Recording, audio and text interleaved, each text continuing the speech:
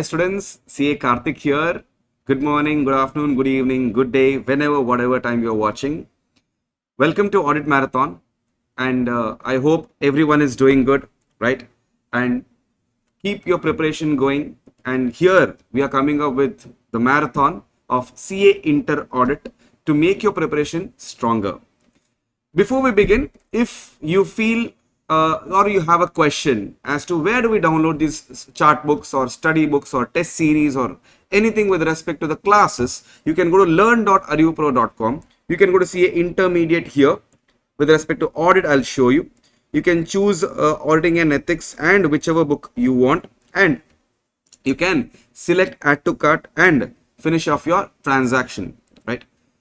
Before we begin the marathon, I request you to subscribe to our channel, hit the bell icon so that whenever we are coming up with new videos, it's notified to you and you are not outdated, right?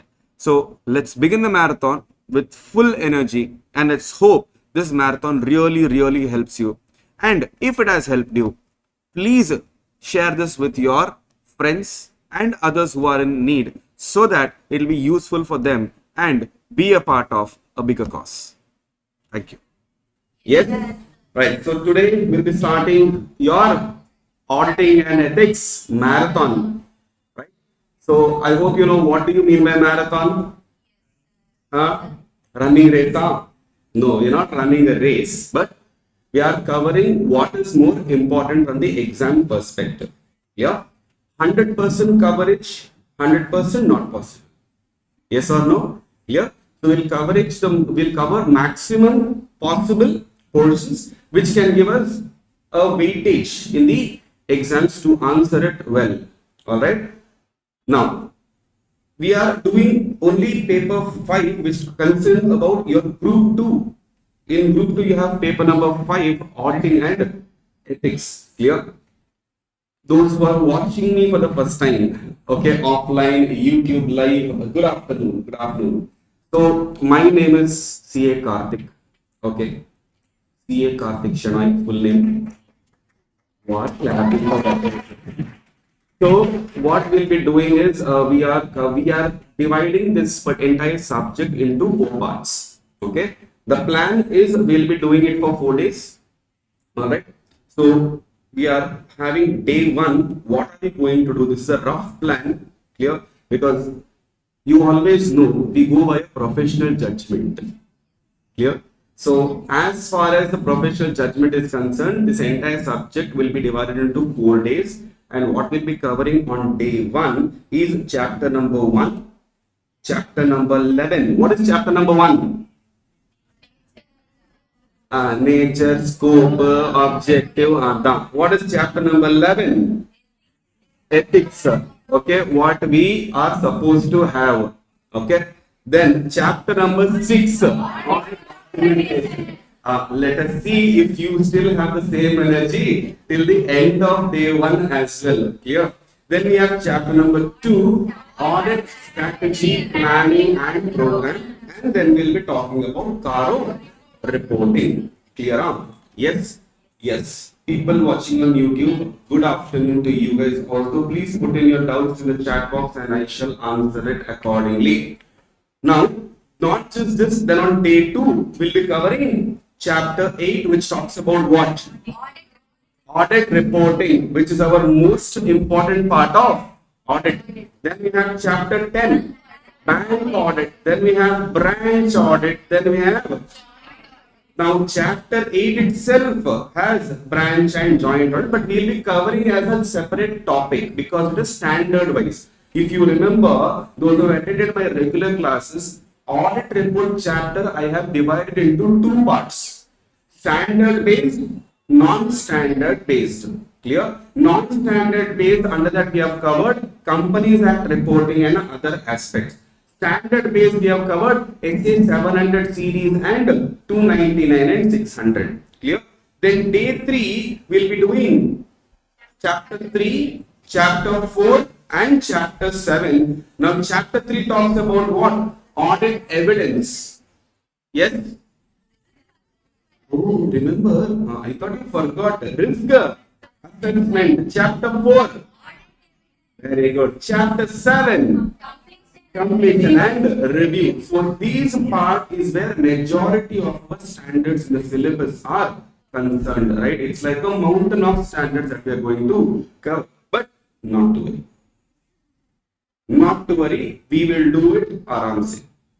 Clear? Aram se means not as how we do it in the regular class, but we will cover enough portions in those standards. And day 4 is a day where what I see is whatever we can do it, which we have not done on day 1, day 2, day 3, probably keeping contingencies in the mind, we can shift it to day 4. With that, cooperative society and government audit, we can cover a rough cream layer of revision.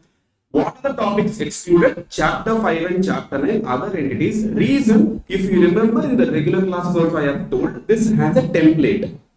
Here, Chapter 5 has a template which talks about items of financial statements, P&L items and balance sheet items. Chapter 9, other entities. Again, this chapter was divided into 3 parts. One, yes, very good. 9A, 9B, 9C. Cooperative society audit separate unit. Government audit separate unit, other entities separate unit we had done. Am I right? Yes, right. So this is what is a rough plan. If time permits, possibly we can cover few questions. If time permits, because priority is always on revision of the standards and other areas rather than the question in this session for now. Clear? Yes, right. What are the prerequisites required from the student perspective? We are talking now about you. What is required from you? Sir, at least 2 rounds of study session should have been done. Okay.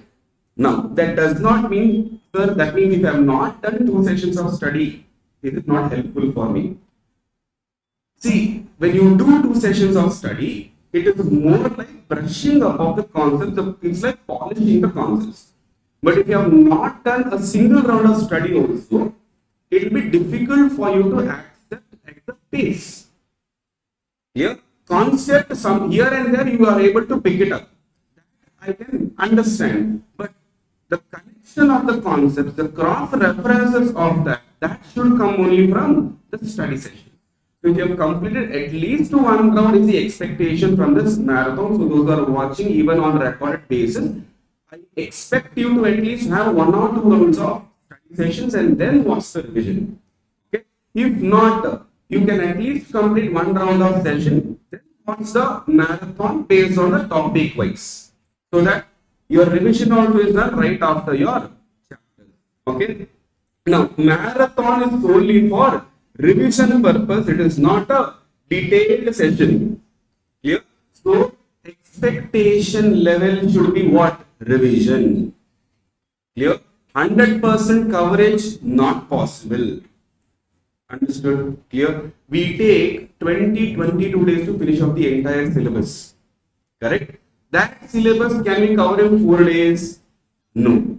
I know that some people can't know that, sir, this is revision session, but it's my duty to remind you, like how Audit reminds management about their responsibilities. Clear? It's my duty to remind you that this is a revision session and expectation of 100% syllabus is not clear.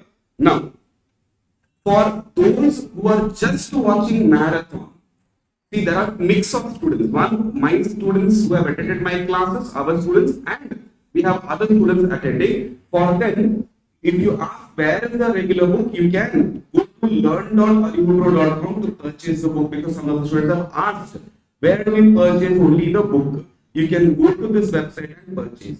Similarly, chart books are available on the website. You can purchase. Clear? Class notes, what we are using will not be shared for only one concern. Right?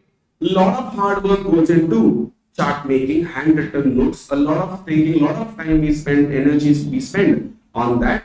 So for security concerns, class notes will not be shared, but the rough work 100% I'll try to share.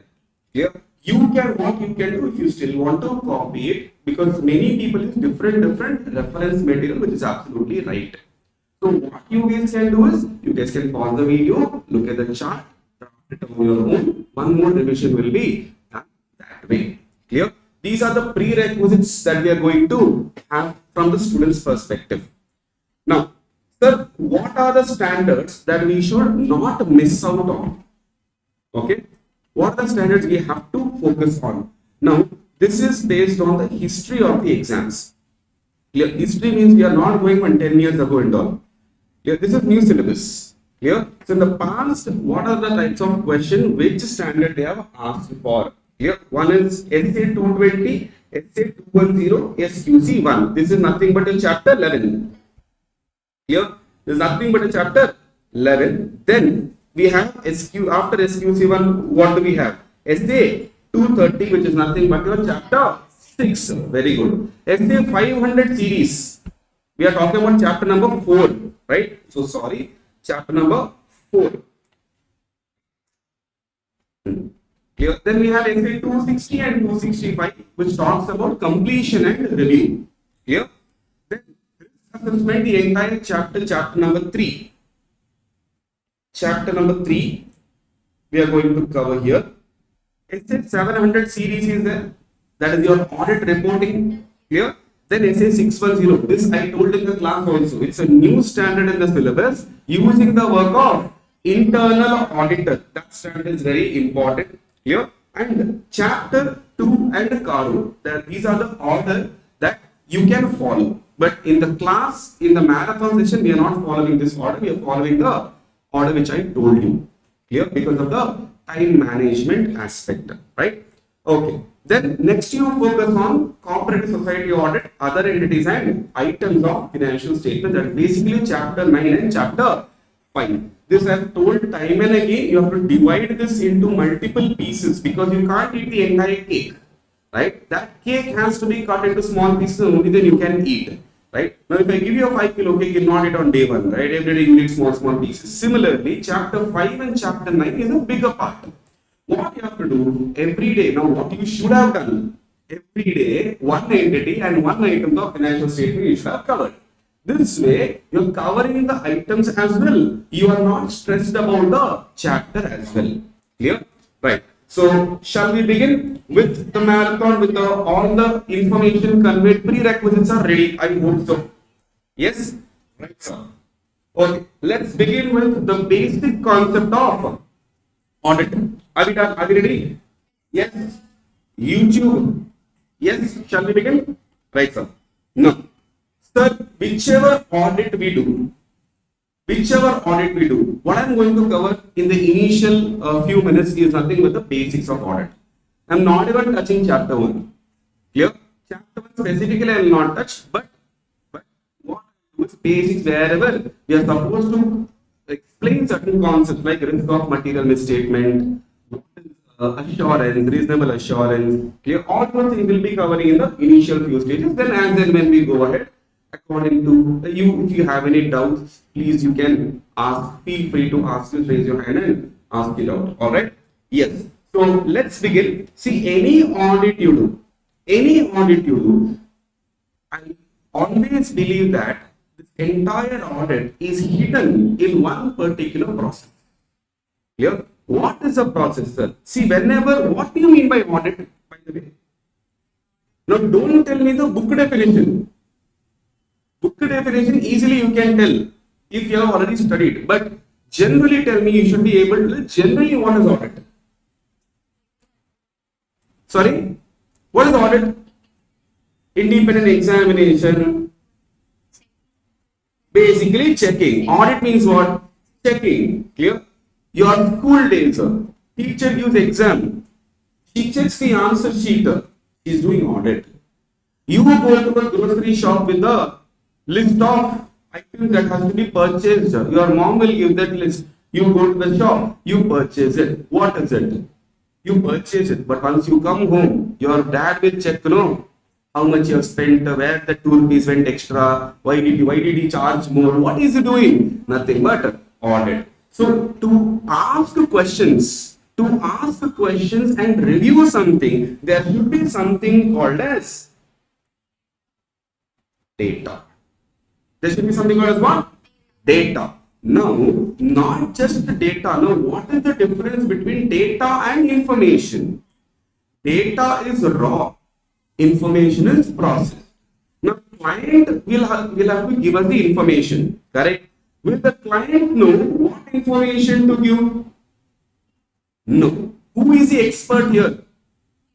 We are the expert. So, client 100% will not know what to give, what not to give. So, what you do, whatever he has, he will give. And that is a data for us. From this, what do we pick? What do we pick? We pick information. What has happened?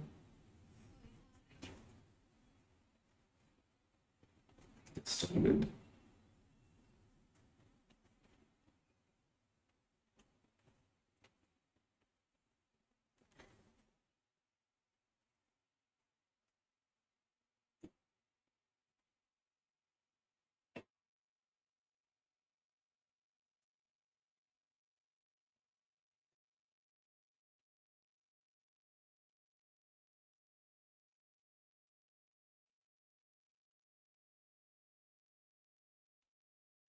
Yeah. So from data, what do we have? What do we get? We get information. So what is this information, sir?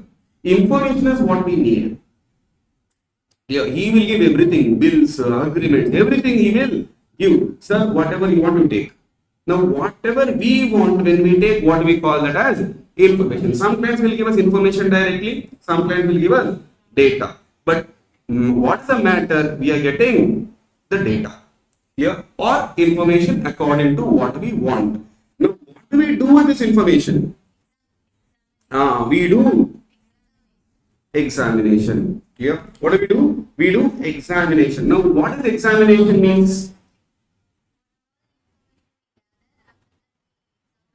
Perfect. Whatever information we get, and that information is what we are going to examine or check in your language. In general language, we say check. In audit language, we may call it as examination. Here, yes, we do examine. We do examine, but how do we examine? Yes, through procedures. We examine through procedures. Now, procedures means what? What do you mean by procedures? The way you examine, the way you examine, the tools you use, the techniques you use. And once you examine through the procedures, what do you get out of this? Very good. You get evidence. Clear? Do we need evidence? Do we need evidence? Yes, we definitely need evidence. Clear? Why? Without evidence, we won't be able to tell anything or reach a conclusion. So, can I say evidence is the basis for us to? What's the next stage? We evaluate the evidence and we come to a conclusion. How do we come to a conclusion? After evaluating the evidence. Correct? Yes. Now, we reach a conclusion. Conclusion is not final. What we see, what we perceive, can there be a difference? Yes. So, evidence is what is there in our hands. We see that, we perceive something, and that is what we call as conclusion. Now, we will have to further evaluate this conclusion, and now we reach to actually what we call as opinion. This opinion is what we give in the form of. This report cannot be oral report. This should be a written report. Clear? So you pick any concept in the syllabus, it should be there within this particular. Clear? So what is audit? Nothing but how do we do the audit? We get the data, we pick the information, we examine it, we do the procedures, we get the evidence of it, we reach a conclusion, we evaluate the conclusion and come to opinion. We evaluate that opinion in the form of a report and submit it to the people who appointed us. Clear? Yes. Right? This is what the entire process of audit will be. Understood? Right. Now, sir, chapter number 1 talks mostly about what? Nature, objective, and clear. So let's try to understand the definition of audit. What do you mean by audit? Or what do you mean by the definition of audit? Audit is nothing but an independent examination. What do you mean by independent examination? It is nothing but where we are free to do what we want and not as per your instructions. Here, we will examine however we want. One. Number two, with an unbiased mind. We are here to give a free opinion, free from influence. No one should tell us what opinion we have to give. Clear? Always remember, audit should end with opinion. Understood? Clear? If you are not able to end with opinion, that means audit has not completed. When will we complete audit? The moment we give written report. Clear? So, even in the definition of audit, we do examination of what? Financial information. Is there a difference between financial statements and financial information? Yes. What is the difference? Financial information includes the financial statements. Clear? Yes. So, not only financial statements, agreements, contracts, vouchers, bills, invoices, pro forma invoice, everything we will check. Anywhere financial information, if it is there, we go and check it. But what is the mindset? Independent mindset, because our audit report heading also talks about independent auditors report. Clear? Of any entity. Now, what do you mean by any entity? Company, partnership firm, proprietor, trust, society, everything we check. Whether profit oriented or not. Why? If you are doing profit, we will go and check whether the profit is true and fair.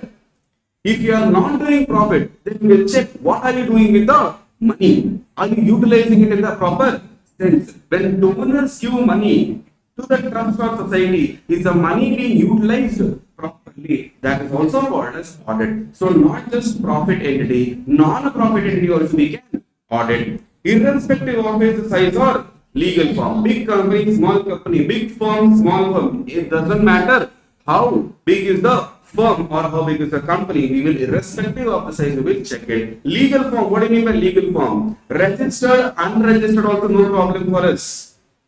Clear? When such an examination is conducted with a view, what is the view? What is the view? Express an opinion. Yes. Online.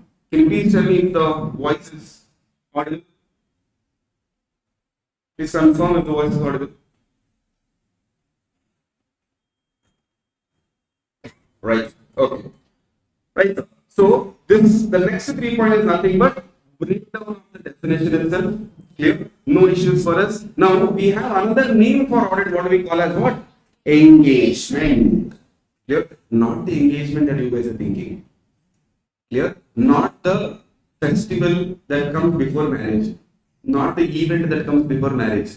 Clear? So what do you mean by engagement here?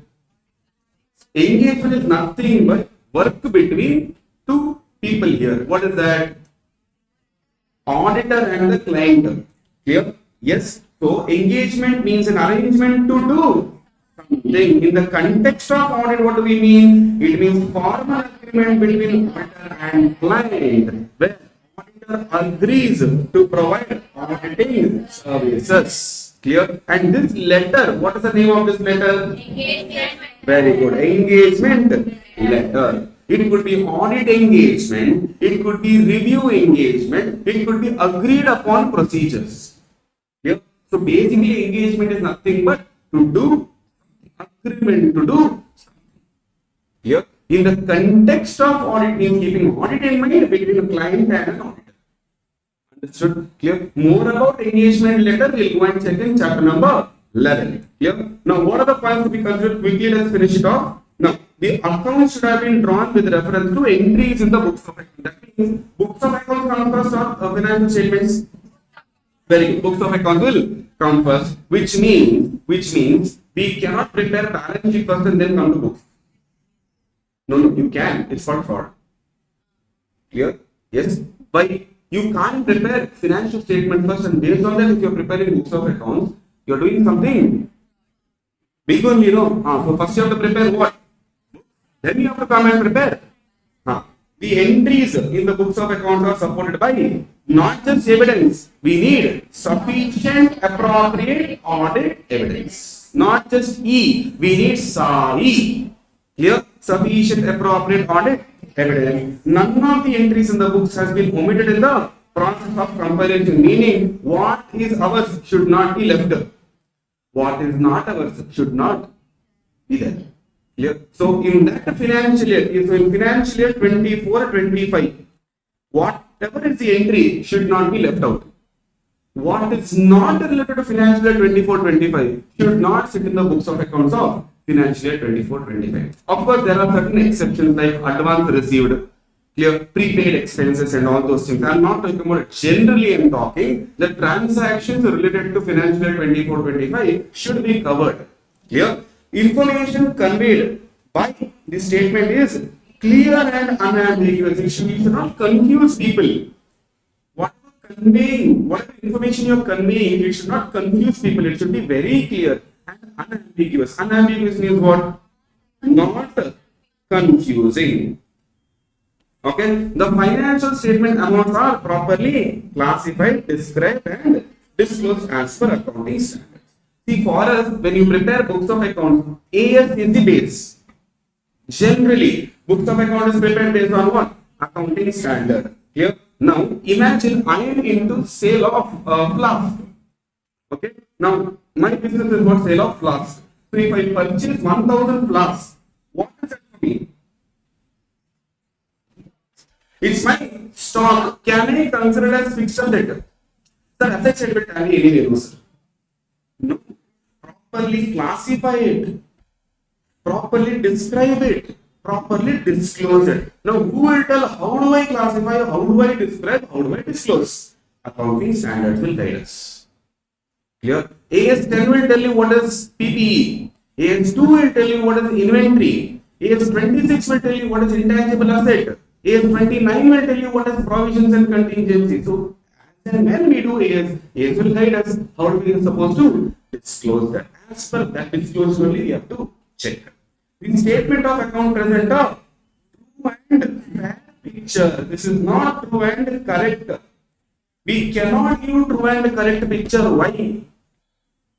In this chapter, one area where they ask question is inherent limitations. Here, two areas where generally they test in this chapter. One is your inherent limitations, another one is your advantages of audit.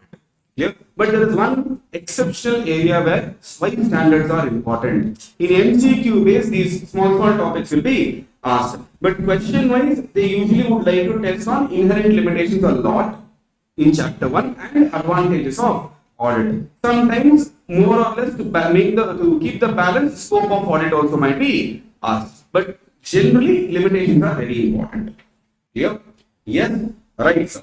So true and fair picture we are giving. We are not giving true and correct picture. Now, what do you mean by why you can't we give correct one, sir? Why can't we give accurate? Auditor means we are checking everything. No. Why can't we give correct picture? Why we have to give fair picture? That is because of inherent limitations of audit. That is because of what? Inherent limitations of audit. Now, what do you mean by limitation, sir? What do you mean by limitation? Limitation is the boundaries which we can't do anything about. Clear? No matter what you do, these things will always be present in your audit. What is the first limitation? Nature of financial reporting. What do you mean by financial reporting nature, sir? See, when we prepare books of accounts, don't we have something called as provisions? Now, tell me, is provision accurate? Provision can it be accurate? Can't be accurate. Clear? So, provision is an assumption.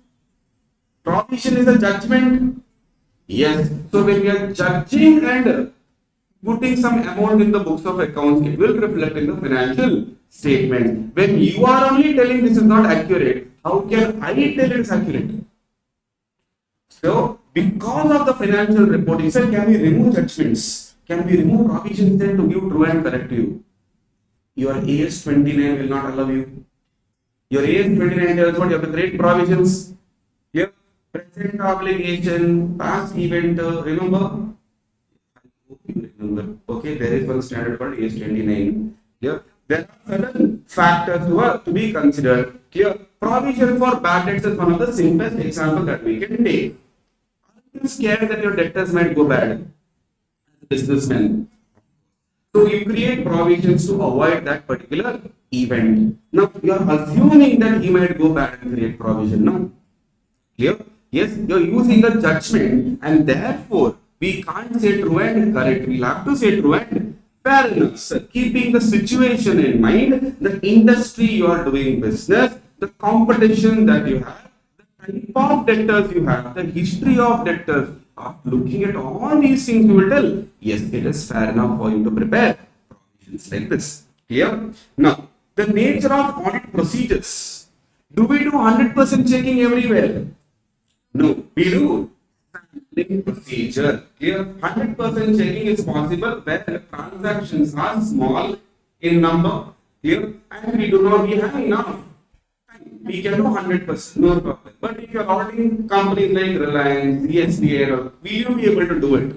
100% checking, no, they will be able to do it. So for that matter, what they're telling, you can use something called as sampling. Can you tell me the standard number? SA 5?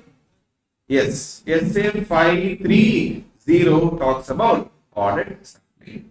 Here, so they are telling, yes, you do it. Less than 100% checking also you can do. Now, isn't that nature of procedure?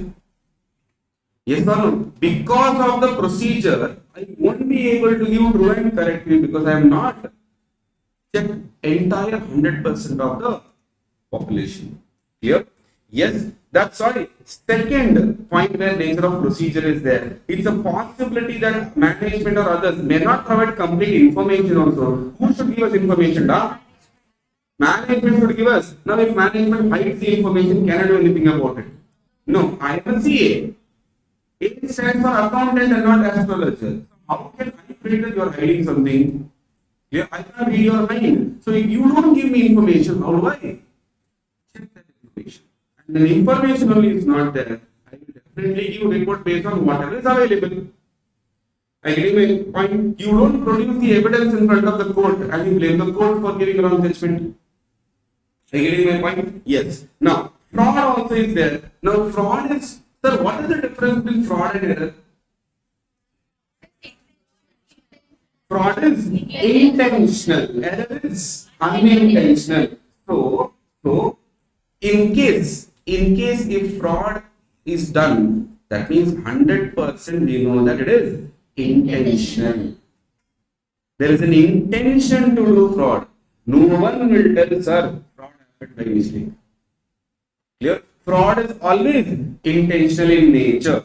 Clear? So, third one, it is not an official investigation. Does auditor have the power to arrest someone? Investigate someone? No. Seize something? No. If we don't have the power, how can we give accurate information? If we have to give accurate information, you have to give me some powers. And that power is not available with us. That's the reason why we tell audit is different, investigation is different. Clear? Then, timeliness of reporting, financial reporting, and decrease in relevance of information, which is more or less practical for us. Do you think all the client will give information on time? No. The more delay they are doing, the more value or the importance of the information reduces. Imagine now, I am supposed to finish my audit by July and the client has to give me information well in advance. Now, because of client's mistake, he is not giving me information on time, my audit will postpone beyond July. No? Imagine I have to give it in the month of October now. Now, if I am still doing my audit and giving the report, will that report be useful for people, all the people? No, they have already got the information. Clear? They have already found some other company to invest in. So the relevance of the information decreases. Limitation. We can't do anything. How many times you will follow? What will give and will not give? Understood? Clear? Just like our students will study, sir, will study, sir, will study, sir. Ultimately, attempt over attempt. We don't want that to happen. So we follow as much as possible. We follow, but there is limitation. Yeah. Like I tell students, we teachers can tell you how to study, what things to apply, everything. Study. That is not under our limitation of our exams, our profession. Clear? Future events. Can you predict your future? If yes, please tell me how much you score in audit and please tell me it is more than 60. Can you predict? No. So what can happen in future? We do not know. We can't guarantee this is what will happen in the future. Today's good person can become bad. Today's good information can become bad information. We don't know. So future events and condition may affect entity adversely. Imagine today the company is doing very good. Clear? Tomorrow government comes and says, hey, in Karnataka they said no, hookah ban. Now the company or the entity which was running, can they run this business now? No. Now suddenly their going concern is in danger. So government can bring up this policy. Gujarat, liquor ban. Imagine you bring it. Now you are a company running it. So these future events or conditions, the government changes, policy changes. Nothing under our control. Understood? So because of these things, we won't be able to give true and correct. We end up giving what? True and understood. Clear? Yes. Got clarity as to why true and fair view you give. Okay? It is the same reason why we give reasonable assurance. Clear? These are the 5 reasons why we give reasonable assurance. Clear? Online is voice breaking again. Yes. Is it?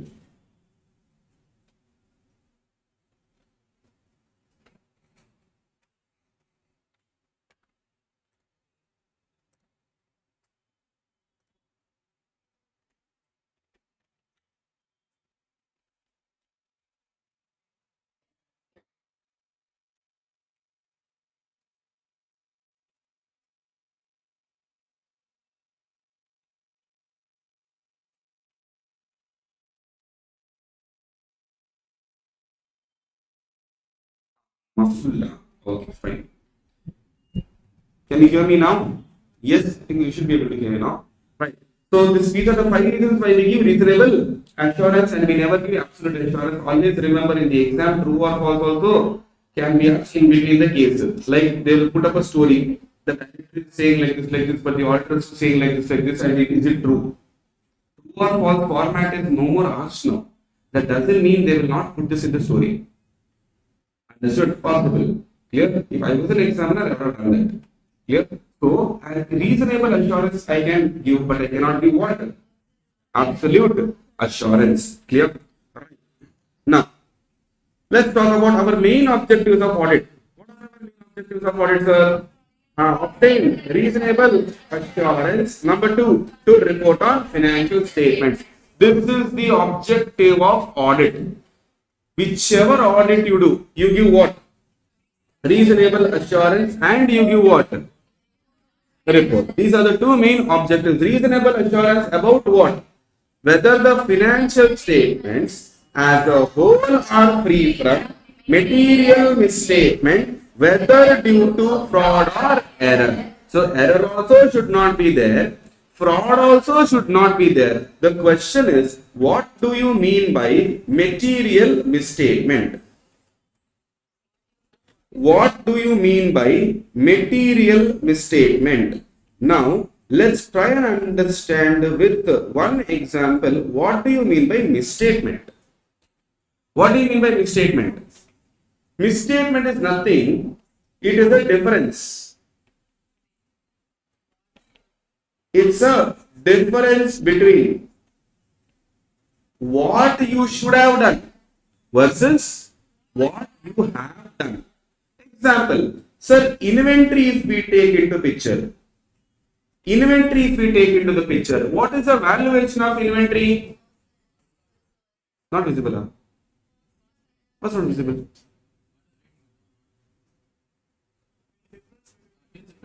That lag is there because it's YouTube live. Okay. Now, all right. See, so difference between what you should have done versus what you have done, right? So let's take an inventory valuation example. How do you value inventory? Cost or NRV, whichever is lower. Now, cost or NRV, whichever is lower. Let's try. Cost is, let's say, 10 lakh. Okay. NRV is 6 lakh. Cost is how much? 6 lakh. Cost is how much? 10 lakh. NRV is how much? 6 lakhs. In the balance sheet, what I should show now? Cost or NRV, whichever is lower. Which is lower here? I should show 6 lakhs only, no. But if I show 10 lakhs, is it a misstatement? Yes, it is a misstatement. Because what you should have done, 6 lakh. What you have done, 10 lakh. What is the difference? 4 lakh. This 4 lakh is what we call as misstatement. So misstatement can be with respect to amount. This is called misstatement with respect to amount. Misstatement can be not only with respect to amount, it also can be with respect to disclosures. Here, now this is with respect to asset. That's a balance sheet. It could be with your P&L also. Here, imagine I went out on an audit. Okay. Now, when I went out on an audit for my client, right? Now, business purpose I went out. When I spent my money for business purpose, am I supposed to include that in the P&L debit side? Business purpose expense, am I supposed to include that in the debit side of the P&L? 100% yes. Clear? Now, in between, I was shopping for my wife also. That can I debit it to P&L? If I debit, misstatement. And if it is affecting it to users, it is called material misstatements. Understood? Clear? Sir, with respect to the disclosures, with respect to what? Disclosure, what is the misstatement, sir? See, you are supposed to disclose in the notes to accounts.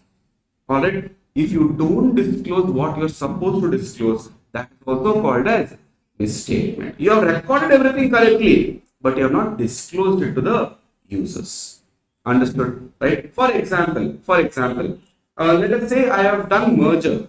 When I have done merger, I am supposed to tell how many shares I have issued as a part of purchase consideration, and I have to show the bifurcation in the balance sheet. In that particular notes, you will write now out of the above so many shares are given. Now, isn't that a disclosure part? Yes. And if you have not disclosed it, then it is a misstatement. And if it affects the people decision making, we call it as material misstatement. So whether, see, there will be misstatements. I am not saying 100% corrections will be there, but material misstatement at least should not be there. Small misstatements, no problem. Immaterial misstatements, no problem. Material misstatement should not be there. Clear? That is what is our assurance about. Due to fraud or error, material misstatement should not be there, thereby enabling the auditor to express what? Opinion on financial statements. And what type of assurance we give? What type of assurance we give? We give reasonable assurance. Absolute assurance cannot be given. Clear? Yes. And we prepare the financial statement based on AFRF. What is AFRF? Applicable Financial Reporting Framework. Question number 1. Who prepares financials? Management. What do we do then? We check that. Clear? So, management prepares. We check. Clear? Now, whatever management has prepared, some management will know what is applicable to them. Some will not know what is applicable to them. So, we have to first find out whether the financial reporting framework is applicable to them, and if yes, have they prepared it in the same manner. What do you mean by financial reporting? Just the word financial reporting. The way you present your financial statements is what we call as financial reporting. Example, for a company, how do we present the financial statements? Schedule 3. That is a framework for him. For a company, Schedule 3 is a framework. Have you prepared as per that or have you prepared T format? Clear? Like that, for every different entity, whatever reporting framework is applicable for them, you have to prepare according to that only. Have you prepared or no is what I am supposed to check. Understood? If not, I am supposed to go and tell them this is a mistake you have done. Please correct your financial statements as per AFRF. Then I will give good opinion about it. Understood? Clear? Right. What is my second objective? To report on financial statements. Understood? Yes. Now, scope of audit, quickly let's finish off. What is scope of audit? You have to cover all aspects. Sir, all aspects means directors, in case if I'm auditing the company, directors' personal life also questions I have to ask. No, I have to do what? Relevant to financial statements alone. I am not supposed to ask random questions. Only with respect to financial statements you should ask. Clear? Sir, accounting records and other source data should be reliable. Why? Data, if it is not reliable, do you remember this? Do you remember the cycle? If data is not reliable, my examination will go wrong. My opinion will go wrong. Ultimately, why do we do audit? What do we do audit for? To give opinion, and opinion should be right, and that should be based on the source data and other information. Clear? Now, how do we evaluate the reliability and sufficiency of it? Study their systems. What type of systems? Two types of systems will be there: accounting system and internal control system. How you prepare accounts? Daily, weekly, monthly, quarterly, half yearly. How do you prepare your accounts? What is the system you are following? How many people are there? Is the same person having all responsibility? If yes, chances of fraud will be more. Clear? So what is the accounting system? Internal control system. How effectively and efficiently your organization is running, and what is the system you have placed. Clear? How you identify a customer. How does the customer reach you? How do you convert an enquiry into a customer? Clear? How will he pay the money? Is it cash? If cash is there, who collects it? Who goes and deposits? What is the total control system you have placed? Do you have a CC camera and cash counter? All these things I'll have to study and evaluate. That is when I can rely on financial statements, and that is when I can rely on the source data that you are giving. Clear? Yes. Carry out such other tests, inquiries and other verification procedures of accounting transaction and account balance as he considers appropriate in the circumstances. Whatever test you feel I am supposed to do, conduct that. Basically, you should get confidence on the financial statements prepared. Understood? Clear? Yes. Relevant information, is it properly disclosed? Not irrelevant. Relevant information, is it properly disclosed? We all know management is responsible for what? Preparation of FS, selection and application of accounting policy. I don't know how you absorb your assets. Whether depreciation you follow SLM, WDV, here or machine hours, we don't know, because you are the one running your business. I come once in a year to audit. Here, you select which accounting policy you are supposed to follow. Do you follow valuation of inventory based on weighted average or FIFO? You select that. Clear? FS should be prepared on what? Historical information. What does historical information means? Past information. Clear? Yes. Right, sir. Next, the audit determines whether relevant information is properly disclosed. How? By comparing a financial statement with the records. As first only we have studied, books come first, statement comes first. Books come first. So compare both. You will get to know whether there is a difference or no. We all know statement should be a result of books, and not the other way around. Considering the judgments that management has made, assess the selection and consistent application of accounting policy. If you choose one accounting policy, consistently you have to apply that. Only then there will be a confidence building in the people judging your financials. Otherwise, it's difficult. They'll ask one question. Sir, management is same, business is same, customers could be little here and there. But why? There's a difference in the financial results. When the policies are not changing, clear, the results will be consistent. More or less. But when you keep changing the policy, the financial result also will vary. Clear? You are not expected to do anything that is outside the scope. Clear? Anything you do outside the scope is what we call as ultra virus.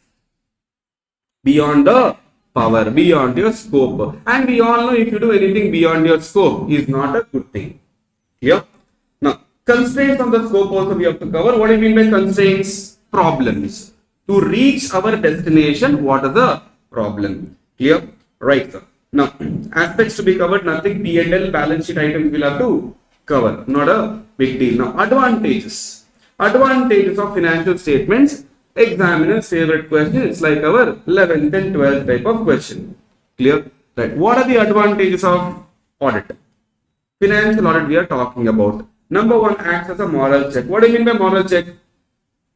Staff will be scared before doing any error or fraud. See, error, unintentional, everyone will do. Clear? Intentionally, if you're doing, staff will tell, no, in audit we will be caught. So let's not do it. So moral check will be there. Helps in settling the liability for taxes, negotiating loans, and determining purchase consideration. Everywhere they want audited financial statements. Clear? In Companies Act also, if you remember, unaudited financial statements you cannot circulate only. Clear? You have to circulate audited financial statement. That is the value we have. Clear? Our signature has that much value. It authenticates the data on which we sign. So bankers would like to place trust on our statements. Government department would like to trust on our statements. So it will help in settling liability also. Clear? Then, sir, settling trade disputes for higher wages or bonus. We all know bonus is, I don't know if you remember, bonus is always given on profits. If we make more profits, we can give something else. Bonus. Yes, we have a bonus act for that where we will talk about available surplus and allocable surplus, etc. But ultimately it is paid on profits. If profit only is not there, will we be able to give bonus? Imagine an employer tells the employees, no profits guys, therefore no bonus. Clear? But if they start doubting you, who will they trust now? Us only. Who are we? Auditors. They will tell, I don't trust you, you do one thing, get the audited financial statements. Now, can you without verification sign and tell no profits? No. Now you have to verify that and then come to a conclusion whether profit is there or profit is not there. Clear? Then, audited accounts are of help in settlement of accounts. As usual, our partnership, admission, retirement, death, that time we use financial statements in your accounts, childhood accounts. You would have studied, clear? But there, everywhere there are given balance sheet. That is an audited balance sheet only. Should you? Unaudited, I can't take. How much goodwill to bring in? How much capital to bring in? How much share of profits I should give? If you remember, in case of death of the partner, you are supposed to settle the accounts. If you don't settle the accounts, the retiring partner or the outgoing partner or the representative of the deceased, they have a right to either ask for interest or share of profit. Which profit is audited or unaudited? 100% audited. So our financial statements will help them. Detection of wastages and losses. So remember, standard costing, one concept is there in costing. Why do we do that? To find the variance. Clear? Now, in that concept also, we find the variance. Once we find the variance, what do? We start asking questions. Yes, why there is a difference? Why budgeted was less, actual was more? Clear? So asking question is nothing but audit only, no? Finding the difference is nothing but audit only, no? Detection of wastages and losses, where money is going, where resources are spent, clear? Where inventory is being wasted. Then, where the necessary books of accounts and allied records have been properly kept and helps the client in making good deficiencies and inadequacy. So when we do audit, we will tell them this book is missing, this ledger is missing, please keep it. Clear? Cash book is missing, journal is missing. Clear? Many of them don't know that. See, business people, they have no idea as to what we should prepare in the accounts. That's the reason why they appoint accountant. Are you getting my point? Clear? So in this case, we can tell them these are the books you have to keep. It will help them in making the deficiencies better. Meaning, I am not saying deficiency better means make more deficiency. Correct the deficiency. Clear? As an appraisal function, audit reviews the existence and operation of various controls in the organization, reports weaknesses and inadequacies. Clear? When we see internal control, we can tell this is wrong. This is not right. Clear? For example, imagine if you have to audit this device, I will tell, do one thing, sir. You keep a biometric in the door. Clear? You keep a biometric in the door and you only 4 access in a day for every student. Clear? Now 4 access means what? Morning you to come to the class 1 access. During the break go out. After the break come in, and after the last session go out. That means now after that can you come in and go out? No. Clear? Now I tell, okay, do that particular, there is a weakness there. You put biometric. I can suggest some steps to overcome their inefficiencies. Clear? Understood? Government may require audited financial statements for certifications and license. Clear? It safeguards the financial interests of persons who are not associated with the management of the entity, whether they are partners, shareholders, bankers, institutions, or public at large. At the end of the day, we are public servants only. If a company has appointed us, if a public company has appointed us, who are we now? We are serving public only, So ultimately, their interest also we should take care is the point here. Understood? Clear? Right. Is audit mandatory or voluntary? Huh? Who told? Audit mandatory, huh? Huh? Who told? For a company, it is mandatory. Clear? Under income tax, if you breach the limit of tax for it, it is mandatory. But there could be voluntary also. So audit can be voluntary, audit can be mandatory. Depends on the law that is applicable for you. Clear? Who appoints the auditor, sir? Usually only one. Nothing, owners. Clear? Owners. In case of a government company, who owns it? Government. CAG represents whom? Government. So in case of government company, who will appoint? CAG. Independent Constitutional Authority. You can see in their website only. Clear? Now, in case of a firm, who are the owners of the firm? Partners of the firm. Simple. There might be a situation where appointed by a government authority in accordance with some law or regulation, then they will appoint. Clear? Yes. Right. Sir, to whom should I give report to? Who appointed you? Give it to them. If members appointed you, members. Partners appointed you, partners. CAG appointed you, simple. Understood? This is the straightforward formula for it. Who appointed you? They have to get the report. Understood? Clear? Yes. Right. Online guys, please tell me if the sound is clear. Then I'll continue.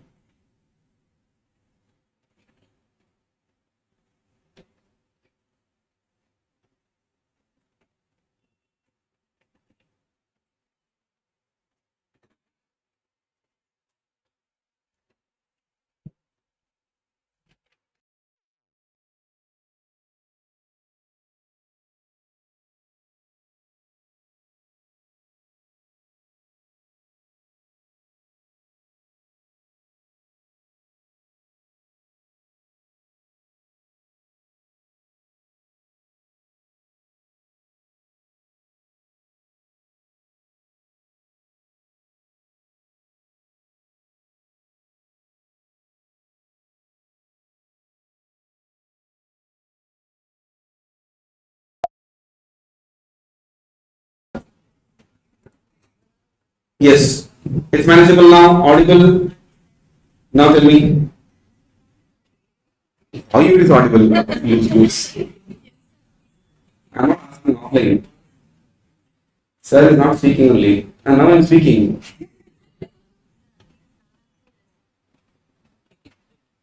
Thanks. Right, now is it audible, guys?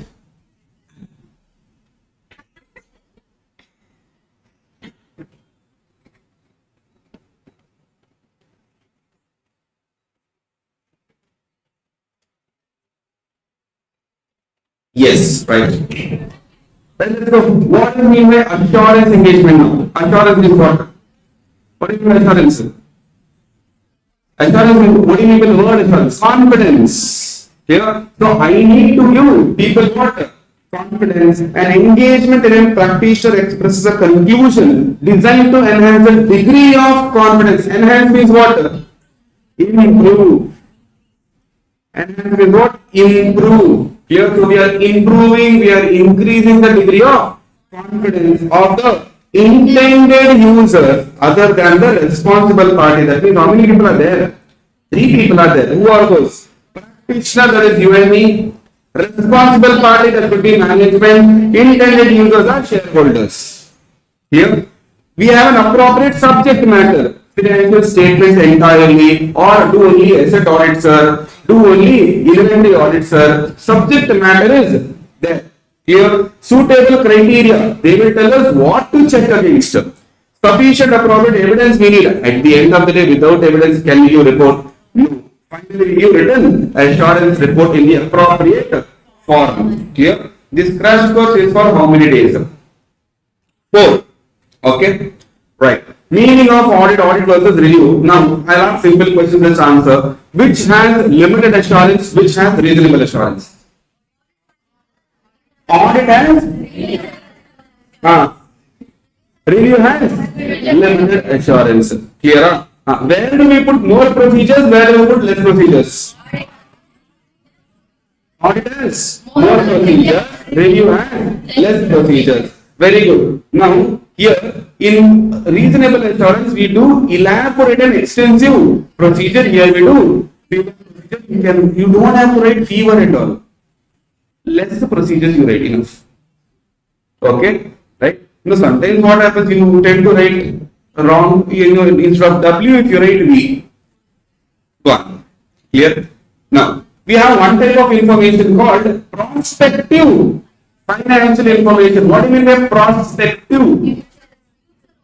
Prospective is where we see future. Clear? Futuristic information. Historical means what? Here, so prospective information is based on assumptions about events that may occur in future and possible actions by the entity. Basically, budget, historical or prospective. Forecast. In essence, you have something called as capital budgeting. Yes. Good, right? In that we have future cash flows. Or future cash flows. What is this future cash flow means? Cash flow which we will have in cash flow which we will have in future. Now, similarly, when we do goodwill valuation, super profit method you have heard? You have heard? I know you are an expert in that, but in that what is that into 3 into 5 number of years of purchase? That is nothing but you are expecting this profit to continue in future. Isn't that assumption now? Yes. Yes or no? So all these where we take an assumption about the future and prepare information, that sort of information is called as prospective financial information. Understood? Here. Arthamaita, Manasilayo, Purinjida. Okay, sir. Such an assurance may relate to prospective financial information and not to historical information. It can be forecast, projection, or combination of both. Here, yes, right. Now, full form I know. You should tell me where we use it. Alright? What do you mean by essay? Just now I told full form I know. Standards on audit. How do we know? Where do we use essay? When we do audit of historical financial information. Sir, MCQ can be asked on this. Clear? Yes. Then SRE, review engagements, where do we use? Review of historical information. SAE, assurance engagement, other than audit and review. Clear? SRS, standards on related services, agreed upon procedures apart from audit. We use SQC, standards on quality control, where firm's responsibility. So SQC is applicable for who? firm. SC is applicable for what? Specific audits. Here, SC is applicable for specific audits, SQs is applicable for the firm. Why do we need standards? In this super MCQ was asked. Here, super MCQ was asked, they said, why are we not having this particular purpose? In which of the following is not a purpose? Here, why do we need standard? Number one, sir, established benchmark. What to do, who will tell us? Standard will tell. Improve quality of financial reporting. If we don't tell how to report, you will report on your own. Yes or no? Now, if I don't tell you how to present the answer, you will write no. You will write a novel. Clear? So, we have to have some sort of presentation or some sort of guidance. That guidance who uses standard will give us. Promote uniformity. Everyone should follow the same. Clear? You are not different, you are not different. Everyone should follow the same standard. Equip professional accountants with knowledge and skill. Does everyone know standards? Does everyone know standard? Does your client know standard? Sir, we only don't talk about client. Yes, understood. So, when you learn the standard, you are equipped with professional knowledge and skill. Standard ensures audit. Understood? Clear? But, all these things you study. But in the exam, what they asked? Exact same, but instead of global, they said local.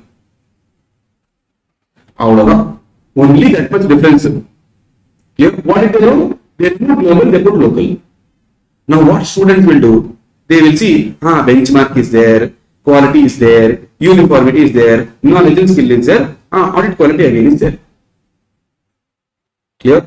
I told in the class, when we prepare standards, we went into discussion of syllabus change. Clear? Why we are changing the syllabus? Because globally recognition is required. We can't follow one standard and globally people are following other standards. So to keep at par with global practices, we are supposed to follow standards.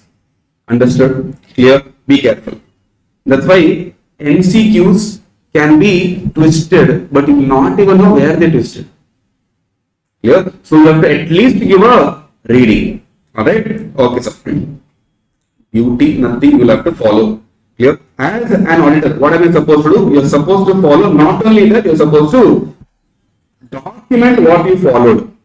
Clear? It could be normal procedure or it could be alternate procedure. Point number 2, situation may arise and specific procedure would be ineffective. That time what will I do? I will follow alternate procedure. Now this is what you will see in many standards. Many standards, alternate audit procedure. If this is not giving you results, perform alternate audit procedure. Example, SA 501, which talks about inventory audit, audit evidence specific consideration. Here, where we do, there are 3 things: inventory, litigation and claims, segment reporting. Here, in these 3, when we talk about inventory, there is one situation where attendance is impracticable. We can't go and attend the inventory count at all. That time they will perform alternate procedure. So this alternate procedure we have to follow. Why? The main procedure, if it proves to be inefficient, we have to follow something else. Simple logic I will ask. When you are hungry, can you tell I want biryani only? Now, if availability is there, you take, but biryani is not there. What will you do? Sir, kanji also no problem, sir, but give. Why? Hunger is more important. So we have to report. Here we have to finish that procedure. If this procedure is not giving us result, we have to find a way to go to the other procedure. Understood? Clear? Yes, right. This is your chapter number 1 revision. Clear? That is your nature, scope and objective is done. Clear? Yes, right. Now, chapter number 1 is done. Let's move on to chapter number 11.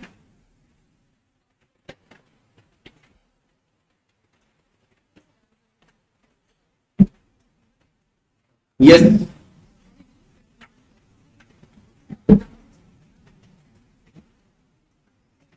People watching on YouTube, please respond. Please put your comments whether you have understood, whether it's going good. Yes, right. All right. Shall we begin with chapter number 11? Yes, what is the chapter name? Ethics and terms of. Just quickly give one more notification in chapter 1, limitations. Inherent limitations done. Advantages. Clear? These three areas with our main objectives. Clear? With our main objectives. What is main objective? Yeah, now that part can be linked with limitations and asked. Clear? Due to inherent limitations, an order can give only reasonable assurance. Clear? So be careful in these three areas when they can draft questions in chapter number 1. That does not mean they will not ask in others, but these are the most preferred areas in chapter number 1 because of students they have to understand why we are giving fair view, why we are giving only reasonable assurance, even though we are checking so much. Yeah, this is the mindset they want to test. All right. Next, chapter number 11 talked about what? Ethics and terms of engagement. What do you mean by ethics? What do you mean by ethics? Morals. Yes, what is right, what is wrong. Now, why do we have to study this chapter, sir? Let's try to understand the requirement of this chapter for those who have done self-study or those who do not know why this chapter is there but still studying. It's there in syllabus, sir. That's why we are studying. There is a reason why this particular chapter is there. See, sir, we don't know or what. We know, but are we following? Are we following is the question. Is lying good habit? Huh? Bad? Bad? Huh? Is lying good habit or bad habit? Bad habit. That means every time you will tell the truth only. 100% of the time you tell the truth. Any time 3 o'clock I slap and get up and tell me the truth. You tell the truth only? No. You will also lie now. You will also lie. That means you know lying is bad and still you lie. Clear? Now, you do anything you want in your personal life. ICA says, when you are an auditor and when you are a member of the institute, what you should follow, I will tell.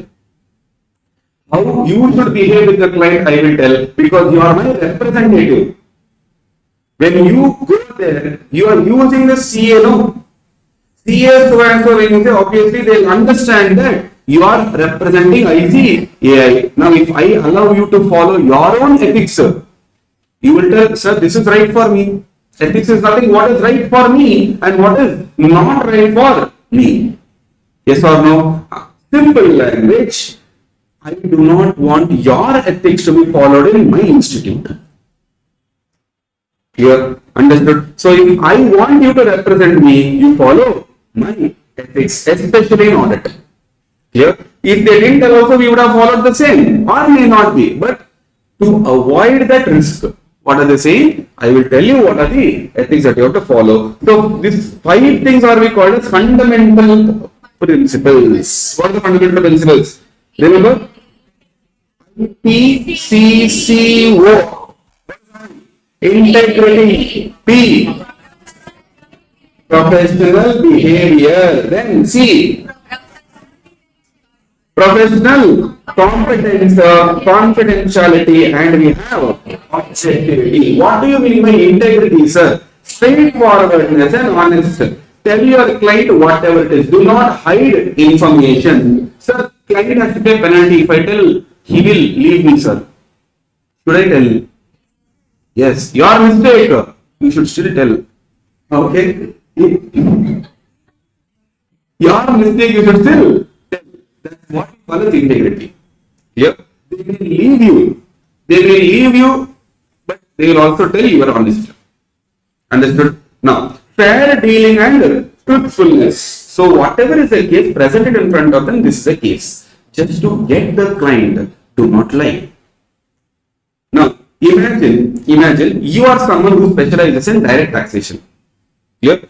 Now, if I am a client and I will come and tell, now you are not an expert in company compliances. Clear? Now, I will come and tell, sir, I actually want company compliances. Now, to get me what you will tell, don't do company compliance, I will do. Be honest with me. You don't know. You don't know company compliances, but it's a different matter that you have people to do it. Yeah. If you say, no, we do it, don't worry. And you have an expert doing it, no problem. But when you don't know to do it, yeah, you should not accept the work if you don't have resources for it. Ultimately, who will suffer? Client will suffer. I told you a case where a client was told form a company, nothing will happen. Here, GST every month filing was done. He was paying money, but he did not file only. Ultimately, who suffered now? The company became inactive company. Remember that example we discussed in the class? That should not happen. So, where integrity was not there. Clear? Next, fine. Shall not knowingly be associated where information or the accountant believes information contains materially false or point to be noted knowingly. Clear? Sir, company is going for public offer.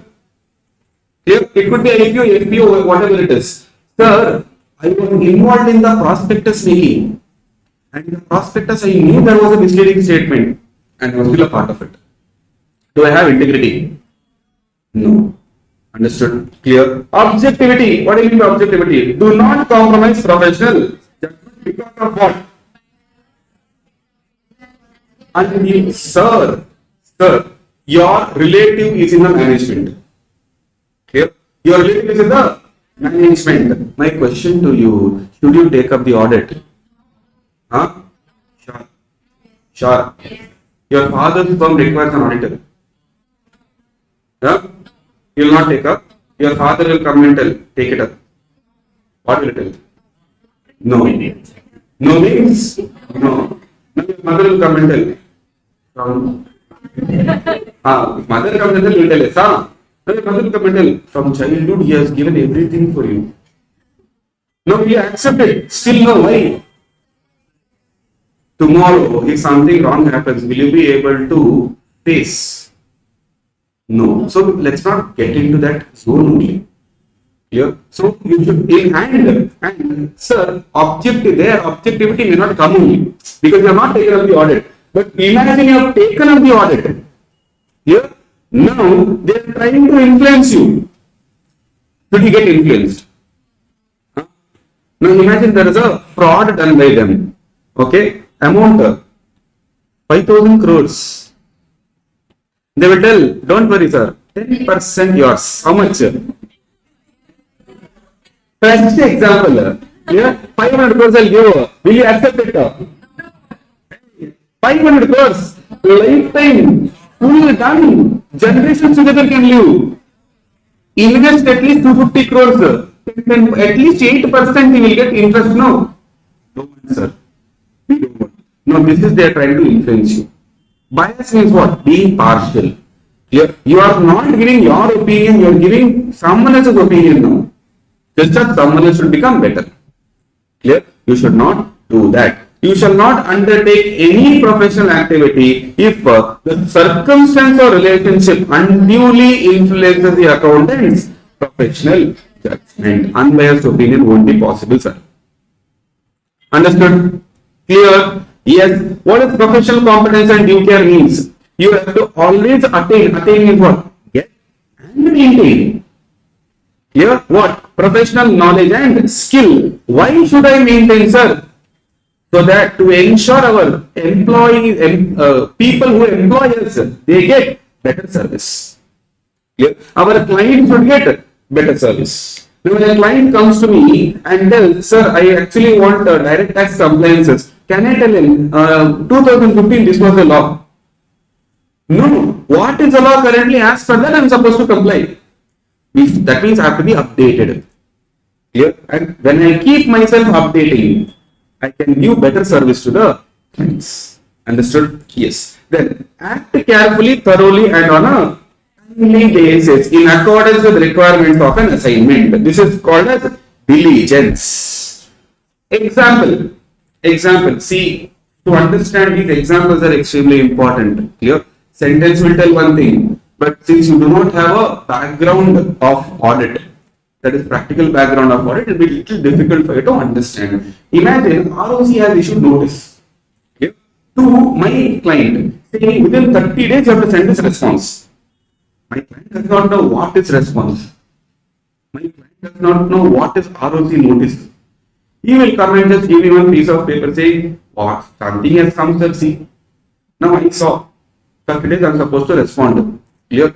Diligence means I am supposed to respond within 30 days. Clear? Not negligently keeping it on my table and forgetting about it.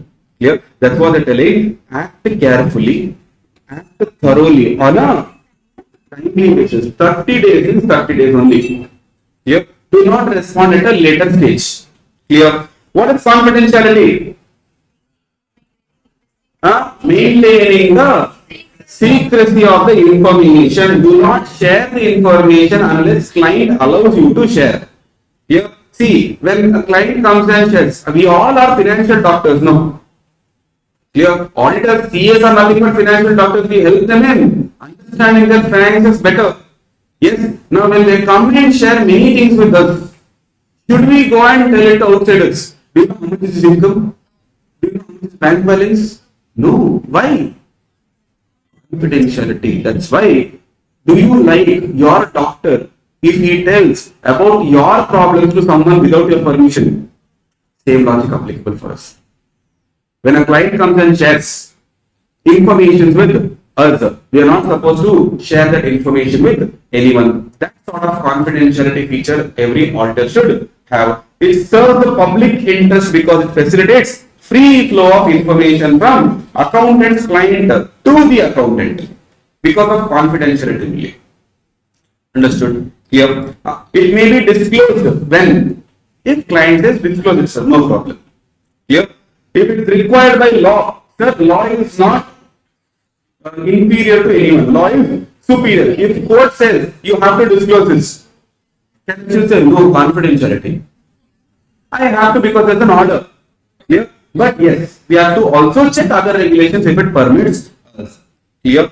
Yes. Now on this question can be drafted. Clear? Confidentiality should you share? Now we have to take care of what? If it is required by law or it is authorized by the client or the employer. Employer here does not mean employer-employee. Employer means I am taking a service. If that fellow allows me, then I can go ahead and disclose the information. Understood? Yes. Professional behavior meaning what? Comply with relevant laws and regulations. Don't guide them to non-compliance. Clear? You will have a lot of ifs. No. What if we pay only penalty? Why to spend, sir?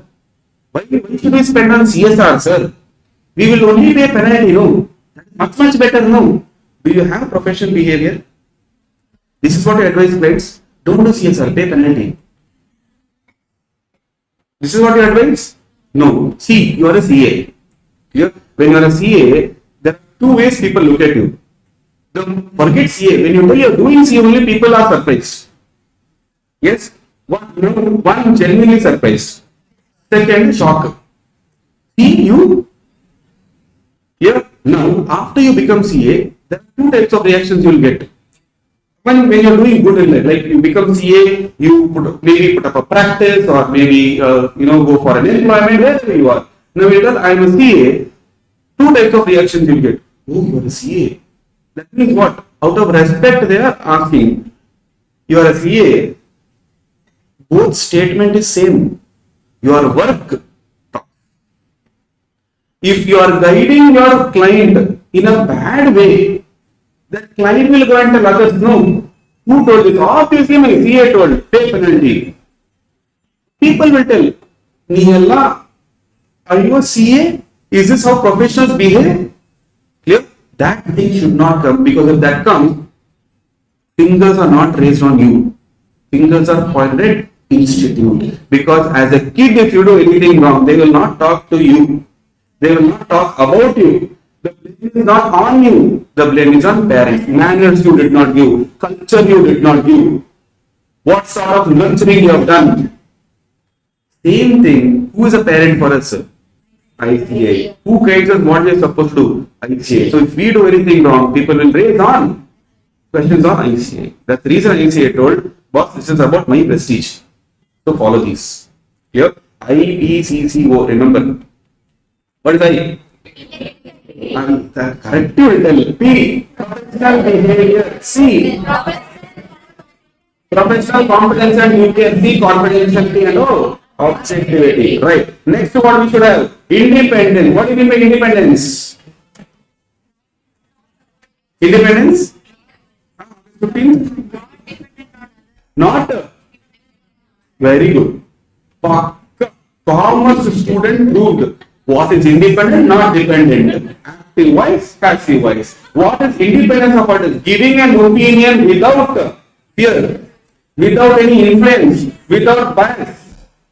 Yeah. So without being scared of anything, we are supposed to give our opinion, and that is what we call as independence of auditors. Now there are two legs on which independence stands. Number one, independence of meaning what? Mindset. The way you think. You should not be influenced by anyone. It's a state of mind where you are giving an opinion without being affected by what? Influences, allowing the individual to act with integrity, excellence, objectivity, and professional skepticism. Clear? So you should allow the auditor. You should be allowed to give your opinion freely.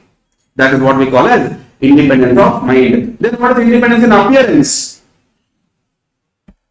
What do you mean independence in appearance? The way you behave, the way you show your personality, the way you work should give a feeling to a third party that you are not biased. You are not taking sides. You are true. What you hear both the parties. When you hear both the parties and then you tell this is what it is. We say, okay, you are independent person. You should not avoid any facts or circumstance. They have not avoidance, but you should not avoid facts or circumstances that are so significant. Which is so significant? These facts. These facts are so significant that the third party would reasonably conclude that you don't have integrity, you don't have objectivity, and you don't have any professional skepticism. This is when they say, okay, your independence is not that. Understood? Clear? Yes. What are the threats to independence, sir? Self-interest threats, sir. Then, wait. You tell I'll write. Okay? I don't know. Self-interest threats. Self-review threats. Then, advocacy threats. Remuneration threats, sir. Okay. Familiarity threats, sir. Then, intimidation threats. What do you mean by self-interest threats? Self-interest threats means where auditor will first see his interest. Here, now, for example, you take loan from an client. Why? For a client or for you? For you. Here, you see financial interest first. Here, these are the threats you will face in the audit. Direct financial interest are materially significant. Indirect financial interest. What do you mean by indirect financial interest? Sir, don't give loan to me, but give loan to my family.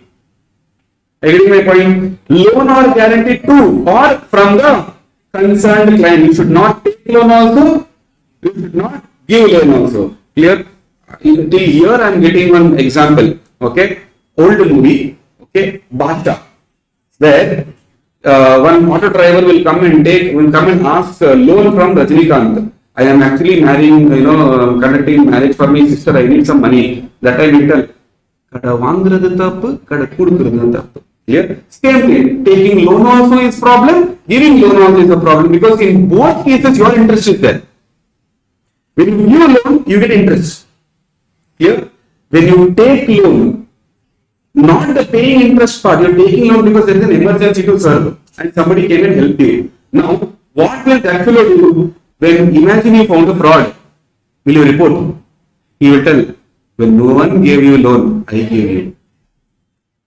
Yes, emotional, he will blackmail and you will end up giving. If you are able to draw a line that at the where That is different. This is different. But institute says you don't even have to draw the line. I will not let you only draw the line. Clear? Don't need. This is there. It's a pure self-interest threat. Undue dependence on a client fees. Sir, I have 3 clients. My entire office will run on 3 clients. One of the client takes care of 80% of my expense. Clear? Because of his fees, 80% of my expense is taken care. Now, tomorrow if I find a fraud in his entity, should I report or should I not report? But he'll come and tell, if I go 80% of your expense gone, what will you do? Now you tell. Sitting here, what is there? Report, sir. Or the client is there in report. But what will you do? Practically, when you are there, you are actually in a situation now. Should we report or should we not report? Yeah, because imagine you put up a lavish office now. Yeah, fixed assets, spent, capital expenditure, gone over the roof. Yeah, now EMI and all you have to pay, and client says, I'm leaving you. Now, what will you do? Now, what will you do? See, no response. That means you're thinking, should I report or should I not report? You have to report as what? They say, if you're not reporting, that means you're actually compromising on IOP, integrity, objectivity. Understood? Clear? Yes. Right. Close business relationship with an audit client. You have a client, but you're also having business with him. Here, not a relationship, business relationship you have with him. Okay. Imagine my audit client is there. He is telling, sir, it's not a business. I said, okay. So he's my audit client also, but he's going and starting a business with him also. Tomorrow, if I report here, that business will be affected. So if I give biased report, independence is gone. Clear? Potential employment with the client. So he will tell, don't worry, I will give you more work. You give this report, I'll get 10 more clients. You have only 3, no? I'll get 10 more clients by next month if you do this report. Now, is it okay if I sign a report where I have not verified? No. Contingent fees for audit engagement. You give this report, 10% yours. You give this report, whatever outcome comes, 10% yours. Can I do that? No, not right. Clear? Then we have self-review. What do you mean by self-review? You are only preparing paper, you are only writing the answer, you are only evaluating, and you are only concluding you are a rank holder. Yeah, no logic in this. So they are telling, during a review of any judgment or conclusion in the previous audit or non-audit engagement, or when a member of the team was previously a director or senior employee of the client. Very good. My team member was a senior employee, he is only reviewing the judgment. And if he finds he has made error, will he come and tell me? No. He will simply hide somewhere. Hide this information, don't tell anyone. So it's a self-review threat. What am I supposed to do? Can I avoid this? Yes. How? Don't involve in audit only. In the team, don't involve him. Put him in some other client's audit. Here. Right. When a member of the team was previously a director, auditor having recently been director or senior officer, perform services that themselves are subject matters of audit. Basically, what you did, you should not review. Or what your team did, they should not review. Work someone else should do, review someone else should do. Advocacy threats. What does advocacy threats mean? What does advocacy threat mean? You are taking client's side now. Here, you are defending your client. You defend when he is right. But when you are defending when he is wrong, that will create a threat going forward now. Here, where it occurs when the auditor promotes, what is the promote? Pushes. Here, or perceived to promote client's opinion to a point where people believe objectivity is compromised. So they are telling, see, you defend your client. When he is right, you defend. But don't defend to a point where people will believe that you are biased. You should defend. Now, 2 people are there in front of me. I will talk for him also, I will talk for him also. But if I talk more for him, what will you see? Bias. Understood? That should not happen. When an auditor deals with shares or securities of the audited company, obviously, why? I have a share. I have a share in the company, I have a security of the company with me. If I give bad report, company share price will come down. So I'll give good report. Understood? Now, if I have to give good report, I have to defend my client. He has done wrong, but what am I telling? He has not done wrong. That is actually wrong. Becomes the client's advocate in litigation and third party dispute. Never ever in the dispute become your auditors, your client's legal person. Here, stay away from these things because people, how they see, we don't know. Here, there could be a point where you are defending them. Let's not involve in this. So, all these threats why we are studying is not that you should not take up the audit which has these threats. This is one mistake students do. What is the mistake? Not that you should not take up audit. Can you manage the threats? Now, when you are going in two-wheeler, is there a risk of accident? Then why are you still going? Why are you still going? We can manage it. Here, you can definitely manage it. You know how to ride two-wheeler? Yes. You know some people know how to ride four-wheeler? Do one thing, no. Take a jet and go. That is also a mode of travel only, no. But why are you not going? There is also threat and risk coming up, but we don't know how to handle that situation. Similarly, in audit, if you are able to handle the threats, handle it. If you are not able to handle the threats, don't get involved in it. Understood? Clear? Now, familiarity threats. What do you mean by familiarity? Family, familia. Meaning what? Not family. Meaning what of the threats? Self-evident. Then auditor forms relationships with the client where they end up being too sympathetic. You feel so bad. You feel pity. What will you do now? You will take their side only. Where will you do? Unbiased opinion. Here, imagine client will come and tell, sir, this is my retiring time, sir. If you report my life is gone, sir. What to do, sir? I don't have any other income, sir. And you will tell, okay, fine. Sorry, I will not give what's a bad report. I will give very good report. He will retire nicely. You will go for massage. Remember, free pickup. Here, you will make new friends. New uniform will be given to you. Here, do you want all those things? Don't want. Here, so if you become sympathetic, but not too sympathetic where you end up compromising your IPO. What is IPO? Integrity, professional, skepticism, and objectivity. Yep, these three things you should not compromise at all times. Okay. Close relative working in senior position, and I told you this. In these cases, please do not take up the audit at all unless you know how to manage it. Even relative, no problem. Relative means what?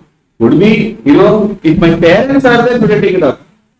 No. My brother, sister is there. Unless you hate them or you are not in talking terms, I will find a problem, then I will report, do it. Yeah. But imagine your spouse is there.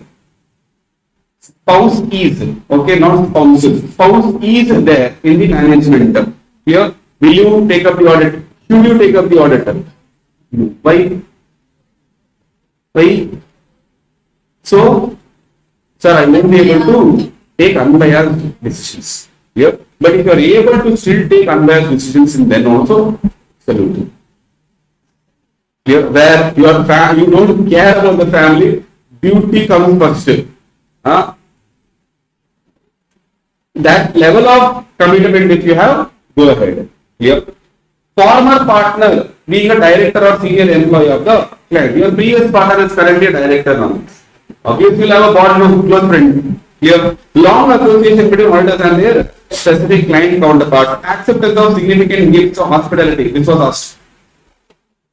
This was asked in the exam. Here, for the entire team, see, I may not discuss the question separately.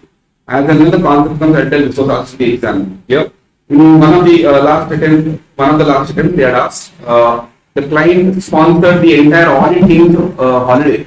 They stay, they travel, everything, flight tickets, business class, resort booking and all.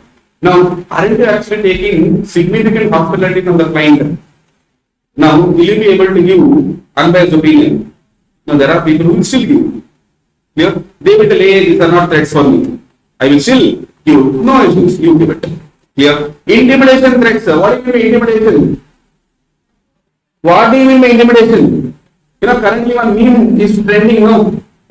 That Telugu dialogue guy, that wow, nice chi guy. Here, the way he explains like this and all. Here, what do you mean? I'm trying to scare you by telling what? I'll not give you a piece. What will you do? Yeah, I'll do this to you. I'll do that to you. Sir, I'll file a case on you. Yeah. Now, if you have such clients, should you take up? Who am I to tell you to not take up? If you are able to handle, take it up. Yeah. They are not telling these are, these will be there. These are the type of threats you may face. What are you supposed to do? If you are able to handle, take it up. If you are not able to handle, don't take it up. Clear? So, threats of replacement or disagreement. If you don't agree with me, I'll replace you. Don't be scared of it.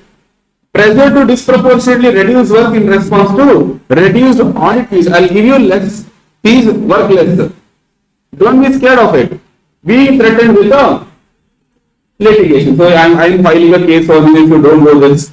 Don't get scared. If you are able to handle it, still go ahead and give your opinion. But these are the threats an auditor might face in his career.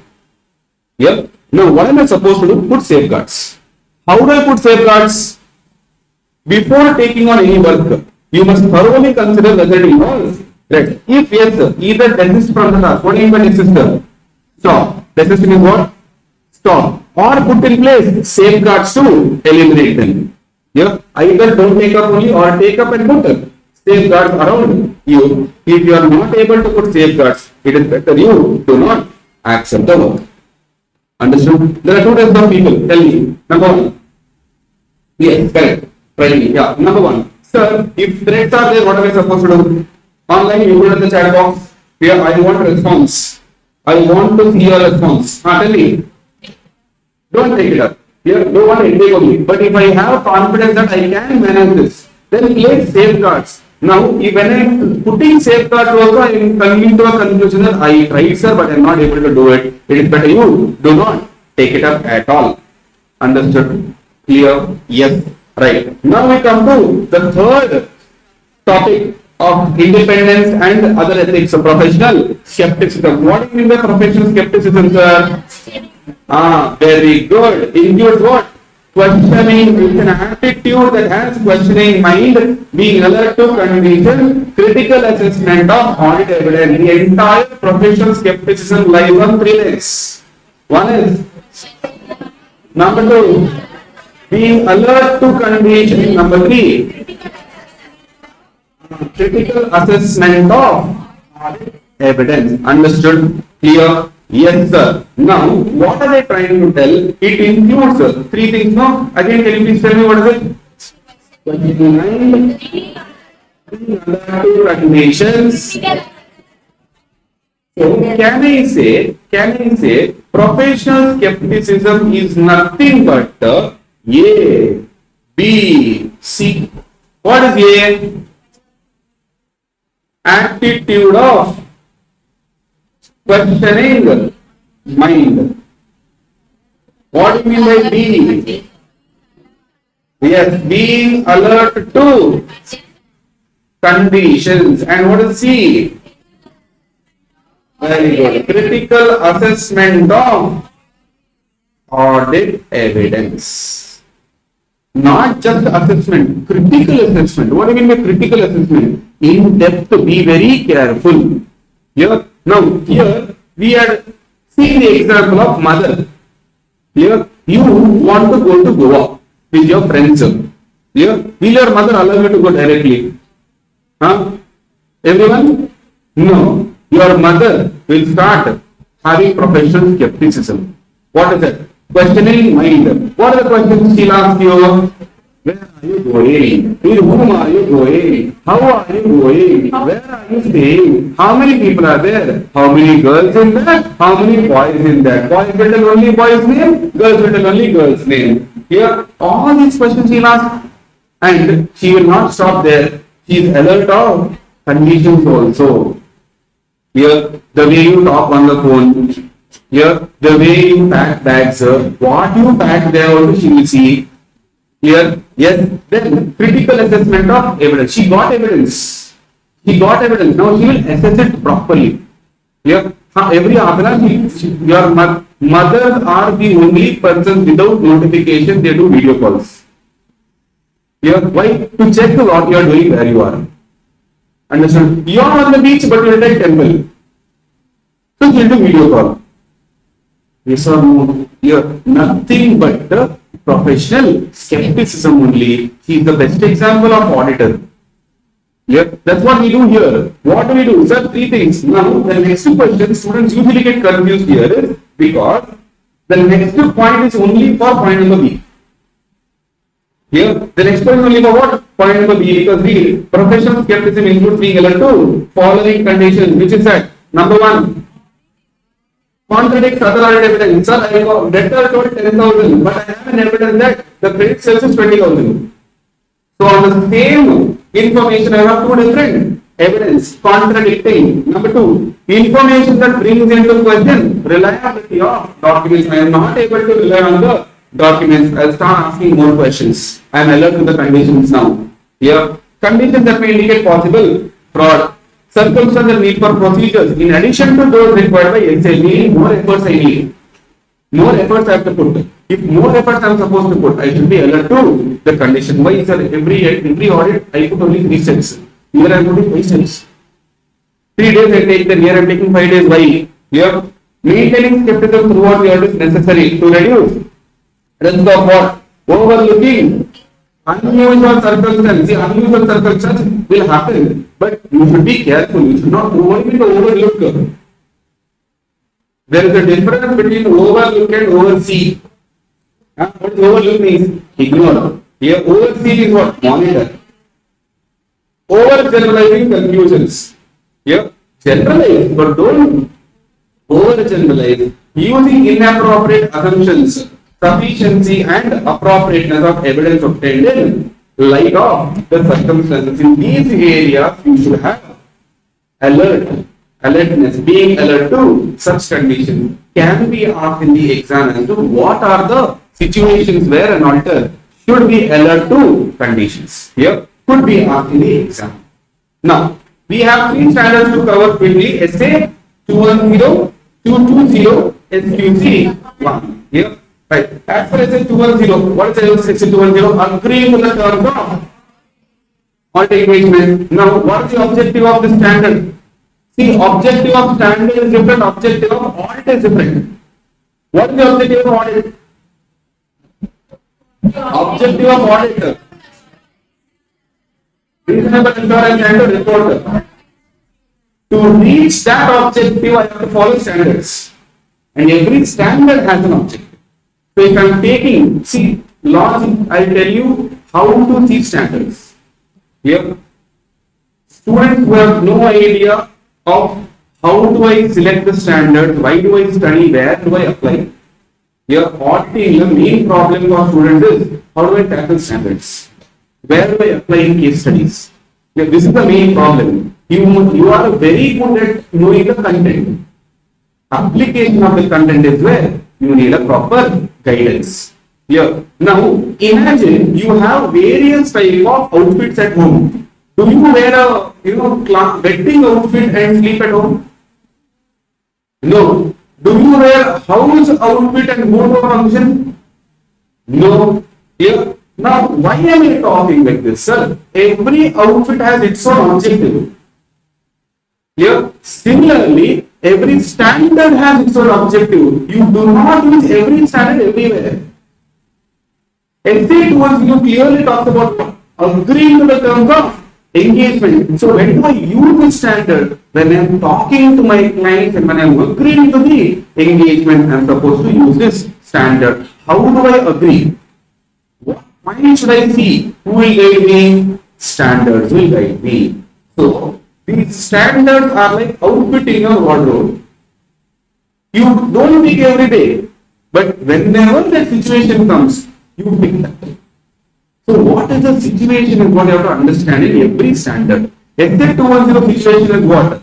Sir, the objective is to accept or continue the engagement only when the basis upon which it is performed has been agreed. Meaning, when will I use SJ 210, sir? When I have to take a decision about should I accept or continue or reject. What do you mean by accept? New client coming in, should I accept him? What do you mean by continue? Existing client is there, should I continue with this fellow? Here or not? In both cases, accept or not. Not means reject. Continue or not. Not means reject. Understood? So this standard will give us an answer. Should we accept or continue or should we not? Got it? Clear. Every standard you have to ask why are we using it, where are we using it. That's when you will be able to ace case study based questions. You want to ace case study based questions, get to know why standard is there, where are we using it. When you see the question, you will understand that SA 210 is applicable here. Understood? Clear? Now, how do we agree to the terms, sir? Either by putting preconditions for an audit. It should be present. Preconditions. Meaning after audit or before audit? Before audit. Very good. Number two, and confirming that there is a common understanding between me and you. If you are not on the same page, we can't do audit. You have two things I have to confirm. Number one, preconditions should be present. Number two, common understanding should be there between what? Auditor and management. Understood? Clear? Now, only two things will be seen in SA 210. Then we'll see recurring audits and other aspects. Preconditions. What is preconditions? Sir, these 2 points should be present. What are these 2 points? FRS is acceptable or no? Sir, I am expert in, let's say, trust audit. When when a client comes, who is a company, should I accept it? I have to first check whether FRS is acceptable or no. If I know how to report for a company, then I can accept it. If I don't know how to report for a company, I should not accept it. Number two, obtain the agreement from the management. Very, very important point. Here, extremely important point. Obtain agreement from management about what? Number one, preparation of financial statements as per AFRS. Do not write AFRS in the exam. Here, write applicable financial reporting framework only. Understood? Here, so preparation of financial statement, whose responsibility? Management. For internal control as management consider necessary. ICS preparation. Whose responsibility? Management. Preparation of FS also is there. Managing ICS also is there. Third one, they should give us three things. One is, whatever information you have, I need to get the access. Example, one question I have, can I ask the board meeting minutes book? Board meeting minutes book, can I have access to it? It has confidential, price sensitive information. Can I have access to it? You have to give access to all information. Otherwise, how will I be able to take a conclusion? Here, additional information that I may request for the purpose of work purpose only you should ask. You also should have some sense. Here, third, unrestricted access to what? Persons within the from whom the audit determines it is necessary for me to obtain evidence. That means for internal people, unrestricted access. What is unrestricted access? I am free to ask any question to anyone without your permission. But unrestricted access to people outside it is not available. Example, debtor, creditors. Here, now, I will not give you unrestricted access there. You should ask me. Meaning what? You should go through me only. Clear? Yes? This is very important. Extremely important to understand the standard. SA 505. What is SA 505? What is SA 505? External. Now, debtor is external confirmation. Yes. So, should I get unrestricted access? Should I get unrestricted access? No. Clear? Yes. Right. Now, agreement on engagement terms. You have to prepare something called as audit engagement letter. Here, what do you have to prepare? Audit engagement letter or other suitable form of written agreement. What are the contents? Question. What are the contents? Number one, objective and scope of audit. Which one objective? First objective, reasonable assurance and reporter. Then put your scope. Why are you here? What scope you have to? What is your area? Mark your boundary. Here, Auditor responsibility, management responsibility. Identification of AFRS and accepted format content of report. And with a disclaimer that actual report may be differing. Like in Amazon, there is no images for representation purpose only, actually it may differ. Yes, so expected form you have to tell how the report might look. Now, I am not telling I do this report only. Why? What if you lie to me? What if information is different now? During the audit, I found a fraud. Why should I give you same report? I might give you other reports. Understood? What happens if the preconditions are not present? First, discuss the matter with management. Listen, thumb rule in the audit, don't directly withdraw. Clear? Don't directly withdraw. If anything, if you have any problem, first thing, go and talk. Be vocal about it. Clear? These difficult conversations you have to have with the management. Sir, what happened? Why are you not giving the letter? Clear? Why are you not giving us access? Discuss with the management. If you feel, sir, these reasons are really unreasonable, sir, then withdraw. But there is a chance of them giving you information. No, take that chances. What? Standard says. You shall not accept the proposed audit engagement if you determine FRS to be applied, it is unacceptable. Sir, I can't accept the financial reporting framework, don't accept. If agreement of management is not obtained, they are not giving representation agreement only. These two things. If these two things are not there, please do not accept as what they are telling. Understood? Clear? Yes, sir. Limitation of scope before you start the audit only should be accepted. Before you start only, they are putting limitation. What is limitation? Restriction. Don't do this, don't do that. Sir, such a limited engagement I will not accept. Shall not accept such a limited engagement as an audit engagement unless required by law. Here, generally, law will not ask you to do all these things. Clear? Yes. Right. Acceptance of change in engagement. Sir, suddenly in between the audit they come and tell, sir, don't do this audit, do something else. Should I change? Should I change my engagement? No, I told you, in audit, don't directly take a decision. Don't directly take a decision always. What are you supposed to do? Ask why. What is the reason? What is the issue? You have to ask. So what is the situation? An auditor who before the completion of his engagement requested to change an engagement to one which provides lower level of assurance, meaning I am doing audit. Now he is telling, sir, don't do audit, do review. Now review will give lower level of assurance.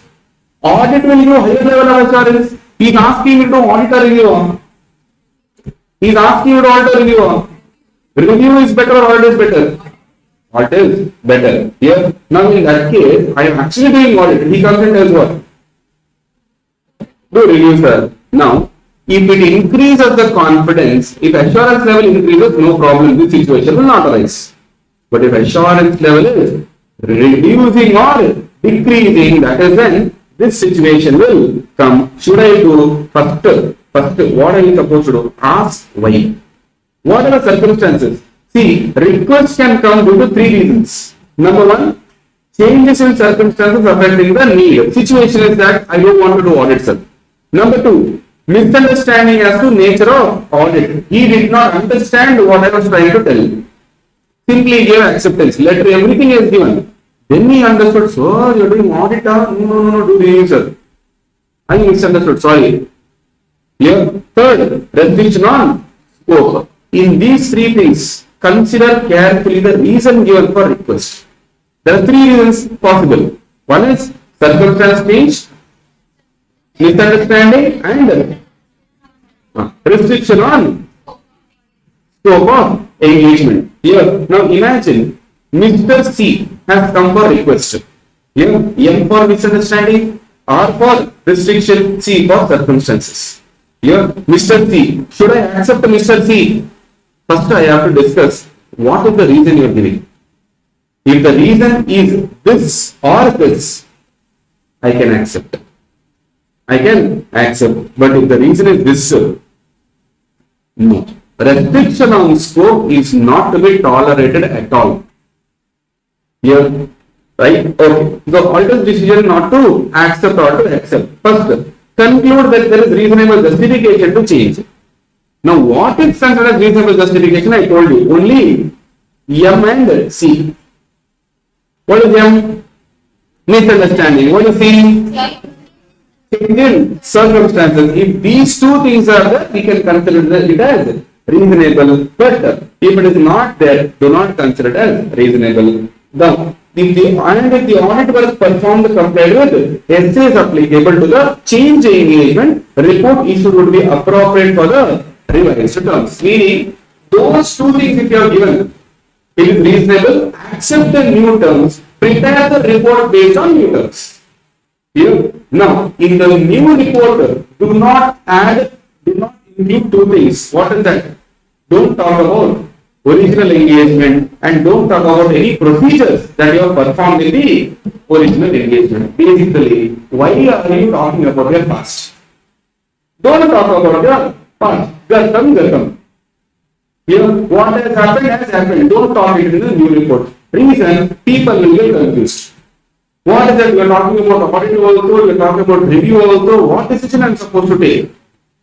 Here, do not confuse them. So, if you have accepted the new terms, audit as per the new terms, prepare the report as per the new terms, give the new report. But in new report, don't talk about old engagement.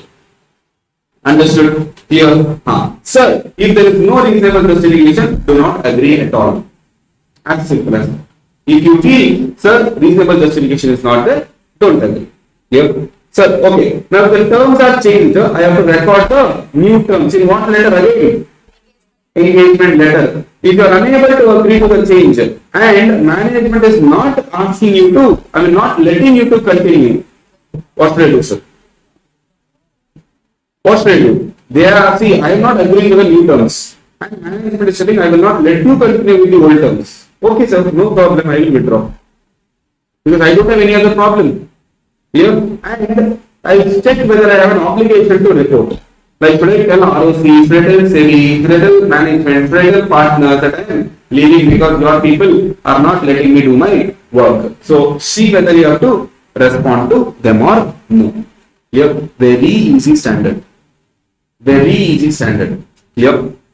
Okay, sir. Now we have something called as recurring audits. What is recurring audits?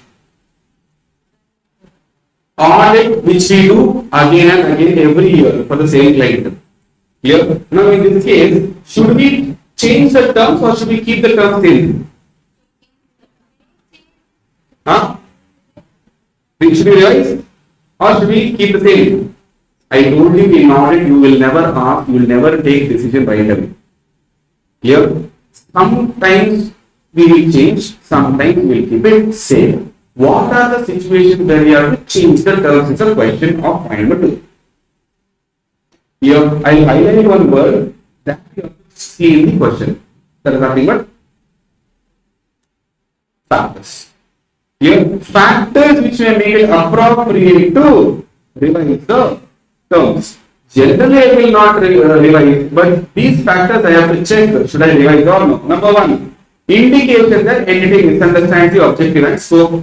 Number 2, revise on special terms of the engagement. If you get to know that management is misunderstanding my terms, change the terms. You go and talk, I think you have misunderstood this, sir. We will draft a new term. Here, revise on special terms. Terms got changed mutually.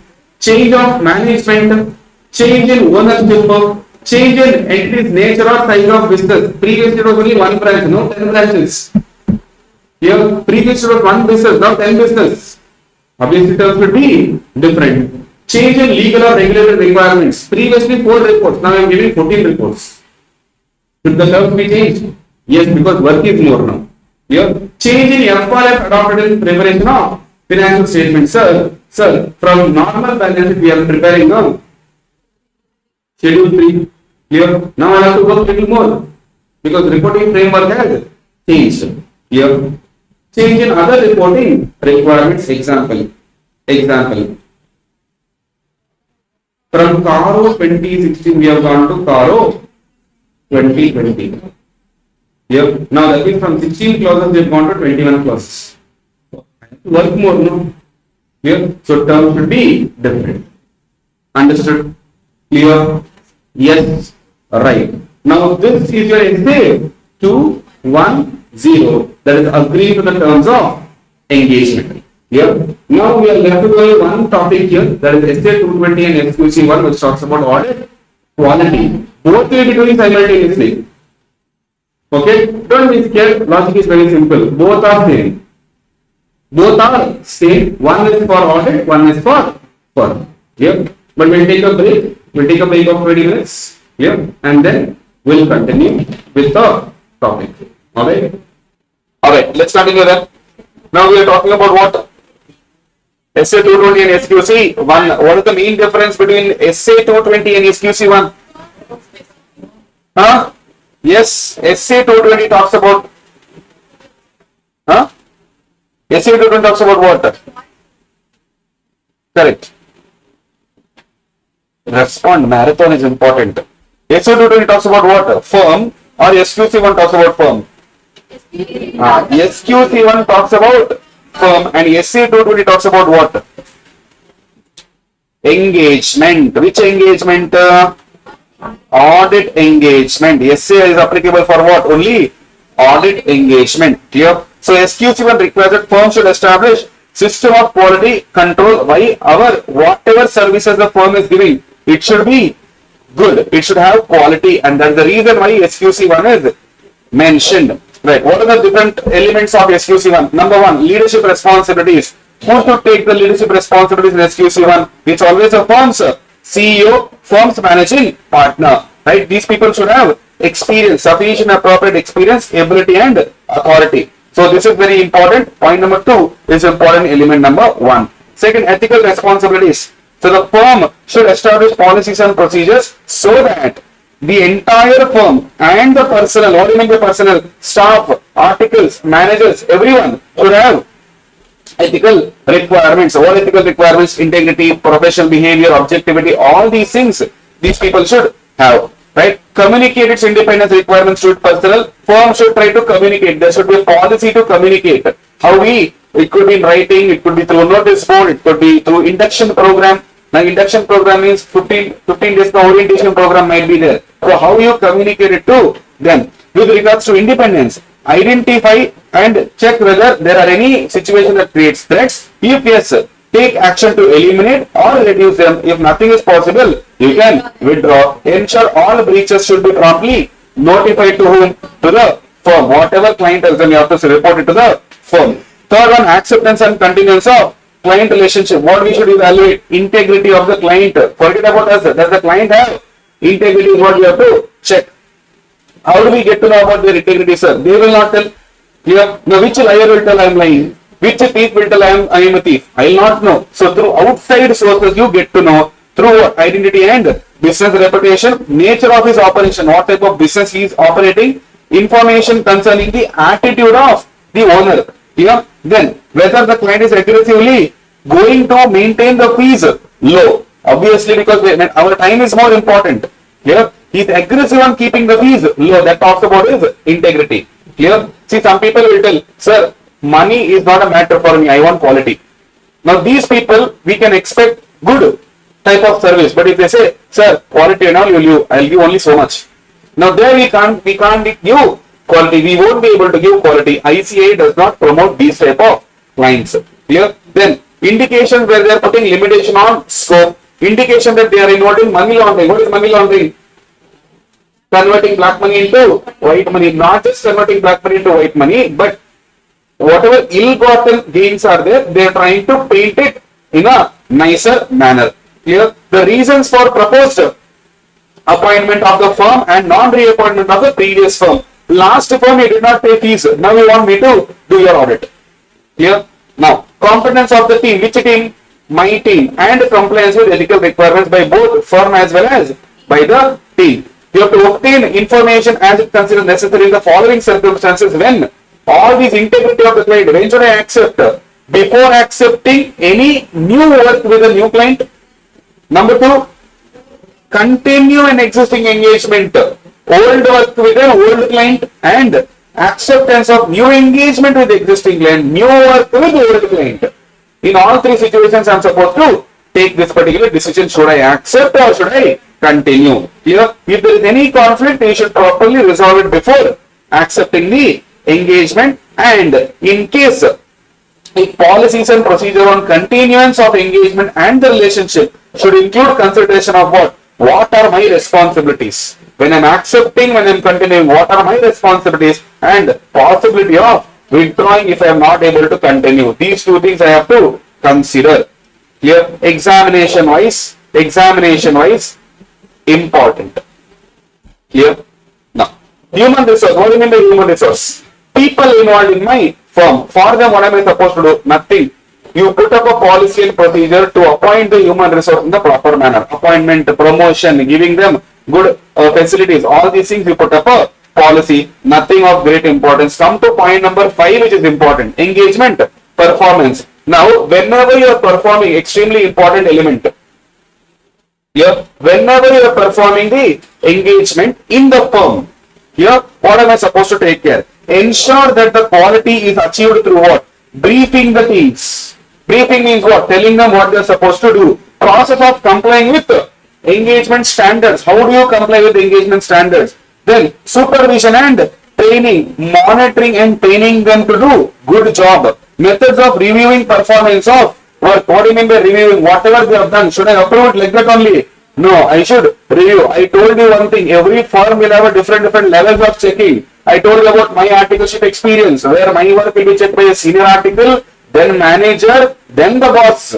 Here, what is the method of reviewing? Here, then appropriate documentation of work performed. Essay 230, chapter number 6. Clear? Right. Consultation in difficult and argumentative matters we have to take. Why? We are not experts. Clear? If you have more views, what is better? Take experts' opinion. Consultation includes discussion with individuals within or outside the firm. An expert could be within our firm only. You can ask him, or if there is no expert in the firm, go and take consultation from outside who has specialized expertise or to resolve a difficult matter. Understood? Here, significant judgment should be reviewed by EQCR. Very, very important. Engagement Quality Control Reviewer for taking an objective view. What do you mean by objective? Unbiased view. Here, so for taking an objective view, you have to appoint EQCR.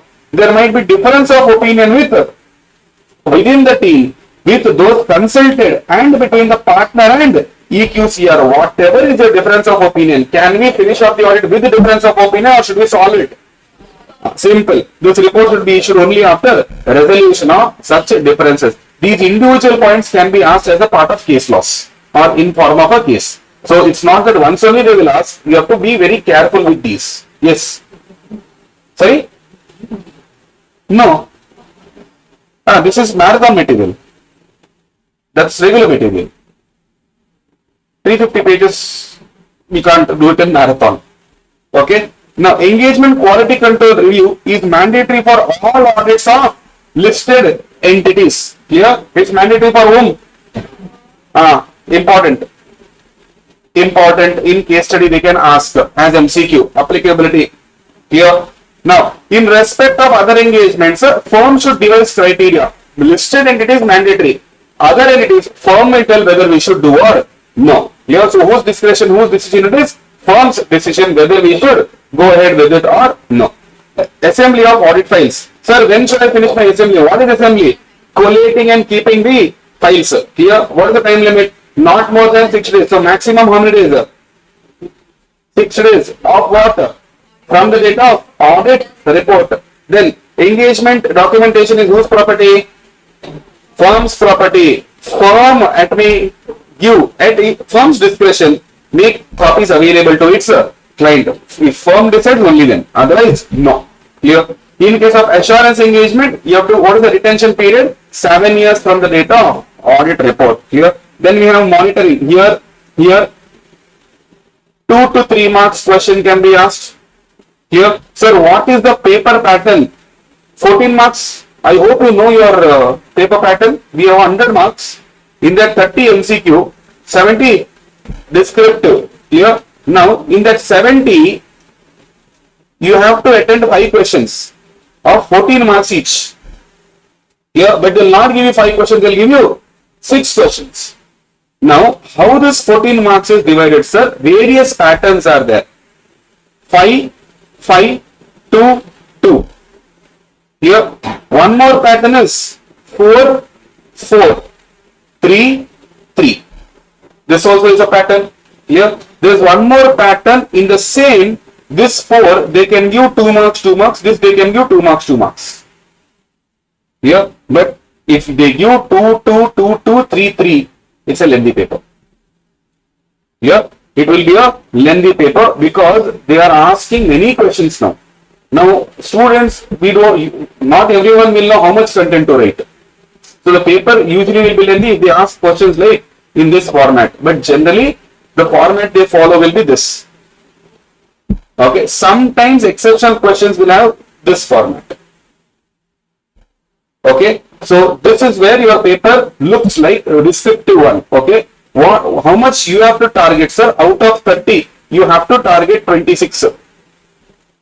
A minimum of 26. Here, now that means out of 70, at least 50% if I say, if you are able to score 35 to 40 also, it is good enough. You will score more than 60. Here, yes, sir, what, sir? Nicely you are telling out of 30, take 25 and all.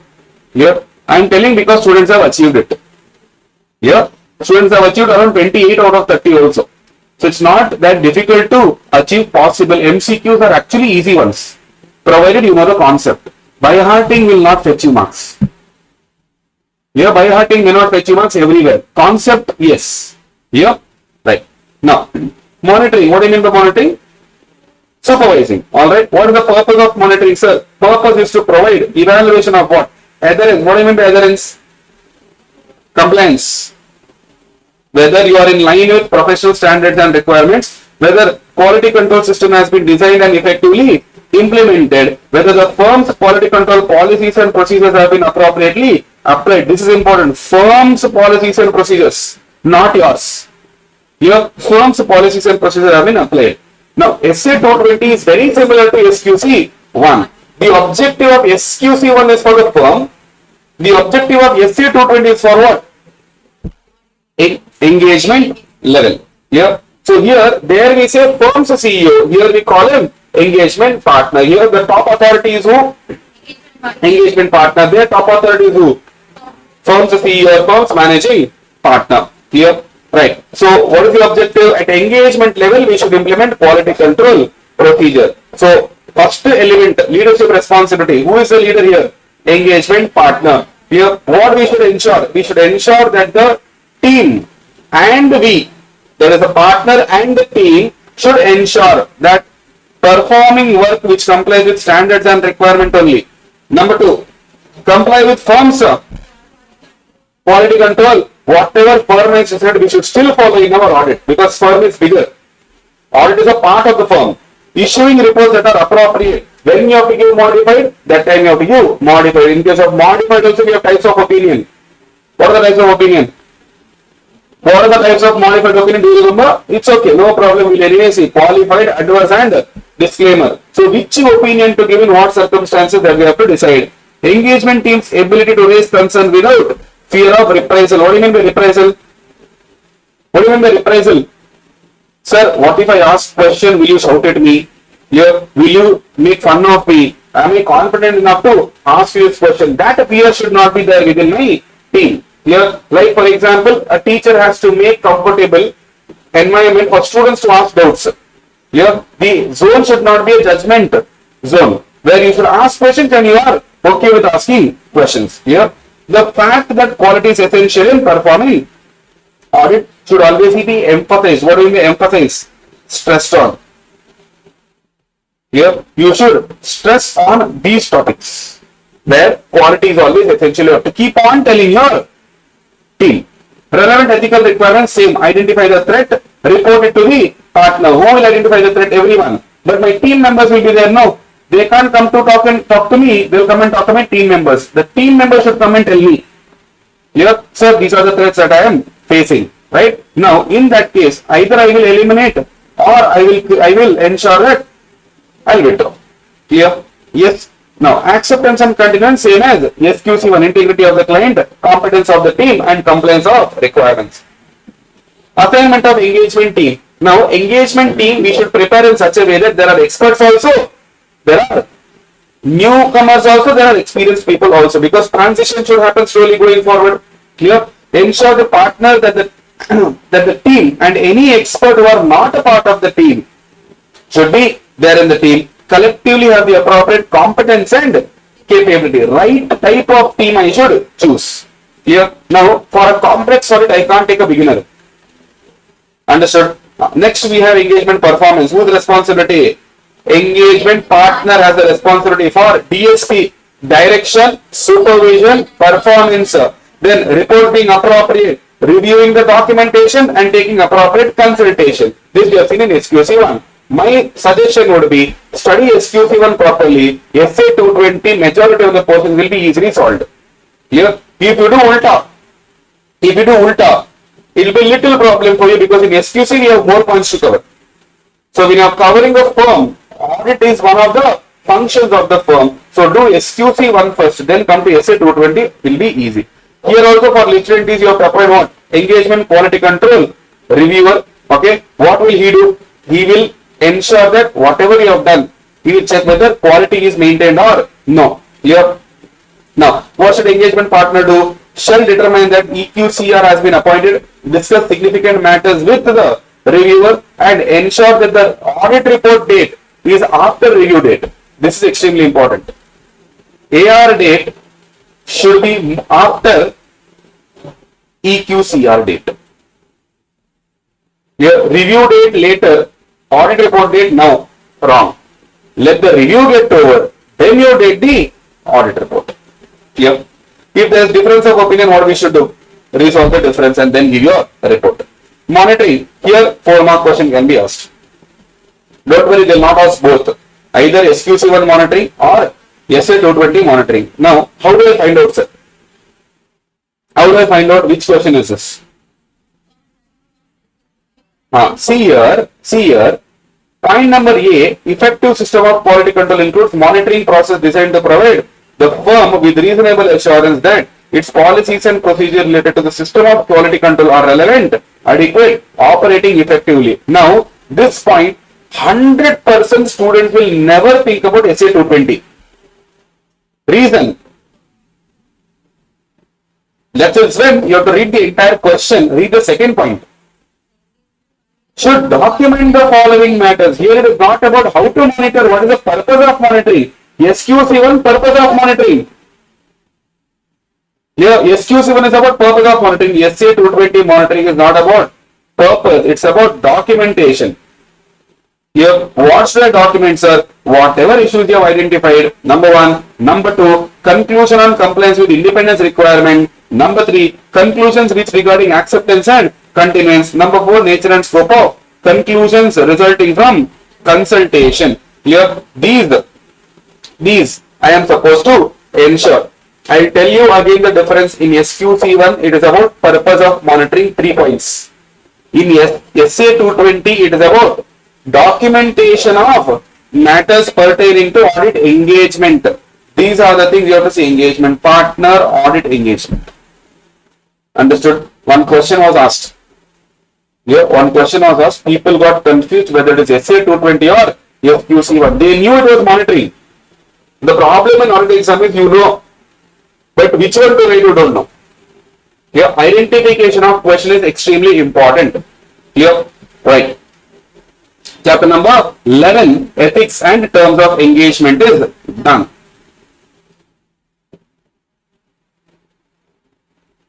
Here, so let's do chapter number 6, which talks about audit documentation. Sir, what do you mean by audit documentation? It refers to 3 things.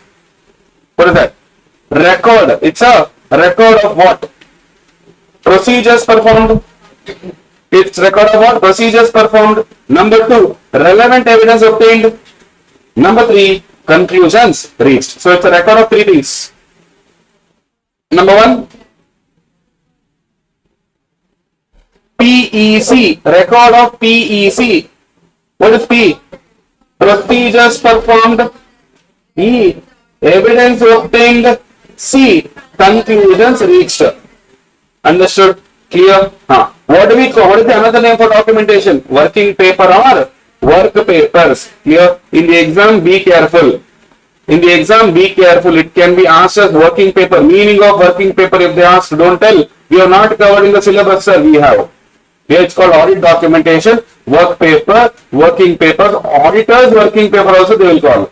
Okay. What is the objective?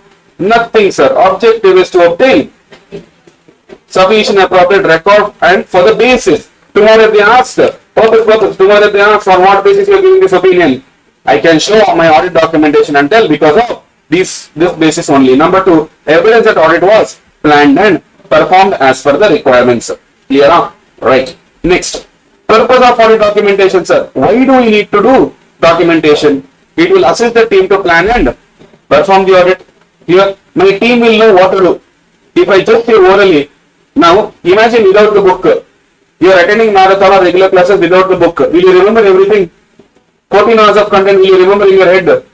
No way. Here, so we need some documentation. Number 2, assist the members of the team to direct and supervise the audit and discharge. Review responsibilities. I can do my monitoring also better. Here, accountability. What is accountability? Responsibility. I can hold the people responsible. Retaining record of matters for significant to future audit. In future, it will be helpful. Here, why people leave. Here, engagement partner might resign. But how he has performed the work, how will I know? Through audit documentation. Here, then next, enabling the conduct of quality control review and inspection as per SQC1. This is what we call as internal inspection. Here, then we have enabling external inspection. Income tax department wants to check the ICA wants to check the peer review will be there. So external inspection also it will help. Internal inspection also it will help. Right? Form, content and extent of audit documentation FCE. Why do we need to maintain audit documentation? In what form and how much? Form means what? Design. How it looks. Content means what? How much we have to. What we have to put. Extent means what? How much we have to include. Clear? Alright. Now, point number 1. Why should you prepare documentation? To ensure that an experienced auditor also having no previous connection to understand 4 things. Number 1. NTE of procedures performed. What have I done? Imagine a client has changed CAA to CAB. Now CAB is a new auditor. Yes. What CAA has done? How will I know? Through audit documentation. The documentation will tell me what he has done. Number 2. Results of procedures performed and evidence obtained. What procedure I performed and what evidence I have obtained, I will get to know. Right? Significant matters arising during the audit and conclusions reached thereon. During the audit, not insignificant matters. Big matters what you have come across that you have to document and keep. Significant judgment used by auditors in reaching the conclusions. Because remember the cycle, the process, data, information and all. We evaluate the evidence and we reach conclusion. Now conclusion requires judgment then. Yes, that has to be documented. What judgment you have used.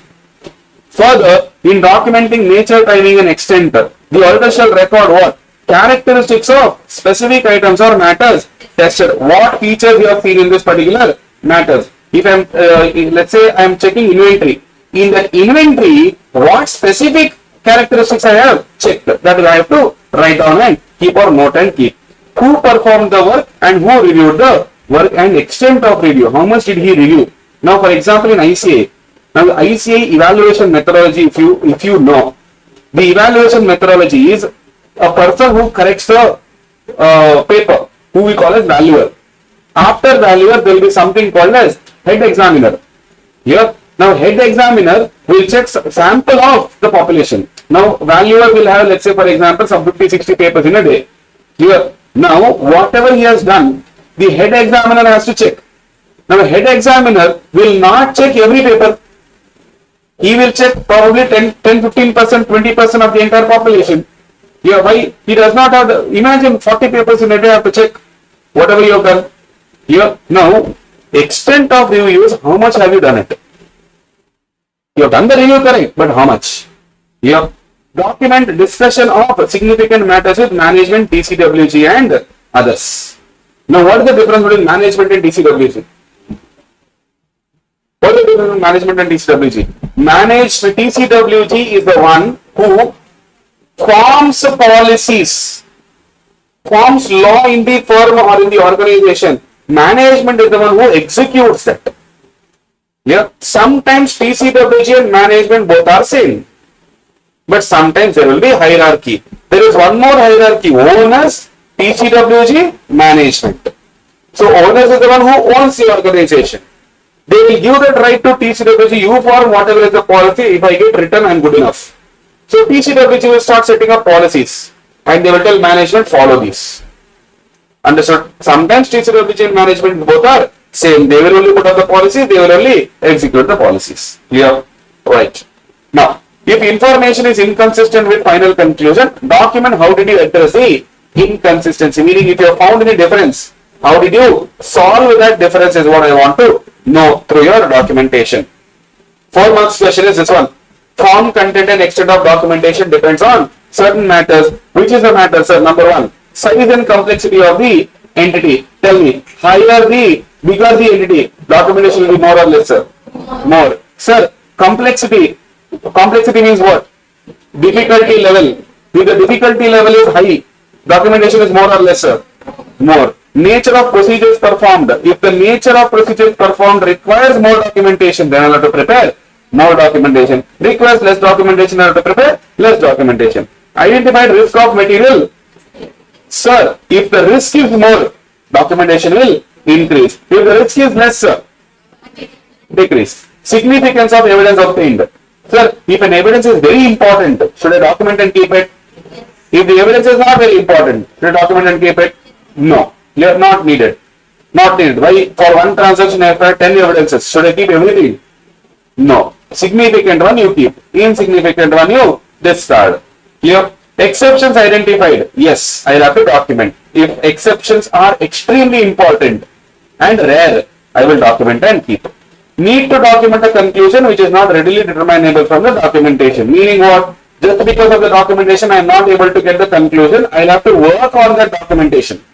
Here, 2 papers are there in front of you, but conclusion is made on judgment basis. You have to take this calculation from paper 1, this calculation from paper 2, then do a separate calculation to reach a conclusion. That sort of conclusion has to be documented clearly. Not available through the documentation available readily at your disposal. Here, what are the tools and methodologies used? Sampling if you have used. What type of sampling you have used? What type of software you have used? How you have used this? Methodology and tools. Preparation of audit documentation. Examples of audit documentation, which is a program, analysis, letters, confirmation, checklist. Spelling is mistake here. Wrong. Checklist. Correspondence and entity records. Point number 1 is important. Read. Not a substitute for entity accounting records. So if I am making documentation, entity can't tell, sir, anyway you have done now, I should prepare books of accounts. Hey, you have to do books of accounts. It's your responsibility, not a substitute. Yeah, right. The auditor shall prepare documentation on a timely basis. Prepared after the audit work has been performed is likely to be less accurate than at the time when you are doing the audit. Which is better? After the work or during the work only? During the work only is better. Clear? Don't do it after the work. Audit file and assembly, same as SQC. Clear? What do you mean by audit file? More than one folder or other storage media. Sir, I have many files given by my client. If I put everything together is what we call as audit file. You have seen files in office? Yes, similar to that. Nothing but collection of files or other storage media. It could be through pen drive also, hard disks. Yes or no? Everything is a documentation for me. Assembling on a timely basis. Hey, tell me, without looking at the book. When should I assemble? What is the time limit?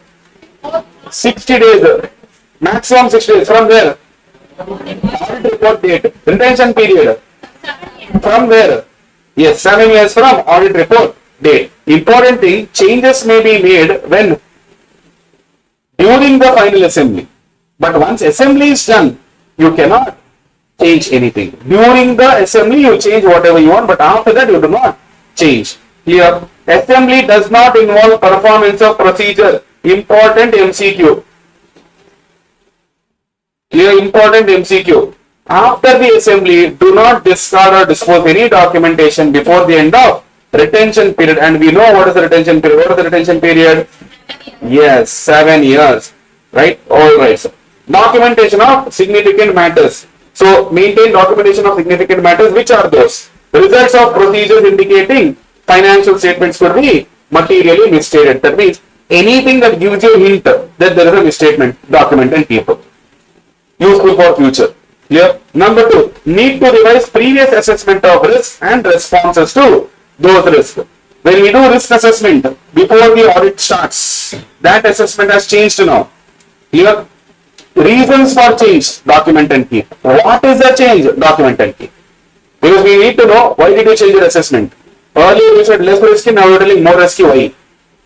Clear? Then, circumstances that the auditor caused the auditor significant difficulty in applying necessary procedures. What situation made you work really hard? What areas were difficult for you? Which area was difficult for you? In management, who gave you the difficult time? Document everything and keep. Findings that could result in modification to the opinion or inclusion of EOM para. What resulted in modification? Note down and keep. Hey, modification is good or bad? Modification of opinion, good or bad? Not good. Here, unmodified opinion is best. But if I am modifying, it is not good. Now, here is where I will introduce a concept. Remember one thing, guys. As an auditor, my default opinion about the client. What is my default opinion about the client? What is it? What opinion I have? The financial statements are free from material misstatements, whether due to fraud or error, and it is prepared as per AFRS. This is my default opinion. As and when I go through the audit, I find more and more errors. That is when I modify my opinion, which is why we say modifications to the opinion. Unmodified means I never changed my opinion. That means my default opinion is you are good. I never come to you or I will start my audit telling you are bad. I always start my audit thinking you are good. I said when we go into the audit, we get to know what is wrong and then we decide saying it is bad. Clear? Right. This is one thing which you have to remember, because some students don't even understand what is modified opinion, what is unmodified opinion, why that unmodified name has come. Here, because from day one only I will think you are good. Understood? Clear? Like how all teachers think about the students on day one. Here, next, documentation of professional judgment. Here, so judgment also if you are taking, we have to document and keep. Why? Judgment cannot be explained. Your judgment and my judgment could be different. But next year when I see, how did you come to this conclusion? Judgment is not there. So document and keep. The rational. Rational means what? Basis. When certain information or factors you have considered as significant. What made you consider as significant? Number 1. Number 2. Reasonableness of subjective judgments. Management's judgment is reasonable or no? How did you think? Provision for debtors 10% created, sir. But is it right? Is it reasonable? How did you come to a conclusion? You note it down. I took the factors. They are working in this industry. Here, their peers have 12% margin of their 12% provision. These have created 10%. So as per the market, it is still lesser. That is how reasonability has come. Are you getting my point? Understood? Like that, you have to write and keep so that people will understand. Which people? Your people. Here, basis for conclusion about authenticity of documentation. What do you mean by authenticity? Originality. Whether a document is original or no, or should be trust or not trust. How did you reach to a conclusion where initially you thought it is reliable? Then, as and when you went to the work, you told that it is not authentic. Here, how did you come to that conclusion? That also you have to note it down. Right? Completion memorandum, nothing but a summary book. Clear? Right. So this summary will facilitate effective and efficient review and inspection. See, what is your regular material of audit is our normal audit. This Marathon material is nothing but completion memorandum. Clear? It gives us a brief highlights. Clear? What is happening in this particular chapter? What are the points that we are going to cover in this chapter? Clear? Right. Ownership of documentation, as usual, our exclusive one. Who is the owner of documentation? Who is the owner of audit documentation? Property of the auditor. If he wants, he can give it as a copy or extract to his clients. Never give original. But when you are giving, ensure you are not undermining the validity of work performed. Your work should not be affected because of sharing of documentation. That's the reason do not give your original documents. Because if they lose it, gone. Understood? Clear? That's it. That is your chapter number 6. Clear?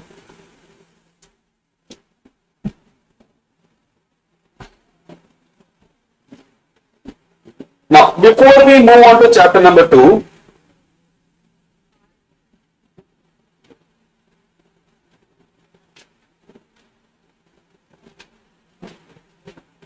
let's do Caro 2020.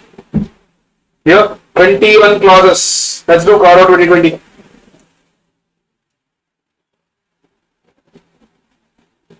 Okay?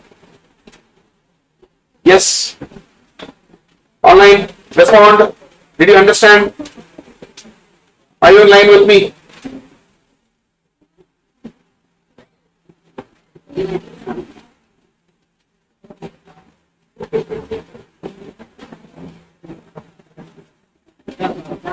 Yes.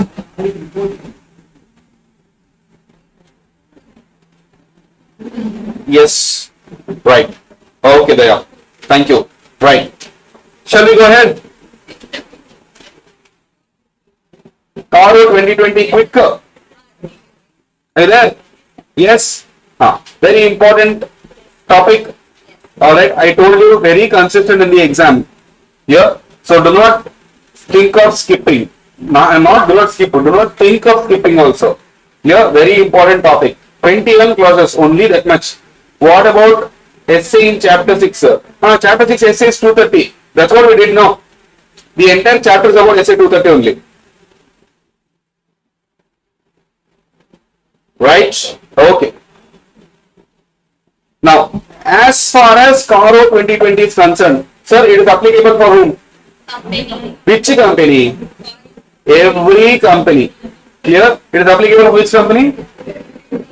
Every company, including foreign company. What do you mean by foreign company? What do you mean by foreign company? Law. Very good. Incorporated outside India and having place of business in India. Business in India. So, I don't care whether you are a foreign company or not, Caro is still applicable for you. Huh? I told public company. In the book, what is given?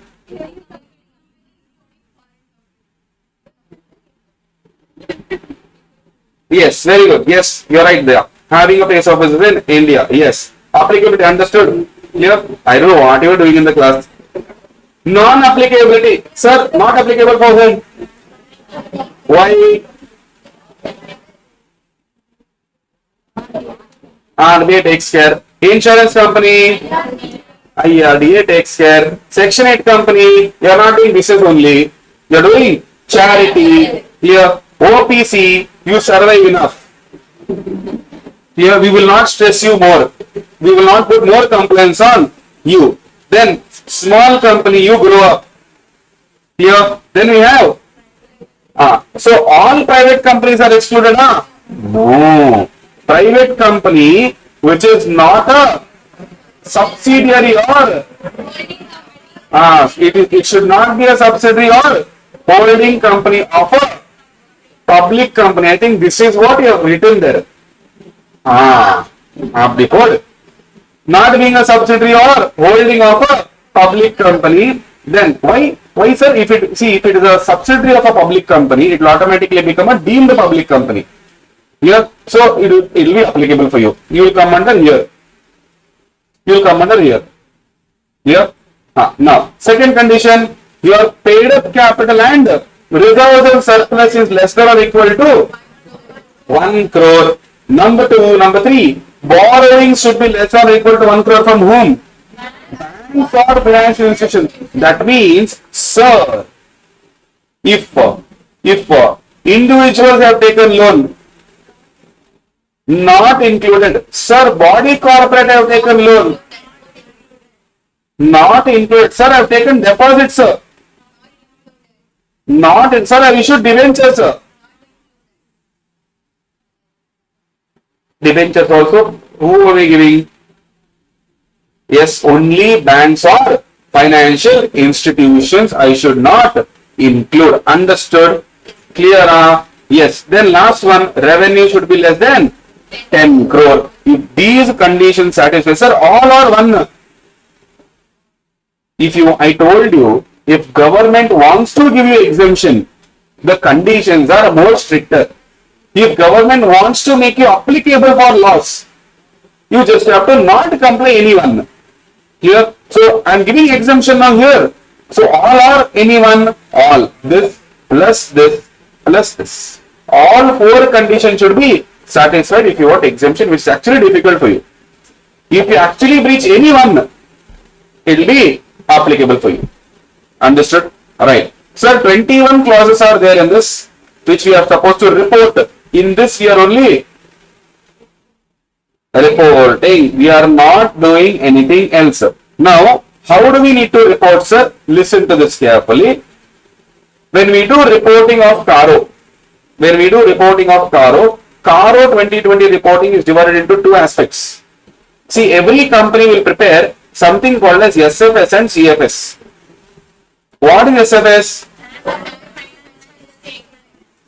Standalone financial statements. What do you mean by CFS? Very good. Consolidated financial statements. What do you mean by standalone financial statements? I dare you to tell SFS now. What is standalone financial statement? Financial statement prepared only for that company. What is CFS? Combined financial statements for the entire group. Clear? Yes. Now, in the 21 clause, 20 clauses applicable when you are talking about SFS. 21st clause only is applicable for whom? For whom? Consolidated. Understood? Clear? Yes, sir. Hello. Yes. Okay, sir. This is your Caro 2020 distribution of clauses. Clear? Yes. Right. Now, for your benefit, we will check one company's Caro. Here. So I know it's marathon, but let me just squeeze in one annual report.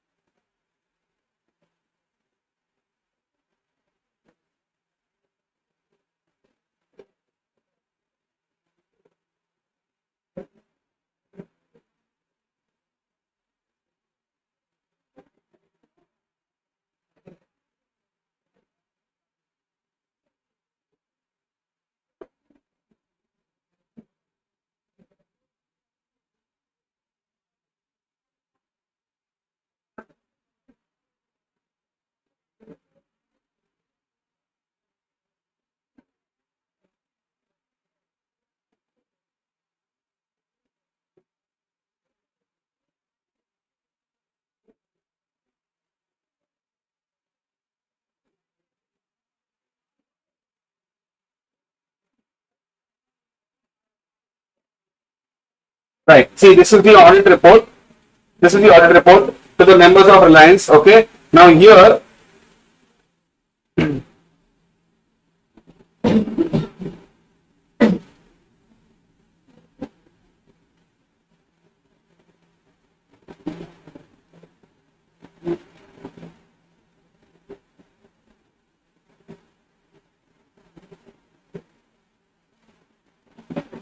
Now, this is your Caro. Clear? Annexure B of Reliance report is Caro. Now, this is solely on standalone financial statements. So, how many clauses are there, sir? I'll just take you to the end. How many clauses are there? 20 clauses are there, and that's where they are signing it. Clear? Now, if we go to CFS, if we go to CFS, we'll understand the 21st clause.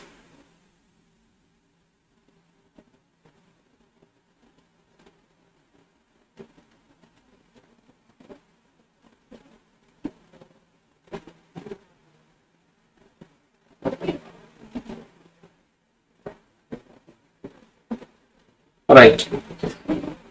See, can you see 21 clause number? Yes. Right. So this is your on CFS. So technically, all 21 will not report in single way. 20 for SFS, 20 first two clause only for CFS reporting. Clear? Right. So let's continue. First two clauses for what? Property, plant and equipment, which is nothing but your fixed asset. What am I supposed to report? Whether you are maintaining proper records or no. Number two, whether in case of, this is for PP. What is PP? Tangible asset. For intangible asset, you also have to maintain a record. Now for tangible asset, quantitative details and situation. What is quantitative details? How many assets you have? How many fans? How many tube lights?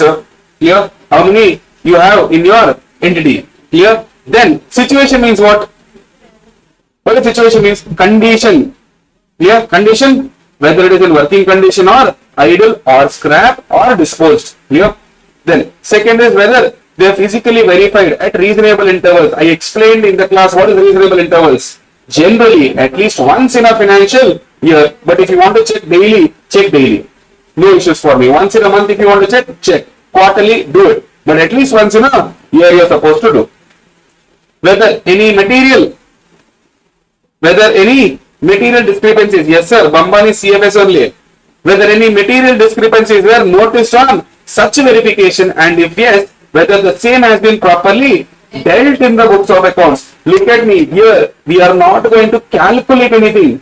We are not going to change anything. We are asking questions, what answer we get, we put it in the report.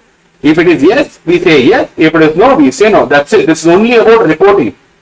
We are not going to do any procedures here. They are to do procedures. We have to ask whether you have done or no.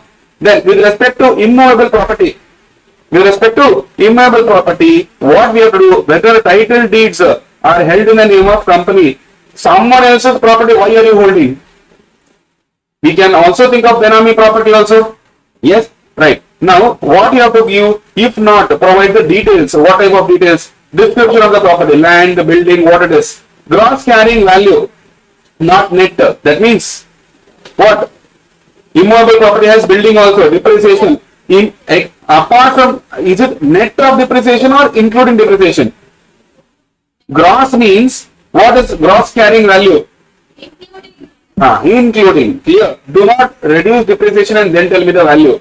Held in the name of, in whose name have you held? Who is this person? Is he a promoter? Is he a director? Or relative? Or what if none of the above? Something is wrong then.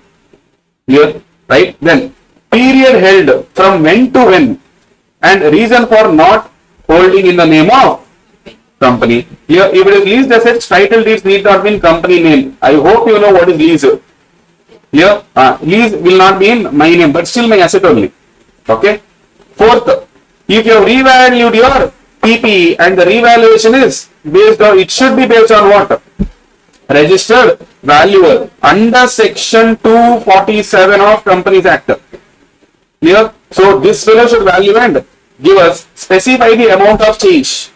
And if the change is 10% or more, the aggregate of net carrying value you have to report. If the change is 10% or less, no issues. But if the change is 10% or more, you have to report. Then, any proceedings initiated or pending against company for what? Holding Benami property under Benami Transactions Act. So, if anyone has filed a case, have you disclosed the details? Not that nobody should file a case on you. Possibility is there that they have filed a case, but disclose the details. Whether physical verification of inventory for clause number 2. Clause number 2 talks about what? Inventory. Here, so we are talking about assets now. So in case of inventory, what is the condition, sir? Same physical verification, reasonable intervals, and discrepancies of 10% or more should be disclosed and properly dealt in the books of accounts or no. Now, sir, during any point of time, if the company has been sanctioned with the working capital limits of excess in excess of 5 CR, yeah, based on current assets. Here, there is something called as bank vault in the syllabus. In that bank vault, there is something called as drawing power. In that drawing power, you withdraw the money by giving current assets as your security. Yes or no? You give inventory as a security there. Working capital loan I can take by giving inventory. So that is what we are linking it to. If the sanction limit is more than 5 crores, then you should, on the basis of securities you have taken, have you done stock audit? Your quarterly returns or statements filed by the company with such banks are in agreement with the books of accounts of the company, if not give details. So every quarter we have connected it to there also in the regular classes. Every quarter you are supposed to update the statement. Here, if not, you have to report whether you have given outdated or updated statement. Okay. Next, third, leaks. Third class about what? Loans, investments, guarantee and security. Now in this case, whether during the year company has made any investments or given any guarantee or given any security or given any loans or advances in the nature of loans, whether it is secure or unsecured, to whom? Company, firm, LLP, basically to anyone. Basically to anyone. Yeah, because they have included what? Any other. So if you have given loan, guarantee, security in the form of loans, whether secured or unsecured, if yes, what am I supposed to do? Number 1, have you provided loans, advances in the nature of loans, or stood guarantee or provided security to any other entity not applicable to companies whose principal business is to give loans? That means this clause is not applicable to whom? Whose principal business is to give loans?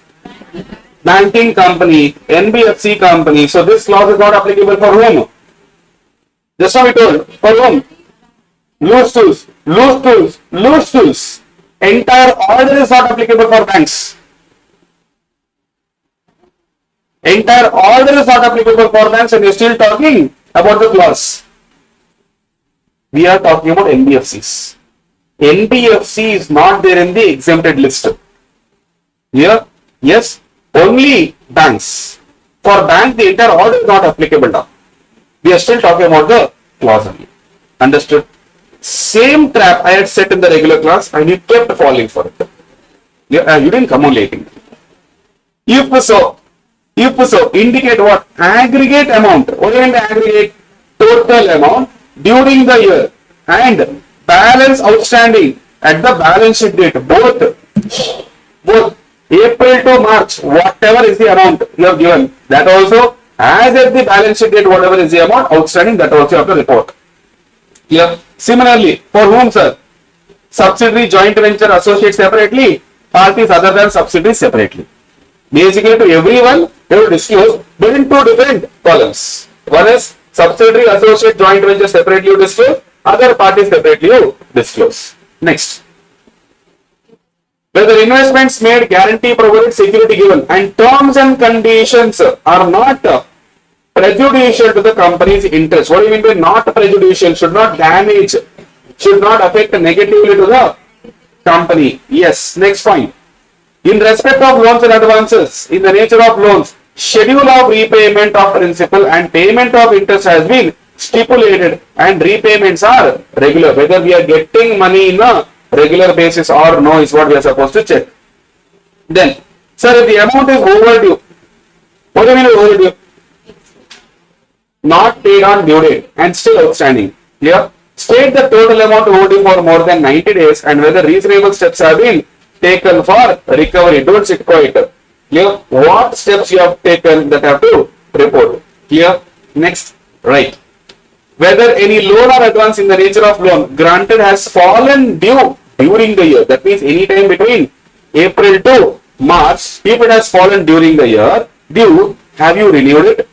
Have you extended it? Or have you given fresh loan to settle old loans? If yes, report that. To whom? To the same party. Imagine I owe you 100 rupees. Here, now I don't have money. I take 100 rupees and I give you that 100 rupees back. Are you getting my point? What am I doing? Substituting the loan. Loan is still there. Why? Now the terms are different. Now I'll get more time to repay. Otherwise it will be overdue. So what I'll do, I'll take 100 rupees from you only. I'll give that 100 rupees to you only. And I'll tell what 100 rupees there now, settle it off. So technically I still owe you 100. But now I get more time to repay. If you have done something like that, look at the minds, how they work. If you have done something like that, specify how much amount of dues you have renewed, extended or settled and percentage of total loans. So out of entire 1000 rupees, if I have done like this, of only about 100 rupees, what is the percentage? 10%. So you have to give that particular form. What is the total loan? In that how much loan I have renewed. Then whether you have granted any loans or advances in the nature of loans either repayable on demand or without specifying any terms or period, meaning what we call it as hand loan or demand loan. No specific terms. Whenever I ask, you are supposed to give. That type of loan if you have given, specify what is the total amount you have given and percentage in the entire loan. Basically give me, the division out of the entire loan, how much you have given extension, how much you have given as a hand loan, how much you have given as demand loan, give it like that. Here, yes, right. Then clause number 4 talks about what? Compliance of section 185 and 186. Here, leaks again, LIGS, whether provisions of section 185 and 186 has been complied. What is 185, 186? 185 is loan to directors. 186 is, yes, loan and investments by the company. So if you have done something like that, you are supposed to comply with 185 and 186. If not, provide the details of it. Here, next, clause number 5, deposits. Clause number 5, chapter number 5, deposits. Which chapter in law paper? Here, acceptance of deposits. Here, it's very easy to remember that way. Clause number 2, AS2, both are inventory. Clear? Right. Now, in respect of deposits accepted by company or amount which are deemed to be deposits, you should follow directive of RBI section 73 to 76. 73, 74, 75, 76. Here, these are the sections you are supposed to follow to accept deposits. 76A is not the procedure to accept deposits. It is to accept a massage. Here, 73 to 76 is nothing but about deposits. Clear? Now, sir, what if NCLT has given some directions and I have not complied with? Details you have to provide in the RO. Clear? Next. Clause number 6, which talks about what? Cost records. We have a section called section 148 in Companies Act, which says which company has to maintain cost records, and if it is applicable for you, you have to maintain. If you do not maintain, I will put it in the report. Clear? Usually for which company? Manufacturing entity or which is there or involved in production. Here, these companies usually have to maintain cost records apart from the normal books of accounts. What is the normal books of accounts? Journal, ledger. Apart from that, you have to maintain cost records. Here, next, clause number 7. In that, statutory dues. What do you mean by statutory dues? Statutory dues is where you are supposed to pay under a law, income tax, GST, PF, ESI, so many topics are there where you are supposed to pay. Here, now, if you are, what am I supposed to report? Are you regular in depositing undisputed statutory dues? Sir, income tax return wise, I am supposed to pay 10 crore. I paid 10 crore. Here, now, income tax sent a love letter saying what? 15 crore you are supposed to pay. Clear? Now, out of 15 crore, how much is the disputed amount? 5 CR. How much is undisputed amount? 10 CR. Because 10 CR I have no dispute at all. So what am I supposed to report? Are you regular in depositing the undisputed part? The 10 CR are you regular? That we have to report. Here and with respect to the 5 CR, I am not paying. That means there is a dispute. If there is a dispute, where will I go? To the tribunal. There also we have a tribunal. Clear? Basically, Commissioner of Income Tax Appeals is where we go. CATA. Here we go there. There, if you have filed it there or if you have filed in the court, wherever you have filed, mention the forum where you have filed the case. Clear? That's it. Right?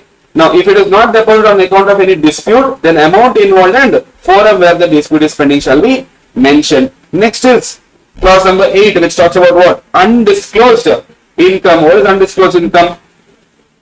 The income which you earned, by mistake you did not disclose it to income tax. Clear? Right? Now you suddenly remember that, oh, actually this income is there.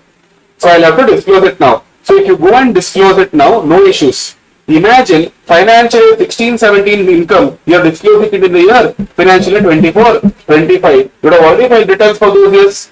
Now, when you declare it in the current year, you are paying tax today.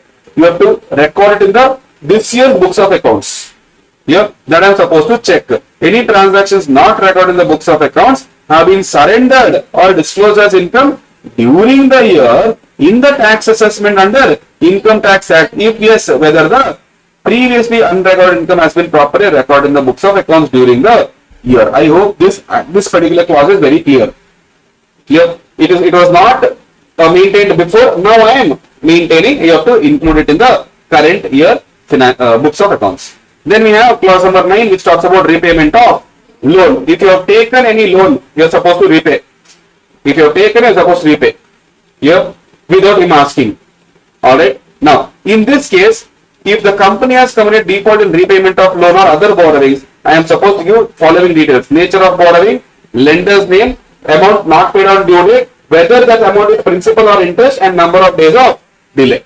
Clear? Now, if the company is declared as a willful defaulter, what is willful defaulter? You have money but you are not paying. So, bank will declare you as what? Willful defaulter. Clear? RBI, every bank will prepare a list of willful defaulter and you will send it to RBI. RBI will prepare a consolidated list of willful defaulter against whom we are not supposed to do business. Clear? They are not allowed to do business in India, especially big frauds. Clear? Yes. So in those cases, they will prepare a list, and if you are declared as a willful defaulter, I am supposed to report it in the RO. Second, sir, you have taken loans for a specific purpose, but you have not applied for it. Should I report that? Yes. Clear? Then, raised on short-term basis, utilized for long-term purpose. Should I report that also? Yes. Company has taken funds from an entity or person on account to meet obligation of subsidiaries or associates or JV. Boss, I took loan. Your parents have taken loan for you. My question to you, whose loan it is now? Parents only. So in the balance sheet of holding company, it will be shown as loan. But this loan is for whom? Subsidiary. So people should know it is not my liability solely. It's for the purpose of subsidiary I have taken. Clear? Next, whether company raised loans during the year on pledge of securities held in subsidiaries, JV or associate. Pledge, I told you, pledging shares is very bad. And if you have taken loan by way of pledging securities, it's your duty to report. Tomorrow if the company makes default, ownership is gone. Yeah. So therefore control is gone now. That should not happen. Then clause number 10, public money. Sir, I have taken money from public. Where should I use it? You have to apply for the purpose for which those are raised. So in the prospectus you would have given details. Why do I need money? You have to apply in the same manner. Prospectus will give. For the purpose or utilization of money, you have to utilize it in the same manner. If not, give the details. 10b. If preferential allotment or private placement of shares or convertible debentures is made during the year where the requirements of section 42 and 62 has been complied with and the funds raised has been utilized for the purpose for which it was raised. Section 42 talks about... Oh, you're studying law very well then, huh? Section 62 talks about further issue, but specifically section 62 subsection 1 clause C talks about preferential allotment, where convertible debentures or convertible securities can be issued. Here I have to give details about that. Then your favorite clause number 11, which talks about fraud reporting. Under Companies Act section 143 subsection 12 read with rule 13. Here read with rule 13, there is a reporting to be done, less than 1 CR, more than 1 CR. Here now in that case, if a fraud by the company, meaning who did this? Fraud by the company means who did the fraud? Company did the fraud, or any fraud on the company. Someone did fraud on the company, so company is at the receiving end. Noticed fraud or reported fraud during the year? If yes, nature and amount involved should be mentioned. Here, if report under 143.12 has been filed in form number ADT4 to central government. Here, generally, if the fraud is more than 1 CR, auditor should report it to central government. If the fraud is less than 1 CR, you have to report it in the to the board, and board should put in the your report. Here, and even you have to put in the your report. Okay. Now, then whether company has considered whistleblower complaints. What is whistleblower complaints? The person in the organization, whatever wrong is happening, he will tell it to the auditor. Have you considered those complaints or have you ignored it? Clear? That you have to mention. Then you have clause number 12, which talks about what? Nidhi companies. Nidhi company has a specific ratios to match. One of the ratio is what? Net own funds to deposit ratio. It should be 1:20. Have you complied with that? Clear? Nidhi companies is a very small company when it comes to compared to big companies. These people promote savings.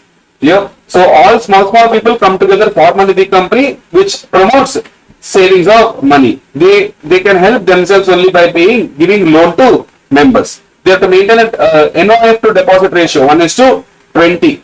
Then you have to maintain 10% unencumbered term deposit, fixed deposit. What do you mean by unencumbered? Unencumbered means what? Not subject to any charge. You can't pledge it also. Here, no one can exercise their right on these deposits. You have to maintain 10% like that. Here, any defaulting payment of interest on deposits or repayment, I am supposed to give the details. Then we have RPT, clause number 13. What do you mean by RPT? Related party transaction. Transactions with RPT should comply with two sections, 177, 188. Here, understood? Right. Then, internal audit, section number 138 of Companies Act. Which companies should have internal audit? Which company should have internal audit? Section 138. Very good. Listed companies. Then unlisted public companies. Clear? Then private companies. Correct? Now, unlisted public companies 1, 2, 3, 4. TLPD 200 CR. Loan more than or equal to 100 CR. Paid up capital 50 CR. Deposit 25 CR. Private company TL more than or equal to 200 CR. Loan more than or equal to. Understood? These companies have to have internal audit. Who can be internal auditor? Anyone. Even an employee can be an internal auditor? Yes. CA? Yes. CS? Yes. CMA? Yes. Any other professional? Yes. No problem for us. Yep. Yes, that also.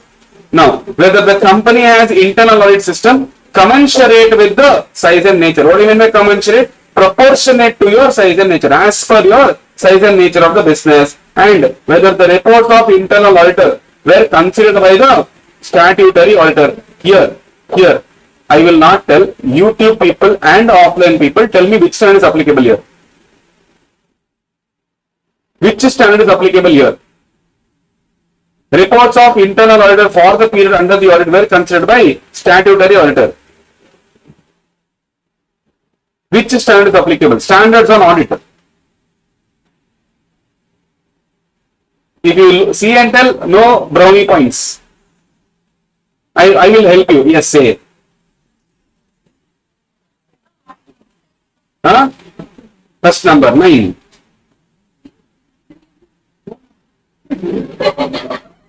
I would have told marathon like. Daya, you are almost right. Amna, no, just very close. I am not considering these. Essay 610. What is essay 610? Yes, Harshita right. Amna right. What is essay 610? Using the work of internal auditor. Comedy drama film written by Himachal. Essay 610, which talks about what? Using the work of internal auditor. Understood? Yes. Naveen, no, not essay 600. Essay 600 talks about what? Essay 600 talks about what? What is that? Is that Panchanga? Anything I tell you, take the book and read. Essay 600 talks about counsel. Look at the rental branch audit. And branch audit only we had seen essay 600. Clear? Correct. We had seen in branch audit because in the current syllabus essay 600 is used in only one place. That is branch auditor. Clear? Right? Yes. Absolutely right. Varshini, you are right. Amma, you are right. Okay. Next. Clause number 15, which talks about non-cash transactions we do usually with directors. Section number 192 should be complied with. Here, section number 192 of which act? Companies Act we have to comply with. Next we have clause number 16, RBI registration. So if any NBFC requires registration, did you get a registration done? Number 1, do you have a certificate of registration? Number 2, number 3, are you continuing to satisfy the criteria of certificate? Number 4, is it expired certificate or not? Here, these things has to be reported. Understood? Here, right. Then, in case if you have a core investment company, what do you mean by core investment company? Investment in? No. Not just that. The core investment companies where their 90%, one of the criteria, 90% of their net assets should be in form of investment. That means their main business is what? Investment. So, if you have those companies, you have to satisfy the criteria. Who gives the criteria? As usual, RBI gives a criteria. You should continue to fulfill the criteria if you want to call yourself as core investment company. Yeah, and if the group has more than one CIC, how many CICs are there? You have to put. Yeah. Then, clause number 17, which talks about cash loss. What is cash loss? What is cash loss? In detail, we had checked in the regular classes. Do you remember? Do you remember? Regular class students, do you remember? Yeah, yes, sir. Yes, so what is there? Here, now in essay, this, cash loss, Caro, when we discussed cash loss, what do you mean by cash loss? See, in business, we have two types of expense, cash expense and non-cash expense. Cash loss, we have to calculate. We have to take net profit or net loss as the case may be, and then we have to give a treatment of add back your non-cash expense. Here, all those things where you have not spent. Basically, cash loss concept is nothing. How much expenses you have actually spent. So sometimes net loss actually may not be net loss. It could be a net loss because of your non-cash expense. Understood? Now that is what we are supposed to report. Did you suffer cash loss in the current year and the previous year? This one clause is where 2-year reporting is done. Here, this one clause is where 2-year reporting is done. So, that means in the current year and previous year, have you suffered a cash loss is what I am supposed to report. Understood? Clear? Cash loss calculation is not given in your module. Here, not given in your module, therefore, students will not know what is cash loss. In simple language, if I have to tell, take net profit or net loss. Here, add non-cash items. Add non-cash items. Whatever product you get, if it is positive, cash profit. If it is negative, cash loss. So if you are suffering from cash loss, then current financial year and previous financial year. Both I am supposed to report in the current financial year. Understood? Clear? Hello? Yes, sir. Pakka. Don't worry. In the exam, they will not ask you to calculate. What is there? Nothing is there. Done na? Yes, sir. Okay. Next, resignation of statutory auditor. Hey, is it good news or bad news? Statutory auditor resigning, bad news or good news, sir? Bad news. So, resignation of statutory auditors, if during the year it has happened, whether you have taken into consideration, you are the new auditor, issues, objections and concerns raised by outgoing auditors. It could be fees, it could be attitude of client. Understood? Remember, I am linking this to chapter number 11, just now we did, where integrity of the client we see. In that last point was you appointing me and removing the previous auditor. What is the reason for it? So talk to the auditor. Why did you resign? He will tell, sir, full fraud with that fellow. Does not give information only, don't trust. Now, should I accept it? No. Management will tell, sir, he only left, sir. I don't know why he left, but I give all information. But when you go and talk to the auditor, you will get to know what exactly is the picture. So, have you considered these objections and issues is the reporting you have to do. Then we have financial asset and financial liability. In this concept, this is here.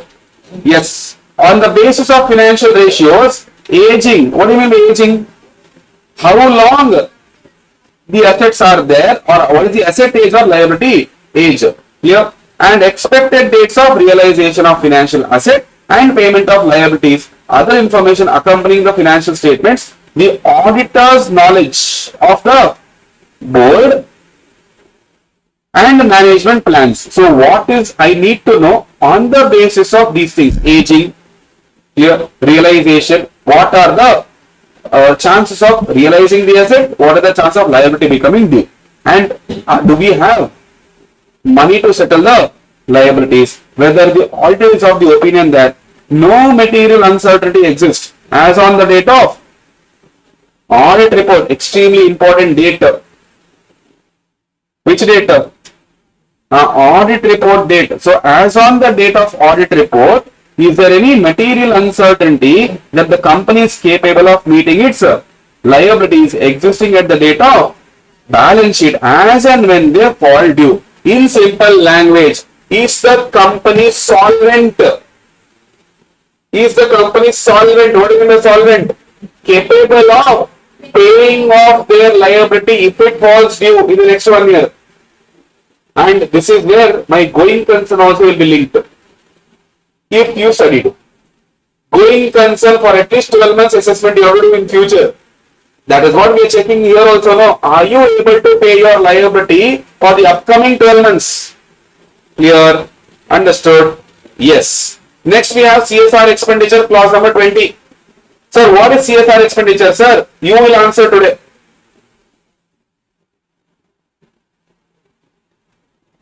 CSR expense.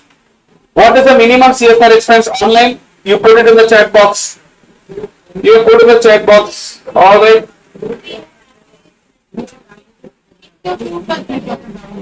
2% of 3, which year average? Any year or preceding financial year?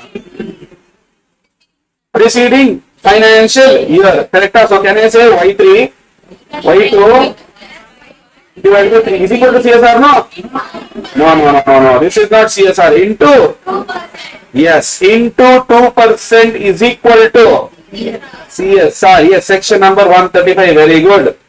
Clear? Now, this I am supposed to spend. If I do not spend, if I spend, then good. If I do not spend, what am I supposed to do? Transparent. Depends. Sir, if you are not spending, is it related to ongoing project or otherwise? Clear? Sir, if it is relating to ongoing project, then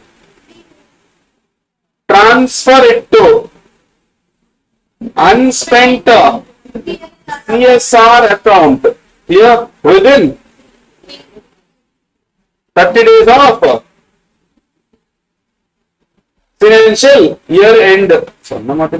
Otherwise, transfer it to fund under schedule 8, I wrote, sorry. Under schedule 7. Sir, unspent CSR account within 3 years you are supposed to spend it. Correct? If you don't spend, then transfer it to, yes, schedule 7 fund. Here, now, nothing. This is what I am supposed to report.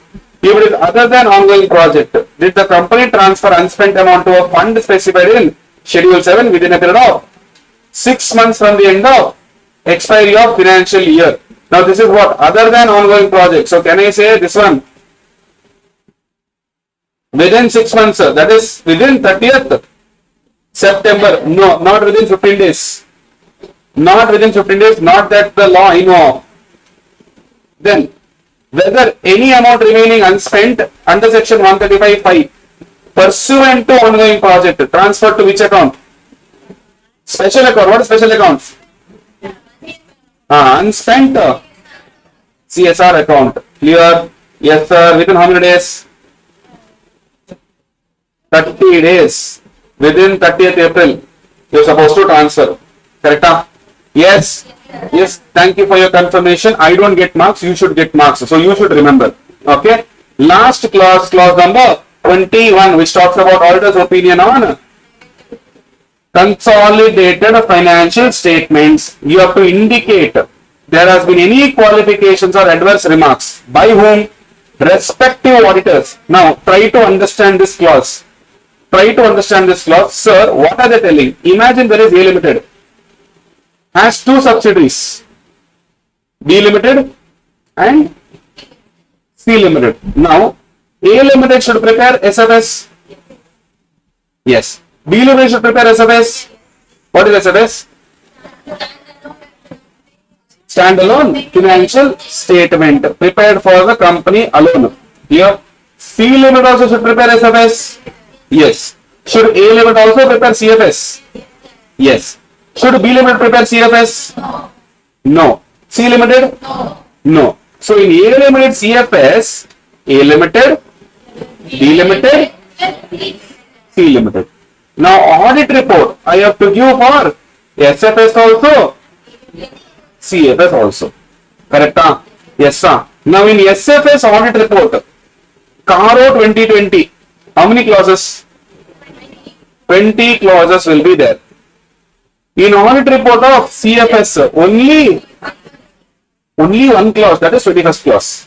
Now, in this, what am I supposed to do? See, here, CA Arun is the auditor. Here, in B Limited, CA Tarun is the auditor. In C Limited, exactly, CA Varun is the auditor. Now, CA Arun will prepare 2 reports. Here, CA Tarun will prepare 1 report. CA Varun will prepare 1 report. Now, imagine in CA Tarun's report, clause number 2 has a negative remark. How many clauses will be there in CARO? 20. Second clause has a negative remark. Now, CA Varun prepared a report. In this, 8th clause has a negative remark. Now, here, no negative remark, let's assume. Let's keep it simple. In CFS audit report or audit report prepared for CFS, you have to mention that for B Limited and for C Limited, one by one. Which clause? Second clause. And you have to give para number you have given. Yes. Now, when you give para number and remarks, what the users will do, they can go to B Limited's report, pick up that clause and read what is the negative remark. Yeah. But this who has to give now? CA Arun has to give. Understood?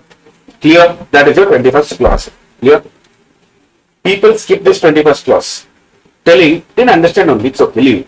20 clause we understood, now we'll go and write. Right? Never ever do that, because sometimes it is dangerous for you to write exams like that. Clear? Yes. Right, sir. Next up. How many clauses are there? Over. 21 clauses of Caro is done. Clear? So today Caro reporting also is done. Here we are left with only one chapter, that is chapter number 2. Clear? Yes. Right.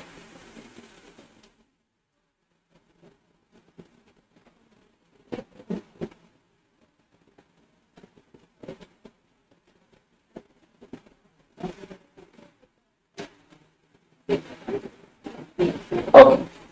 We'll take a quick 5-minute breather. Okay. And then we'll continue chapter number.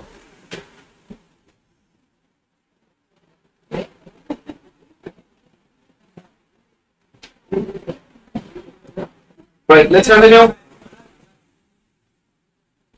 It's a live class upload on YouTube. It will be uploaded.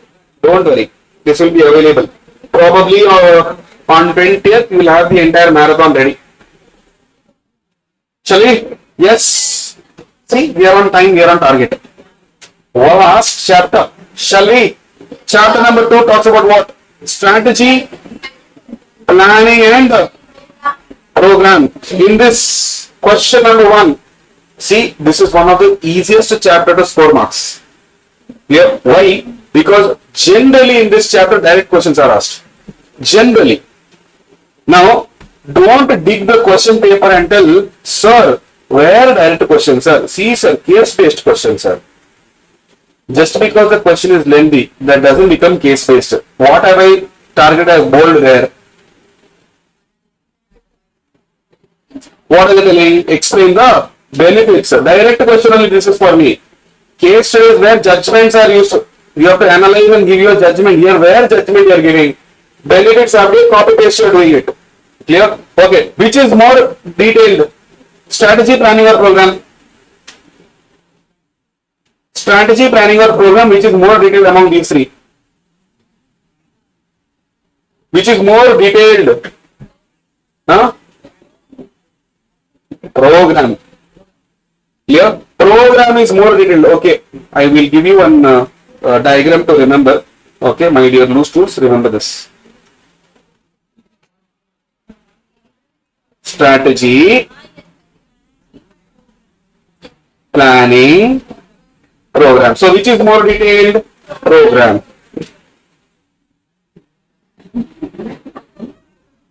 Strategy is less detailed. Here, planning is more detailed than strategy, less detailed than program. Program is more detailed than everything. Here, right? So now, let's talk about the planning first. Here, what are the benefits of planning? Devote appropriate attention on important areas. Number 2, why sir? Because unimportant areas, if you devote time, time is limited or unlimited? Limited. Now look at you. I mean, you are writing in Jan or May. Here, if you are writing in Jan or May, do you have limited time or unlimited time? Limited time. Here, now you will devote your time to important areas only. Clear? Huh? Now, students who had a problem to sit for 5.5 hours of class are sitting for day batch also, marathon also. Why? Now you are devoting it for important areas. If this only if you have done before, proper planning if you have done before, execution would have been proper. Clear? So, you have to do what? You have to plan it. Benefit of planning is devotion of attention to important area. Then identify and resolve potential problems on a timely basis. If you put up a timetable and all, proper problem you can find out and resolve. Here, but no, we will resolve at the end. Bad planning of audit. Here, I'm talking about audit. We also put timetable. Here, if you are considering it for students, we can't do anything. Helps in systematic organizing and managing the audit, because the task is huge. Here, so much of content for us to work on. So, last if you put planning, is it possible? No. So, initially only if you put planning, it is easier for us to manage our audit. Clear? Helps in selection of engagement team members, meaning which team member is competent enough, which team member is incompetent. It will help us if you put up a plan. Clear? Directing, supervising and reviewing the members' work. Otherwise, they will do whatever they want. Clear? Who is the responsible person? Engagement partner. And ultimately, who will go and take the massager? Engagement partner only. We don't want that to happen. Helps in coordination of work. And coordination is what? Synchronization. Clear? Relation between two different work. It helps in coordination of work. Six points are there. Can be see here. Many direct questions can be asked on benefits of planning. This is one of the easiest chapter to score marks for you. Clear? At least 4 marks. Easy. Okay. Then, is it a continuous process or one-time process? Planning is continuous or one-time? Planning is a continuous process. It is continuous and iterative. What do you mean by iterative? Repetitive. We make a plan, we change the plan. We make a plan, we change the plan. We make a plan, we change the plan. But yes, this change is made due to the circumstance. Information changed, we have to change the plan. Management approach changed, we have to change the plan. Here, it begins after completion of previous audit, continues to the end of current audit. It needs to consider prior to identification and assessment of ROMM. What you have to consider? Analytical procedure as RAP. Here, what is analytical procedure? SA 520. SA 520. Analyzing relationship between financial and non-financial information. What happened? Oh yeah, this one. That's okay. I thought what happened. Okay, understood. Clear? So analytical procedure as risk assessment procedure you have to consider. Understanding AFRF and how it is complied with. It will help us in planning. How have you complied? If you are not complied, first I will have to plan detailed. I have to go into the detail of the plan. If you have complied, everything is fine. Now, in one of my audit experiences, I have seen one client where compliance is too good. Here, material misstatements, no material misstatements found at all. So his AFRF is extremely good. Now, for me, to plan his audit, will it be difficult for me? No, it will be easier. On the other hand, I have seen one more audit. He does not know what is books of accounts. Now there, I will have to plan better. I will have to plan more. Clear? Determining materiality. So very important areas of the plan. Yes, materiality means what? Importance level or importance area. Okay. Experts involvement. Do you need experts involvement? Performing other risk assessment procedure. So in all these things it will help. Planning will help you in analyzing these things. The engagement partner and key members should be involved in planning the audit, including planning and participation in the discussion. You have to involve them. Why? Experience matters. Now, do not involve everyone. You will lose marks here. Engagement partner and other key members, not everyone. If you have all 15, don't put all 15 here. Here, key members of the team. Who are the key members? Depends on your audit.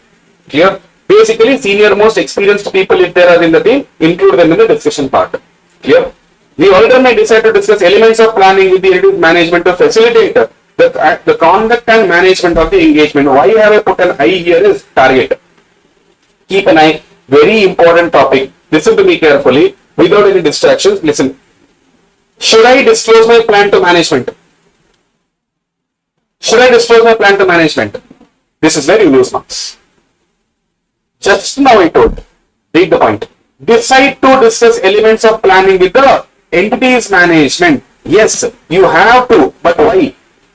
In what sentence or in what context I am supposed to discuss with them? See, if you are telling, I will not tell my plan to management. Imagine I am the management. You are the auditor. Suddenly you come to my premise and you are telling, surprise, I am doing audit today. But sir, file is not in this office, admin office is somewhere else and you have to get the file. We have to book rooms for you. Here you have a team, we have to facilitate you. Are you getting my point? We have to make some arrangements for you. Suddenly if you are, sir, 2 days ago you should have told, no sir, why should I tell you? Audit planning, Karthik sir told not to tell. I never told you, you should not tell. Don't tell the details of the plan. Tell that boss we are coming to the audit on this date. Why? They have to facilitate for the conduct of the management to conduct the audit. They have to make arrangements. Yeah, tell them tomorrow I am doing purchases, because not everyone will keep file next to them only. Yeah, you will not come today surprise and doing what it takes to do. I don't have file in my pocket. No, I'll have to arrange for it. I may have many plants. I may have many factories. Everywhere they may have invoices. I have to tell them, boss, order has come, collect everything and come and give you. For 2 days, what will you do now? Sit idle now. Yes or no? That should not happen, because time is extremely important. So, only for the purpose of conduct and management of engagement, you have to tell.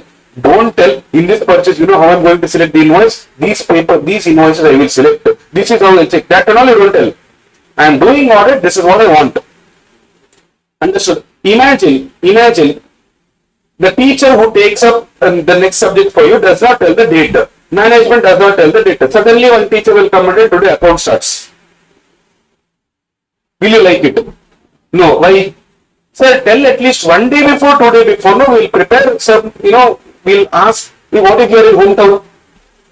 Yeah, what if you don't have books, sir? You'll have to go and purchase the books now.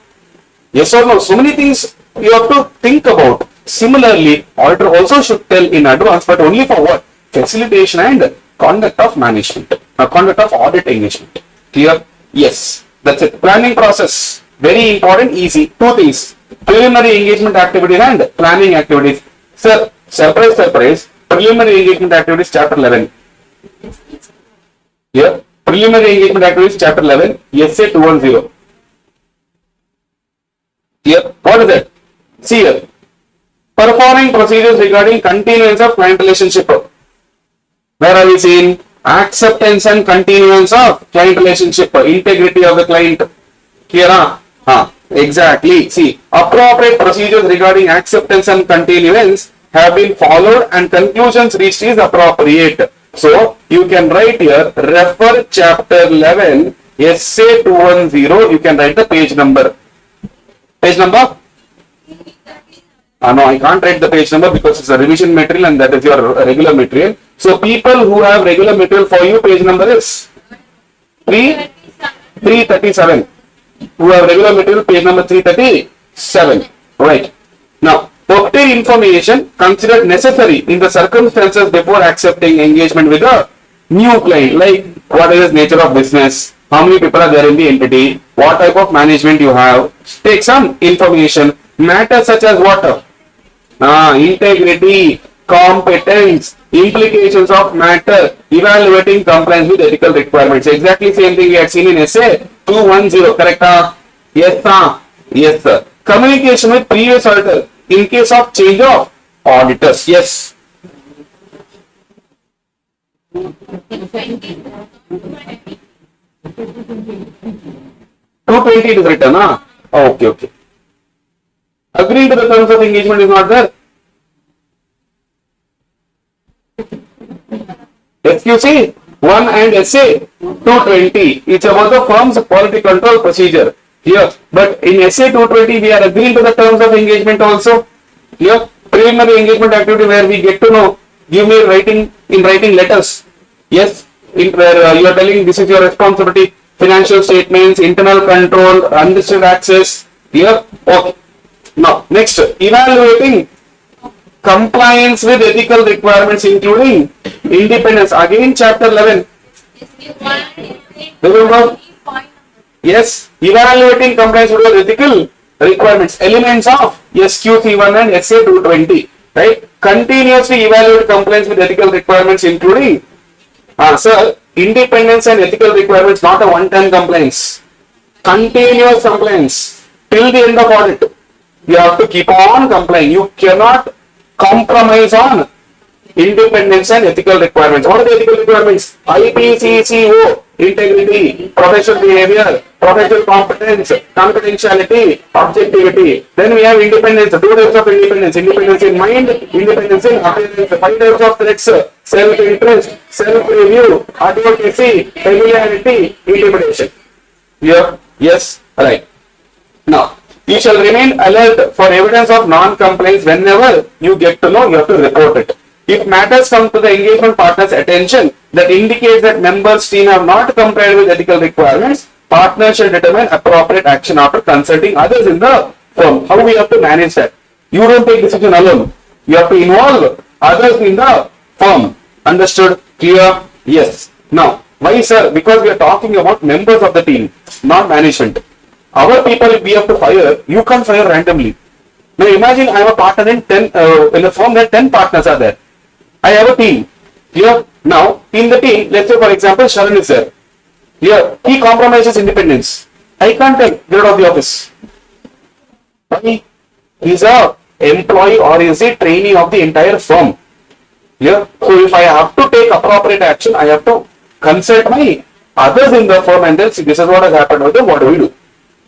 Here, now, the seniors of the firm or all the partners will come together and take a decision as to, okay, should we give him a second chance or should we fire? Understood? Clear? Now, form a conclusion on compliance with independence requirement that apply to the engagement. How, sir? Evaluate circumstances and relationship that creates threats. Which relationship will create threat for me? Meaning, which relationship has red flag for me? Here, which relationship is having green flag for me? I'm talking about business relationship here. Here, number 2, evaluate circumstances. What is the situation of the audit now? Here, number 2, identify the breaches of independence policy. Which independence policy? Firms have my team breached firms policy and procedure. Firm has some policy. If you have breached, I'll have to take action here. Determine whether they create a threat. Take appropriate action to eliminate such threats or reduce them. Here, is it? Just a minute. Please switch off this.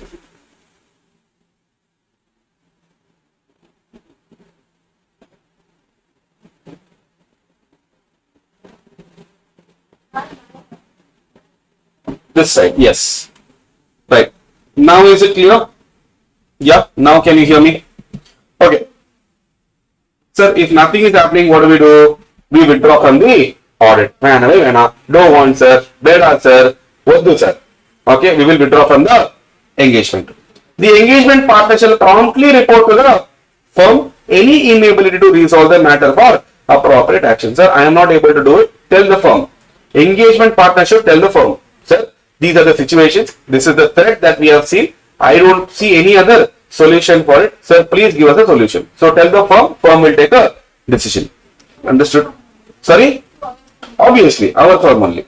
Then, establishing understanding terms of engagement. Oh, here essay. Essay 210. Here. Who should send engagement letter? Very good. Auditor should send engagement letter when? After or before? After commencement, what engagement letter you will send? Clear? Before, to help avoid misunderstandings. Clear? YouTube guys, tell me, are you hearing my voice properly? Okay. Planning activities. Sir, planning activities number 1, establish overall strategy. Now, MCQ, very good question, point number A. Says what? Strategy sets a scope, timing and direction and that guides development of audit plan. So the birth of plan starts from strategy. Plan will tell you the nature, timing and extent of procedures. Remember this. Plan will tell you nature, timing and extent of procedures, but strategy will give you scope, timing and direction of audit and development of audit plan. Clear? Be very clear when it comes to MCQ here. The process of establishing is only about the resources, decisions of resources. The resources to deploy for specific audit areas, meaning in case of high risk areas, what are we supposed to do? Put experienced people. Complex matters, put experts. Clear? Amount of resources allocated, that means number of team members assigned to observe. For example, inventory count at material location. What do you mean by material location? Important places, should we involve more people? Extent of review of other auditors' work. Example, very good, branch auditor.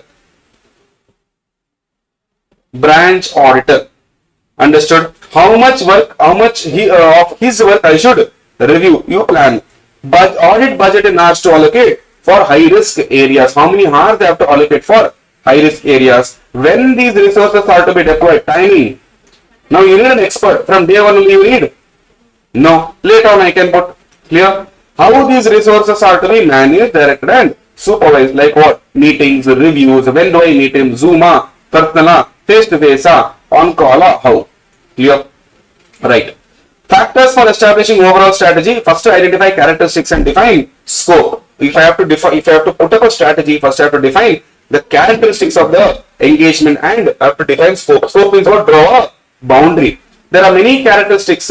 Clear? 4 marks they can ask. Some of the characteristics are AFRF applicable, nature of business segments to be audited, industry specific reporting, like example banking, NBFC, insurance, electricity. They have specific reporting from the regulator, SEBI, listed companies. Clear? So you have to understand, is there any specific industry specific reporting that I am supposed to do? Expected use of evidence obtained in previous audit. Can I use the same evidence in the current year? If yes, use it. Put it in the strategy. If no, devise a different strategy. Ascertain reporting objectives to plan. What is the objective of me reporting? This helps in what? Timing of procedures. When should I report? Daily should I report? Once in a week should I report? That helps in timing of audit procedures. Nature of communication. Writing or oral. Clear? And what type of matters I am supposed to communicate. Clear? Some of the instances, timetable for reporting, organization of meeting with whom? With the management. Then discussion with management regarding type and timing of reports to be issued. What type of reports I am supposed to give? When am I supposed to give it to you, sir? Tell me. Clear? Now I have to discuss with them. Only then I can put up a strategy. Suddenly if they come and tell daily you have to report it to me, sir, I don't have a strategy for that. My day is packed. I'll be working here only. No, I want a report. So first only you talk to them. Do you want a report? When do you want a report? So that I can plan your day.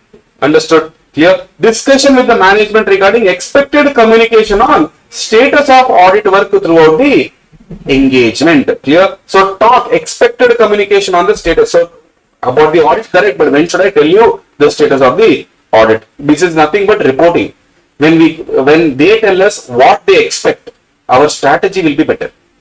Rather than silence, it's better I go and discuss with them or communicate with them. Expected nature and timing of communication among the team members. I've discussed with my team members also. No, I've told them every day report it to me. Evening 6 o'clock I need report. Clear? So that way they can plan now. I should tell them on this day I need this is reports. Clear? Usually everyday reporting might be there in most of the audit. Clear? Will be there usually. Then factors that are significant in auditor's judgment should be considered which will contribute in team's effort. Super level of question can be asked here. No one will even think about it. Clear? Has been asked before. Clear? Which are the factors that are significant in whose judgment? Auditor's judgment should be considered, but this factor will contribute in team's effort, meaning volume of transaction. Higher the transaction, my team's effort will increase. Clear? Industry development. Suddenly, industry has brought out new policy. My team is outdated for that. Clear? Significant changes in FRF. From years to Indians now I have to report. My team will have to work more. They have to study more. They have to get updated now. Changes in the legal environment affecting the entity. This also should be considered in strategy. Clear? This also should be considered. Is there any changes like this? Is my team capable of handling these things? Understood? Clear? Consider the results of preliminary engagement activities. Now this, I'll put a star here. Why am I putting star? Is to put a star here. Whatever we have done here in point number 1, that is performing procedures with respect to continuance. Number 2, ethical requirements. And number 3, terms of engagement. This I am supposed to consider here. Understood? If I am not accepting, no point of putting strategy.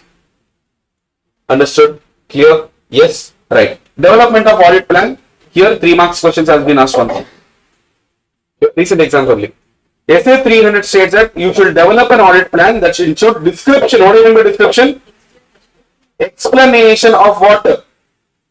NTE of planned RAP, NTE of FAP, further audit procedures and other audit procedures. Description, explain what procedures you have planned, how much, when.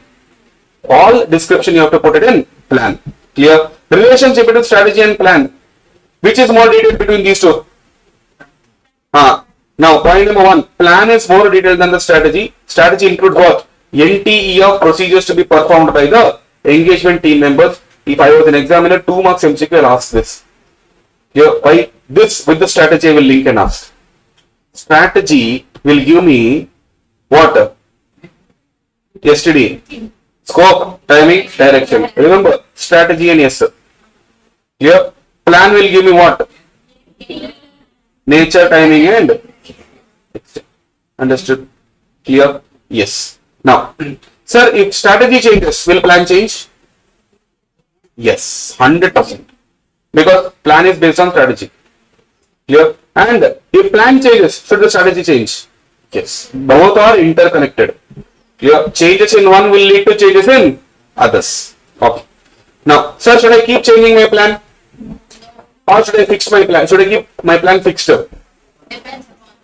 Changes to plan, I should keep updating depending on the circumstances due to unexpected events, changes in condition and evidence obtained from procedures. I'll have to keep my plan flexible. Clear? Like how, for example, you put up a timetable.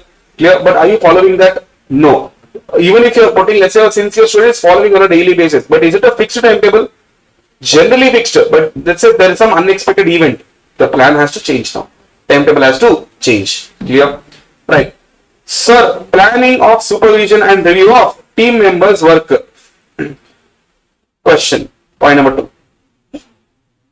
Clear? While planning the above, following factors has to be considered. What planning? I am planning supervision and review. Size and complexity of the entity. Bigger the entity, better the monitoring. I have to do more monitoring. Complex, difficult the topic, more monitoring I have to do. Area of audit. Which area of organization you are going to audit? If it is a difficult area, important area, I have to monitor more. Risk. Higher the risk, higher the monitoring. Capabilities and competence of the member. Sir, if he is weak, should I monitor more? Yes. If he is extremely brilliant, should I monitor him more? Less. Understood? Clear? Yes, sir. Now, next. Documentation of strategy is a record of key decisions considered. Should I document strategy? 100%. Why? We here take only decisions. We don't put any plan. Clear? Documentation of plan is a record of planned NTE and RAP and FAP. Planned, not actual. Because plan will keep changing. We put audit plan before the start of audit or after the start of audit. Before. That's why you have to use the word in exam. Planned NTE. Clear? It's a planned nature, timing and extent of procedures. Now that plan can change. Clear? Keyword is this. Planned. Okay, you can write as planned. The record of significant changes to strategy and plan explains why changes were made. Example of audit documentation is what? Discussion with the key decision maker, TCWG management, here audit committee approval for RPTs, related party transaction, confirmations, etc. Access letters, here other communication and agreement, auditor's report and other reports mentioned in the engagement agreement. Audit program, which is more detailed, 100% audit program here. It's a series of verification procedure to be applied on financial statement, detailed plan of applying the everything will be there. What question to ask, clear, whom to ask, who will ask, everything will be there in this program. Some important points. Is one program applicable for every entity? No. Mark it as important area. Is one program applicable for every client? No way. Clear? So you have to change according to the business. It may vary in nature, size and composition. Work which is suitable to one business may not be suitable to others. Efficiency and operation of ICS is not same everywhere. One entity might have very good ICS, one may not have very good ICS. Exact nature of service to be rendered. What service you want versus what service other client wants is not same. How can I put up the same program for both? Here, imagine one client needs only inventory audit. Another client needs financial statement audit. The program for this client and the program for that is different. There I can't go and tell what is the loan repayment status. Why did you come? Inventory audit, no, do only that. So program fails here. Clear? Keep an open mind. Meaning what? Don't just follow blindly the procedures. If you feel some procedures are inefficient, don't do it. But if you feel there is a procedure which gives me efficient result, but is not there in the program, put it in the program and follow it. Ultimately, what do you want? Results. Yeah, understood. As experience is gained by actually carrying out the work, program may be altered to take care of situations which are left out originally. Similarly, you can add something, you can remove also something. But when you are telling the assistant, tell him that not to just stick to what I told, encourage to keep an open mind beyond the program given to him. Tell him, see, you can add more points, no issues. But if you tell, do only what I say, then he will never think about it. Because of this, I'll tell you, disadvantages of audit program is because of this only. Here, I'll connect it. What is the disadvantage of audit program? See here, when we say disadvantage, becomes mechanical. What do you mean becomes mechanical? Just to do what is being told. I will never think. Clear? Therefore, you are killing the initiative of efficient assistants. To avoid point number 1 and point number 4, what am I supposed to do? Encourage them to keep an open mind. Understood? Clear? Next up. Sir, periodic review. Should I keep reviewing it? Yes. Why? Changes will happen. If you don't review it, outdated program you will have. So as and when you find new information, keep changing the program. Here, assess whether the same continues to be adequate on the basis of an obsolete program. If you do negligently, you will do the audit. Ultimately, you will have to do it again. Here, double the work, but fees will not get double. Time is gone. Here, so keep on updating as and when there is new information. The rigidity may be eliminated due to this review, and that is where our disadvantage here. Too rigid and inflexible. This can be removed. So point number 1, 2, 4 can be literally removed by following those 2 points. So I don't consider this a disadvantage. This is actually for me a consequence. But it is mentioned as disadvantage. Technically it is what?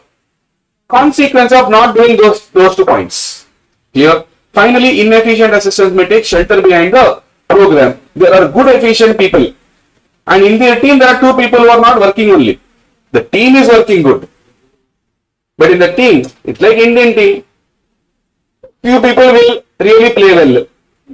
Yeah, others will take shelter behind their performance. So easily we can go ahead. So this should not happen. One of the disadvantages, can't do anything with respect to that. If you are doing individual review, you have to do. Understood?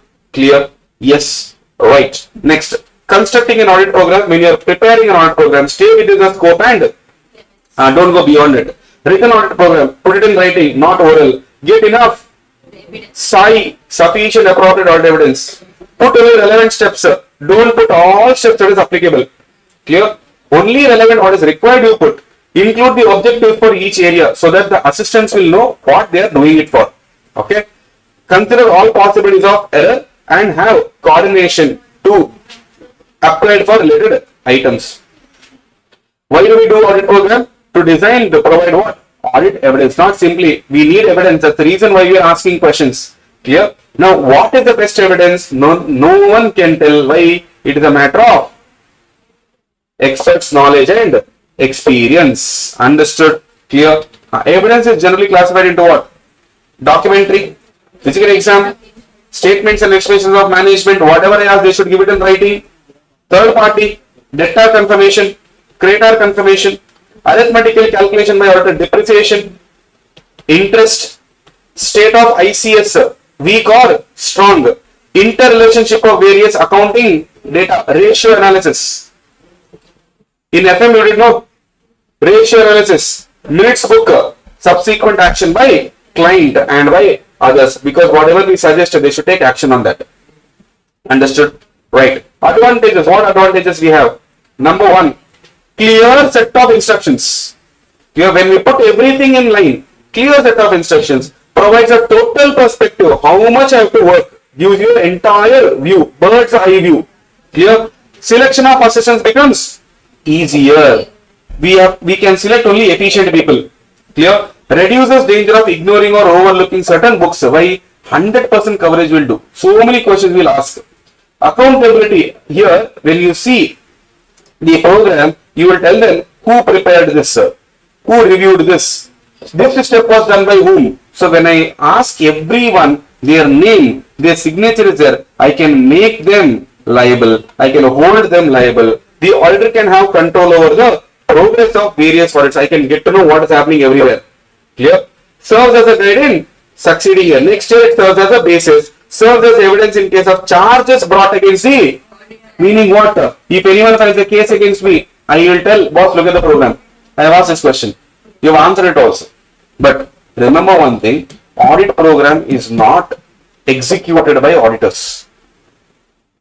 Audit program is executed by either assistants, clear, or we will tell assistant and management guy, please help him to go and ask questions to these people. Understood? Number one. Number two, I do not need a specific permission to ask question to internal people. Reason, under SA 210, we have unrestricted access for people within the entity. So I don't need permission. I can still go and ask. Remember the interlink of this concept. Understood? Clear? In the program, I will go and ask questions to people. Management can't come and tell, who are you? You didn't take my permission. Clear? Pull out the management letter and show. You only have agreed to give unrestricted access. Understood? Clear? Yes, sir. Right, sir. This is your chapter number 2. These are 2 extra things that I have put in the material. Extra thing in the examination they will not ask, but it was there in the old syllabus. We are always trained to say you have to take knowledge of client's business. Now what knowledge I am supposed to take, it is there in this particular chapter or in this particular box. Here, this I will write here.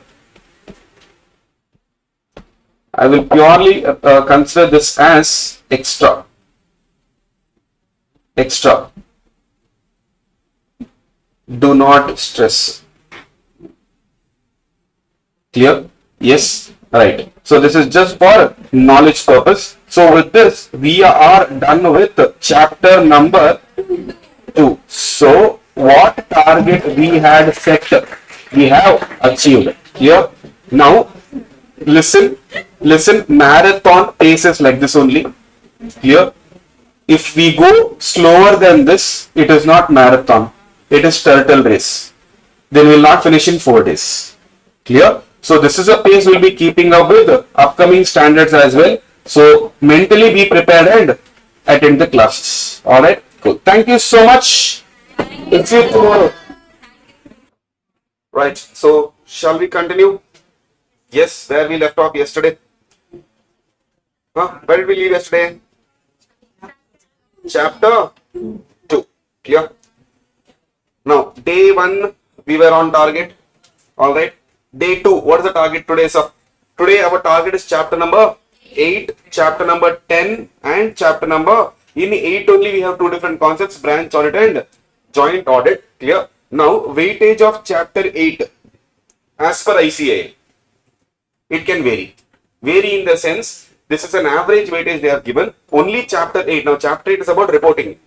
Clear? Now, in chapter 8, we have branch audit as well as joint audit as well as CARO. Clear? All put together, their weightage is 8 to 12%. Clear? 12%, not marks. Clear? We can consider as 8 to 12 marks, right? But the syllabus of that chapter is huge. And I have already told you, CARO is very important. Alright? So, some space is already taken by CARO. Alright? Rest of the things we'll do today. That is our standards, SA 700 series, and then we have branch audit and joint audit. Alright? Yes. So, this is the target for today. Are you ready? Yes. Right. Let's begin with the first topic of the day. That is SA 600, which talks about what? Using the work of another auditor. Alright. Now, sir, when we say using the work of another auditor, which is this another auditor, sir? This auditor specifically, see, SA 600 talks not about branch auditor. It talks about another auditor. Now, who is this another auditor? In the context of the topic today, we are talking about branch auditor. Clear? Branch auditor. Now, a company may have multiple branches. Yes. Now, can the main auditor audit all the branches? Possible. But if he has that much time and that much energy.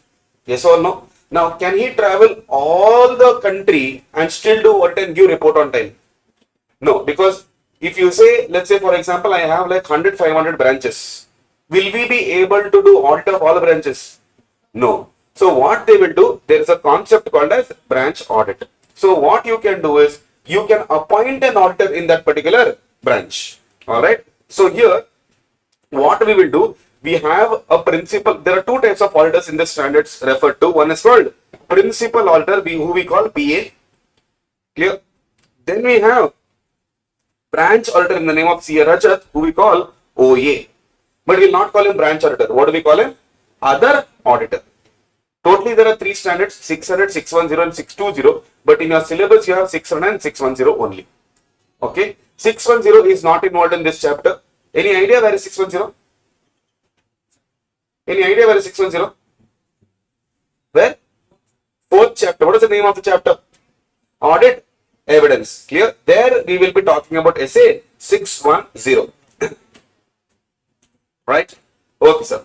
Now, sir, when it comes to SA 600, there are certain responsibilities of the other auditor. See here, if CA Karthik and CA Rajat, CA Karthik and CA Rajat. Now, he is called what auditor? Principal auditor, and he is called other auditor. Now, principal auditor, who is the main auditor, he has to audit the entire entity. Yes or no? He has to audit the entire entity, prepare a report, and then submit a report to the users of A Limited. Now, A Limited has branches also. That means, when I prepare a report, will I prepare a report only for my head office, or I'll prepare for the entire entity? I'll have to prepare for the entire entity. Now, if I have to prepare for the entire entity, I have to do procedures on the entity in my area. Now, in this report, I have to, or in the financial statements that has been prepared by A Limited, will A Limited prepare financial statements only for the head office separately? Or will they involve everything? Everything. That means branch transactions are also involved here. Yes. Now, if you talk specifically about company, reference of section number 128 will come into the picture, where books of accounts of branch should be kept at branch and quarterly returns has to be sent back to the head office. Clear? Similarly, now, under section 143, we speak about branch audit. If the branch is in India, if the branch is outside India, principal auditor can do or appoint other auditor. That other auditor is what we are talking in this standard for companies. Clear? For other entities also, audit is not only for company, no. It could be for proprietor, partnership, LLP, trust, society, anyone. So if you have a branch outside, or if you have a branch anywhere in the country or outside the country, audit, if it is applicable, you have to do. And for a company, audit applicability won't come. It is mandatory for every company to get its financial statements audited. Clear? Yes. Now the question here is, we have to work and prepare a report and give it to the users. Correct? Yes. Now, when I audit for the entire A Limited, when I'm auditing for the entire A Limited, in this report, I have to consider the branches as well. Because when they have prepared a financial statement, including the branches, and I have to audit head office transactions as well as branch office transactions. If time permits, if it is enough for me, I will go to the branch, audit myself, get the report and merge it with my main report and submit it to users. But this is not happening every time. So what entity can do? Sir, I know that you are busy in this particular office. We will appoint someone there. I will tell, okay, no problem, you appoint someone there. But the responsibility of main report lies with me. Correct or no? The responsibility of the main report lies with me. Now in that case, he will do his work in the branch. Now his work, when I am using in my report, can I blindly use it? He is also C only, but can I blindly use it? No. Why? It depends on how he has worked. His work and my work is one and the same. No. His working methodology and my working methodology one and the same? No. His way of seeing things and my way of seeing things one and the same? No. His judgment will be different. My judgment will be different. So at the end, I have to use his work. But SA 600 will guide you in telling how you have to use. Blindly we should not use. There are certain procedures that you have to do so that you will understand. You will understand where we have to get it. Understood? Where we have to get the information from and how we have to put it in the report.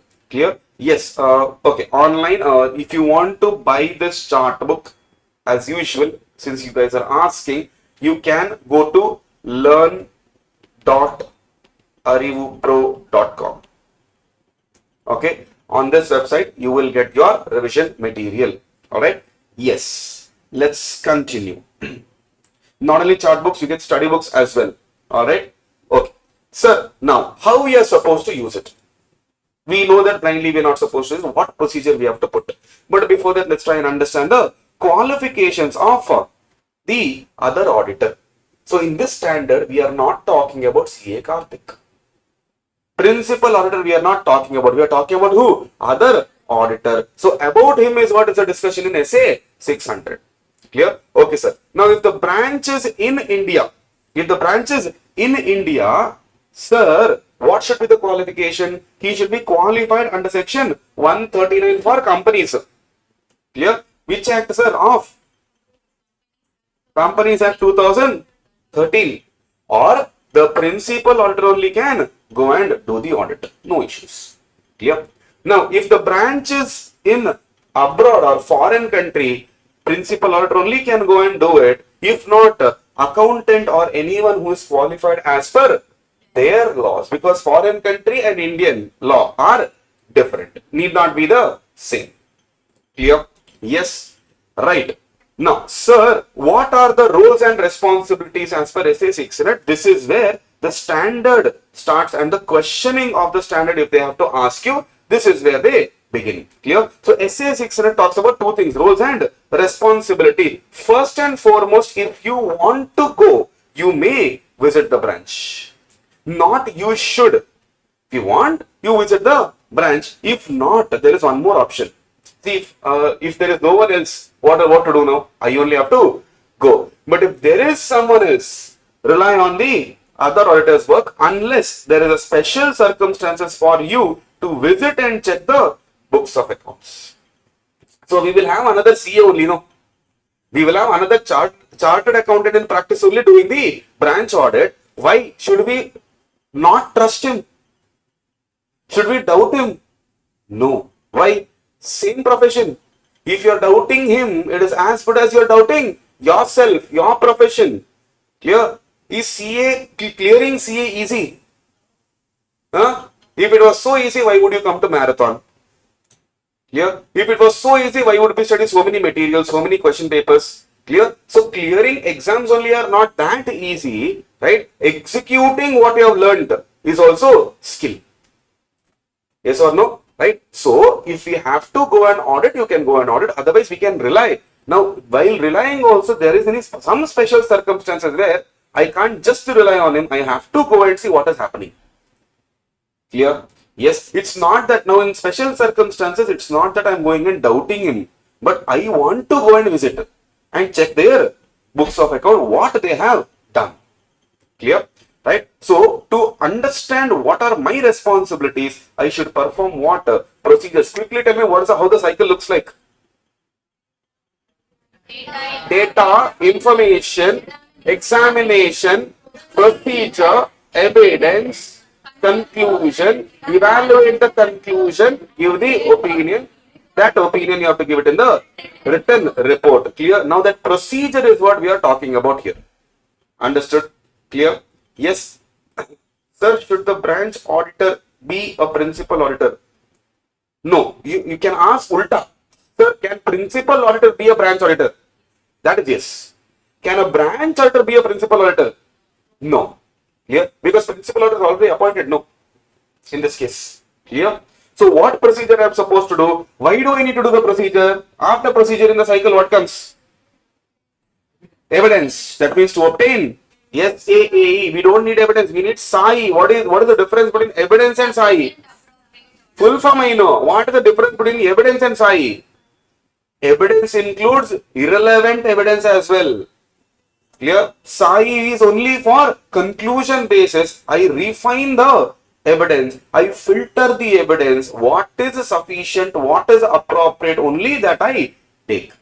Understood? Clear? Yes. Now I need to do procedures to obtain Sai about what? The work of other auditor is adequate for my purpose or no. I should definitely use his work. But before I use his work, I should do some procedure and then question myself, is this adequate for my purpose? If it is not adequate for my purpose, I cannot use it.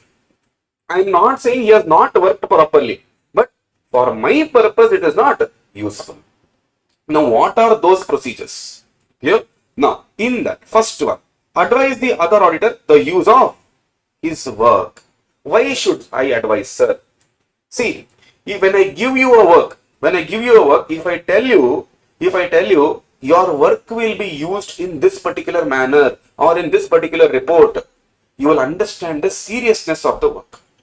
Clear? You will understand the importance of the work. So I should advise you as to where am I using your work. Now the answer will be very serious about it. Number 2, make arrangements for coordination when at planning stage only you have to make arrangements. Sir, what do you mean by that, sir? Make arrangements for coordination. When should I meet you? Clear? What are the different scenarios? Where should I meet you? Once in a week should we meet? When at planning stage only make arrangements. Number 3, inform other auditor regarding special considerations. What are the special considerations? Head office and branch office may have transactions. Clear? That everyone knows because we all have learnt something called as branch accounting. Clear? We know, but even in that there could be some very unique transactions which is happening only in this entity.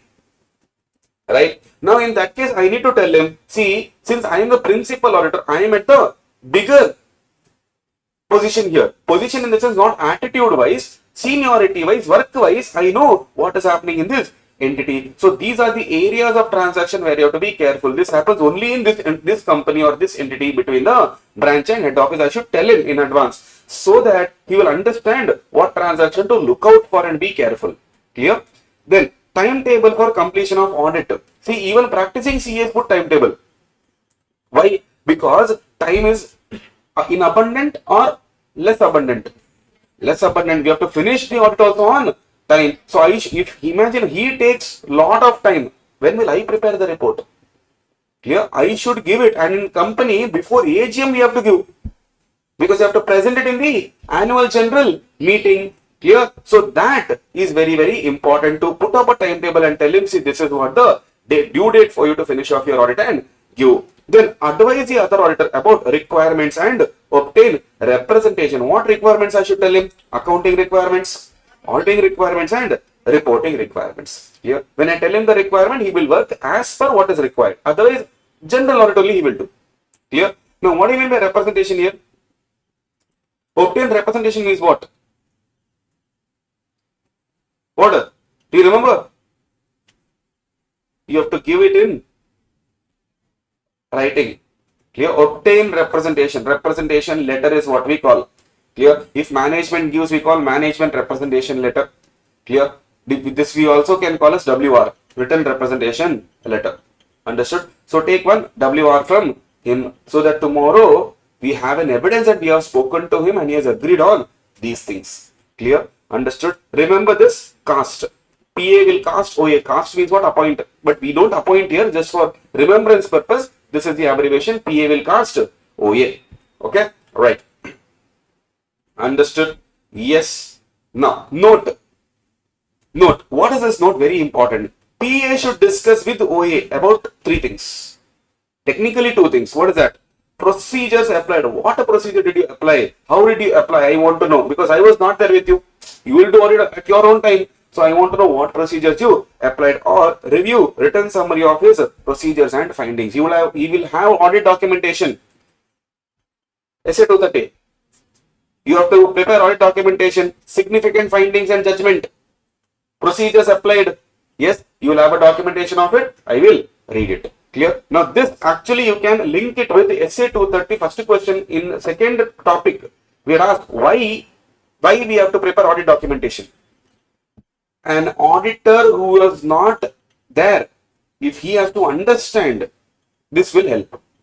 Understood what procedures we have put on his documentation. When we read, we will definitely understand. Clear? Yes, correct there. WR. If required, visit the if required. Meaning what? Sir is explaining, but I'm not understanding. Clear? Sir, documentation is there, but I am not able to interpret that. So if that is the case, then go and visit him. Ask him what is this particular procedure that you have put. The procedures of PA will depend on NTE. What is NTE? Timing and now procedure of PA, meaning my procedure will depend on NTE of my knowledge about him. That means if I know that he is very good, my work will reduce. But if I know that he is not that good, my work will increase. Clear? Yes. So review. How do I know about him, sir? Review his work in other engagements. Clear? Now, for example, I know that CA Rajat has worked really well in the past few audits. So if he is appointed as a branch auditor here, I can trust him. I can tell him, oh, this is not how he works. I know how he works. My procedure will reduce. But if I know that CA Rajat is not working properly, I know how he works, my work will increase. Clear? So can I say if OA's other auditors' competence is more, PA's procedures will be less? If other auditors' competence is less, PA's procedure will be more. Therefore, it is inversely proportional. Understood? Clear? Yes. That's it. This is your essay 600. Clear? Using the work of. Now, students will go in the exam and write using the work of branch auditor. Your essay only is wrong. It's using the work of other. In the context of branch auditor, this is how it works. Clear? Right. Next, let's talk about essay 299. All right. Yes. Okay, sir. What is 299, sir? 299 talks about joint audit of financial statements. Clear? Essay 299 talks about joint audit of financial statements. Easy standard. Clear? Some important areas are there that we have to cover very nicely. All right. Yes. Online, can you hear voice and everything is good? Yes. Hamna revision book you can find on the website. You can find on the website. Revision book, study book, and other classes also you can find on the website. All right. Yes. Now, what do you mean by joint audit, sir? Imagine there is a firm, CA Karthik and Associates. Clear? Now, this firm is appointed, imagine, as an auditor of Lusus Limited. Clear? Now, this is a very big company, like you can see the image. Clear? Very big company. Now, if this company has to be audited, one firm can't do it because the transaction will be huge. Imagine this is as good as like Reliance. Clear? Will one auditor do it? No way. Clear? Now, for that, there is a concept called as joint audit where not only CA Karthik and Associates will work, CA Karthik and Associates plus CA Rajat plus CA Sudeep and Co. So, it could be mix of individuals. Clear? More than one individuals can come together and audit. More than one firms can come together and audit. Individual and firms can come together and audit the FS together for one particular company. Clear? This concept is what we call as joint audit. Then why do we have standard, sir? See, we have standard because when there are two or more people involved, we need to know who should we make liable if they make mistakes. Who is responsible for what? What if you guys don't agree on something? Clear? What are the advantages of this? What are the disadvantages of this? So basically 5 to 6 areas we have to cover in essay 299. Clear? Meaning, what do you mean by joint audit? Pooling together the resources and expertise of more than one firm of auditors to render. Render means what? Serve an expert job in a given time period which may be difficult to accomplish acting individually. So as a individual or even as a firm alone, we won't be able to give that much quality. If we come together and provide you quality, that is much better. What are the advantages? Expertise sharing. Each of them can share their expertise. Advantages of mutual consultation. If I need some consultation on tax, I am not a tax expert, you are a tax expert. I can take consultation from you for Loose Tools Limited, not for my personal. Clear? For Loose Tools Limited, I can do it. Lower workload because work is being shared. Clear? Better quality of performance because our workload is lesser. So we can perform only in our area, so quality will automatically improve. Improved service to the client. Ultimate beneficiary is the client only, no. Both of them are giving good quality, so ultimately client will be benefiting out of it. In respect of MNC, the work can be spread using the expertise of local firms. Sir, I have, let us say we are in Chennai, clear? I have one more unit in Mangalore. Now, you don't know the local laws and regulations or how to behave with them. Clear? So, if you appoint a local auditor only, it is better. They will go and do whatever is required for the particular firm, right? When I was a part of one of the audits, clear, previous auditor was from somewhere from Nagpur, okay?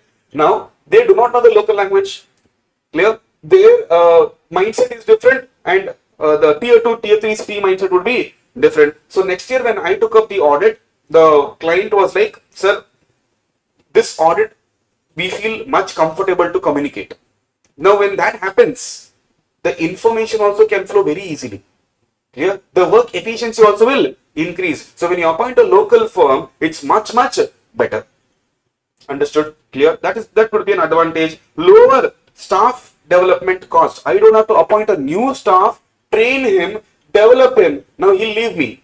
My cost is gone. So, it's better you appoint an expert only.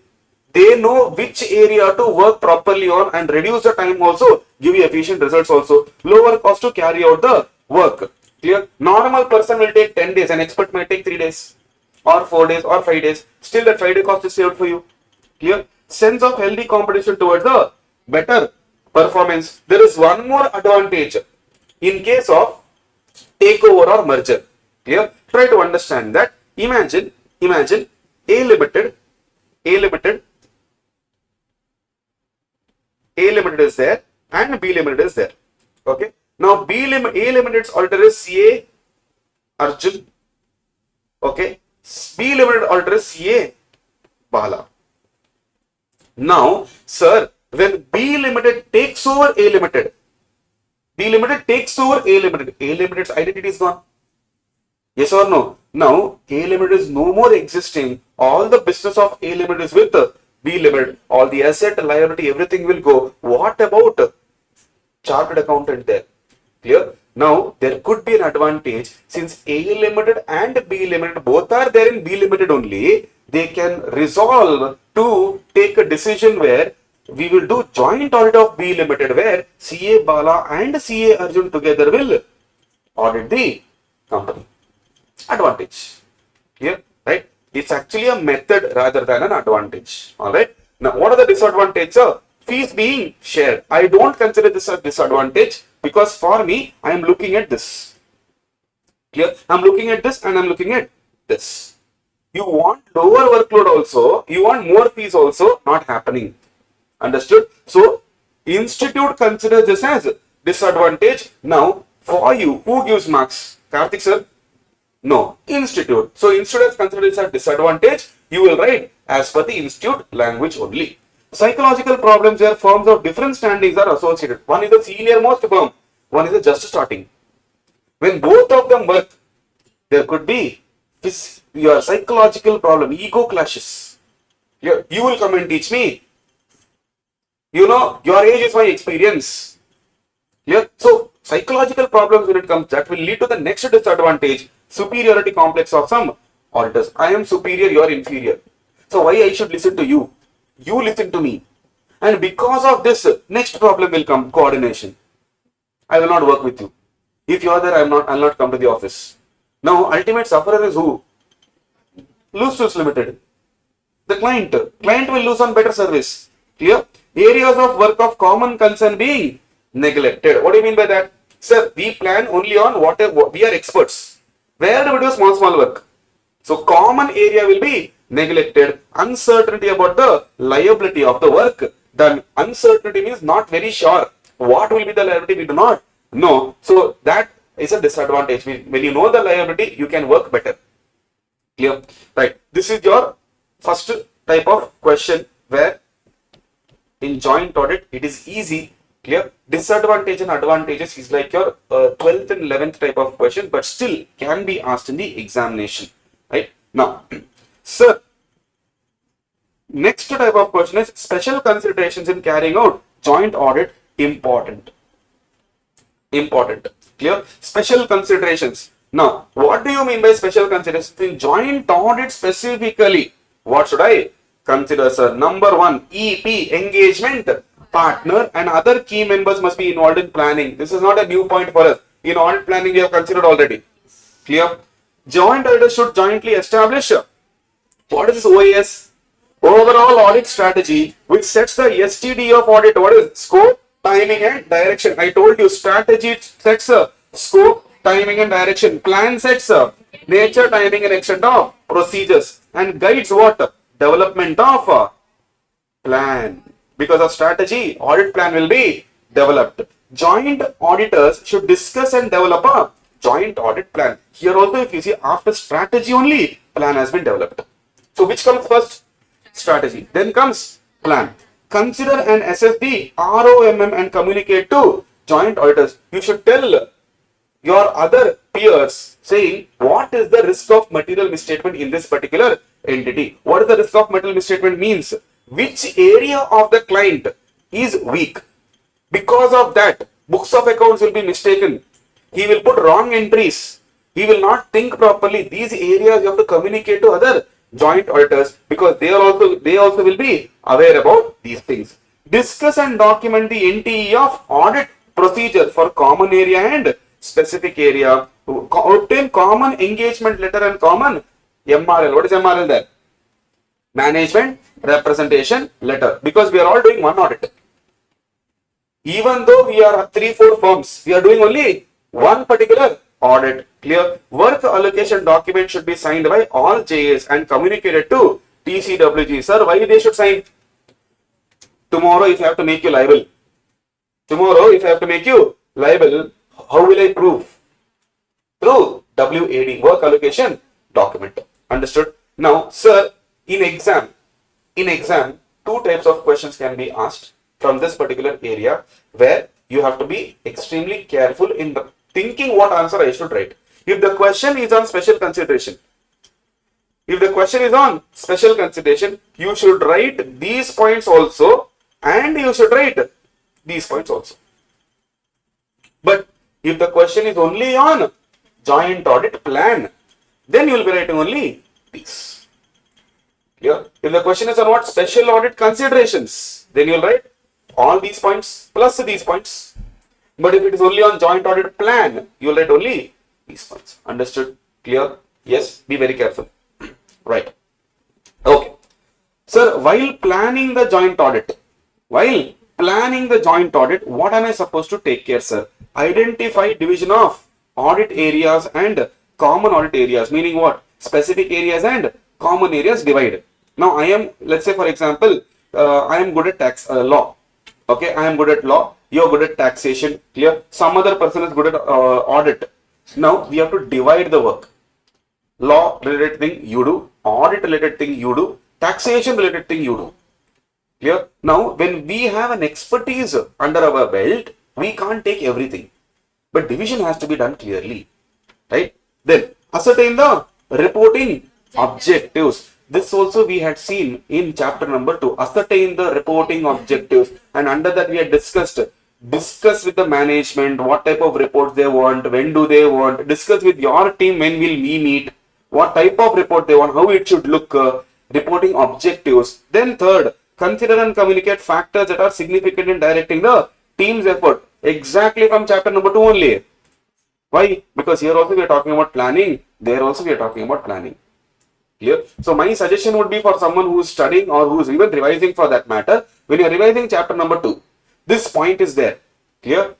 With respect to joint audit, with respect to audit planning, when this point is there, after finishing off that, if you can do joint audit planning points also, it will give a clear cut picture as to in normal audit what is the points and in joint audit what is the plan, what is the points. Clear? This would be better for your preparation is my suggestion. If you are taking it very well for you. Okay. Then results of preliminary engagement activities. What do you mean by PEA? Preliminary engagement activities. Preliminary engagement activities performed earlier. Ascertain NTE of resources necessary. What type of resource you need? Do you need experts? Do you need articles? What type of resource do you need? Necessary resources. Clear? Right? Okay. So these are the 5 things I'll have to check in audit plan. Sir, let's talk about the liability now. Who is liable in case of joint audit? Joint auditors are liable for the work allocated to them. For your work, you are liable. But there are some areas where everyone is liable.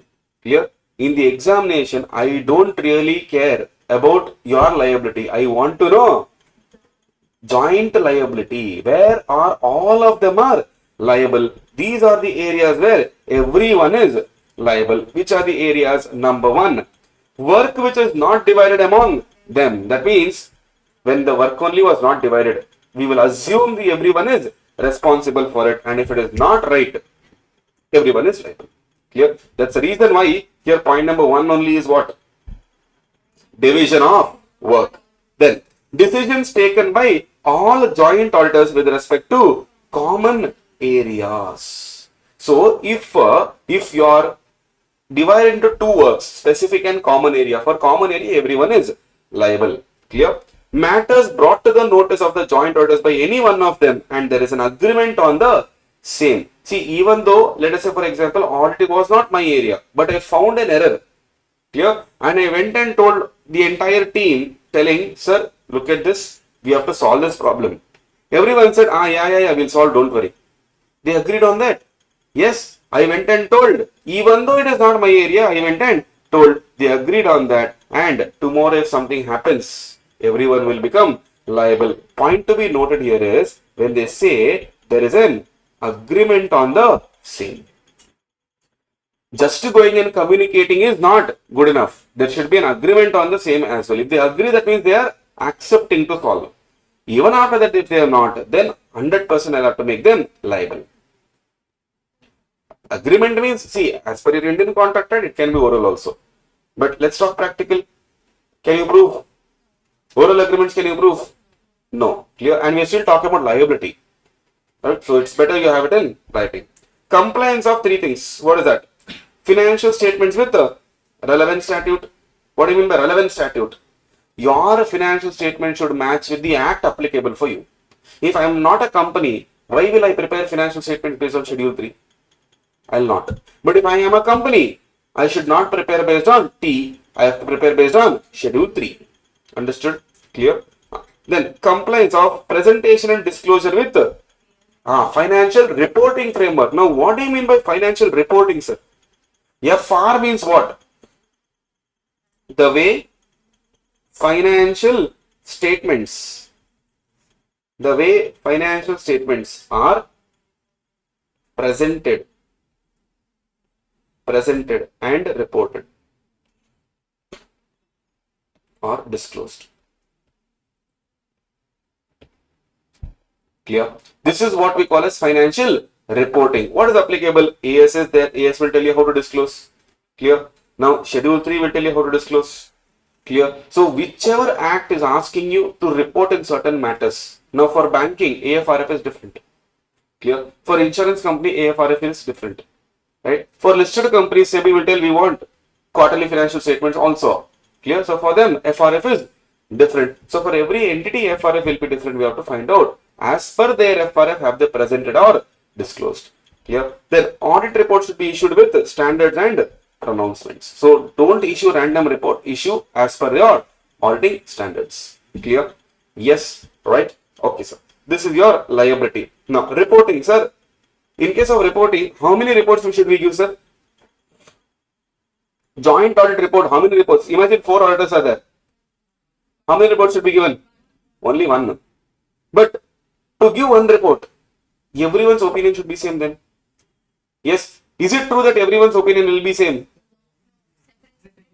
Now, in case of difference of opinion, here, now imagine there are 10 matters. In that, 8 I am agreeing, 2 I am having difference of opinion. What should I do? These opinion of 8 matters, you put in common audit report. For the rest 2 matters, you give a separate report, and in the common audit report, mention the reference of these 2 matters. So that when I read common report, I'll get to know 2 matters you have a problem.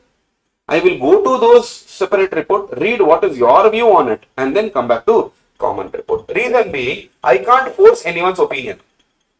Clear? Now, reason to understand that is very important. Why are we giving 2 different reports?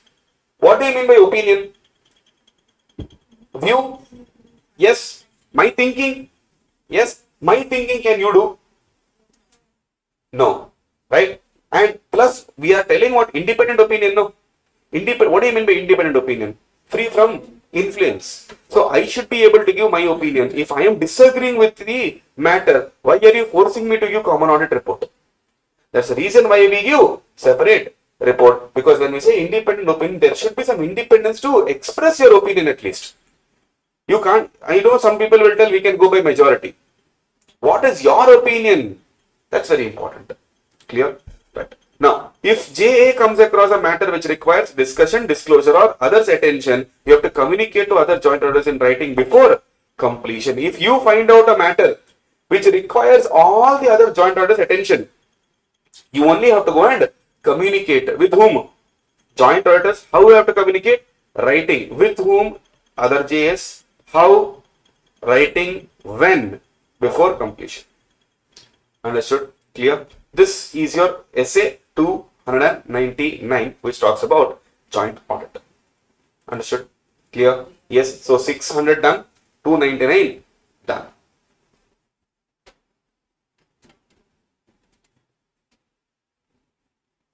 So as per today's target, we are done with 2 topics.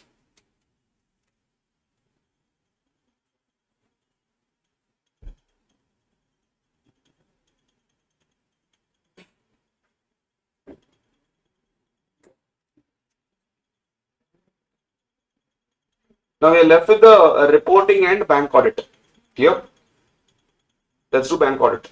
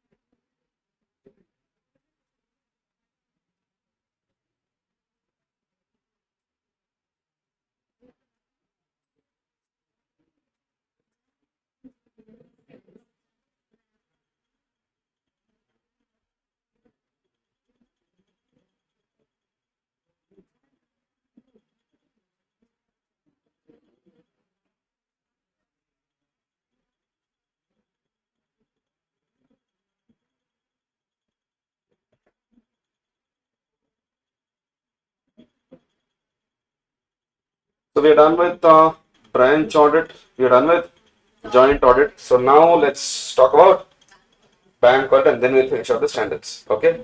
Sir, what is the weightage of bank audit, sir? Bank audit combined with chapter number 9. That is your audit of different entities together. That's other entities, cooperative society, government audit and bank audit all put together is 12 to 18%. Clear? Right? So both chapters combined weightage is 12 to 18%. That means you can expect one question from bank audit. Understood? Because they would definitely not afford to give 15 marks from other entities. Right? Probably you can expect if they still want to play with you, they can give 10 marks of other entities and 5 marks of bank audit. Or sometimes they can test you 8 marks of bank audit and 8 marks of other entities. But do not expect a question in the same range. Clear? 1. Number 2. the expectation of you expecting this particular question and chapter number 9 question in the same question also not right. They can ask you scattered also. So this type of studying also will not help you in giving you results. So you just keep on studying. Weightage, if I tell you, it would be better for revision purpose. Clear? Now, based on this weightage, online, offline, everyone, do not study based on this weightage. Saying if you are studying for the first time or first time you are sitting to study after classes, do not study based on this weightage. Weightage is for knowledge and just for your information. Clear? How much I am supposed to focus. Now weightage is there in every chapter. So you have to focus on every chapter.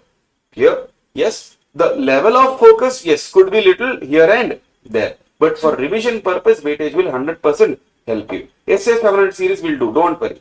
Don't worry, we'll do it. Standards 100% will do. Clear? Revision I'm talking about. Not 100% means every word I will not do. Revision I will do.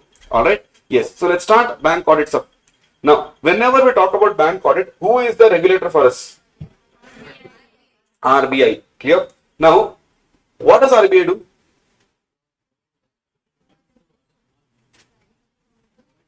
Provide funds to, they call it bankers bank.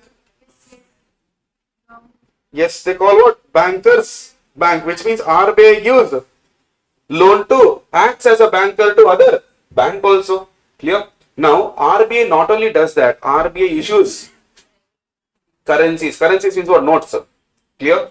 Regulation of currency issue, 2000 rupees demonetization, issuing 500 rupees and 1000, demonetizing 1500 and stopping the more circulation of 2000 notes. All these who did? RBI. Obviously, RBI will consult central government. Clear? Then, acting as a banker to central and state governments. So, banker to governments means what? Government can take loan from RBI. Acting as a banker to commercial and other type of banks, including lending institutions and regulating the activities of commercial and other banks. How you should prepare financial statements? Who will decide? RBI will decide. Clear? What type of reports you have to give? Who will decide? RBI will decide. Clear? What are the regulatory frameworks, sir? These Banking Regulation Act, SBI, Companies Act, Information Technology, then PMLA, Prevention of Money Laundering Act, SURFACE, Securitization and Reconstruction of Financial Asset and Enforcement of Security Interest Act. Clear? This is what we call as SURFACE Act. Right? Credit Information Companies Regulation, Payment and Settlements Systems Account. Clear? Not very important to remember, but just give a reading. Types of audit report to be issued generally. Clear? What is report we are going to give in bank audit? Report on adequacy and operating effectiveness of internal controls over financial reporting. This is what we call as ICOFR. Clear? On ICOFR, you are supposed to give report. You are supposed to give your opinion. Clear? Then long form audit report, LFAR is what we call. We have different LFARs, LFAR 1, 2, 3, 4, 5. Right? For different branches, we'll have to see what is applicable and then we are supposed to give. Clear? Report on compliance with SLR requirements. What is SLR? Statutory liquidity ratio. Clear? Then report on whether treasury operations of the bank have been conducted in accordance with the instructions issued. What do you mean by treasury operations? The back-end system. Clear? Generating the ledgers and accounting and all those things. Has it been done properly? Then whether income recognition, asset classification and provisioning has been done properly. Now, what do you mean by that? NPA provisioning. Clear? Then, serious irregularity was noticed in the working. If yes, you are supposed to report it. Clear? Status of compliance of implementation of Ghosh Committee recommendations and Jilani Committee recommendations. This is a committee formed long back. Clear? Where they, due to the fraud that had happened, these did their research and then they gave some suggestions and recommendations which every bank has to follow. We'll have to give a report on that. Is there any contravention done in these recommendations? Clear? Then if you have any adverse credit deposit ratio is where you are supposed to report. Clear? Now quickly I'll just go through the points of bank audit approach. What is the first thing we'll do? Always we'll put up a plan. Then we'll have to understand the environment of the bank. Why? Sir, banking environment is not same as other business environment. They use customized software. The transactions are huge. Various type of transactions will be there. The language they use in the systems are different. the type of working of the systems are different. So we have to understand the environment. Clear? Not everyone in the bank is working like how they work in other corporates or other business. So their environment only is different. We'll have to understand what is the system they have placed. Clear? For example, imagine in the ATM, they'll load the money. Yes. Now, while loading the money, won't they close down the shutter? Observe. They take the cash chest, they'll go into the ATM, they'll close down the shutter half closed or fully closed, then they will load the money. Clear? Try going inside now that time. Stand right outside, no. Stand outside the ATM only. The security guard will have a loaded gun. Understood? Why, sir? Are they playing PUBG there? Then why this loaded gun? Security. It's called internal control system. Clear? So, in other business, have you seen people going with loaded gun and all? Legal business I'm talking. No. Understood? So, bank environment will have a different sort of systems only. We have to understand that. Alright? Their system is not like Tally software. Their system is only different. Clear? Now, what are the things that I have to check, sir? You have to ask some questions, get to know some answers. Who? What do you mean by that? Who performs the control? Who is the authorized person to do it? Then, does he have requisite knowledge and authority? Number two, what evidence is available to prove that? Whatever you tell in the first question, whatever answer I have got, what evidence is there to prove? Number three, when, what do you mean by when? When and with what frequency the control is performed? What do you mean by frequency? How often are you performing it? Is the frequency enough to prevent, detect and correct what? Errors or frauds. Yeah. Where is it available? For how long it is available? Is it accessible and available for me to audit? Why? Why are you doing it? We need to know the purpose. Clear? And what type of errors are prevented or detected? Then, how is the control performed? What are the activities that you are performing? How are you performing? Here, we can actually use re-performance procedures. Re-performance procedures. Clear? Then, can these activities be bypassed? What do you mean by bypassed? Can I breach it? If I breach it, how are these detected? Can the bypass be detected? And how are the exceptions resolved? What is the time frame for resolving? Clear? Then I'll have to have team discussions. Clear? Important. Team discussions. What is this team discussion, sir? With my engagement team, I need to have discussion. What is that? Errors that are more likely to occur. What type of error can come? Errors which have been identified in previous year. That will give us an idea. In the current year also, there's these design errors pattern we can see. Method by which fraud might be perpetrated by bank personnel and others within the particular account. Bank people are only doing fraud or anyone else is doing. Audit responses to the risk. What type of risk? Engagement risk, pervasive risk and specific risk. Then need to maintain professional skepticism throughout the audit. Yesterday we learnt professional skepticism. Need to alert for information or other condition that indicates material misstatement may have been occurred. This is nothing but staying alert. Staying alert. Throughout. Clear? You never know. What are the advantages? Specific emphasis, meaning focus I can give, enables the partner to delegate the work and partner may review to involve specialists, experts. Clear? Now, appointment of auditor could be asked in MCQ, small, chotu questions. Banking company, who will be appointed? AGM. In the AGM, what is AGM? Full form I know. What is AGM? What is AGM? Meeting of members or shareholders. So they will appoint. Clear? In case of nationalized bank, board of directors will appoint. In case of SBI, CAG. Why CAG? Government is involved there. And subsidiaries of SBI will be appointed by the SBI itself. In case of RRB, what is RRB? Regional Rural Banks, Grameen banks and all. In those cases, it will be appointed by the bank only, but with the approval of CG. Clear? Understood? So that means CG plays a very vital role in appointing the auditors in case of RRBs. Clear? Right. Remuneration, section number 142. Whoever appointed, they will fix it. In case of nationalized bank, it is fixed by the RBI. Okay? Right. Now, conducting an audit, come to the advanced now, where our actual content is there. Here, advances. Sir, in case of advance, what do you mean by advance? Loans. In banking language, we call it advance. Here, in normal language, we say loan. In banking knowledge, we say, why, sir? In normal language, if you say advance, salary also you can give advance. Expenses also you can give advance. Clear? But bank, why will they give your salary in advance? So in banking language, loan is equal to advanced technical term they use called advances. So there are two types of advances. One is called funded loans and one is called non-funded loans. What do you mean by funded loans? Where, yes, very good. Actual transfer of money is involved. Clear? Where money is actually transferred to your account or given to you. Right? Like for example, term loans, cash rate, overdraft, demand loans, bills purchased and discounted. Clear? Now all these things are given to you. Understood? Non-funded facilities means what? Money is not given, but facility is given to you. Clear? Examples are LOC and bank guarantee. Now bank guarantee, you have transaction executed. Clear? Letter of credit, transaction executed.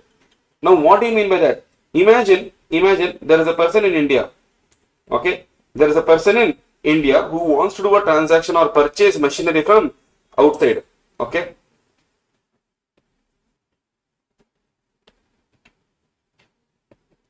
There's a person in India and there's a person in abroad. Now, in this case, the person who is there in India wants to purchase machinery from foreign. Clear? My question to you, this fellow will ask money. This fellow wants machinery.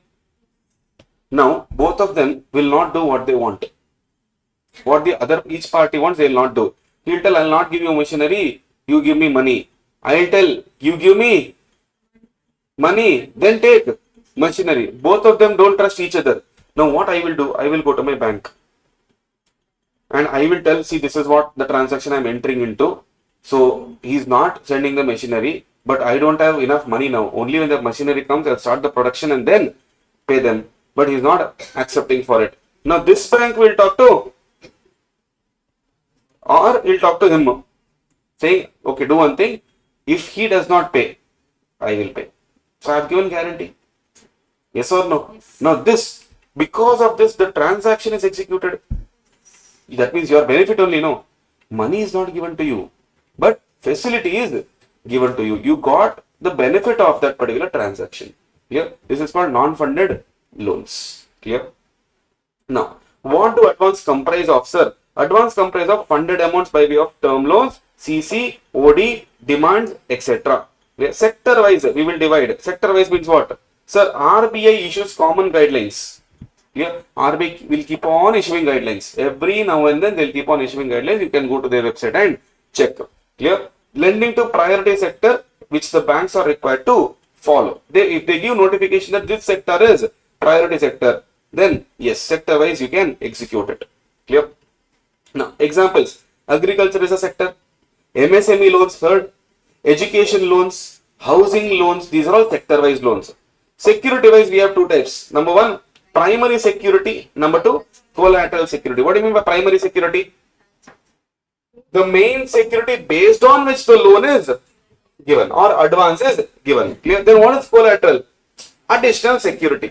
Clear? Now in collateral it can mean any form, tangible, intangible, movable or immovable. But the primary security is not anything that you can give. The bank has to check the policy. If the policy has mentioned only immovable property, you have to give only immovable property. Whereas for collateral, you can give any form of property, absolutely no issues with us. Clear? Mode of creation of security: mortgage, pledge, hypothecation, assignment, set of lien. Sir, what do you mean by mortgage? In case of mortgage, is possession transferred? Mortgage is for immovable property. Possession transferred? Yes. Building, where will you keep on his head? Possession transferred? No. Then ownership is transferred. Yes or no? Very good. Loose tools. If ownership is transferred, it is called sale. Interest, bankers' interest is created with you.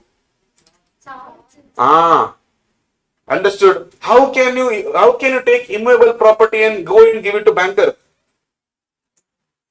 Clear? And if you are telling ownership only have transferred, where is the security? It's no more yours. Understood? Clear? Mortgage of several kinds, but the most important are registered and equitable. What do you mean by registered? If you write it, if you execute an agreement and register it, that document will be called as registered mortgage. Equitable means merely by changing the hands of paper. Paper is with me, document is with me. If I give you, it's an equitable mortgage. Clear? Pledge. Pledge involves bailment or delivery of goods. Seto. Understood? Yes. I have a gold. I have jewelry, chain, bangles and all. You go to the jewelers, you give it and you take money. That's nothing but pledge. Understood? Clear? Gold loan is a classic example for pledging. Clear? You pledge the gold and you take money. Now, here also what is the intention? Creating charge. Lending banker gets certain defined interest in the goods. Clear? Now, hypothecation. What is hypothecation here? Here also, ownership is not transferred, possession is not transferred. Clear? But there is a right created. Understood? Hypothecation is the creation of equitable charge which is created in favor of lending by execution of what agreement? Hypothecation agreement. Usually you will see this in vehicle loans. Generally you will see this in vehicle loans as well as other immovable property loans also you will see. One agreement will be drafted called hypothecation agreement. Clear? Assignment means what? Transfer of a right. But which right? Existing or future debt or right or property belonging to a person in favor of another person. Imagine CA Rajat has to pay me 1 lakh rupees. Clear? Now I took a loan from you. I took a loan from you of 1 lakh. I am supposed to pay you.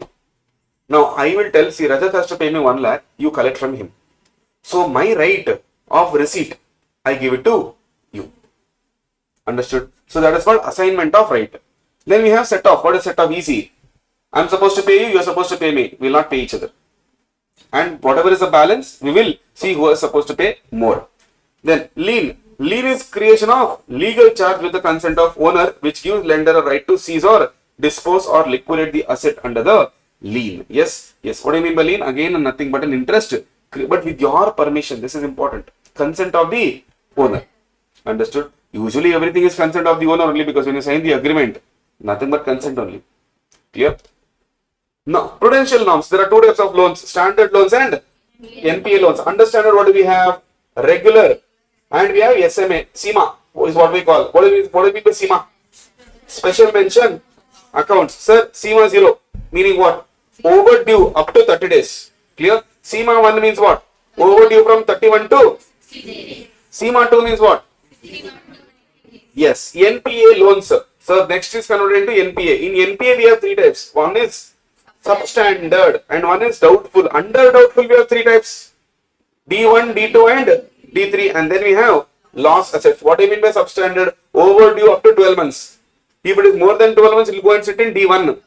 Then what is doubt? D1 has been in substandard for 1 year. So we will consider up to what period we will consider it as D1? What is D1, D2, D3? Answer. In the regular book, last page of bank audit, D1, D2, D3, clearly one table is mentioned. 1 year, up to 1 year D1, 1 to 3 year D2, more than 3 years D3, and loss assets also is mentioned there. Clear? Provisioning we will see there. Okay? Right. What is NPA, sir? From here onwards, very important topic starts. What is NPA? Good. Good. Some, so many full forms I learned from students. I did not know only before. What is the meaning of NPA, guys? What do you mean by asset? Very good. If the asset stops generating the revenue for me, we call that asset as non-performing. It's not performing for me. Why do I have the asset? The asset should perform for me, no? And if it is not performing for me, what do we call that asset as? Non-performing asset. Clear? An asset becomes NPA when it ceases to generate income for the bank. It is a loan or advance where interest and installment, that means both or any one, if it remains overdue for a period of more than 90 days in the respect of a term loan. So for term loan, what is NPA? EMI is pending for more than 90 days, or any part of EMI is paid, not paid for more than 90 days. Sir, in case of overdraft, OD or CC, what is NPA? Out of order. If they give you a tag called out of order, then 100% we'll call it as NPA. Sir, in case of bills purchased and discounted, what do you mean by bills purchased and discounted? Bill of exchange. You have the bill of exchange of 1 lakh. You need urgent money. You can come to the bank, get it discounted, take the money and go. Now, after that, the person has to pay me. Clear? If it remains overdue for more than 90 days, we will call that as NPA. Understood? Classification should be based on record of recovery. Important. Whether an asset is PA or NPA is not based on security. Clear? I may have 1 crore security, but have I recovered the amount? No. That's why it said it should be based on recovery and not based on anything else. Sir, asset classification should be done borrower wise and not facility wise. This also we have studied in depth, borrower wise and not facility wise. That means if a particular borrower has 4 loans, 1 loan has been overdue, entire borrower is NPA for me. Clear? Even though other 3 loans are regular. Understood? We will not consider facility as NPA. We will consider borrower only as NPA. Understood? Clear? Yes. Availability of security or net worth of borrower is not to be taken for treating any advance as NPA. Important point to be noted. Doesn't, like for example, I have a, let's say for example, I am a bank. Mr. A, Arjun has come to me and taken loan of, let's say 1 lakh. For that he has given an asset worth of 10 lakhs. Now he has not repaid any loan. It's been more than 90 days. What should I call him? Should I call him NPA? No, but I have a security worth of 10 lakhs. Should I call him as NPA now? Yes, security does not matter. That's why I marked this as important. It is based on recovery. Did you recover or no? If you have not recovered for more than 90 days, we will call you NPA irrespective of whether I have your security or no. Clear? Now, next. What do you mean by out of order, sir? Out of order means there are 3 things, A, B and C. What do you mean by that, sir? What is point number A? Point number A talks, the outstanding balance remains continuously in excess of sanctioned limit or drawing power. That means what? Sir, outstanding balance means what? Paid or yet to be paid? Very good. Yet to be paid balance is continuously in excess of sanction limit or drawing power. We'll calculate drawing power later. Basically, sanction limit means what? The whatever bank has given you a limit, maximum limit you can withdraw. It is more than that now. Clear? Continuously. We will call that as NPA. Clear? Now you will say, sir, continuously means what, sir? Generally, bank will take 90 days. Clear? 1 or 2 days, no problem. But continuously, if it is outstanding, we will call it as NPA because recovery is not been done. We are not getting any revenue. Asset means it should give me revenue. Definition of asset, future economic benefit inflow to the entity. So if it is not giving me any economic benefits only, then why should I call that as asset? In case where outstanding balance in the principal operating account is less than the sanction limit or drawing power, but no credits continuously for, what do you mean by credit? Deposit in the bank. You are not paid money to the bank and that is not done for more than 90 days. Sir, outstanding limit is 1 CR. Clear? Outstanding limit is what? 1 CR. Sanction limit is 2 CR. Is outstanding more than sanction limit? Is outstanding more than sanction limit? No. Outstanding is not more than sanction limit. It is less than sanction limit only. But the person has never made any payment. It's been 4 months. Should I call it NPA or no? 100%. I have to call it as NPA. Clear? Now, credits are there. Credits are 100% there, but not enough to cover the interest debited during the same period. Meaning what? Imagine the bank has charged EMI or let's say interest of 10,000. Okay, interest of 10,000. Let's say plus there is some principal amount added 2,000. What is the total payment?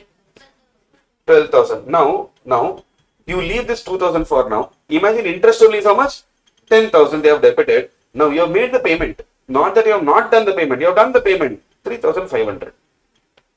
What is the interest? 10,000. What is your payment? Is it covering interest at least?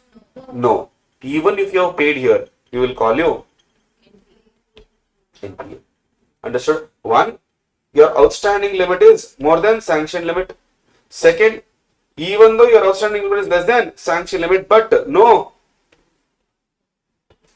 credits. Third, outstanding limit is less than sanction limit, plus there are credits, but this credit is not covering interest, because what is my revenue? Principal repayment is not my revenue. Interest repayment is my revenue. Understood? Clear? Yes. Right. Then, overdue. What do you mean by overdue? You already know if it is going beyond the due date. Sir, accounts regularized near the balance sheet date. So, usually 31st March is the balance sheet date. Near the balance sheet date, your account was regularized. Technically, when you go and audit, you will not find any flaw in the account. Why? It was irregular before. Just now it got regularized. Clear? It's like, see, students. When the teacher is not seeing, you'll keep talking. But when the teacher comes near you, you'll stop talking. So, when the teacher is coming near you, you stop talking, you got regularized. But actually, what is your actual behavior? You're talking only, no? So, your actual behavior was regular or irregular? Irregular.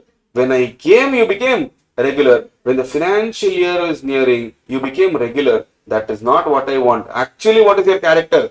Irregular. Clear? So, even though you have been regular on 31st March, what will I do? I will say, see, it indicates inherent weakness on the basis of data available. We will deem it as NPA. This is called deeming provision in the law. We will assume you to become a NPA. Sir, why sir? They have regularized. No. When did you regularize? Near the balance sheet date. That means what is your actual intention? To regularize or to escape? Escape. I will not let you escape. I will anyway assume you as a NPA. Understood? Clear? This is good question which can be asked. Okay. Fourth one.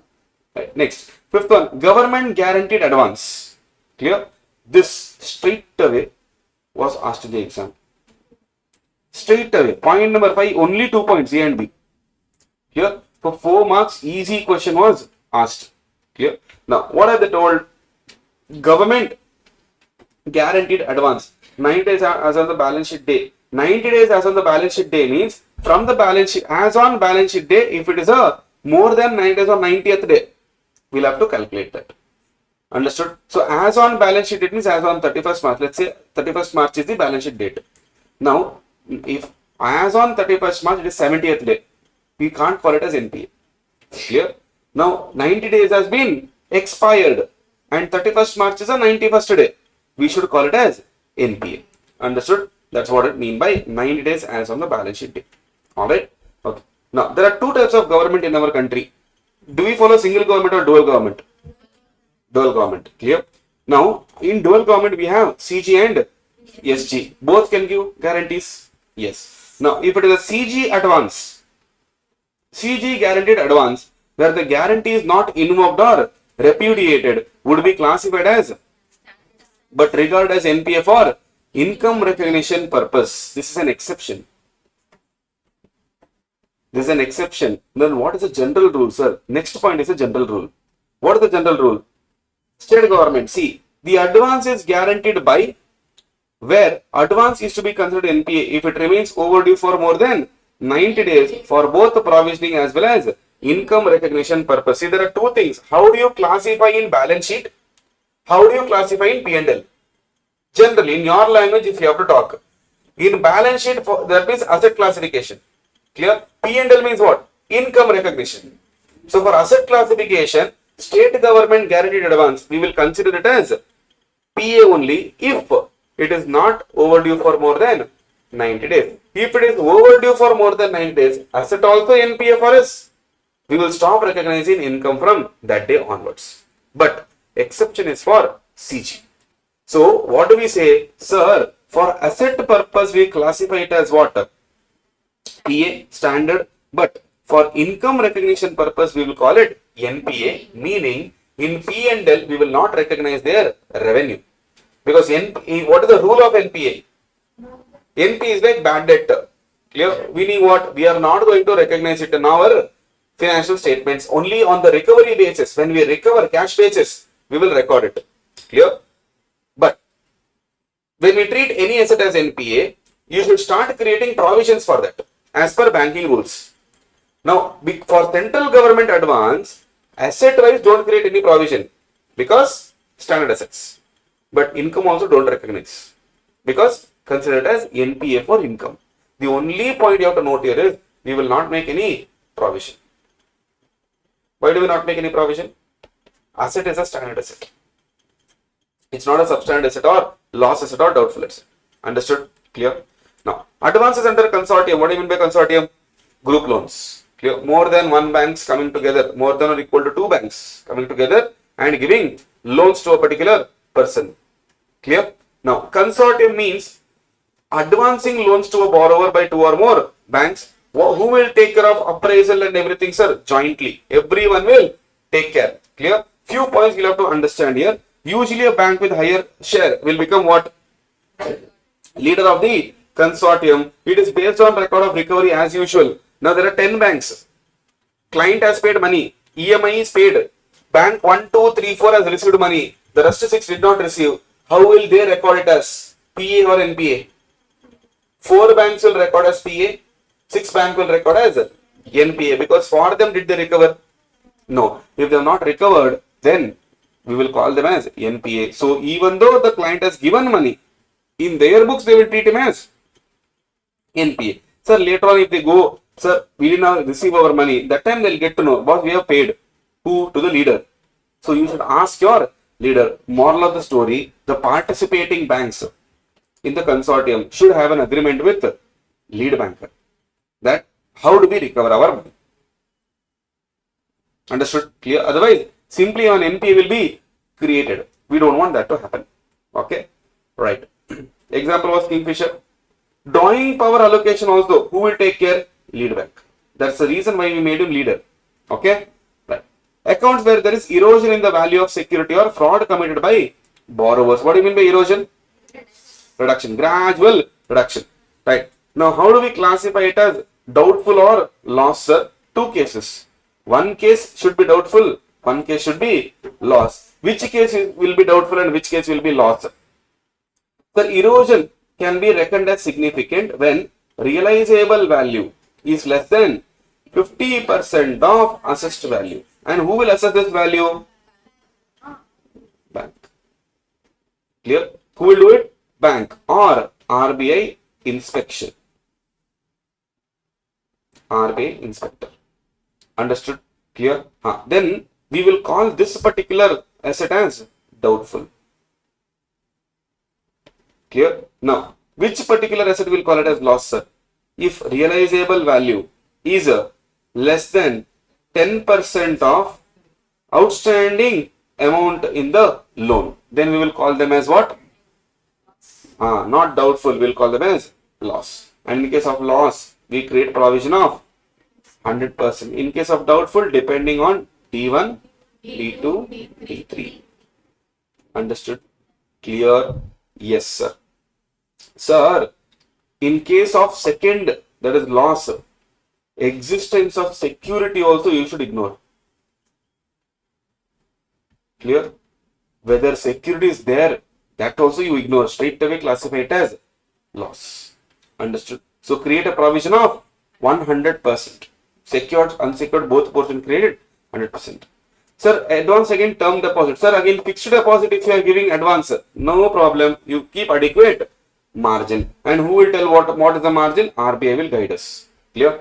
Agricultural advances affected by natural calamities. Sir, natural calamities means, is it my problem? Your problem? Act of God. Yes. Sir, I live in the coastal area. Okay. And imagine I am doing some sort of farming. Alright. Now, tsunami came. Clear? Tsunami came. Tsunami is under my control. No. Your control? No. Because of that, my gone. Crops are gone. Clear? Now you tell me, is it possible for me to repay my loan? No. What will I do? I will go to the bank and I will tell banker, I don't have money. Banker will tell why, what happened. So I told natural calamity happened. Because of that, I am not able to repay my loan. Landslides. In the guard sections, landslide will happen. Clear? Floods. Yes, in all these cases, I don't have any hand in this. Are you getting my point? Now in that case, banker will tell, fine, we'll do one thing, we'll reschedule the terms. Clear? Rather than paying in the next 6 months, we'll reschedule the terms. I'll give you 2 more years time or 1 more year time. So reschedulement will happen. Now, NPA should I consider as per old terms or new terms? New terms. Understood? Clear? Sir, why don't RBI get involved? Hey, without RBI, no, nothing can happen here. RBI will issue master circular. Clear? Now, they will tell, see what is your nature there, I don't know. The location where you are there, I don't know. So banks, you decide. But I will give a master circular as to what should you keep in mind. What exactly is the term you decide. It could be say 1 year extension, 6 months extension, 2 year extension. It is up to you. Clear? In such cases, NPA classification is governed by rescheduled terms. Clear? Yes. Right. Advance to staff. Bankers, staff, if I can give. Sir, for a staff, I am giving loan in 2 capacities. One as a banker, second one as employer. So if I am giving as a banker, I am treating you and a stranger one and the same. But if I am giving as an employer, you and stranger are not same for me. Clear? So the terms between employer and employee can be different. But the terms between a normal lender and borrower like a bank, then terms will be same. Okay. Interest bearing staff advances as a banker should be included as a part of advances portfolio, because for me you and stranger one and the same. They're also sitting in this portfolio, you also will sit in this portfolio. Disclosure. This is what we call as disclosure. Number 2. In case of housing loan or similar advances granted to staff members where interest is payable after recovery of principal, there could be a term where interest is paid when? After recovery of principal. That means imagine 5-year loan. Okay, I will tell him, do one thing, for the first 2 years don't pay interest. 3rd year onwards you pay interest. Okay, now that means for first 2 years what will I be paying? Principal. Interest will I pay? No. Now if you remember, interest also if it is unpaid for 90 days, we will consider it as NPA. But in this case, don't consider it as NPA because the term only is like that. So NPA term for interest starts from 3rd year. Understood? Clear? Yes. Right. Such loans or advances should be classified as NPA only when there is a default in repayment of installment of principal or payment of interest on respective due dates. So first you have to calculate respective due dates for principal payment and interest payment. Understood? Clear? Next. Sir, if you have given it as an employer, then not as a banker, you should include it under the subhead of others under advances. Not under normal advances, you have to put it under others. Clear? Yes. Agricultural advances, sir. There are 2 things, long duration crops and short duration crops. What do you mean by long duration crops? Very good. Long duration crops means crop season more than 1 year. Short duration crop means crop season less than 1 year. But they are not told what is short duration crop, which is not long duration crops. Clear? It's like, what do you mean by public company? Public company is a company which is not a private company. Clear? So this is the public company definition. Clear? What is short duration crops? Which is not long duration. What is long duration? Crop season. More than. What do you mean by crop season? Till the time you harvest it.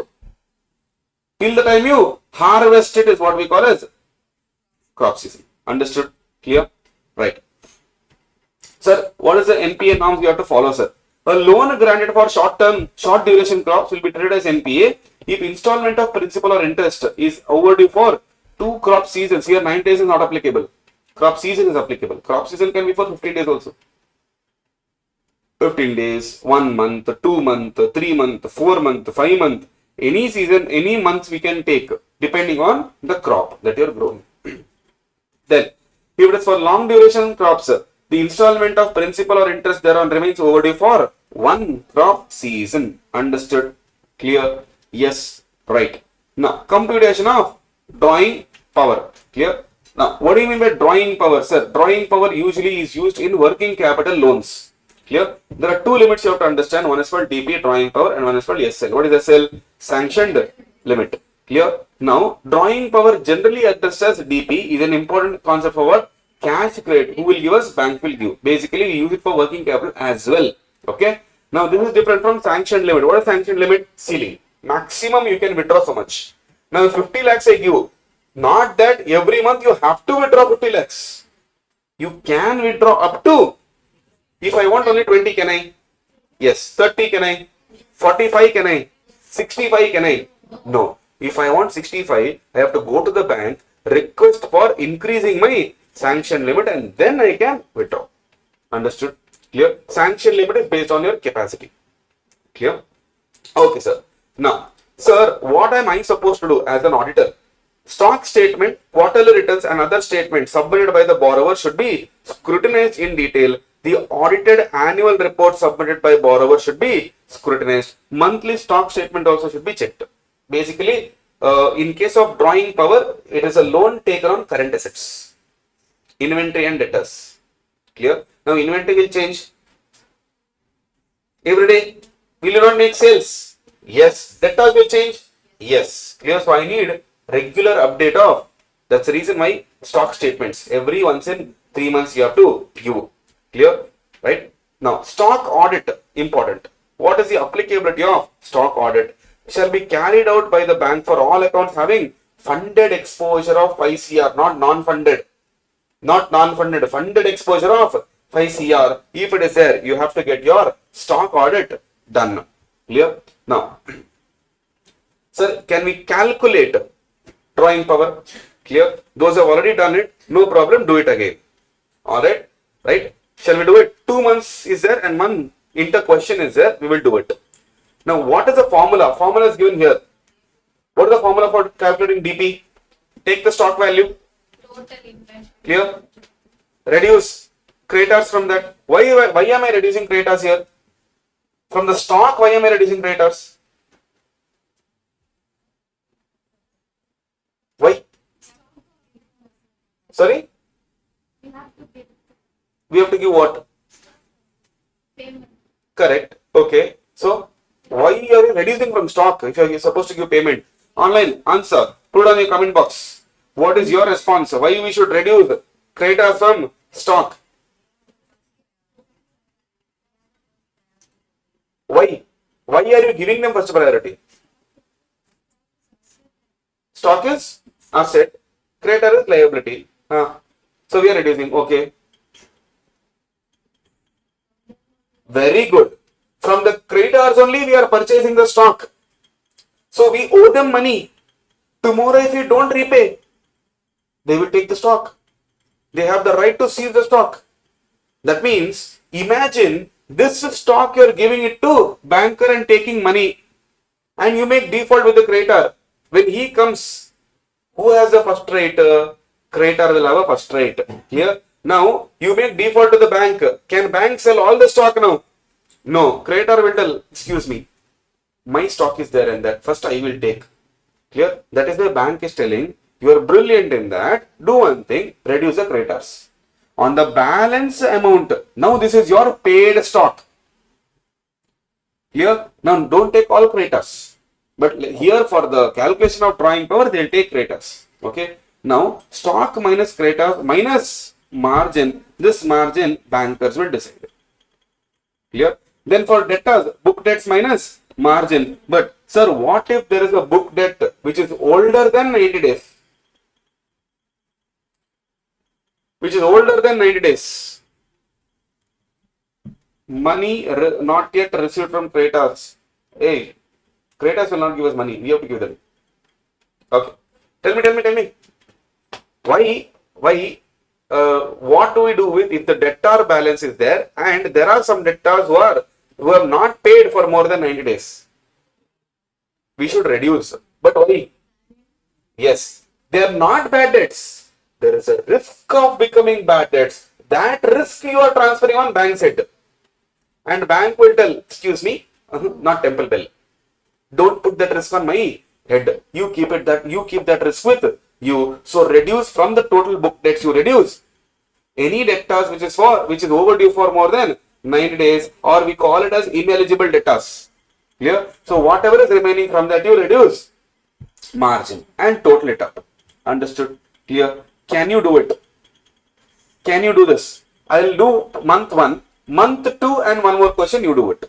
Clear? Now, month 1, I'll just roughly calculate here. Stock how much? 35 lakhs. What is the creditors? 10 lakhs. What is the margin? Now 25% of what I should take? Should I take 25% of 35 minus 10 or 35? Stock is 35. Less creditors 10. 25 less margin how much? 25%. How much? 6 point. Correct, huh? Yes. 6.25. I will reduce. How much? 18.75. Okay. Next. Let us. 25. Do we have any ineligible debtors? Do we have any ineligible debtors? No. Then we have 25 less. Margin at 40%. 10. That is 15. Total 33 point. Now this we have to compare with sanctioned limit. What is the sanctioned limit here? 50 lakhs. So 50. Yes, sanction limit is 50. Drawing power is 33.5. So less than 50. Can I withdraw 33.75? Yes. Understood. Clear. This is how you calculate for month 1. Can you calculate for month 2 and the next question? Clear. If do not look at the book and calculate, those are already done, it's still okay. You can close the textbook and still calculate from the question here. Okay, month 2. Month 2, calculate. Please do take calculators for your exams.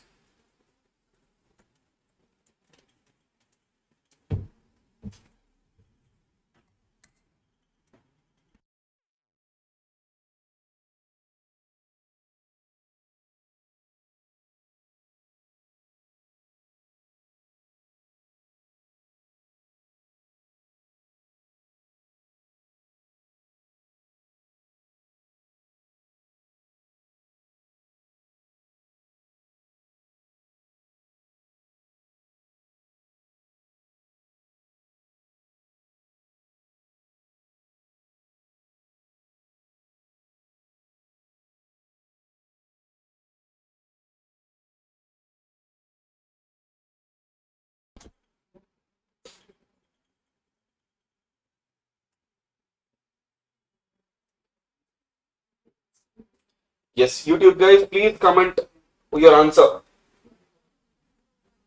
Don't sit quiet, please comment. See, we motivate you guys, so you also should motivate us. How? By commenting, by hitting like button. 50? So drawing power how much? Sanction limit is how much? How much I can withdraw now? 50 lakhs, huh? Sure? Or 54? Yes, Naveen, you are right. 50? How much I should withdraw? 54.50 lakhs, sir. Why 50 lakhs? Sanction limit is 50 lakhs. What is sanction limit? Maximum. Yes, restricted to 50 because of sanction limit. Clear? Anyone has any doubts on this or clarification you need on this? 100% I will solve before we go to the next question. Sure? Sure? Can I assume you guys know? Yes? Solve the next question then. Take.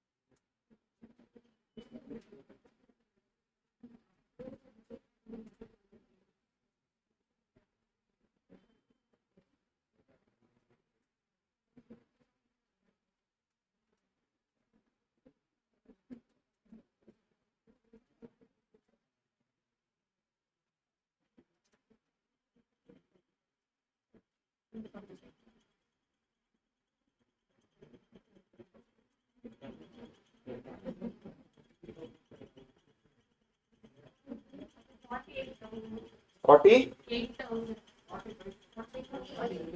Very good. Nice. I got different answers. Let's put it here. Online, you put in the chat box. 45,000 I got one. 48 I got one. DP is 48,000. Huh? Calculated DP is 48,000. Huh? Then what is 45,000? Sanction limit. What should I do now? Should I take 48 or should I take 45? 45. Why? Maximum limit available is how much? 45,000. Understood? Clear? Yes. Hey, how did you get 45? I mean, how did you get 48? Stock you took 50,000? Minus trade tax 35. So 35,000 into 80. 80%. 35,000 into 80% is what we want. No. How much? Correct, no? Then debtors 45 minus 5. Yeah, which 5? This 5. Yeah. Why? How 90 days? 20 March, 22. Where are they told March? They are told 31st March or March month only. So November, December, January, February. No problem. More than 9 days. So 45 minus 5. 40. 40 into 50, 20. So 28 plus 20. Sanction limit 45. Therefore, we have to take 45. Here. 15,500. How? How did you get 15,500? No, something is wrong. Right. Next. Now, evaluation of internal control over advances. Main part of advances is done. Clear? Yes. We are left with only ICS, examination of internal controls over advances, and reversal of income we'll have to check. Clear? Yes, sir. Daya, please tell me, how did you get 15,500? First we have to check creditworthiness. What do you mean by creditworthiness? Creditworthiness is nothing but, in Hindi we call Akat, in Tamil we call Tagdi. Should we give you? Clear? So bank should make an advance only for after satisfying itself as to the worthiness of the borrower and after obtaining sanction from appropriate authorities. Document should be executed, meaning signed. Everything should be signed properly.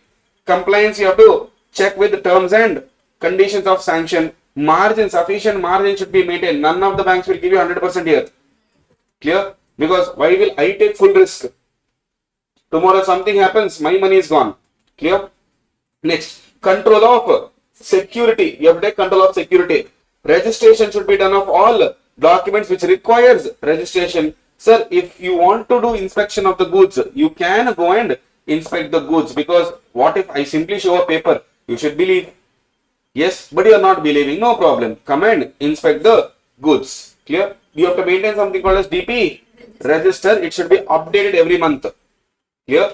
They will actually maintain one manual register called DP register, where every month they will be updating. Limits. Always keep within the drawing power as well as sanction limit. Irregularity. If there is any irregularity, should be brought to the notice of something called as controlling authority. Clear? Right? Now in one of the banks, when we audited, we found one irregularity where every bank has something called as retention limit for cash. Clear?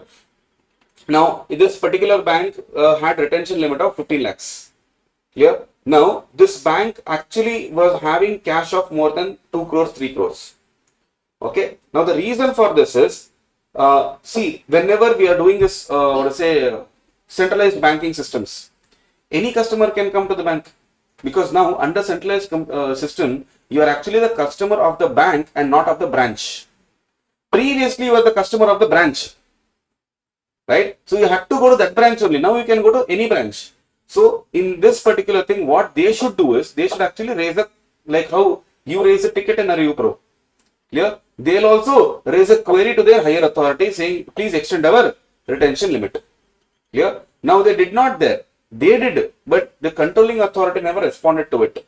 Right? So I had to report in my audit report saying this particular thing, their cash retention limit, I checked on sample basis. Now I can't check for full 365 days now. I'll have to check on sample basis. So probably let's say now 2 days in a month or 1 day in a week. Right? Now if I check that, imagine majority of the times if the cash retention limit has been breached, I'll report saying cash retention limit has been breached more often than not. And that was the gap was huge. Right? Where is lax and where is store? Clear? So I had to report that. So if we find any irregularity, we are supposed to bring to the notice of controlling authority. Understood? Clear? Sir, I took ulta of debtors and creditors. Oh, okay, nice. Don't do such silly mistakes. See, lesson to learn for us. Clear? He took debtors as creditor, creditor as debtor. Understood? Therefore, your answer went wrong. Imagine 5 marks is just gone like this. Clear? Yes. So be very careful. I'll tell you why it will happen. Number one, I'm not saying you will have it, but number one, the excitement of solving a question in a theory paper. Number one. Number two, the excitement, oh, it's easy question. What is there? Nothing. Clear? This will lead to a very big accident. And imagine 35 you get audit. 55 you get an audit. Clear? And 145 you get an aggregate. Imagine, yes, imagine 148 you get and 59 you get an audit. Clear? And in other subjects also you have not got exemption. Pain no. Pain no. And if you get to know that, sir, this is just a small error I made, it will kill your confidence only. So take care. Don't, if I tell in every class, I tell students, if the question is tough, don't panic. Clear? If the question is easy, stay calm. Don't get excited too much. Get excited. How much is required, that much you get excited. Don't get too excited. Clear? Experiential authority, I have to tell this. Clear? Experientially, I have experienced. Clear? So do not go ahead with such an excitement. Have an excitement. Good, that question is easy. You are getting 5 marks for it, but do not mess it up. To correct that, you will have to go for another attempt. Okay, and it's very painful. Let's not go there. Clear? We have come here to learn, and this is a lesson that you guys are learning. Be careful. Double check if you want. Clear? Double check if you want. My suggestion would be, if you are confused with the line items. Now in the institute question paper, they may not give you line. Right? The particulars and the amount, you may end up reading it little bit upper niche. Clear? Up and down. So what you do, see which is the amount, or keep a scale on the question paper. You'll have a scale, no? Keep a scale on the question paper and see. One by one when you're writing. This is even applicable for your other subjects. It could be accounts, it could be costing, it could be tax, it could be GST. Keep a scale of for that particular remarks and amount. Or give a finger, okay, debtors 5,000, take it. But all these things, don't do it in the exam hall directly. Practice. Clear? Practice writing papers. At least now you start. 1 or 2 papers you can do before Jan. Clear? Now, review audit of revenue items. Now, in this, one important thing is what? Point number 2 and point number 3. Clear? Point number 2 talks about what? RBI has advised in respect of any income which exceeds 1% of total income of the bank. If it is exceeding 1% of total income of the bank, if you are taking on gross basis, then 1% of net profit, NPBT, net profit before tax, if you are reckoning on net of cost, should be considered on accrual basis. General business, we usually take accrual basis only. Cash basis only bad debts. Yes or no?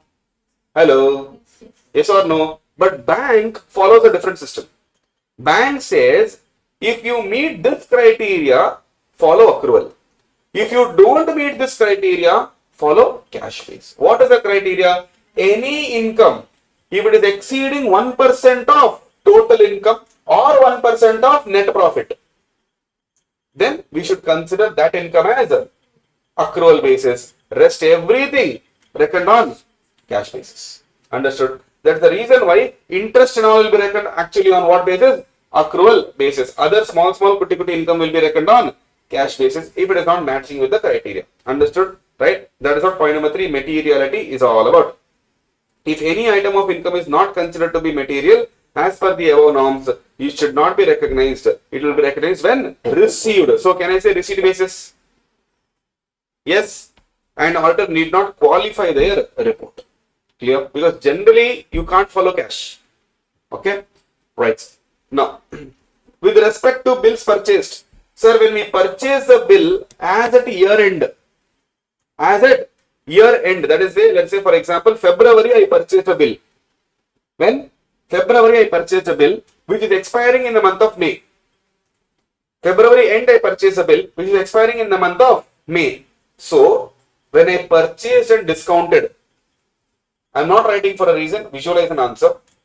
When I am purchasing the bill and discounting, 1 lakh rupees bill, I discounted, let's say 5,000 I gave discount. Okay, that means how much I paid to the person? 95. 1 lakh minus 5, 95 I paid. Then 5,000 is my income. Is it my revenue? Revenue for which year? Current year or next year? Next year. Current year or next year? Current year or next year? Visualization not happening, sir. Imagine this is February. Okay, end of February, 1 lakh rupees bill of exchange I purchased. And I discounted how much? 95,000 I paid. Yes or no? How much I paid? 95,000 I paid. Sir, this bill is expiring when? In the month of May. Clear? Now, this is financial year 23-24. This is financial year 24-25. This 5,000 belongs to which financial year? 23-24 or 24-25? 23-24? Yes. Yes. Why? Because it's received in the month of February. And recorded in the month of February. That's why. Why next year? Sorry? So 5,000 I should put in the next year. Yes. Now, this is what you're supposed to apportion. Now, 5,000 is for the duration of the bill now. Yes. February I purchase a bill. At the end, expiring in the month of March, April, May. So 5,000 is for how many months? 3 months. 5,000 into 1 by 3 will come in 23-24. 5,000 into 2 by 3 will come in 24-25. Understood? Clear? And this 5,000 into 2 by 3, since it is in the next year, amount revenue received in the current year, advance no? Show it as liability. Clear? Show it as what? Liability. Next year you reverse this and show it as revenue. Understood? Clear? The small part is important. Here. Should be apportioned between the 2 years. Okay? If it is this financial year and next financial year, if you have received somewhere in between, you have to receive in, you have to apportion it between 2 years. Understood? Clear? Pakka? Sure. Can you go ahead? Yes, sir. Now, sir, interest discount component paid by the bank or branch on rediscount of the bills from other financial institution is not to be netted off on discount earned on bills discounted. See here, I have 5,000 revenue now. Now I want money. So what I will do? I will further discount this bill with another bank. They will charge discounting charges to me. Yes. So imagine they charge 3,000 discount charges. I have 5,000. Clear? So what is my net income? 5,000 I have my revenue. 3,000 I paid. What is my net income? 2,000. So in the financial statements, what should I show? Should I show 5 separately, 3 separately, or should I show only 2? Sorry? If I tell me 5,000 should I show separately, 3,000 should I show separately as income and expense, or should I net off and show only one amount? Separately. Understood? Do not net it off because transaction can happen on 2 different days also. Clear? Yes. And transaction can happen with 2 different people also. So revenue I received from someone, expense I paid to someone. Clear? So do not net it off even though the nature of transaction are similar or in the same lines. Understood? Do not do such things. Clear?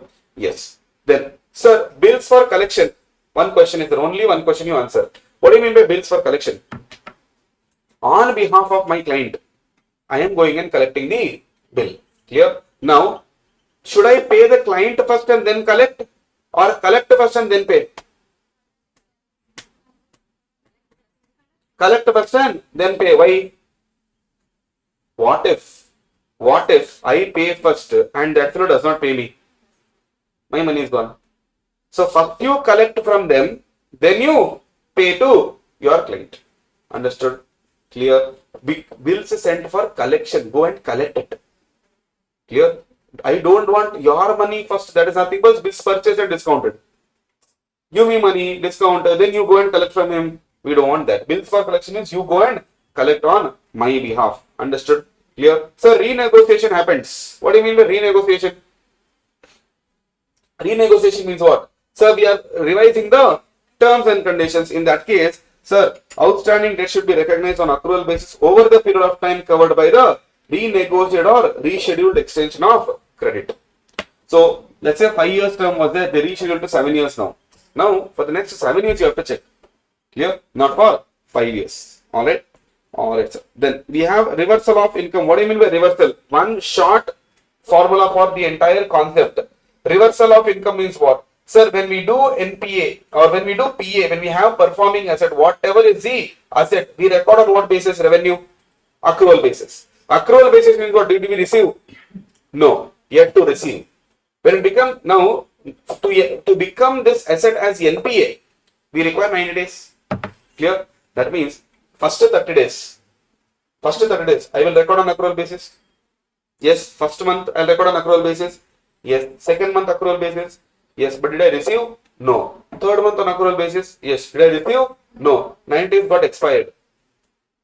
I have already recorded. No. I should reverse that because now it has become NPA. NPA is nothing but bad debts. Yeah, I will reverse them. When will I record it then? When I actually receive it. Yeah, when I actually bad debts recovered, how do you account for?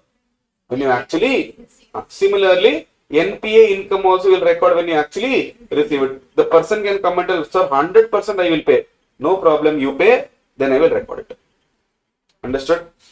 That is what you have to see in all these points. Clear? Wherever they have considered it as accrual and has become NPA. After becoming NPA, you should stop recognizing the interest on accrual basis and whatever you have already recognized and not received.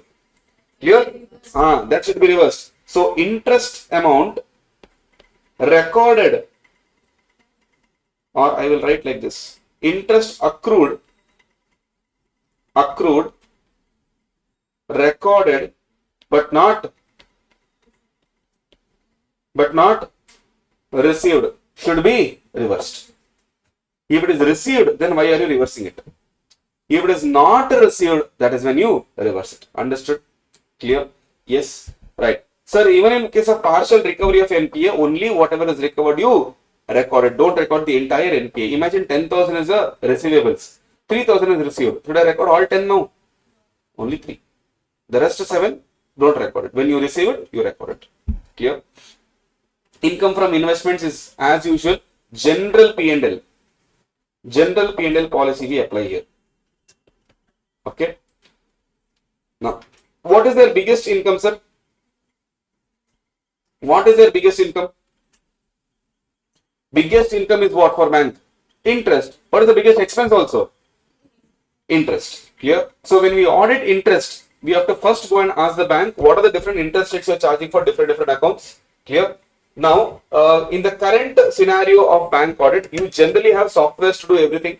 So you don't actually calculate everything. The software only will do everything for you. But in our syllabus, they have told that you can calculate a weighted average interest rate and then check with the actual interest rate. If there is any difference between these two, go and ask questions.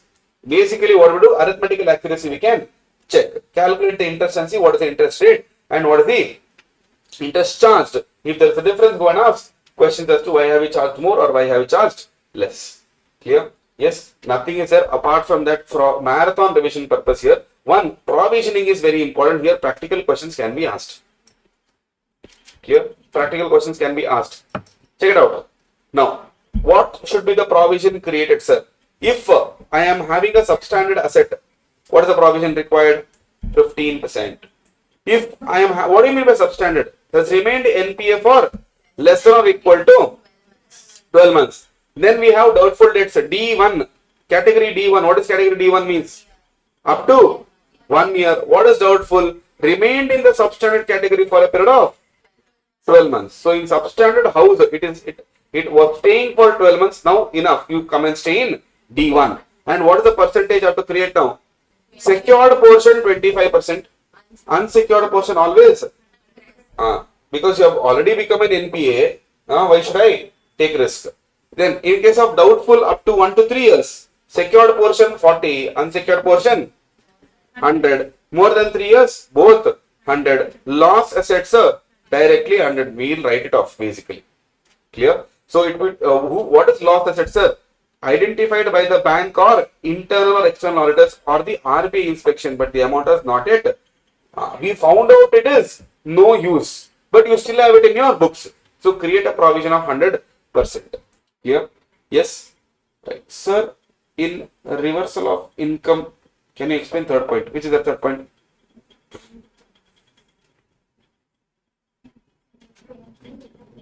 Okay. In case of banks which have wrongly recognized income in the past, should reverse the interest if it was recognized as income during the current year. See here, what are they telling here? Let's just read the underlying one.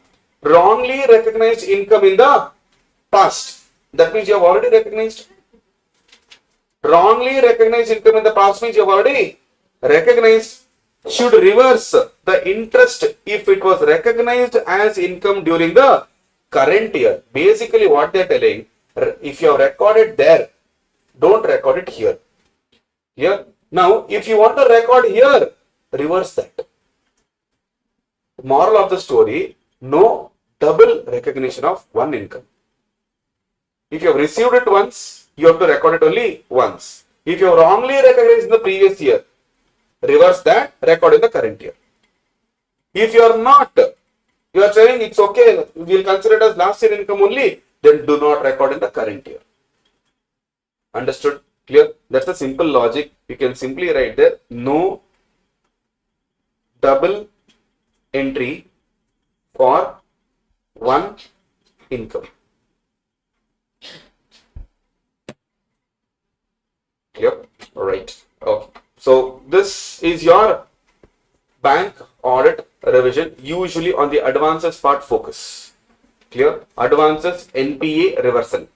These are the three areas where you have to focus, and internal control over advances. Clear? Sometimes if your good luck is not good, then they will ask advantages of discussion with the team. What should be the discussion with the team? Contents of discussion that they can ask. Clear? Right. Let's take a break. Then continue with audit reporting standards. Okay. Let's continue.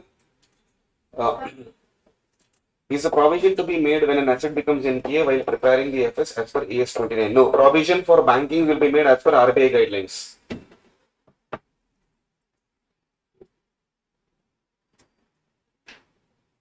Class didn't end, it was a break. Okay. Next, let's continue with chapter number 8. Now, in this, what are the things we have done? 299 done, Caro done, 600 done. Yeah. Let's talk about SS 700 series. So, in this, how many standards we are going to cover? 700, 705, 701, 706 and 710. Now, we all know, assuming you guys know, who prepares financial statements? Very good. Management prepares financial statements. Now, preparing financial statements is management's responsibility and auditing the statements is our responsibility. So, this financial statement usually should give true and fair view. Clear? Now, this particular financial statement will be prepared keeping two things in. There are two types of financial statements. Clear? One, we will say special purpose financial statements. One we have general purpose financial statements. What's the first one? Special purpose financial statements and general purpose financial statements. What do you mean by general purpose financial statements? Generally, what users take it. Like for example, if I give you, let us say, annual report or a balance sheet or financial statements I give you. Okay. What are the things you will see in financial statements? If I give you today one financial set of financial statements, I will give you. Okay. Now you tell me, what will you see in the financial statements? Turnover, profits, assets, liabilities, then what else? Performance of the company when it comes to finances. Then what else? Now these are the things we generally see. No? Yes. Now when we prepare financial statement based on this assumption for users like all of us, that type of financial statements are called as general purpose financial statements. What is special purpose financial statements? Specifically asked. Now for example, a company is purchasing another company. Clear? Now I want to know how much I can quote. So for that, if I am telling you, give me financial statements having only so and so features. Now that is special purpose financial statements. You can't use it everywhere. Bankers will tell, okay, give me these type of financial statements. Clear? Someone else will come and tell me, only give me this type of financial statements. Specially, I am preparing only for some sort of purpose, special purpose, not a general purpose. Generally, people will see so many things. We don't want all those things. So when we prepare financial statements, keeping that in mind, that is called special purpose financial statement. Understood? Clear? Now, whether it's general purpose or special purpose, there are two types of framework used. Clear? One is called compliance framework. One is called what? Compliance framework. What do you mean? What is compliance framework? Another one. See, one is compliance, one is called FAIR. Now, what do you mean by compliance framework? Fair presentation framework and compliance framework is there. Compliance means, what do you mean by the word compliance? Following the law. Clear? We don't even think about, is it fair, is it unfair? What law has told, we will do it. Following the law is what we call as compliance. So when you prepare the financial statement based on compliance framework, you will not do anything extra. You will not do anything less. You will do what law has told you to do. You will not even think, is it fair, is it unfair, is it fair for the people? You will still do. Law has told me, I will do it. Whereas, in case of fair presentation framework, you will not just do compliance. If this is a fair presentation framework, compliance framework is this. So, fair presentation framework is a bigger framework where we see fairness in disclosure, not just law. Here we see, is it fair? Law has not told us. So if you do something additional than what law has told you, clear. See, law should prohibit you from not disclosing certain things. That time I can't disclose it.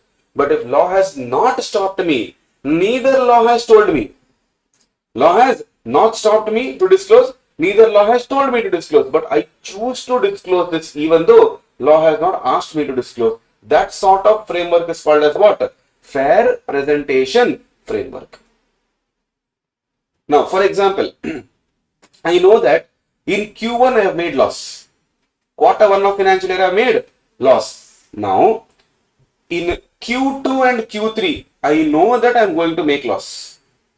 Okay? Q1 I have made loss. In Q2 and Q3 also I know I will make loss. None of the law has asked me to disclose this matter. Clear? Neither they have told you should not disclose. So law is silent on this. Now, I feel as per compliance framework, I should not disclose now because law has not asked me to disclose. Why should I disclose? I will not. Clear? Q1 loss everyone can see, but I know that Q2 and Q3 will make loss. But law has not asked me to disclose. So will I disclose? No. If I do that, I am following compliance framework. But I feel my user should know about it. My investors should know about it. Now I know, but I feel my investors also should know about it. Now in that case, what will I do? I will disclose it. Even though law is silent about it, I will disclose it to my users that we are going to make loss in the next 2 quarters. If I do anything of that sort, we are following what framework? Fair presentation framework. And in India, most of the audit reports, if you see, if you use the word true and fair view, that means you are actually presenting a fair presentation framework. Understood? That is the reason why we say true and fair view. Understood? In fair presentation framework, compliance framework is included. You have to follow the law. But in compliance framework, fair presentation framework is not included. Here you do CF plus additional disclosures. What law has told you to do it anyway. Apart from that also you do something more. Why? You feel it is fair enough for you to tell your users. Understood? Clear? Yes, this is the basic difference between compliance framework and fair presentation framework. Alright? Yes. Now, as per SA 700, what is SA 700? Forming an opinion on and reporting on financial statements. So, it deals with auditor's responsibility to form an opinion on financial statements. What is the objective? As usual, to form an opinion and you have to give a report. Clear? Yes. Now, to obtain this, what you should do? You should obtain reasonable assurance whether financial statements as a whole are free from material misstatements, whether due to fraud and error. Chapter number 1, objective number 1. Remember? Yes. Right. This conclusion shall take into account 3 things. Whether you have obtained the evidence. Number 2, whether uncorrected misstatements. What do you mean by uncorrected? Detected, reported, but not corrected. Which means you have found the misstatements, we have told also, but management, you are not correcting it. No problem. If those misstatements are material, individually or in aggregate, we should consider. If it is material, then we should not give true and fair view. Clear? Then we have to do some evaluations. Now, then finally we have to give a written report. So basically this is our objective. What are the evaluations I am supposed to take care, sir? Evaluation number 1. Amounts and disclosures in the FS. Evaluate the amount and disclosure mentioned in the financial statement. Qualitative aspects of accounting. Qualitative aspect of accounting practices. Whether whatever accounting policy and practices you are following, is that fruitful in the financial statements for us? Are we achieving what we are wanting to achieve? Sir, possible bias in management's judgment. Meaning what? You are being very partial. You create provision for all the debtors who have not paid for more than 10 days. But you are not creating provision for one debtor who is unpaid for more than 20 days. Why? Because the debtor is your relative. This is a bias. If you are creating, you have to create for everyone. Clear? Now, the auditor may conclude that lack of neutrality together with uncorrected misstatement causes materially misstated financial statements. So, lack of neutrality means what? Biased. Biased mindset plus behavior of not correcting the misstatement will obviously lack of neutrality. Neutrality means unbiased. Lack of neutrality means what? I don't have neutral mindset, so I will always be biased. This if I combine with an attitude of not correcting misstatements, my financial statements will be wrong. Clear? Now, how do I know whether they do not have neutral mindset, sir? Selective correction of misstatements. They are not correcting everything.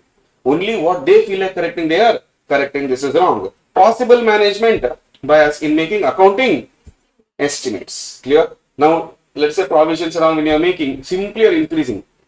Clear? We don't want such things. Alright? Now, specific evaluations we have to do. What is that?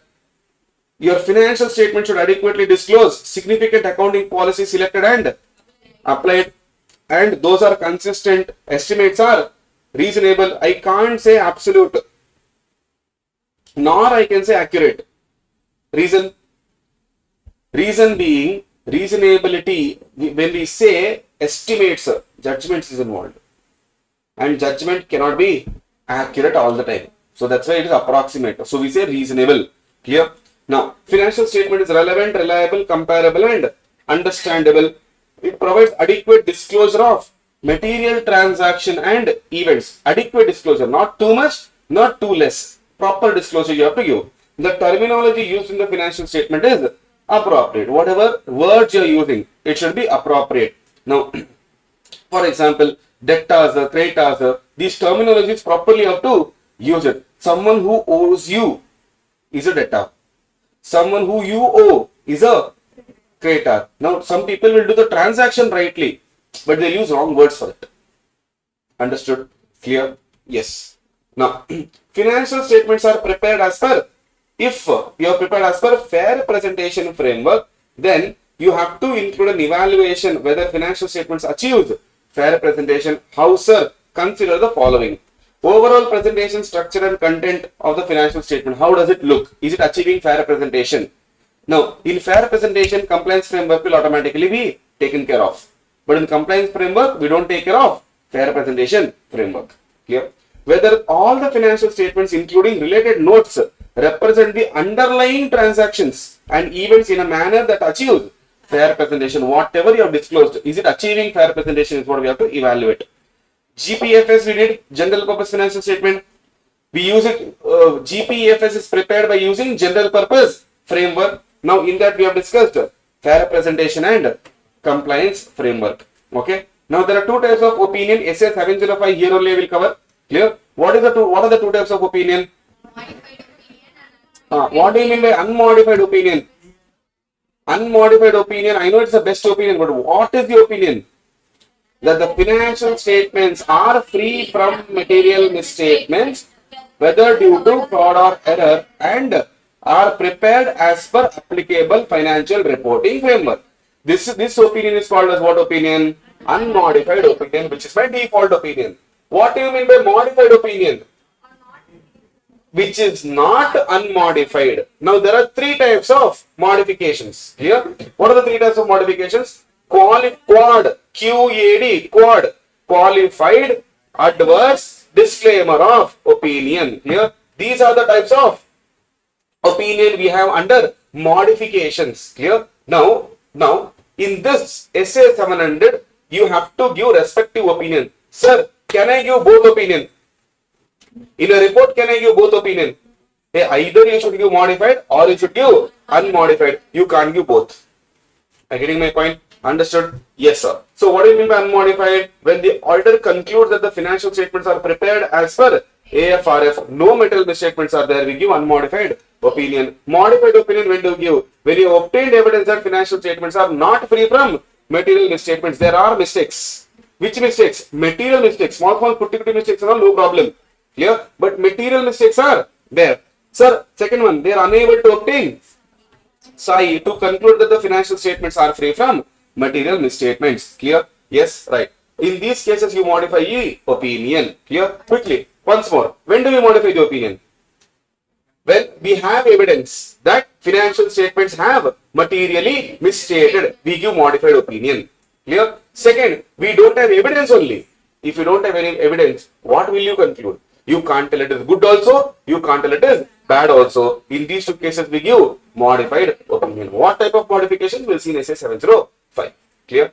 Yes. Now, audit report, basic elements of audit report. What should be there? First element is title. What do you mean by title? Name of the report, it will be mentioned as independent auditor's report. Second is literacy. If members have appointed you, you are supposed to submit it to the members. If CAG appointed you, CAG.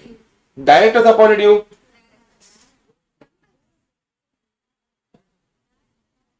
directors can't appoint me. Directors can't appoint me. Huh? Directors can't appoint me. Sure. 100%. Cost auditor is appointed by whom? Cost audit report should be given to whom then? Directors.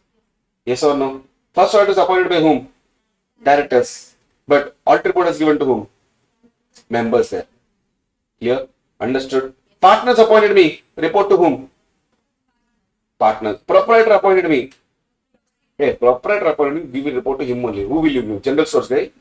Here. Now, basically, who you are answerable to, that is mentioned in addressing. Clear? Yes. Right. Sir, next paragraph is what it is? Opinion. You have to mention your opinion. Whatever is an unmodified or modified opinion, those things should be given in this particular paragraph. Clear? Previously, this paragraph was not mentioned here. It was mentioned after basis for opinion. Clear? Now they have put it here. Doesn't matter for the students now. Clear? Yes. Now, in this, you have to mention what? Whose financial statements you have audited, name of the entity, and you have to mention that you have audited. Clear? Third, title of each statement, that is financial statements, balance sheet, P&L and all, you have to mention. Refer to the notes and date or period covered. In regular classes, in depth, we have opened an actual audit report and we have underlined compared to actual audit report and text. Clear? That's the reason why you are able to remember it. You are understanding actually, we have seen this particular audit report. Clear? So we have done so much in depth in the regular class. Understood? That's why revision should be going good for you guys. Clear? Others, if you are doing it, if you are watching this revision for the first time, clear? Try to understand the logic or the seed of every point. Because right now, going into that much detailing is not possible for January attempt. Understood? Clear? Then, basis for opinion, here is where you tell why have you given the previous opinion. What is the basis for you to give the previous opinion? Clear? So, you have to state that audit was conducted as per standards. Refer to the section that the report which describes your responsibilities. Where is your responsibility? You have to disclose, give a reference there. Clear? You have to tell that auditor is independent of the entity and I am fulfilling my ethical responsibilities. Quickly tell me what ethical responsibilities, ethical principles I have to follow.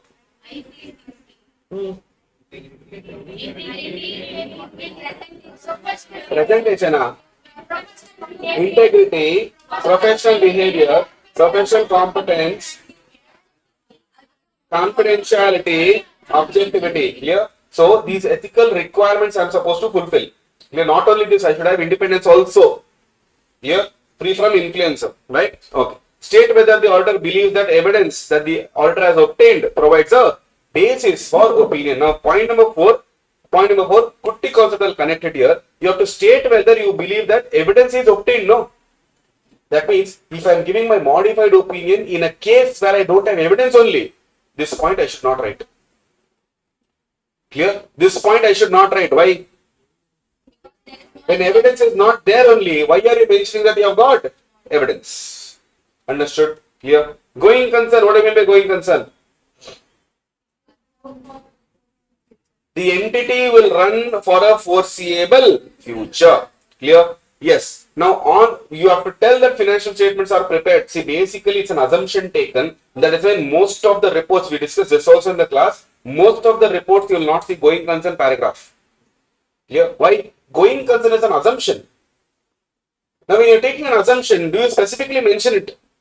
No. So we prepare the report based on this assumption only that company is having going concern basis. But if there is a problem in going concern, now we will mention it in the report. Understood? Clear? So financial statements are prepared based on the assumption that the entity is a going concern and will continue its operation for a foreseeable future. GPFS are prepared using a going concern basis of accounting unless management intends to liquidate. What do you mean by liquidate? Now, in the liquidation basis, we will go by cash, receipt basis. Clear? When the use of going concern basis is appropriate, assets and liabilities are recorded on the basis that they will be able to realize. You should evaluate whether SAI has been obtained regarding and conclude on the appropriateness. SA 570 talks about going concern. Do you remember? Yes? Or flew away? Remember? No? Now, based on the evidence obtained, conclude whether material uncertainty exists or no. All these things in SA 570 will quickly revise about going concern later on. That's the reason why here we will not mention about going concern unless there is a problem. Understood? Clear? Okay. Then we have CAM. What is CAM? Key audit matters. SA 701 takes care of key audit matters. Now KAM meaning what? Key audit matters are those matters which are from auditor's perspective. My judgment says very important for users to understand. From where will I pick that? Matters communicated to management or TCWG under SA 260. Remember? SA 260, communication to TCWG. From those matters, I'll have to pick what I feel is important and put in the report. Under the report, in which paragraph I'll put? In the report, under which paragraph I'll put? Key audit matters. And that is this paragraph number 6. Understood? Clear? Yes. But if law says don't put it, I can't put it. Clear? Now, then responsibilities for the financial statement. Who's the management? Preparation of the financials, preparation of FS. Then internal control system, ability to continuous going concern, their responsibility. Then SA 200 explains more responsibility of management, where you have to take care of all the information, preparation of books of accounts, everything is your responsibility, not mine. What is my responsibility? Number 1, that I have to obtain a reasonable assurance. Clear? Number 2, I have to issue a report. Third, reasonable assurance is a high level of assurance, but is not a guarantee. This I can combine with inherent limitations and ask you a 4-mark question also. Clear? So maximum level of assurance which I can give you is reasonable assurance and not absolute assurance. Clear? Yes. Right.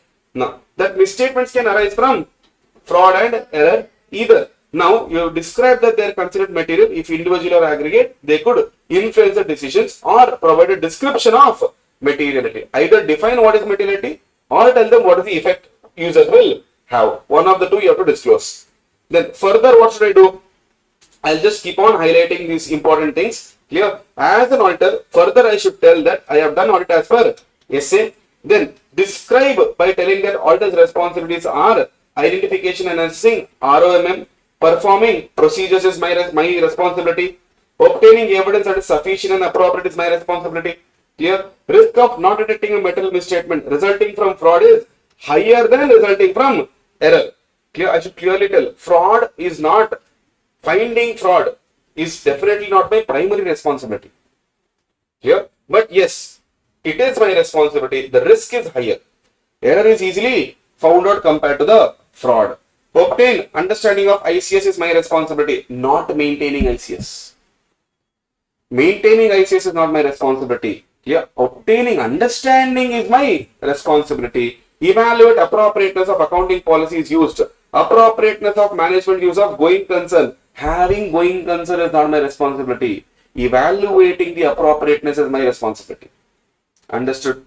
Clear? Yes. Then, when the financial statements are prepared with fair presentation framework, evaluate whether we have achieved fair presentation or not. That is my responsibility. But who prepares this framework? Management. I go and audit, that's it. How you prepare financial statements is not my problem. If you say compliance framework, I will go and check it. If you say fair presentation framework, I will go and check it. So preparation, keeping framework in mind is not my responsibility, but checking the financial statements prepared, keeping framework in mind is my responsibility. Clear? Right. SA 600 we already studied. What is SA 600? Using the work of another auditor. Okay. Then location of the description of responsibility, where within the body of the report you can attach it also. Annexure means, appendix means what? Within an appendix or to the auditor's report shall include a reference to the location of the appendix. So you tell where is it mentioned, where is your report mentioned, or where is your responsibilities mentioned, because report might be huge. So just say auditor's responsibility and give the reference where you have mentioned it. By a specific reference within the report of the location with such a description on a website of an appropriate authority. If there is on website, if you have put, give a reference in the report. Clear?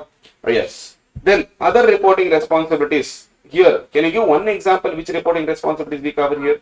Very good. CARO 2020.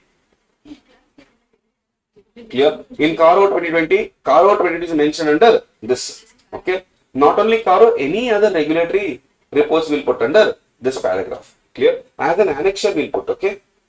Because on 21 clauses we don't put in the main report. In the main report is 4-5 pages. That's it. Clear? For that we attach annexure A, annexure B, or appendix A, appendix B. There we give all the details.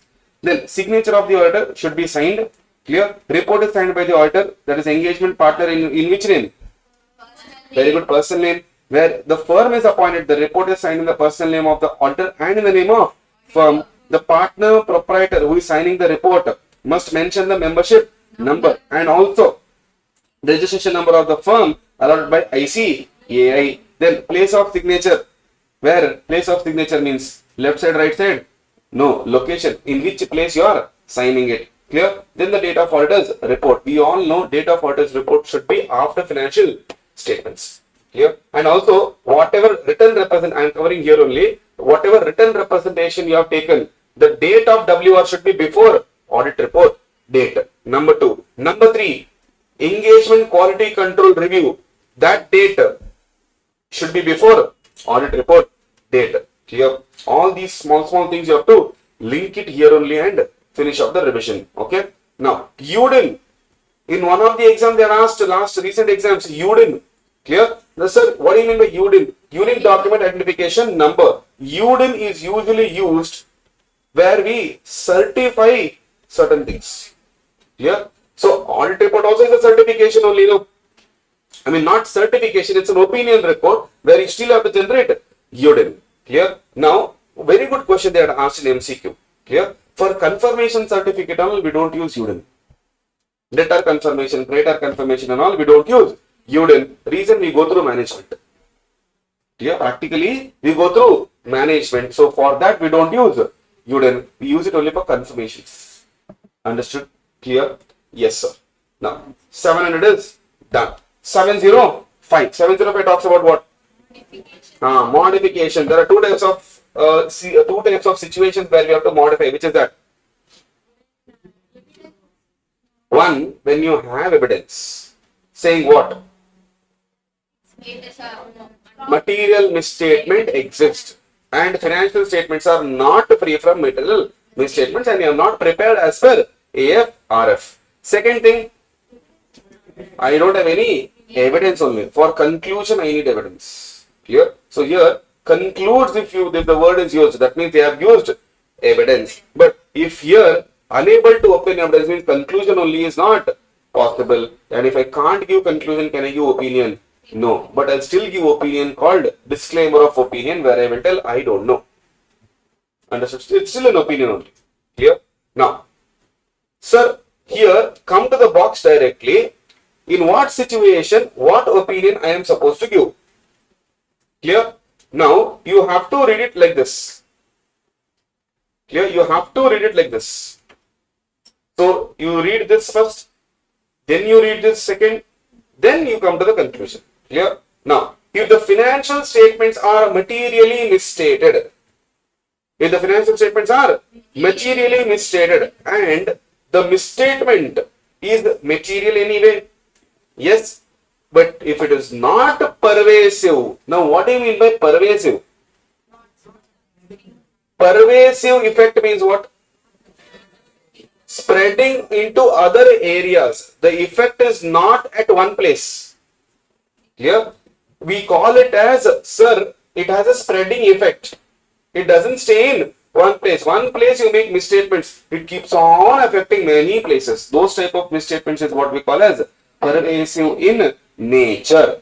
Clear? For example, inventory valuation went wrong. If inventory valuation went wrong, is it material? Yes. Is it pervasive? Now see, if inventory valuation goes wrong, where it will affect? Trading account gone, GP gone, NP gone, asset valuation gone, balance sheet gone, decision gone. Yes. So pervasiveness means what? One small mistakes or one material misstatement only, but affecting many areas. This sort of misstatement we call it as pervasive effect. Understood? Clear? Number 2, sir, not pervasive but still material. Let us say law asks you to disclose about RPT, disclosure of related party transaction. Your balance sheet is good, transactions are fine. Now you have not disclosed in the notes to accounts. Your balance sheet is not getting affected. P&L not getting affected. Clear? In the notes, if you have not disclosed it, it is material, yes, because it will affect the users. But is it pervasive? Is it going to affect in many other places? No. Are you getting my point? Clear? So, these type of misstatements are material, but not pervasive. Clear? So, pervasiveness is not just for amount. It could be for disclosure also. Understood? Clear? So, here if you see pervasiveness, they are not limited to specific elements. They are keep on affecting the other elements of the financial statements as well. Even if it is limited, but it is covering substantial proportion, bigger proportion. Substantial means what? More than half, 50% of the proportion is affected by this particular misstatement. In relation to disclosures, it is fundamental to users' understanding. Yes, you are not given, but it is required for them to understand. Material but pervasive. Clear? Material and pervasive. If they are not understanding only, decision making will go wrong. Now, your balance sheet you have prepared properly. Okay? In the notes to accounts, you have not given debtors list only. It will affect the users? Yes or no? Yes. Now, it is the disclosure part, not your preparation part. Everything is fine. Your balance sheet is still tallying. Clear? But the disclosure is not given there. It might affect fundamental understanding. Yes, pervasive. We will now, who will tell what is pervasive, what is not pervasive, sir? Who will tell what is pervasive, what is not pervasive? This is why here, auditor's judgment about pervasiveness. You might tell, what sir, it may not affect them. If I feel it will affect them, for me it is pervasive, for you it is not pervasive. You give your opinion, I will give my opinion. Understood? You are no one to tell me what opinion I am supposed to give. And I am no one to tell you what opinion you are supposed to give. Understood? Clear? Yes. Right. Now, so if any financial statements are materially misstated, it is material but not pervasive. What opinion I will give? Qualified opinion I will give, because here we have evidence. Here we have evidence. Understood? Sir, financial statements are materially misstated, material and pervasive. Adverse. Material and pervasive. Adverse. Sir, inability to obtain SAI. Meaning, can I obtain evidence? Now you tell me, if there is no evidence, conclusion. Can I give conclusion? If no conclusion, can I give opinion? No, but I still have to give report. Because I have audited. Yes. Now in that case, what will I give? No problem. I will either give qualified or I will give dope opinion. Disclaimer of opinion. When will I give qualified? When the financial statements are material but not pervasive. Sir, but we don't know, no. We have not found the misstatements, no. Possible misstatements.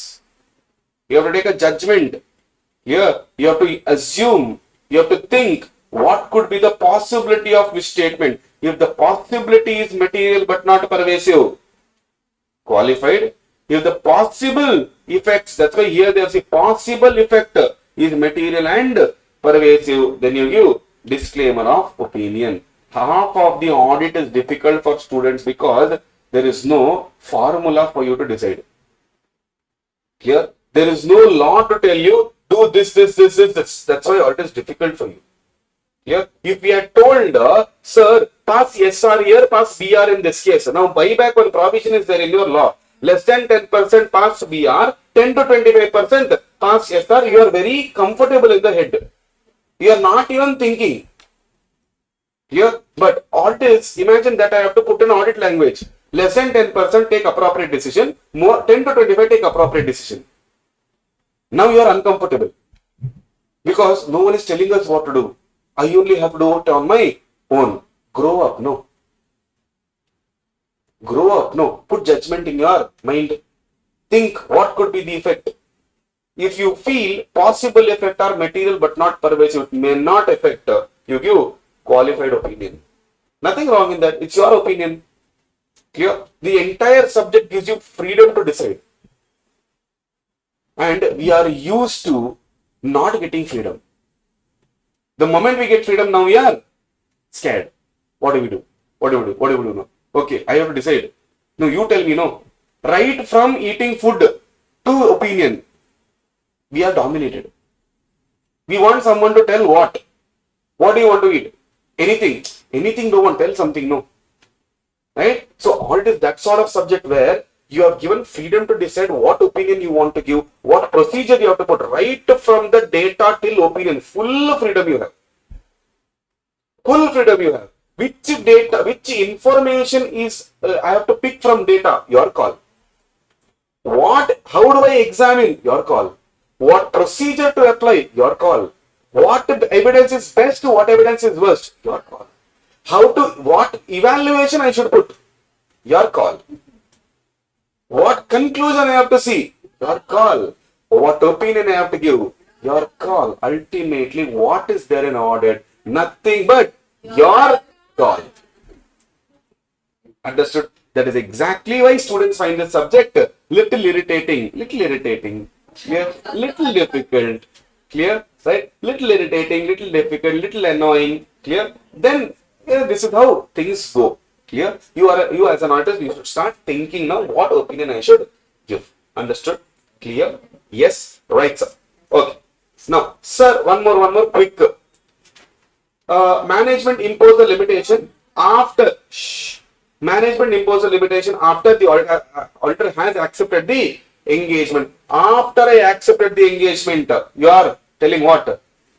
Don't do this. Don't do that. If you do something like this, what will I do first? I'll ask why. And I'll tell remove the limitation.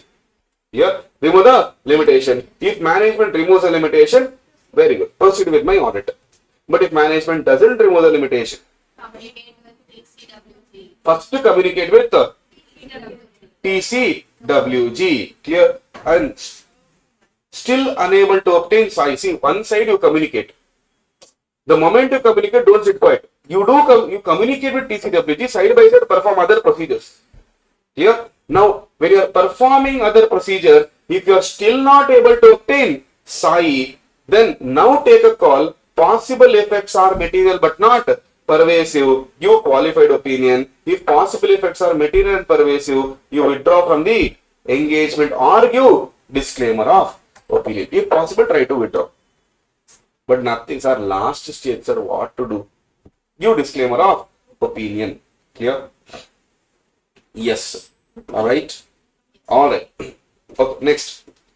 Now, here, you guys, I'll tell you what subject, what content is important here. Try to understand. Go home and study. Okay. Online, you are at home only, so study. Okay. Now, form and content of audit report when the opinion is content is very important. What you write, what words you write. Now, as an auditor, don't do copy paste job. Clear? Don't do copy paste job. In your articleship also, when you are getting an opportunity to draft the report, draft it. Clear? Open previous year. Just to change the name, file, save as, go to the folder, change the name, change the amount. Don't do that. Clear? Read at least 1 or 2 reports you read. Content is very important. In the examination, what if they ask? No, they'll ask you also. What if they ask you that? How the opinion, your adverse opinion paragraph looks like.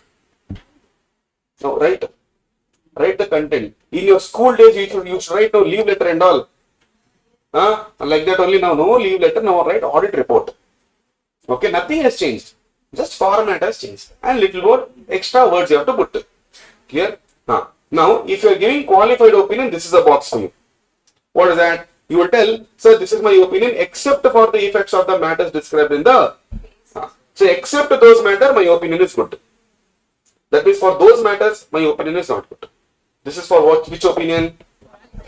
Qualified opinion. Next, for adverse opinion, what should I tell? I should tell these are the opinion because of the significance of the matters described in the basis. So I am giving what? Adverse means what? Good or bad? Bad opinion I am giving. Clear? Bad opinion I am giving. But why bad? Because of the matters, not except the matters. Because of the matters mentioned in the basis, I am not going to give good opinion. You have to mention it. Clear? And you have to tell that financial statement do not present fairly. Clear? Now this is with respect to what? Fair presentation framework. If it is a compliance framework, you will tell financial statements have been not prepared as per AFRF. Understood? Clear? Yes, right. Disclaimer of opinion. In this case, you should clearly tell, I am not giving any opinion. Clear? Then you have to tell, because of the significance of the matters described, I am not able to obtain any SAI. And then amend the statement. Where generally you tell, I have audited, I have obtained evidence and all, those things and all you remove from the report. Understood? Clear? These three boxes are very important. Clear? Content wise, they can ask a question on that. Right. Sir, basis for opinion, sir, what to specify? If it is possible to specify, put description and quantification. What do you mean quantification? Amount you put. If you are able to measure and put it. Number two, if it is not practicable, tell it is not practicable. Clear? Right? Then, sir, if it relates to narrative disclosures, give the explanation. Narrative means what? Explanation. Clear? If there is a material misstatement that relates to non-disclosure of information to be disclosed, discuss the non-disclosure first with TCWG, and in the basis for opinion, put the nature of omitted information. What type of information was omitted? Clear? Right. Sir, if the modification results from inability to obtain SAI, reasons for why am I not able to obtain, put the reasons also in the report. Right. Now, when auditor disclaims an opinion on the financial statement, the auditor shall not include the following elements, which is that reference to your responsibility, don't include this paragraph or don't include this line. Number two, statement where you are telling evidence is obtained and is sufficient and appropriate. Reason, in disclaimer of opinion, you never get evidence. Understood? Clear? Yes? Right. So this, I ask you to go home and read. Please do it. Not hidden question, but can be asked as a question. But as an examiner, if I want to test you in reporting language, here language is very important. Clear? That's the reason why in the material, I have put it in bold letters only in the box. Clear? Those words should be exact. Clear? Rest everything, no problem. Give a reading. This is like letter writing for you guys. Understood? Clear? You have to think that this is the word I'm supposed to use in the report. You can't tell whatever you want in the report. Understood? Because it's professional report. Clear? Yes. Now, in the blood report and all, you would have seen when the doctor gives a prescription, you go take the blood sample. In the blood report, they'll write negative, positive, etc. What the element they'll write? Will they write malaria not there? Patient is fine. That's not the language. You have to write the professional language. Clear? Yeah, you don't understand it. That's a different matter.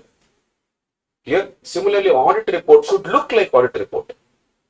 Clear? It shouldn't look like some student has written an answer sheet. It should look nice. So that's why those words you have to use. Next, essay 706, which talks about what? EOM. What is EOM? Emphasis of matter. What is OM? Other matter paragraph. Clear? Very easy. Very easy. We are still in audit reporting only. Clear? What is EOM paragraph? I know full form, but what do we include that in that? EOM paragraph is nothing. Sir, from the financial statements, if you want the users to give attention, if you want users' attention on a specific matter which is already disclosed in the financial statements, we pick from there and we put it under EOM. Here, because financial statements, in financial statements, there will be so many things mentioned. Users might get distracted. They may not remember certain things. They would have read it. Disclosure 100% will make. Clear? Now, for example, here, why should I put it in bold? You are reading it, no? Why should I put it in bold? Attention. Why am I highlighting these? Attention. This is what we call as emphasis. Clear? Now, in audit report, we'll have to put some matters in this para. That's why we call this para as what? Emphasis of matter paragraph. Understood? So, whatever matter I put here is purely for attention purpose. Here, EOM is a big time attention seeker. Here, full attention I want from users, whatever matter I mention here. But what matters I should mention? Only those matters which is already disclosed in the financial statements. If, sir, I have some information, but it is not in the financial statement, it is outside the financial statement, can I disclose it? Yes, but not in EOM. In other matter paragraph. Like for example, sir, you tell me now, OM and EOM. Going concern, uncertainty is there, management has not disclosed it. Management has not disclosed it. Where should I put it? EOM or OM? OM? OM? Sure? Not EOM? 100%. SA 570. SA 570. Going concern. I know. I know it is going concern. Where do we include it? Go to SA 570. You should remember it. Go to SA 570. Implications on auditor's report.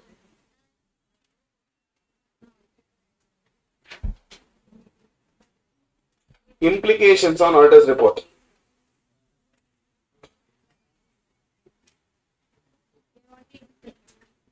Use of going concern basis of accounting is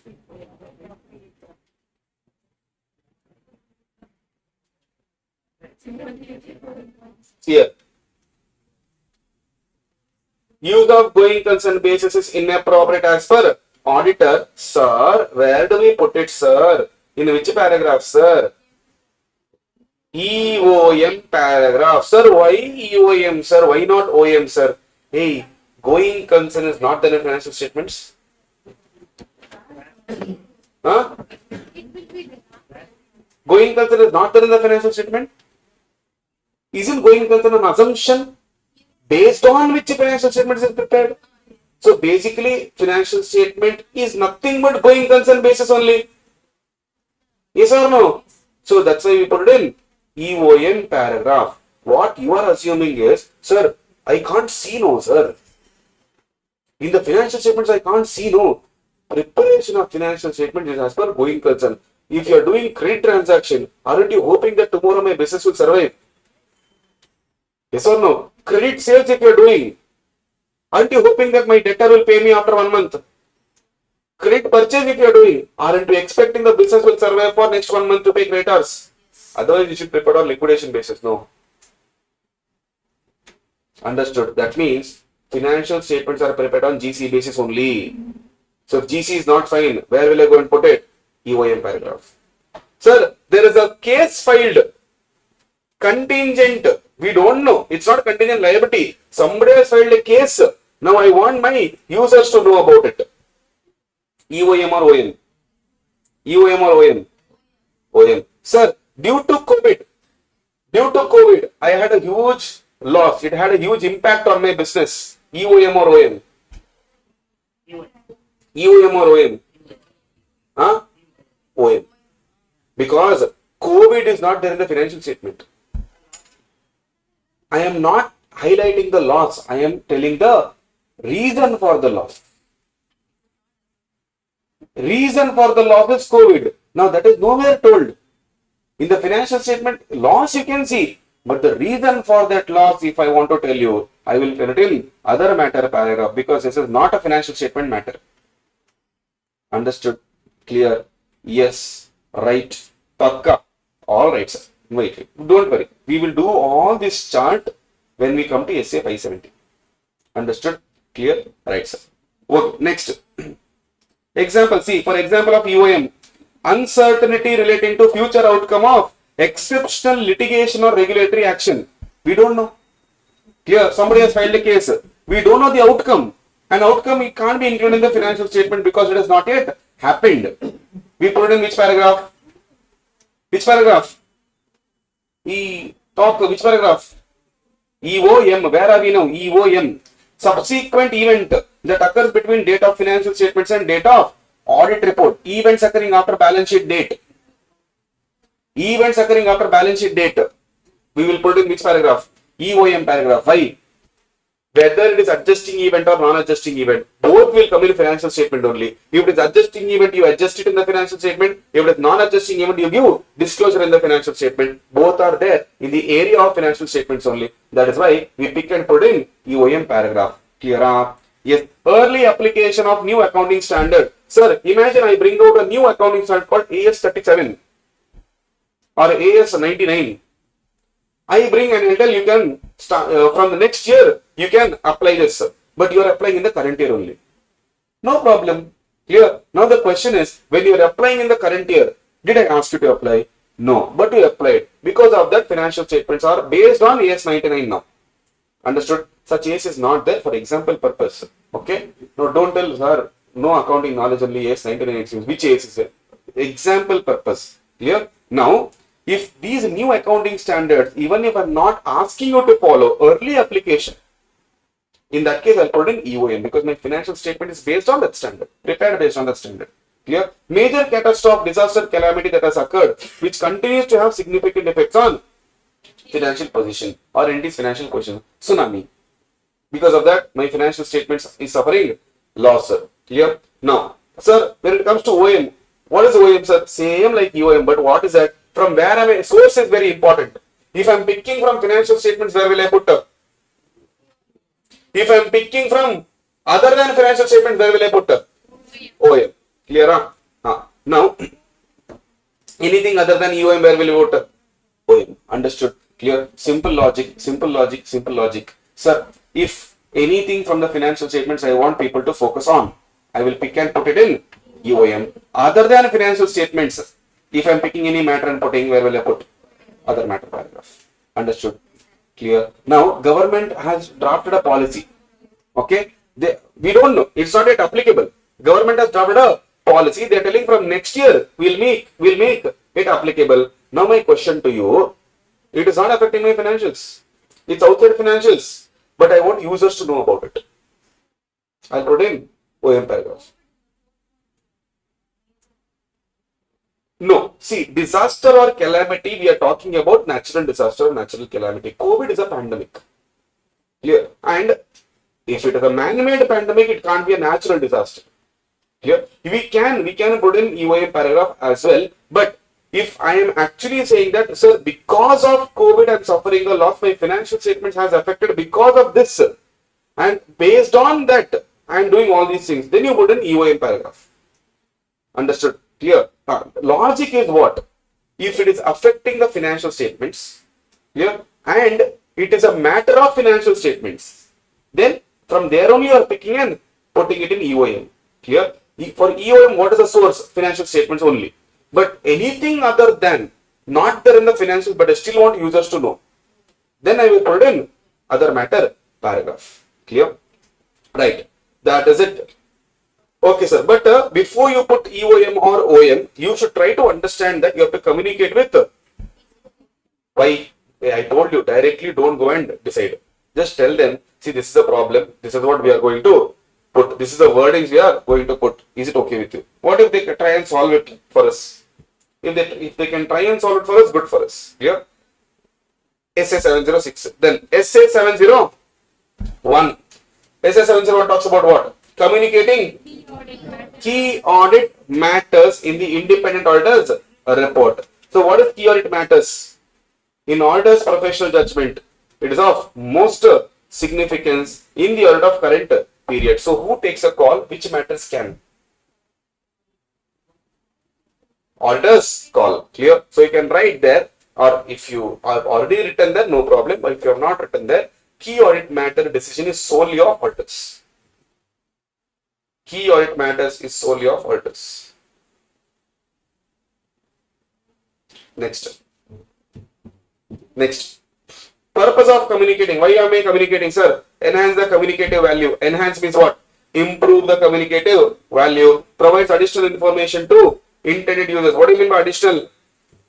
What do you mean by additional? Extra information I am giving. Basic information I have given. But I want you to have extra information. It may also assist the users in understanding what? The entity and areas of significant management judgment in the audited financial statements. Clear? Objectives of the auditor regarding key audit matters. Why am I? See, this is important. This is important. Purpose of CAM is very important. They'll ask you, why are you communicating? Because this is extra communication. Here, I want people to know how I have done my audit. What procedure I have done my audit. Regular class students, if you remember, ITC's report we had taken. And we had spoken about revenue recognition of ITC. Clear? How difficult it was for them. Clear? And there we have clearly seen that as per accounting standard 9 revenue recognition, the ownership will be transferred and all those things they are clearly mentioned. Yes or no? Remember? Then we had went and studied the procedures also. What procedure they had applied. Clear? Then determining key audit matter from where? Matters communicated with TCWG SA 260. Clear? those matters that require significant auditor attention in performing the audit. Sir, 100 matters I would have spoken. All 100 I should put down. No, whichever out of that 100, whichever you feel is understood, clear. Yes. In making those determination, which is more important, 3 factors you consider. Number 1, wherever is higher risk is there, whichever area has high ROMM, you can select that and put it in the report. Sir, significant auditor's judgment relating to the financial statement where management judgment is involved. Wherever you have used your judgment on the matter where management has used their judgment. So basically, judging the management's judgment. Clear? That area you can put it. Third, effect on audit of significant events or transaction that occurred during the period. Clear? Like for example, COVID also if you can talk about. Because in between the year if it had affected me, I can put it. Say for example, after March, there were lockdowns also. Yes, it could have affected the company's financial performance. You can talk about it as a key audit matter. How it got affected. Clear? Communicating, where should I communicate, sir? Under the heading called key audit matter. Clear? You have to tell. Now, communicating key audit matter is not a substitute. Important for 4 marks. Can be asked from 3 to 4 marks. Clear? Online, are you understanding?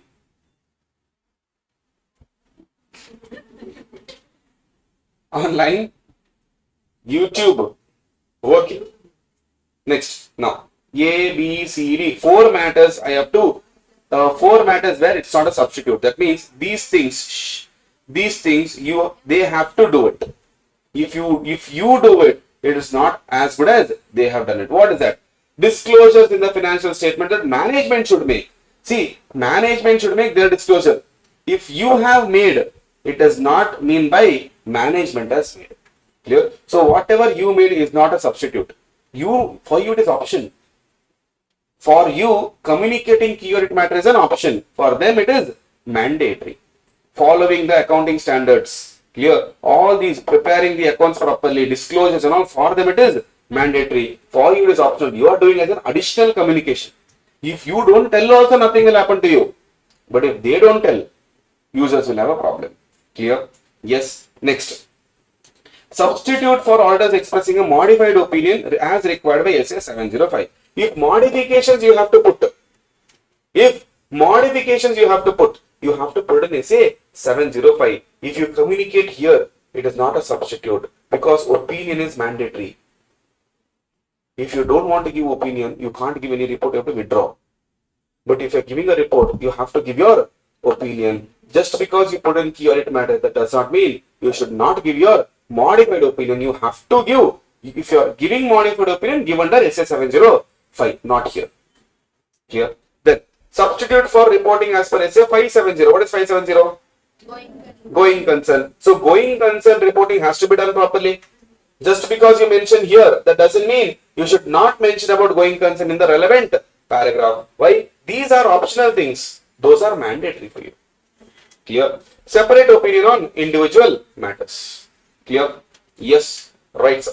Now, communicating with the TCWG as usual, before you go and put your report or matters in the report, go and communicate with TCWG. Understood? Clear?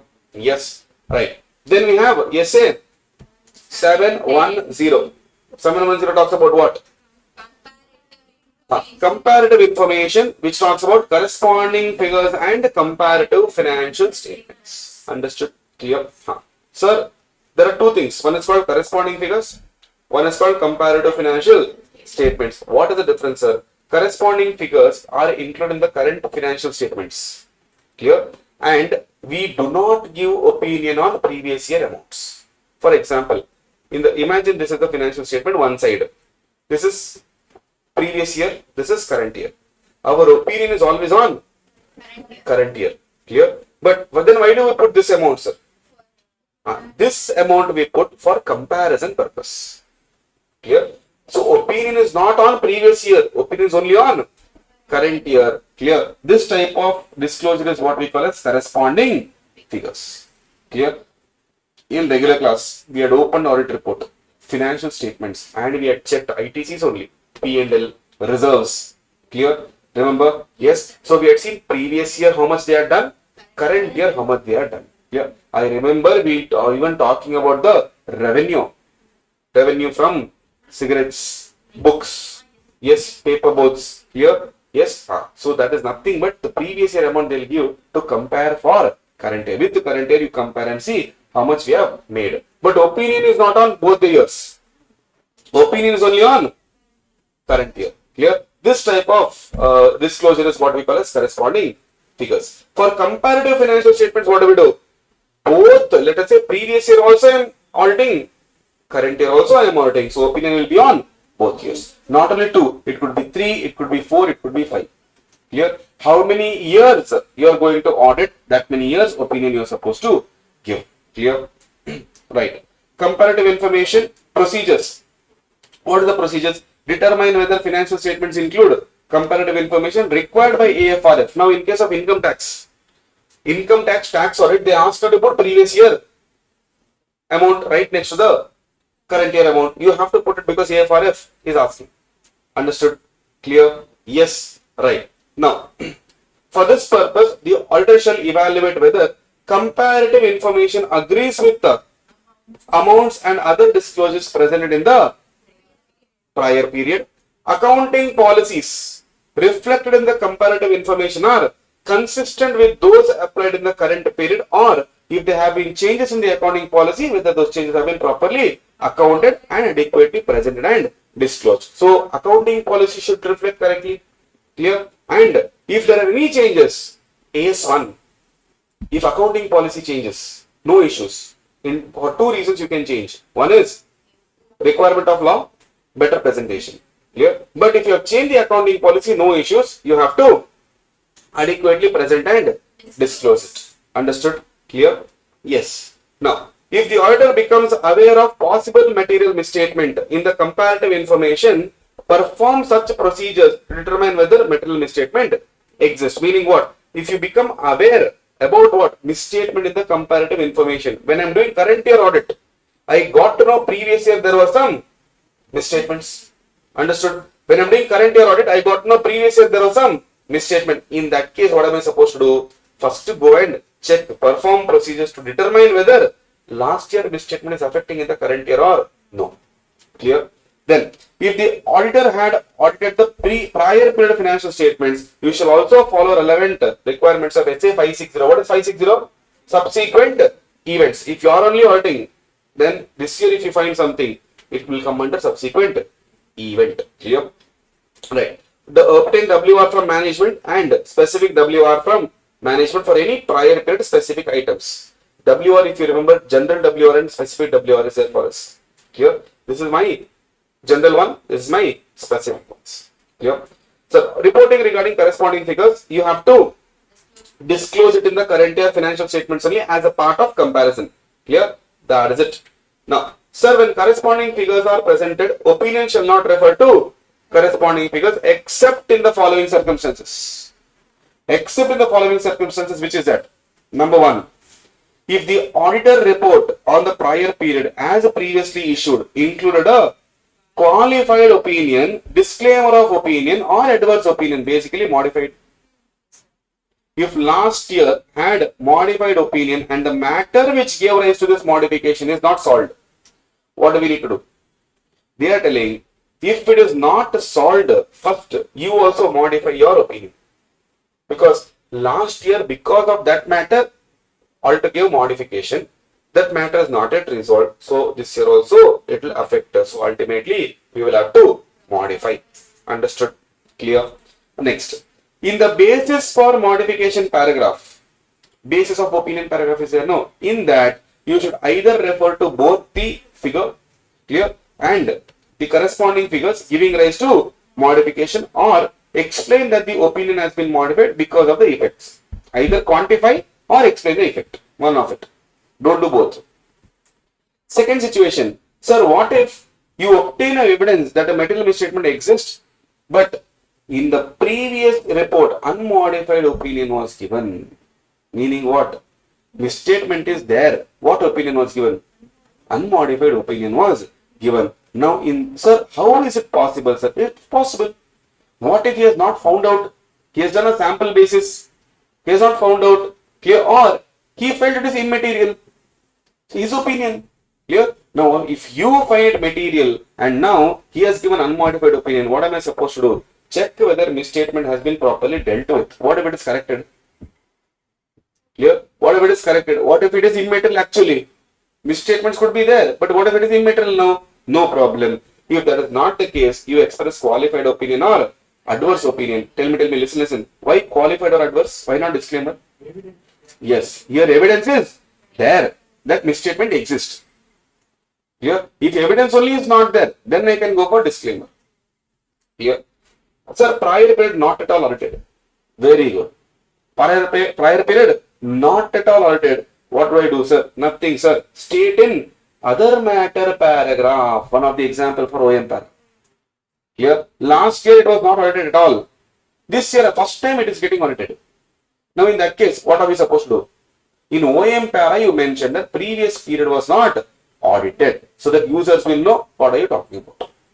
Here, now comparative financial information, same here. Only one thing you have to remember: auditor's opinion to refer to each period. How many ever period you are referring in the report, for that many period you are supposed to give your opinion. Sir, what if it is audited by some other auditor, sir, last year? What should I do, sir? No problem, sir. If it is mentioned, state in other matter paragraph. Another example for OM. What is that? Financial statements of the prior period were audited by predecessor. Number one. Number two, the type of opinion expressed by him, and if the opinion was modified, what is the reason for modification? Number three, date of that report unless he has revised the report. So three things you mentioned in your OM paragraph. One is someone else did it. Second, what opinion and what is the reason for it. Third one, date. Clear? Right. If you conclude that material misstatement exists that affects the prior PPFS, prior period financial statement, and on which the previous auditor had previously reported without modification, meaning what opinion he had given? Unmodified opinion he had given, the auditor shall communicate the misstatement with the appropriate level of management and ask the management. See, last time what he had given? Unmodified. But I found the misstatement. What should I do? Go and tell management. Tell your auditor. Which auditor? I will not talk. I will tell management, and I will tell management to go and request to change the report from the auditor. Now, auditor's report is based on financial statements. Yes. So if misstatement is there, let's say now it's actually there in the financials, but auditor has not seen it. Now, if he changes the report, listen to me very carefully. Now, if he changes the report, technically in comparative financial information, two opinion I have to give for both years. Clear? My opinion should refer to both years. One opinion you can give no issues. But my question to you, if in case the previous auditor has modified this opinion in the current year, if he has modified the opinion in current year, now in the current year, my opinion should refer to which period now? Previous year and current year, or only current year? Technically, for comparative financial statements, previous year and current year, I am supposed to give my opinion. But in this case, I asked the management to go and request to the old auditor. He said, no problem, I will change my opinion. Now, did he change his opinion? Yes. When did he change? Current year. That means one opinion he gave. For the current period, who should give opinion? I should give opinion. So technically, in the current period, only two opinion is given. Are you getting my point? Why should I again express two opinion?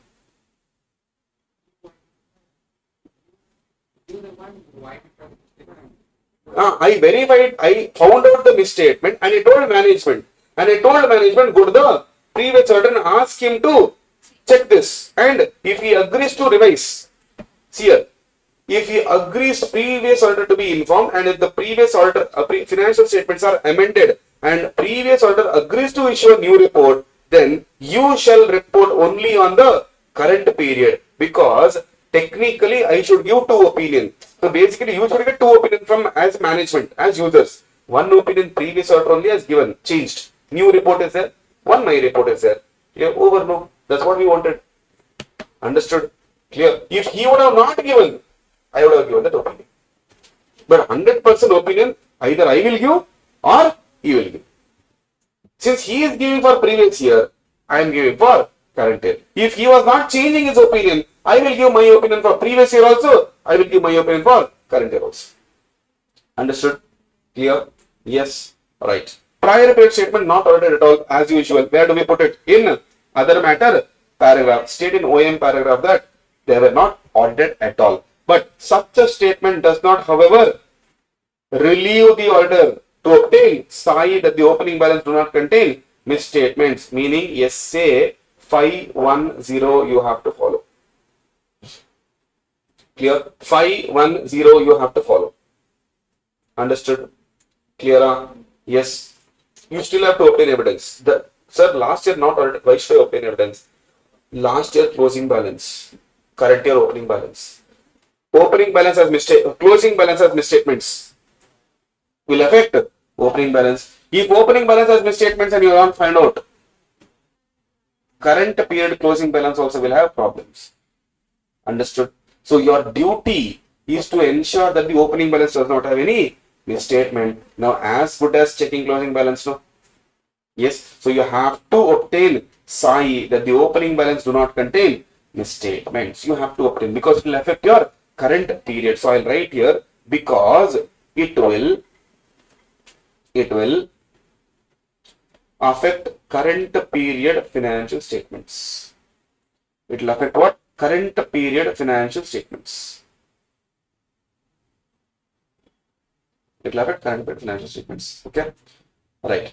Now, reporting under Companies Act, section number 143. I hope you remember powers and duties of auditors. Section number 143. Clear? Yes. Right. So in this, nothing. Auditor shall have a right to access at all times the books of accounts. Clear? He can ask for any information and explanation whenever he want, and he can check subsidiaries books, but only for consolidation purpose. Here, duties of auditors, he is supposed to ask some questions about what? Loans and advances are not prejudicial. Clear? Personal expenses not charged to revenue. Transaction book entries are not prejudicial. You should not sell any assets. If you have sold, I want to know the reason. Any asset sold for less than cost, that means you are suffering loss. Clear? Then, if you have issued shares for cash, whether cash has actually been received. If not for cash, have you disclosed it properly? Clear? Then comes your other elements of audit report. Very simple. Come to rule number 11 here. What are you supposed to report on? Whether any pending litigation, how is it impacting the financials? That also you have to give your comments or views on. Number 2, if the company has made provision for foreseeable losses, have they made it? Number 3, where there has been delay in transferring the amounts required to be transferred to IEPF, Investor Education and Protection Fund, then indirect advancements of fund. Clear? Remember indirect advancements of fund if you have done properly in the class. Clear? Now, where a company is there, an intermediary is there, an ultimate beneficiary is there. The company is giving loan, investment and advance to an intermediary with an understanding that you go and invest further on my behalf. But this is not disclosed in the balance sheet. That means something is wrong. If you disclose, no problem at all. Why will I break my head? Since you are not disclosing it, I have a problem. So what will I do? I will ask them, have you done anything like this? Clear? Whatever is their response, I will still do my procedures. And in the procedure, what will I do, sir? I will tell in the report that as per the procedures and information explanation given to me, I have not found anything of this sort. This I'm supposed to report. Clear? Now, company as a giver also I'm supposed to report. Company as a receiver also I'm supposed to report. Understood? Clear? Yes. Reporting of frauds. Less than 1 crore, more than 1 crore. If fraud you find as less than 1 crore, you are supposed to report it to BOD within 2 days of knowledge, and you have to report 3 things: nature, amount, parties. NAP, remember. Clear? You have to report NAP, nature, amount, parties. Right? Now, okay, no, see, that is that particular thing is this one only, point number 4. Okay, there. All right. Okay. If it is more than or equal to 1 CR, Within 2 days, same thing. Within 2 days, you're supposed to report. Daya, in your batch, we had written that notes, handwritten notes. Clear? Check it out. Okay. Now, what we are talking? More than or equal to 1 CR. What are we supposed to do? Report within 2 days to BOD or management. Clear? Now, we'll wait for them to reply. 45 days time is there. If they reply, we'll forward it to CG. Three things. The report, reply, comments within 15 days of receipt of reply. If they don't reply, report and a statement saying we have reported to the management but they have not responded to us. Correct? Yes. How will we send? Sealed cover in the letterhead of the auditor. In what mode? RPAD mode. Registered post acknowledgement due. To whom? Secretary of MCA in form number ADT4. And in the board's report, you have to disclose what? NAPA. NAP and NAPA. Nature, amount, parties, actions. Understood? Here? Yes. This is your 143 subsection 12. Fraud reporting. Understood? I don't know. Clear? Understood? Yes. So, technically here,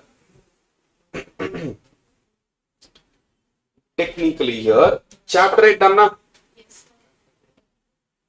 Chapter 8 done. Chapter 10 done.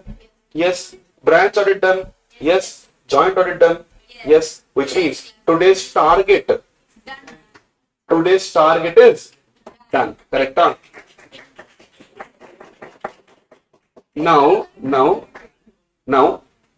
the next few chapters are extremely important from the examination perspective. Clear? Now, since where are we? We have another half an hour left. Clear? We will still do standards. Understood? We will 100% do some important standards at least. Okay? So, we will bring back some standards here. Target can always be revised. Clear? Targets can always be revised. Let us say we will do SA 500. Here we will do SA 500. SA 500 talks about what? Audit. Okay.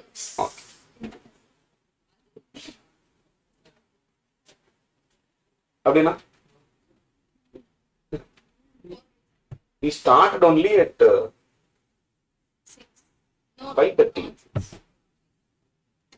Are you tired? Doing what? I am the one who is taking class from morning 7:30. No problem. Thank you. I lost it. Audit evidence.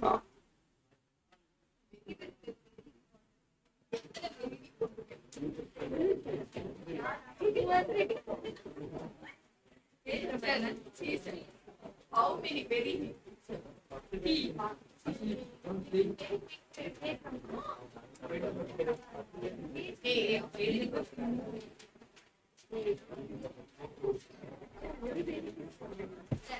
Done?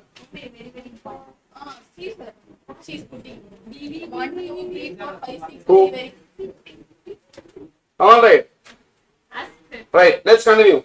SA 500 with respect to audit evidence. Yeah. Yes.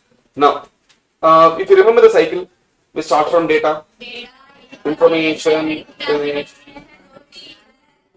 After procedure, what do we get? Evidence. Yes. See, we have data.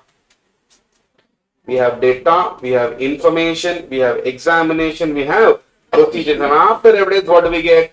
We get audit evidence. We get evidence basically. And what is the evidence? Nothing but whatever is supporting our audit opinion is what we call as audit evidence. Because if you have to give opinion, people will ask, no, on what basis you are telling this?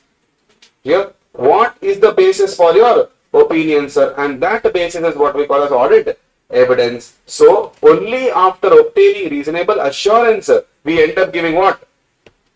Our opinion. Here. Now, to get that reasonable assurance, we should get evidence. Clear? Now, audit evidence is cumulative in nature. What do I mean by cumulative in nature? We keep collecting as much as possible. Clear? So imagine today they gave one document on a, let's say, sales invoice they got. Credit sales we are verifying, debtors we are verifying. Today they got sales invoice. Tomorrow they gave debtors confirmation. Isn't that also an evidence for me? So today's also is an evidence. Tomorrow's also is an evidence. Sir, will there be YouTube live tomorrow? Only video will be posted later. Video will be posted later. On 20th, you will get the entire version of marathon. Okay. A is cumulative in nature. It means it is not conclusive at one instance. So we can keep on collecting as much as we want. Okay. It is primarily obtained from performing procedures. Primarily. Our primary source is nothing but audit procedures. If you remember, we had a chart for audit procedures. Risk assessment procedure, further audit procedures, etc. We'll still talk about it. Okay. In the course of performance, information can be obtained from other source. Now, source means what? Now, there are two sources. Clear? Right? One is audit procedure. Clear? Second one is other sources. Okay. Now, for all these YouTube students and those who will watch me after the video gets uploaded, this is my class notes itself. Clear? But in the class, we go into more detailed explanation and we take a lot of time to explain each and every concept. So the same notes will be used as a revision part so that the students, whatever you are writing in the class, will be linking to this particular notes. Clear? Yes, sir. You had to write it. Daya, you guys had to write it. It was given to your classes as well, but I don't think you remember it. It was given. Okay, it was given. They have taken photos of all these things. Now, soft copy will not be shared. All right. So I have told it yesterday also, I think. Right. Soft copy will not be shared on this particular notes. Here, you can pause the video and write it. All right. For security reasons. All right. Okay. Now, sir, what are the different sources, sir? Number one, audit procedures. Number two, other sources. What is this other sources, sir? Previous audits, entities, records, management, experts, work. Yes, sir, I am a recorded student. I have these notes. Very good. Yes. See, recorded student also will have these notes. So 100% live batch or face to face, I would have asked the students to share it with other students. Yep. Now, what is audit procedure, sir? You tell me without looking at the chart. Audit procedures are of two types. One is, yes, risk assessment procedures and further audit. Under further audit procedures, we have test of controls, TOC. Then we have substantive procedures. Under substantive procedures, we have test of details and analytical procedures. Understood? Remember this chart? Under test of details, we have two more.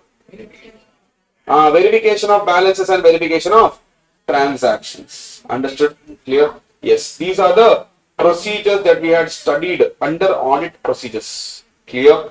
Yes. Right. Now, sir, evidence is both that supports the assertion as well as that does not support the assertion. So, when I ask a question, these notes are intellectual properties. Yeah, correct. Okay. Now, sir, evidence is both that supports and that does not support. What do I mean by does not support? If I ask you, did you perform this particular transaction? If you say yes, it's an evidence. If you say no, also it's an evidence. So I can use it anywhere. Understood? Clear? Yes. Now, what is audit evidence? Which, sir, is every evidence an audit evidence for us? No. We have to select from the evidence that we have obtained. We have to filter it out. And that filtration, end result of filtration is yes, A, E. What is this, sir? Audit evidence. Clear? So, what does sufficiency mean? It's a matter of quantity, and if the risk is high, evidence will be higher. So higher the risk, higher the evidence. Clear? So for most of the standards from now onwards, we'll be using these type of charts only. Clear? 500 series, right? Then 400 series, your completion and review, risk assessment, materiality, performance materiality, for everything we'll be using this only. Clear? So that we'll understand everything in a bird's eye view format. Clear? Yes? Now, sir, you tell me, if risk is high, should I get more evidence or less evidence? More evidence or less evidence? More evidence. Understood? Huh. Now, what are the factors affecting the evidences? Sufficiency. Misses. MRS, M. If materiality means what? Importance level. If it is more important, more evidence. Less important, less evidence. ROMM, higher the risk, higher the evidence. Lower the risk, lower the evidence. Size and characteristics of the population. If it is a homogeneous population, less evidence. Heterogeneous population. What does homogeneous means? Same or similar? Huh? Heterogeneous? Variety. Different. Clear? Understood? Yes. So when it comes to appropriateness, it is a matter of quality, and sufficiency is a matter of quantity, and this is influenced by source and nature as well as circumstances. Clear? Who gave us? Now ICA told we are, let's say for example, we will cancel January 25 attempt. Let's say for example, look at the happiness. If they say, first people who will feel bad is, if they say January fine, good, no problem, you are writing. But if they say imagine May attempt, we will cancel. Finals and inter. Finals people will feel so bad. Clear? Why? They have to wait for another 6 months to finish their CA. Final, no. You have, final will have only 2 attempts in a year. Yeah, so they'll have to wait till November, which is again a very bad situation. Many people life is on the line. Clear? Now imagine I go and tell, May attempt cancel, it seems. Exactly. You will tell fake information. Why? I am not a representative of ICA. No, I actually am a representative of ICA because we are a member of institute. But we are not a representative of board of studies. Clear? Nor I am authorized to give such statements. Understood? Now if ICA comes out with a notification, now you will tell fake information. No, now it is. This is what happened when new syllabus rumor had come. Some people told they will put 7 papers. Some they told accounts they will not merge only. Clear? All these things, speculations were going on. Are you getting my point? So what happens, sir? Source is very important. So sufficiency is fine. Appropriateness is always measured by source and nature. What type of information you have got? If it is a written information, I can rely better. Oral information, no. Clear? If ICS is stronger, then I can rely. But if ICS is stronger, information produced by entity will be complete and accurate, and therefore it will be reliable. But if ICS is weak, can I trust my internal source? No, I will have to go for external source. Clear? Your mother, if you lie, will she trust you anymore? No. She will always be asking neighbor auntie. Clear? Where did my son go? Where did my daughter go? Did you see? Clear? Understood? Clear? So obviously, why? Because you lied, no. If our internal control system only is not fine, how can we trust? We'll have to trust someone from outside. That's where external confirmation comes. Clear? So if ICS is stronger, then we can trust the internal source. Reliability will increase. Sufficiency also is there. Appropriateness also is there. What is my primary source? Risk assessment procedures. What is the risk assessment procedures? Procedures performed to obtain understanding about 3 things.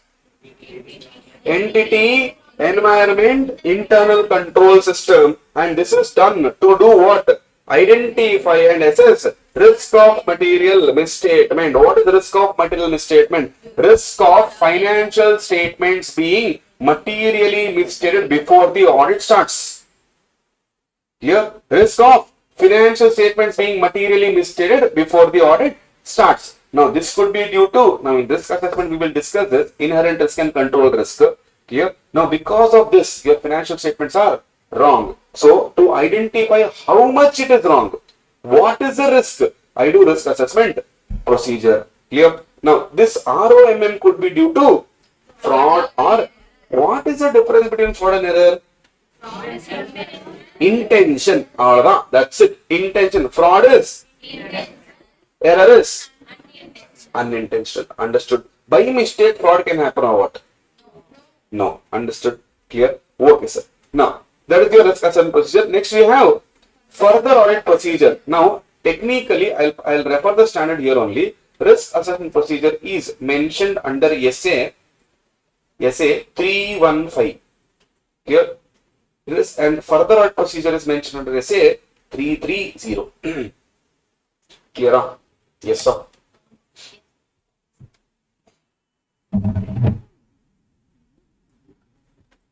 Now, under further audit procedure, what is it? Test of, what do you mean by test of controls? I am checking internal control system. Clear? TOC. What will I check? Nature and extent. Why? I need to obtain effectiveness, and I have to check whether there is a dependency on other controls. If there is a dependency on other controls, that means this particular system is extremely important for me. If this goes wrong, other controls also will go wrong.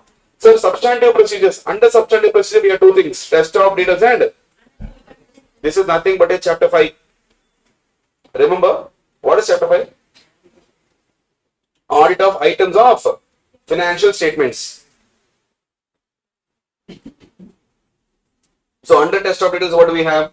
Verification of transactions, verification of balances. So, this is P&L items, and this is balance sheet items. Clear? For analytical procedure, we have a separate standard SA 520. Clear? Right. Sir, now I understood audit procedure, that is RAP, and further audit procedures we have to do. Clear? First and foremost, always we have to do risk assessment procedure. Clear? One more concept I will add here. If our risk assessment procedure result says there is high risk, will my further audit procedure be more or less? More. If the result of RAP saying your financial statements are not that risky, then my further procedure will be less. ICS relating to FS are only tested, right, sir? Yes, absolutely right. ICS hey, should I check all ICS? No. Internal control system means what? Not for audit purposes. You put ICS for your entity to do business. Objective of ICS is to run the operations effectively and efficiently, safeguarding of assets, reliability of financial reporting, and prevention and detection of fraud and errors. This is the objective of ICS. Clear? So, when I check ICS, why will I check about everything? Only that is related to my financial statements I will check. Clear? Right, sir. Specifically, what procedure I have to put, sir, to get more evidence? RIO AE. Go to RIO for audit evidence. Yep. Go to RIO for audit evidence. RIO AE. What is R square? Recalculation and reperformance. Then inspection and enquiry. O for observation. AE. Analytical procedure and external confirmation. Yes. Understood. Clear? Alright. Okay. Then, sir, evaluation of audit evidence, whether it is SAI to reduce the risk to acceptably low level, is a matter of professional judgment. Meaning, is evidence enough or not enough? Who will take a call? Now, your mother. We'll go to the general example as usual. Your mother, during your school days, she used to make your homework, no? She used to sit with you. Clear? Now, during exams, she will make you study. Yes? Now, there will be, let's say, 1 or 2 questions where you don't know how to answer only, or you're answering all wrong, giving all wrong answers. She'll ask once or twice or more than that. More than that. Why? Because she feels she needs more evidence. Clear? Yes? So, when I need more evidence, what do I need? What do I do? I do more procedures. Clear? Now, is evidence enough or no? Who should tell me? Who should tell me? I am the auditor. I only should decide, is evidence enough or not enough. Understood? Clear? Yes. Right. Now, these are the procedures. Then, relevance and reliability of evidence. What do you mean by relevance? Relevance deals with logical connection. Here, relevance deals with what? Logical connection. Provide audit evidence related to only certain assertions, but not all assertions. There are some evidence which will give evidence only about certain assertions. Example, try to relate with the example. Imagine I have an asset. Okay, I have an asset. Now, whether that asset is in my name or no, to understand that, what evidence you need? What documents you need? Ownership document. Yes. If it is an immovable property, what documents I need? Title deeds. If it's a car, bike and all, what do I need? RC. Now, if I give you RC, let's say I give you RC, you know that vehicle is in my name. Okay. Does the RC give you evidence with respect to ownership? No. RC doesn't give you evidence about ownership. Huh? Yes. Does RC give you evidence about valuation of the asset? No. But it's an evidence. It's an evidence. So, it gives evidence relating to only certain assertions, but not all assertions. Are you getting my point? Understood? Clear? Even sale deed of an immovable property or purchase deed of an immovable property, it might give you the evidence of valuation and existence. Clear? But existence on the paper, no. You have to still go and physically verify it. Understood? Plus, in the balance sheet, when I capitalize many items, your purchase deed will not help you in understanding all the valuation now. Now, purchase deed is talking about building. Now, for that building, interior also I have worked on. Does that interior valuation is there in the agreement? No. Imagine I purchased a building for 1 CR. Okay. I purchased a building for what? 1 CR with an agreement. In that agreement, you will see 1 CR. Huh?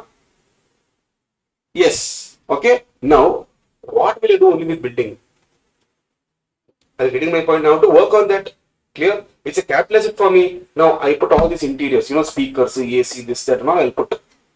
Now, that particular cost I spent also should be capitalized in the balance sheet. Yes. Imagine that comes up to 50 lakhs. Building is how much? Total valuation how much? But in the agreement, what will you see? Valuation is how much? That means for 50 lakhs, this will not provide evidence. Understood? So, now it will not provide evidence for all assertions. For different assertions, we have to take different evidence. That's exactly why evidence is cumulative in nature. Understood? It's not a one-stop shop solution. You have to keep getting the evidence. Understood? Clear? Yes, sir.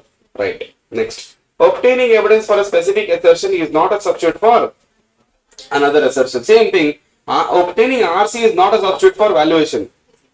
Clear? You have to still go and take it. You have to still, sir, physical verification, you still have to go and verify whether asset is there or no. Understood? Clear?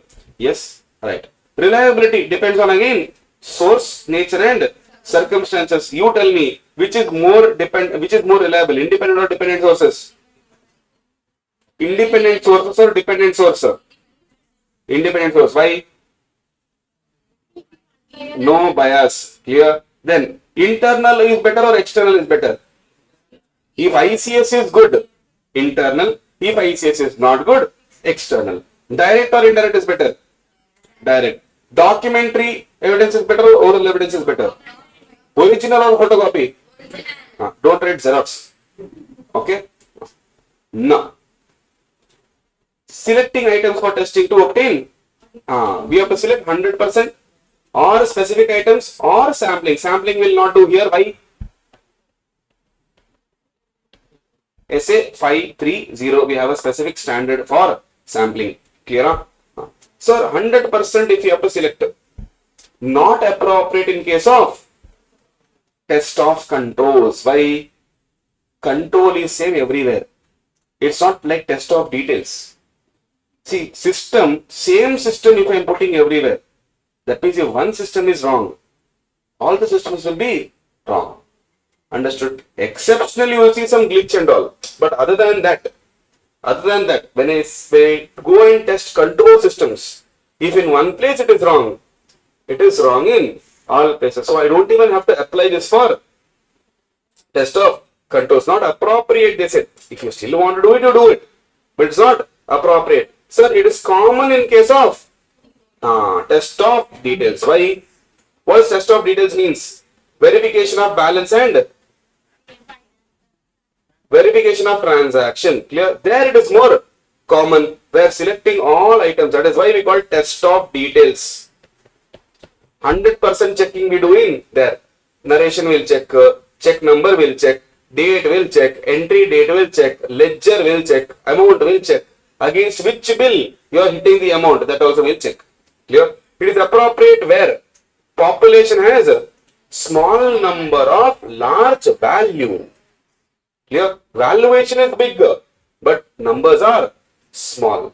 Clear? Imagine you have diamonds. Few diamonds are large in value. Clear? 4 diamonds you have, 4 or 5 diamonds you have. Large in value? Yes, 100% checking you have to do. Clear? Significant risk and no other means of obtaining. Risk is high and no other method. We'll have to do 100%. Why? No alternate only for us. There is no alternate option only for us. You still have to study. Imagine you have a book. Okay? You have a book. Now, for the exam, that is the only book available in the market for you. You don't have any other book to study. What will you do? You will study that book only. 100% of selective studies, no. To do selective studies, you need other source, no. Not available only. Only one source is there. What will you do? You will end up doing 100% only. Clear? Repetitive nature or other processes performed automatically by information system. It is appropriate you can do here because information system easily you can check all 100% and repetitive nature, no. Clear? Sometimes we can apply sampling also here because repetitive nature, same transaction repeating back to back. We can do sampling also, but appropriate to do here as well. Clear? They are not telling you should do here. It's appropriate to do here. Clear? You can choose not to do because ultimately whose opinion? Your opinion. Who is responsible for it? You are only responsible for it. So we can tell this like this is appropriate in these areas. Clear? Next, selecting specific items from the population. Consider factors like what? Now this was asked in the exam. The second column was asked in the exam. What is that? Selecting specific items from the population. Clear? Now what are the factors I have to consider? Entities understanding, assessed ROMM and characteristics of population. Based on this, you take a decision. Should I go for full or sample? Clear? Or should I select only specific items or everything I should audit? Clear? So entities understanding you have to take. How entity is working? Do they have more errors? Clear? Are there any items where they are focused properly on? So based on that understanding, you can pick the items. Assessed ROMM. Risk of material misstatement which you have already evaluated. If the risk for specific items are more, should I check those? Yes. If the risk for those items are less, should I check those? Not needed. Clear? Yes. Characteristic of population. If the population is in such a way that I have to select specific items, then I have to select specific items. Characteristic you have to see whether it is homogeneous, heterogeneous. If it is heterogeneous, I have to select specific items and check. Because varieties of items are there, I can't pick randomly. If it is homogeneous, I can pick randomly because everyone is similar there. Clear? Now, specific items include. Okay, wait 1 minute. To give you an understanding of here, we'll give a general example. See, let us say in a class, there's the population of students. Now, the entire population of students is talkative. Clear? Talkative. Now, is it a homogeneous population or heterogeneous population? Homogeneous population. So, punishment, I can choose anyone and give. Clear? But if the class has a mixture of studious people as well as disturbing people, can I give punishment to random people? No. Now, I have to select specific people. Clear? That is where in the school days, college days, they used to write down the names. No. Clear? Why? We can't take everyone out. Clear? Now, in our college, they made a system. Two divisions for first BCom. One, people who are doing CA. Clear? Everyone who are doing CA in one classroom. Clear? Then, people who are not doing CA in other classroom. So, people who are not doing CA came just for fun. They were in another classroom. So, serious people are all in one classroom. So, they converted the heterogeneous population into homogeneous population. Otherwise, it is very difficult to pick, to select. So, in heterogeneous items, in heterogeneous population, I have to pick relevant items. What I want to pick, say specific items, I have to pick and verify. In homogeneous, it is easier for me. I can pick any items because everyone represents the population. Clear? Understood? Yes. Specific items include what? High value items, items over a certain amount. Meaning what? Sir, debtors about 20,000 I want to check. So, I'm not checking every debtor. I'm checking only debtors over 20,000. Examining items. Why am I examining items, sir? To obtain information about what? Nature of entity and nature of transaction. Understood? Clear? This, I think, was asked for 4 marks or 3 marks. Not very sure, but exam question 100%. Clear? Very good question.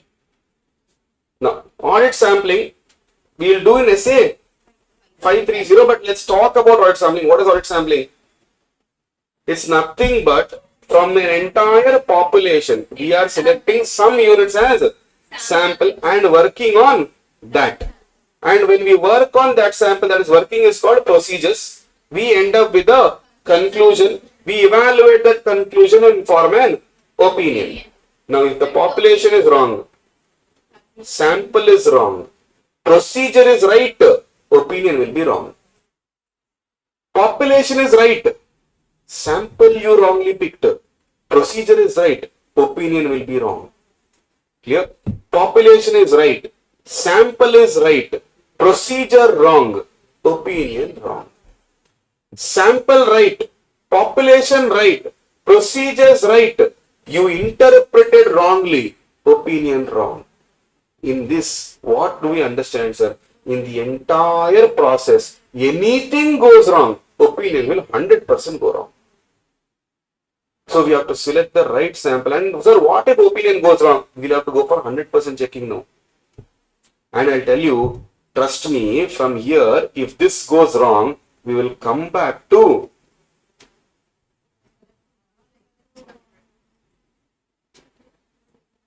read the point. Significant risk, no other means of obtaining. Sample is not giving me evidence. Clear? Sample is not, population is wrong, sample is wrong, it's not giving me evidence. Ultimately, I'll have to come back to 100% checking only. Understood? Clear? Everything is linked. The only problem is, you know, Lego, the building sets. As a kids, we used to play. It is like in the box, everything is there. No, like a puzzle, you have to match that. That is a challenge in this subject. But once you start matching it, you will start enjoying this subject. Clear? Once you start, problem is to sort it out. But once you start matching it, you will enjoy the subject. This is not, I didn't tell this.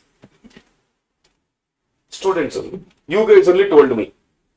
Clear? Once you start understanding, you will 100% enjoy it. Understood? So more about sampling, we will see. See what they have told. Select an appropriate population. For debtors, I can't choose creditors. Clear? Understood? See today, what Daya did. He confused debtors and creditors and got the answer wrong. So you have to select the right population. Select a sample from the population. So from that population, you pick up.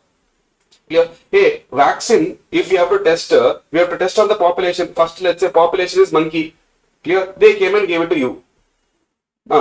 You only. You got dengue, no? Right? Now, are you a right population? No. They selected wrong population. Clear?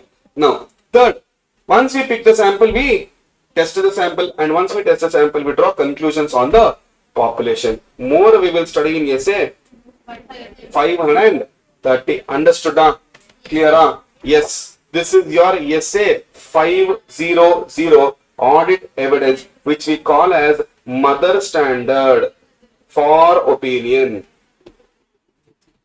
We call it mother standard for opinion. Why? Because of this only you are supposed to give opinion. If this is not there, you will still give opinion, but this disclaimer or qualified. Understood? Is as good as no opinion at all. Clear? Yes. Right, sir. So we'll stop here today. Clear? We'll continue tomorrow. Right? Thank you so much. Tomorrow we will continue with audit evidence chapter only. Clear? We'll do standard wise now. Clear? We'll not do chapter wise. We'll do whatever standard we have, we'll keep on doing it. Understood? Yes. Yes, sir. Let's continue. Next standard. We are done with SA 500. Audit evidence was done. Correct? Huh? Yes, sir. Hello? Yes, sir. SA 505. Let's talk about external confirmation. Quick standards will finish up. Clear? SA 505 talks about what? External confirmation. Now, what do you mean by external confirmation? External confirmation is a confirmation taken from the party who is outside the entity. Like example, yes, debtors, yes, creditors. Then who else? Who else? Who else? Debtors, creditors, then bankers. Clear? So whoever is a party outside the entity, if we take confirmation from them, and what is it? Is it direct response or indirect response? Is it direct or indirect response? This is a direct response from a third party in any medium, but preferably we always say if you give written representation or written confirmation, it would be much better for us to evaluate. Correct? Now, there are 4 types of external confirmation. Technically not 4 types, but in the standard they have always considered as types of confirmation. First one is what? Positive confirmation. What is positive confirmation? What is positive confirmation? Students will confuse this with, he should say yes, sir. Only then it is called positive confirmation. No. Positive confirmation meaning he responds. The response he gives is what we call as positive confirmation. The response could be yes, the response could be no. But he has to respond. Him responding is a positive confirmation for us. Clear? To the auditor indicating agreement or disagreement. Agreement means what? Yes. Disagreement means what? No. Clear?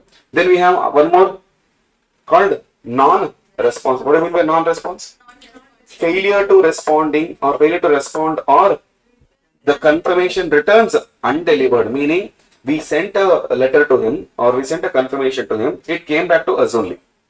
Clear? It did not get delivered only. Those type of response what we call as non-response. Then we have exception. What is exception? What is exception? What I ask, what you are telling. That is exception. Clear? Difference between information requested and information provided. If it is not matching, then we call that as an exception. Clear? Then we have negative confirmation request or negative confirmation, negative response. Now here, responds only when the party disagrees. That means if he agrees, will he respond? No. Answer the question. If he agrees, will he respond? No. That means if he agrees, he does not respond. Now, that means if he does not respond, what does it mean? No. In this, if I am sending negative confirmation to him, it means only if he disagrees, he will respond. Yes, that means if I have already sent it to you, you are the client, okay, or you are the third party, I have already sent it to you, you will respond to me only if you disagree. That means if I have not received any information from you, what will I assume? You have agreed to it. Now, there could be a scope where the confirmation never reached to you. Yes or no? The confirmation never reached you. There could be a possibility where I will take a wrong assumption that you have always agreed with the information that I have sent. Now, to avoid that, they are telling, don't send it in all situations. Send it only in suitable situations. What is a suitable situation? Wherever you have assessed the risk as low. Can we eliminate the risk? Can we eliminate the risk? Risk elimination is not possible, but we can bring it to lowest level possible.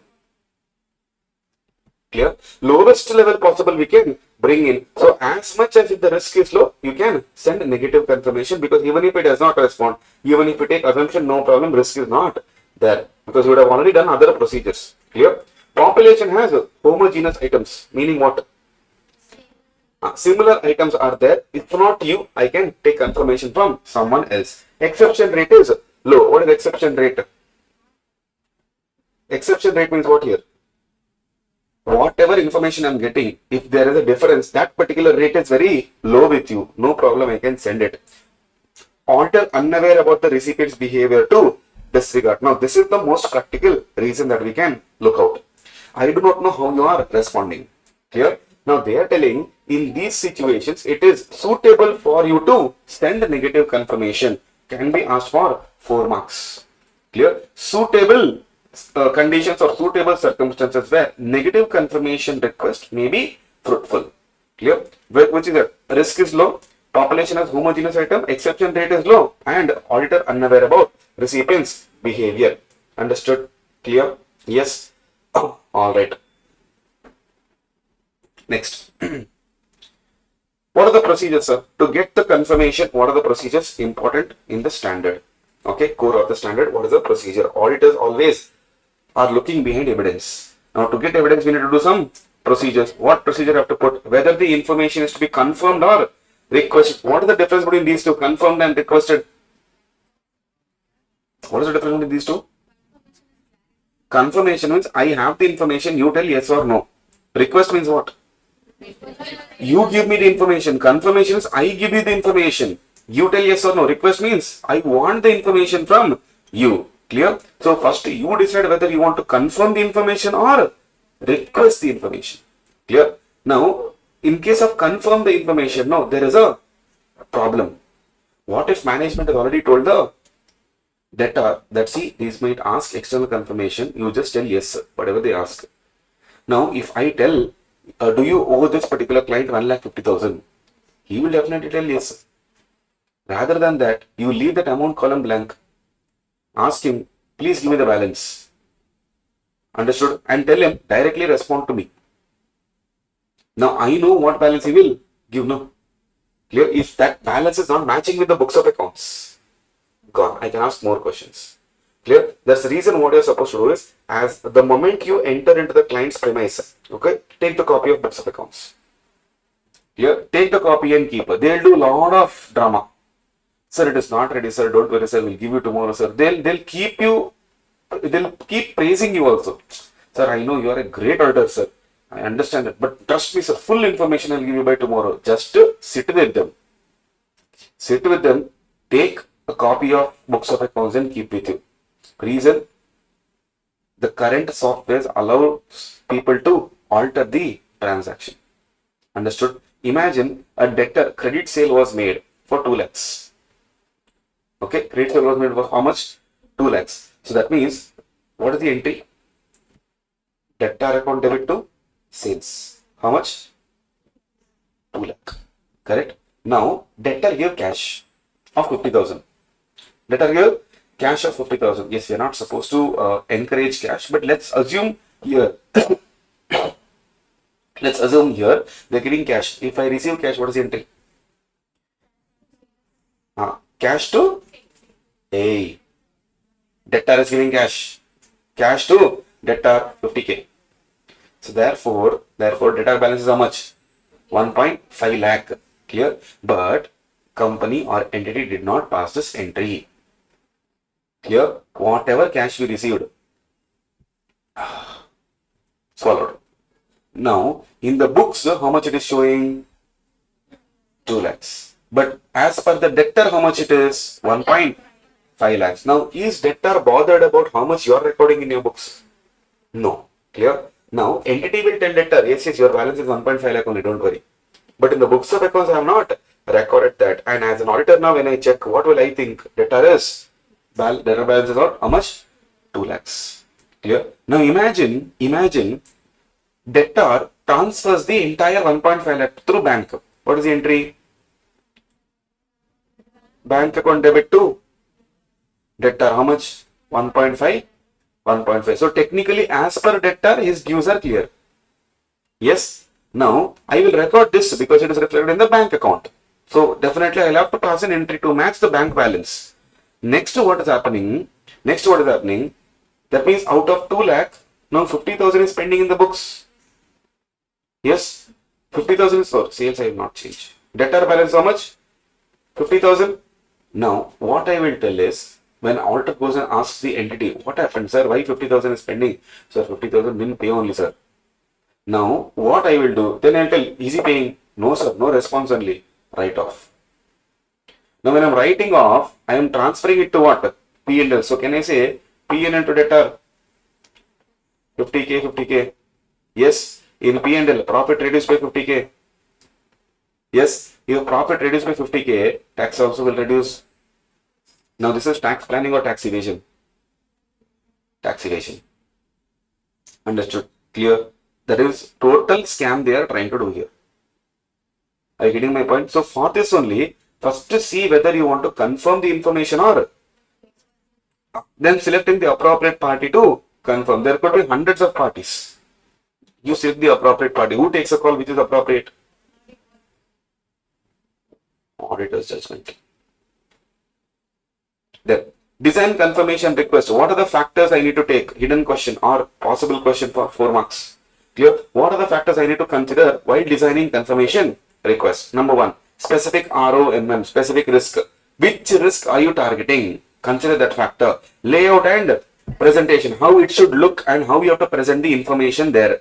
Do you have any prior experience of drafting these type of request? Assertions addressed. Are you talking about valuation, existence, ownership, cutoff? What are you targeting in the request? Method of communication. Do you want to communicate orally or through writing? Clear? Management authorization and encouragement. Do we need management's encouragement? Yes, because these are external parties and unrestricted access is not there for external parties. It is there only for internal people or people within the entity. Debtor is within the entity or outside the entity? Outside the entity. And ability of the confirming party. Is he able to confirm? Clear? Now everything is right. But what if that fellow is in coma? That fellow is not in a position to talk. Clear? That fellow is not reachable only. Will you still wait for him or will you select someone else? You'll have to select someone else. Clear? So what is the ability of the confirming party also is a factor for me to keep in mind. Clear? So specific ROMM, clear? Risk, then layout and presentation, prior experience, assertions addressed, communication method, authorization and ability. Understood? Clear? Yes. Right. Next. We have to send follow-up request. What do you mean by follow-up request? What do you mean by follow-up? Follow-up means what, sir? Once I send the request, should I keep quiet? Or should I keep poking? Hey, what happened? What is the update? Clear? I send a request, update. Understood? Clear? If management refuses to allow the auditor to send request, what should we do, sir? Don't directly say, I will go out. First inquire the why, what happened. They'll give you a reason. Then determine whether this reason is fair or unfair, reasonable or not reasonable. Evaluate the effect on ROMM and NTE of procedures. Why? Try to understand this point. Now, based on your assumption, what is that? Management will give me authorization. And based on that assumption only, I am supposed to carry forward my procedure. Clear? Now, the logic here is, I am assuming that you will give me authorization and I prepared my procedure based on that assumption. Now, the moment you are telling I will not let you, my procedures will change. My risk assessment will increase. Because if you are not allowing me, that means I am having a doubt. Why are you not allowing me? My risk assessment will automatically increase. If risk increases, my procedure will increase. If my risk increases, the evidence also should increase. Ultimately, risk increases, procedure also will increase, evidence also will increase. Understood? Clear? You have to show it in this manner. Now, risk increases, procedure will increase. Clear? Risk increases, evidence also should increase. Ultimately, when procedure I am doing more, evidence also will be more. Clear? So this way also I will get more evidence. This way also I will get more evidence. Are you getting my point? Understood? Ultimately, my basis will be good. Okay? Then, perform alternate audit procedure. If you feel, sir, whatever they are telling is unreasonable, sir. Nonsense reasons they are telling. Clear? Number 1. Number 2. Unable to obtain evidence from alternative procedure. This alternative procedure I did. Clear? This alternative procedure I did. But because of this, I am not able to get any evidence. What am I supposed to do? Two things I'm supposed to take care. What is that? What is that? One is SA 260. What is 260? Yes, communication with TCWG. Then SA 705. Consider modification of opinion. Understood? Hey, one question can I ask you? What type of modification I have to give? What type of modification I have to give? Qualified adverse and disclaimer is there. Which one should I give? Qualified or adverse or qualified or disclaimer? Disclaimer? Really? Really? No. Adverse. Now, try to understand. If refusal is unreasonable, refusal is unreasonable. Now tell me, if refusal is unreasonable, they are allowing you to get evidence? They are allowing you to do the procedure? No procedure means no evidence. Clear? Second, you did alternative procedure. There also you are not able to find evidence. Did you find evidence? No. Ultimately, without evidence, can you conclude? No. So if you do not have evidence, if you remember SA 705, if no evidence is there, you should either give qualified or dope. Disclaimer of, when do I give qualified? Material but not pervasive. Dope. Material and pervasive. Understood? Clear? Material and pervasive. This is your SA 505. Clear? Yes. Right. So, next, today's target and all is not there. We'll keep on doing the standards. Clear? How much ever is possible, we'll keep on doing it.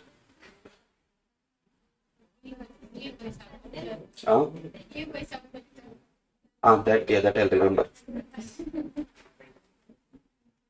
Probably when I'm in the flow, I may not remember the time. Orange letter. It's okay. Orange, no, not red. SA 550 talks about what? Related parties. What do you mean by related parties here? Are relatives related parties? Are relatives related parties? Yes, obviously. 100%. Relatives are related parties. No, I'm not talking about your relative. Relative, as per our respective definition, yes, they are related parties. But here, when we talk about related parties, SA 550 clearly says, boss, I will come into the picture to help you only if your law or AFRF, is silent. When your law or AFRF is silent about what is the definition of related party, then you call me. So basically, I am the last resort. Currently, we have AS 18, which talks about what? Related party disclosures only. Yes. Then we also have Section 188 of Companies Act 2013, which talks about RPG, related party transactions. Clear? Yes. Don't know? Yes. Section 188 only. I am telling you. Okay. So we have two. One is statute, which is telling us. One is AFRA, which is telling us who is a related party. So technically, for us, SA 550 is not that difficult. But if this was not there, this was not there, and no one is telling what is related party, we still have to do accounts, no? Books of accounts we have to maintain. Company still has to do business. None of them are telling what transactions should be considered as related parties. That is when SA 550 says, do not worry, I am there for you always. That's when meaning says what? Reporting entity. If reporting entity has a CSI, what is CSI? Control or significant influence. Sir, what is the difference between control and influence? Control doesn't have more power. Control only have more power. Influence don't have more power, huh? Influencing power. Sorry?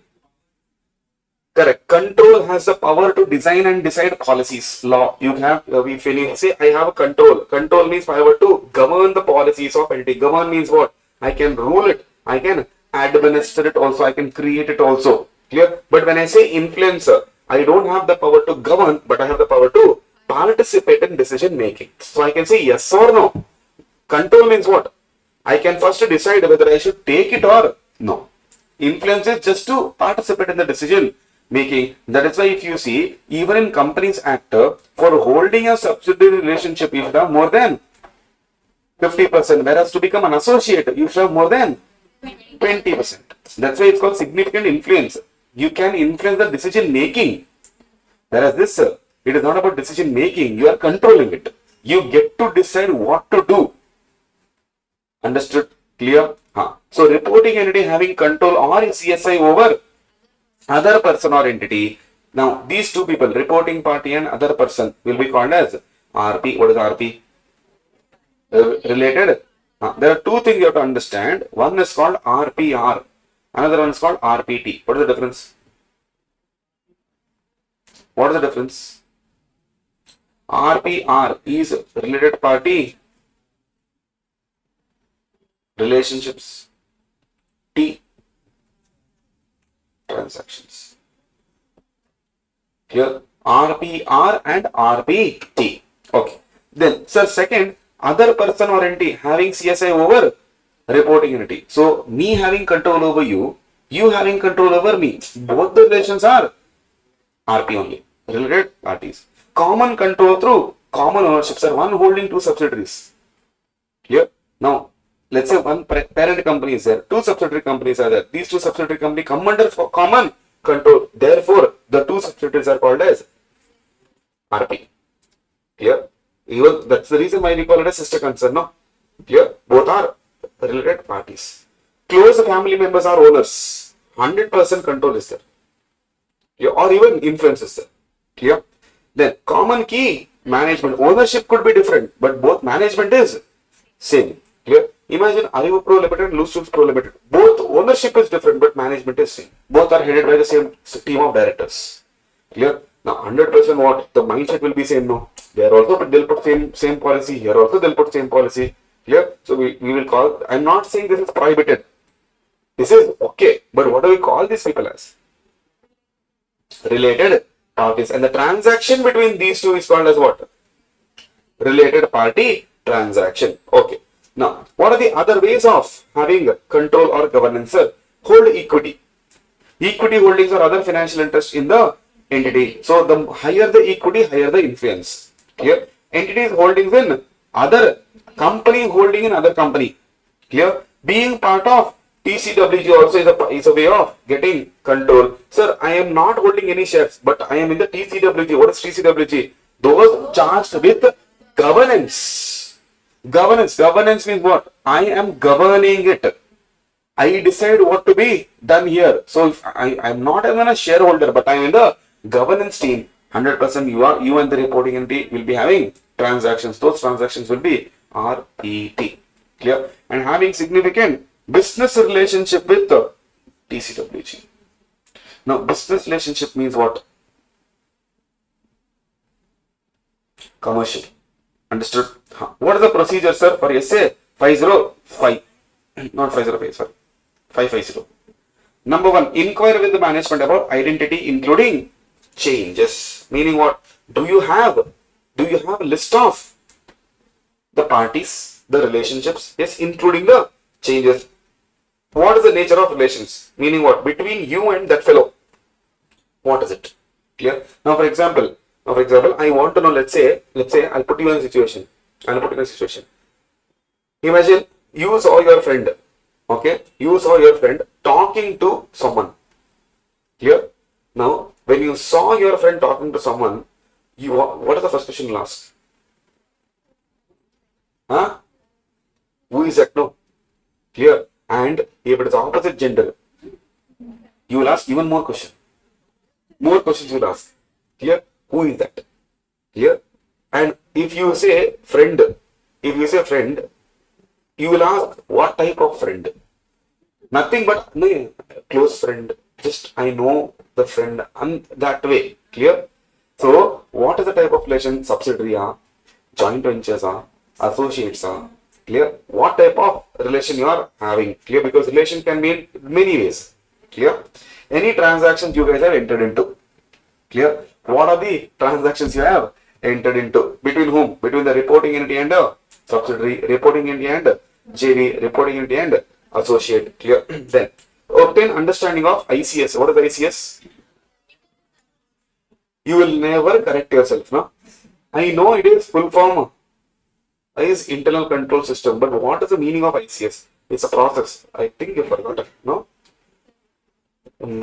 Process designed, implemented and maintained by TCWG management and other personnel to achieve objectives of the entity. And what are the objectives of the entity? Safeguarding of assets, reliability of financial reporting, efficiency and effectiveness of operations, and prevention of errors and fraud.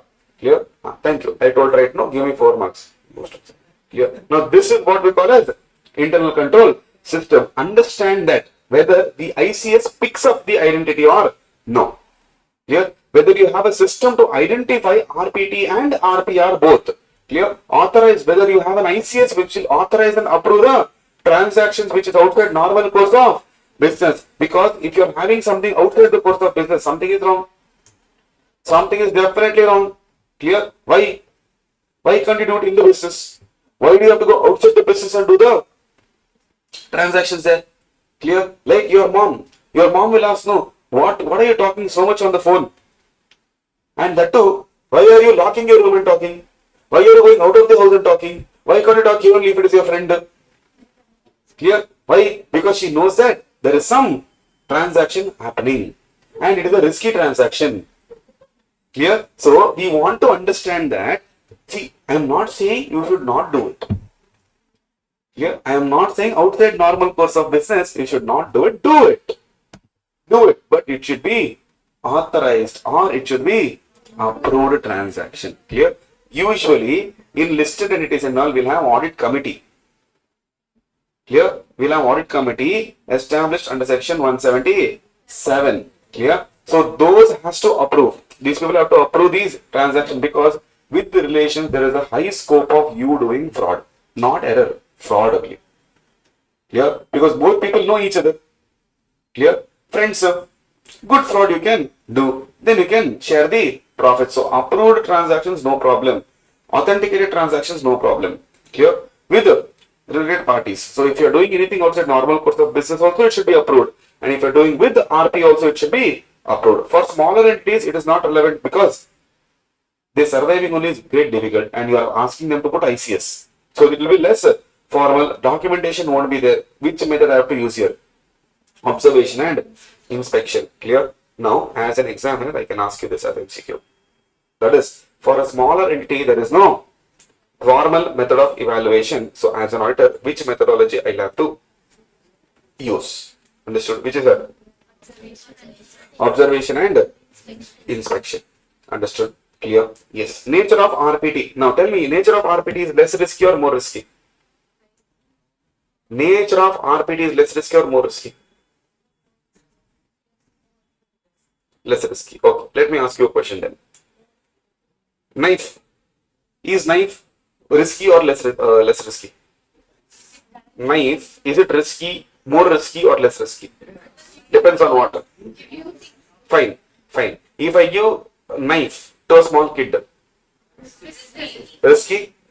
Okay. If you are using the knife, risky or less risky?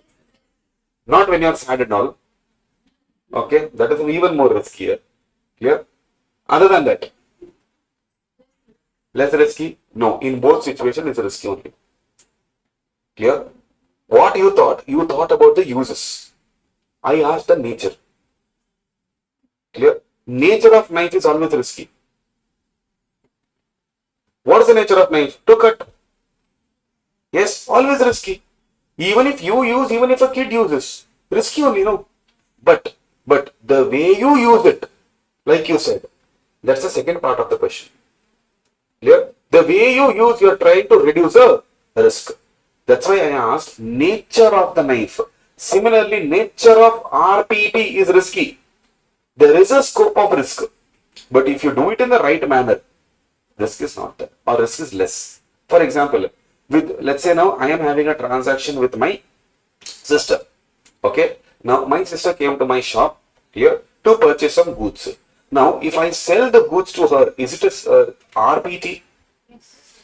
Yes. Now, in this, is there a chance of me not charging her at all? Yes. Is there a chance of me giving huge discounts to her? Yes. Is there a chance of me not recording in the books only? Yes, sir. Now, but what I do, if I sell goods to her at arm's length price, now, even though it is RPT, is it risky? It's not risky. That's why I told the transaction is risky. Whether that risk will materialize into negative impact or not, that depends on me, how I use this particular relation. Are you getting my point? Clear? Yes? Alright. So, nature of transaction is always risky, but if you are doing it in the normal course of business, no risk. But in the following cases, you will have high risk. Question area. Questioning area. Number 1. What is that? Involved in complex transactions. Clear? So, if it is involved in complex transaction, imagine, first of all, transaction is difficult to understand. In that, you have relations. It's even more difficult to crack for me now. Clear? Number 2, information system, not either. Information system may be ineffective in identifying. How will information system know that this fellow is a father, this fellow is your mother? How will they know? Unless you give the information. Clear? So, IS may be ineffective unless you put a system there. You have to give certain details without which we cannot move ahead. Clear? RPT is not conducted under normal market terms, meaning extensive discount you are given. Extensive discount you are given. Now, if you are giving extensive discount, I am not saying don't give. I am saying risk is there. Yeah. Why are you involving yourself into risky business? You give, no issues. Absolutely no issues. But always take an authorization. Clear? Always take an authorization. Now, for all Tamil watching students, clear? You would have understood, you would have come across a situation of a movie called Bhagavati, where there's a character called Vadivelu.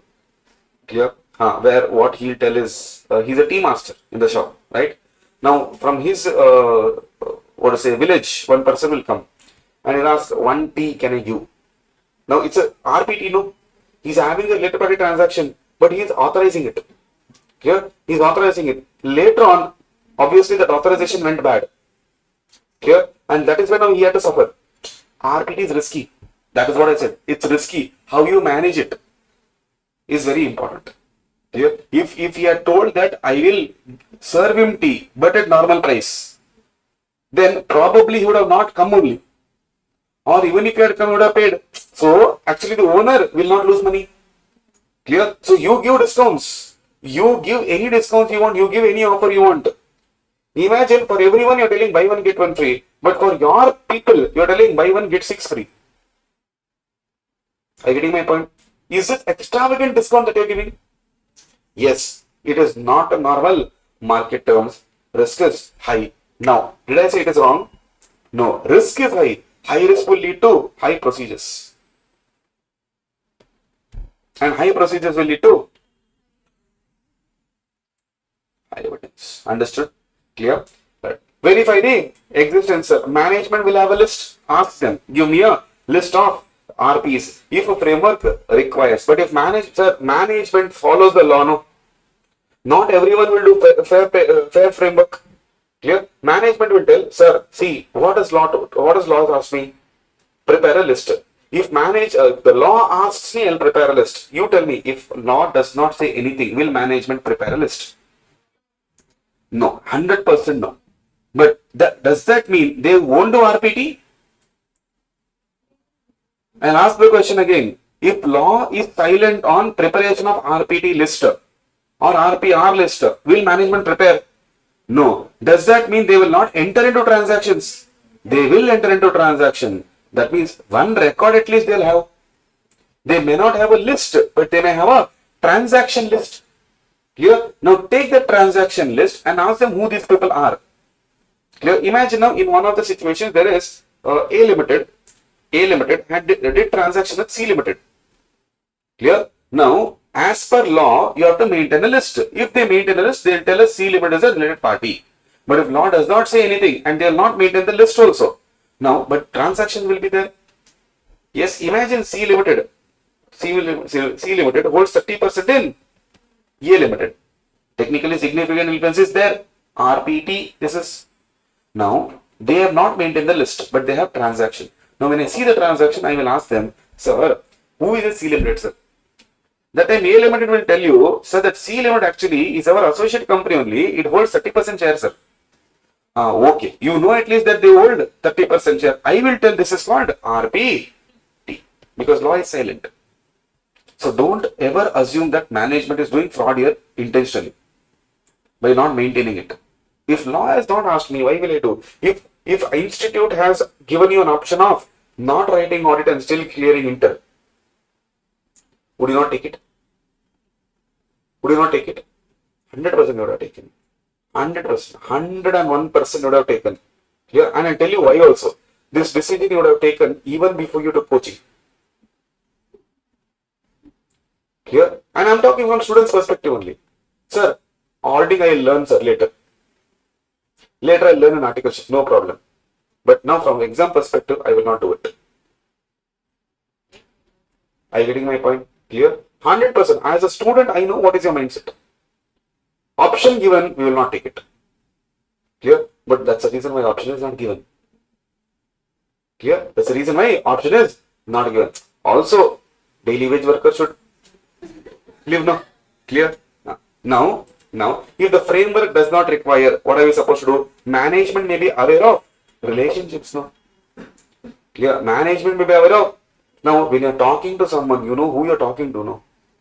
You can't tell, actually, I'm talking in sleep, sir.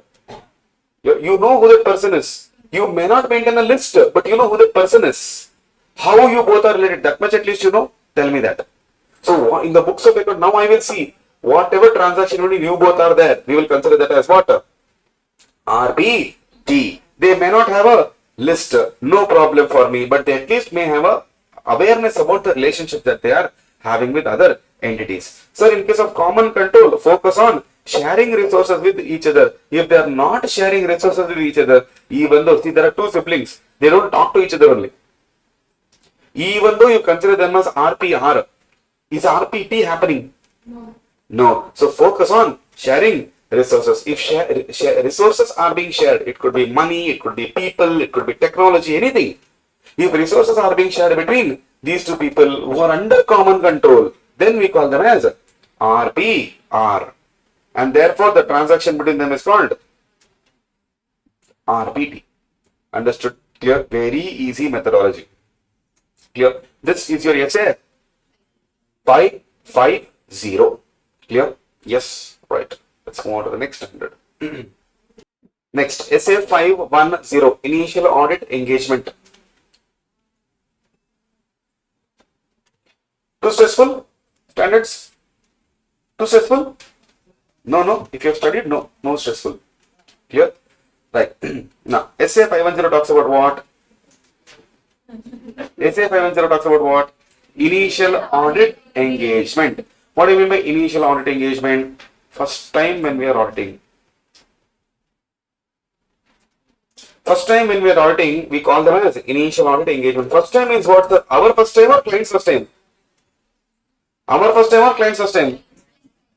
Sure? Both? Should be both. How it can be only client's first time? So if you are doing their audit for the first time, you won't check their opening balance. You won't check their opening balance. You will.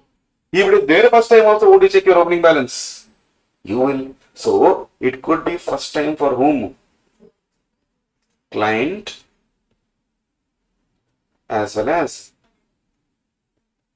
auditor. Look at this. The financial statements are prior but not audited at all. That means first time for whom? First time for whom? Yes, this is the first time for client. No. Whereas this, it was audited, but whom? By previous auditor. Clear? Now, in this case, it is first time for whom?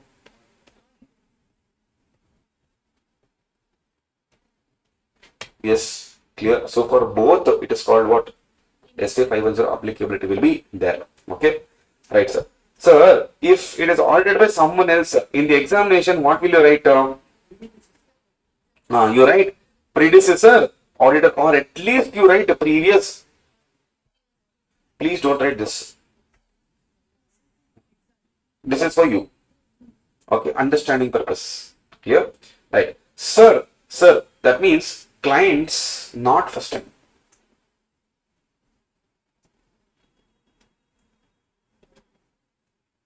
Which is audit. Okay. It was audited, but not first time audit. I am doing a audit for the first time. Whereas here, for client only it is first time. Okay, magic. If it is first time for the client, then what about auditors here?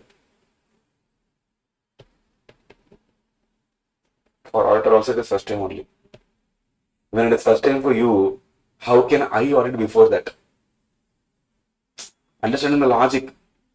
Clear? It is first time for both. Why here it is not first time for both. Here it is first time for me. It is first time for me. Whereas here, for you also it is first time. For me also it is first time. Clear? Okay, what are we supposed to do? What are we supposed to do in SA 510, sir? Balances at the beginning of the period. What do we call this balances? Opening. Step number 1 here, article sheet is what this only. In every file you do. Usually. Clear? We check the opening balance. Why? Why? Because, sir, to come to the closing balance, what is the formula? Opening balance plus or minus during the year transactions then is equal to closing balance. Some student will don't directly tell opening plus purchases minus sales. I never asked you closing stock. I asked you what? Balance. How do we reach closing balance? What are the elements of closing balance? We have closing balance only as a result, opening balance and during the year. So in this, any one goes wrong, closing balance will be wrong. Clear? Imagine during the year done properly, but opening balance has misstatements. What will happen to closing balance? It will be wrong only, no? Clear? Yes. So if the balance at the beginning of the period is there, we'll have to check that. Closing balance of previous period, which is nothing but opening balance of current period. Clear? It reflects three things. What is that? Transactions, events and accounting policies of prior period. That means whatever opening balance we have is nothing but previous year closing balance, and previous year closing balance reflects what? Previous year transactions, previous year events and previous year accounting policy.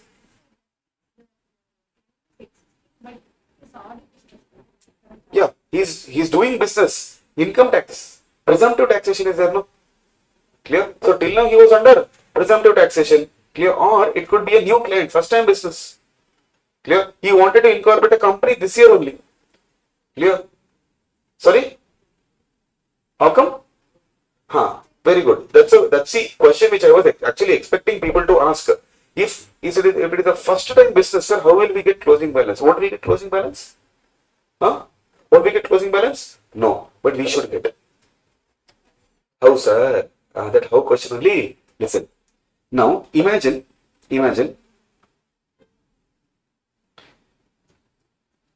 This is auditor. Okay, client.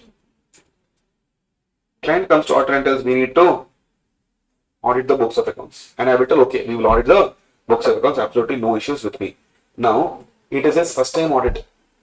Clear? That means, will he have books of accounts? No. Now I'll tell him, you have to prepare books of accounts. He'll tell him, everything I maintained, sir, no issues. That means bills, invoices, everything is there? Yes. Now, what we'll do, we'll prepare. Client will prepare what? Books of accounts. Now, in books of accounts, let us take only one item. He has a car. What he has? Car.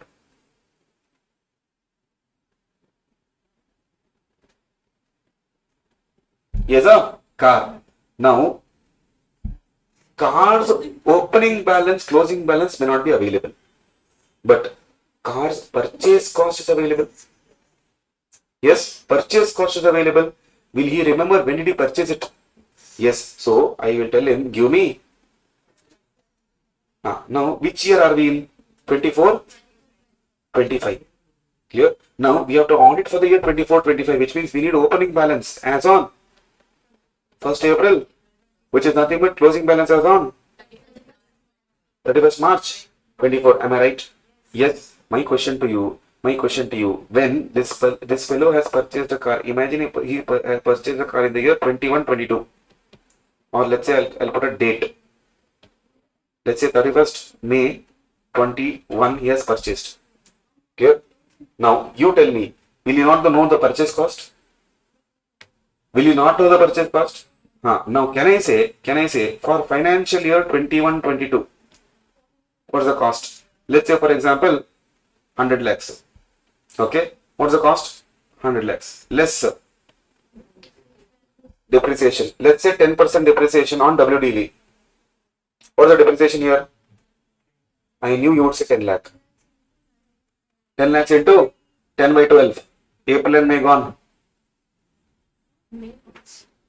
Your mind should run like that. April and May gone, 10 months. So 10 lakh into 10 by 12. 100 by 12. How much?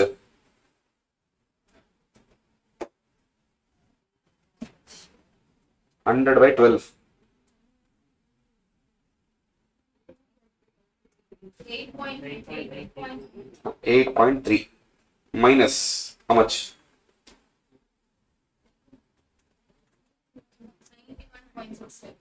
91.7. Clear? Now this is WDV for what? As on? Or for WDV of 21? 22. Less depreciation.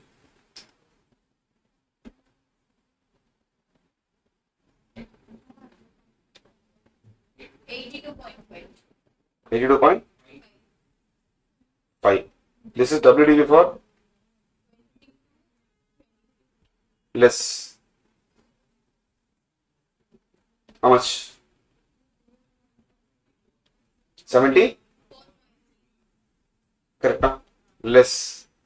This is for 23, 24. Where are we? 23, 24. So WDV closing balance as on 31/3/2024 is 74.3 lakhs. So opening balance as on 1/4 is 74.3 lakhs. Now here, this in the balance sheet I will show 74.3 less depreciation 7.43 net amount. 66.87. 8.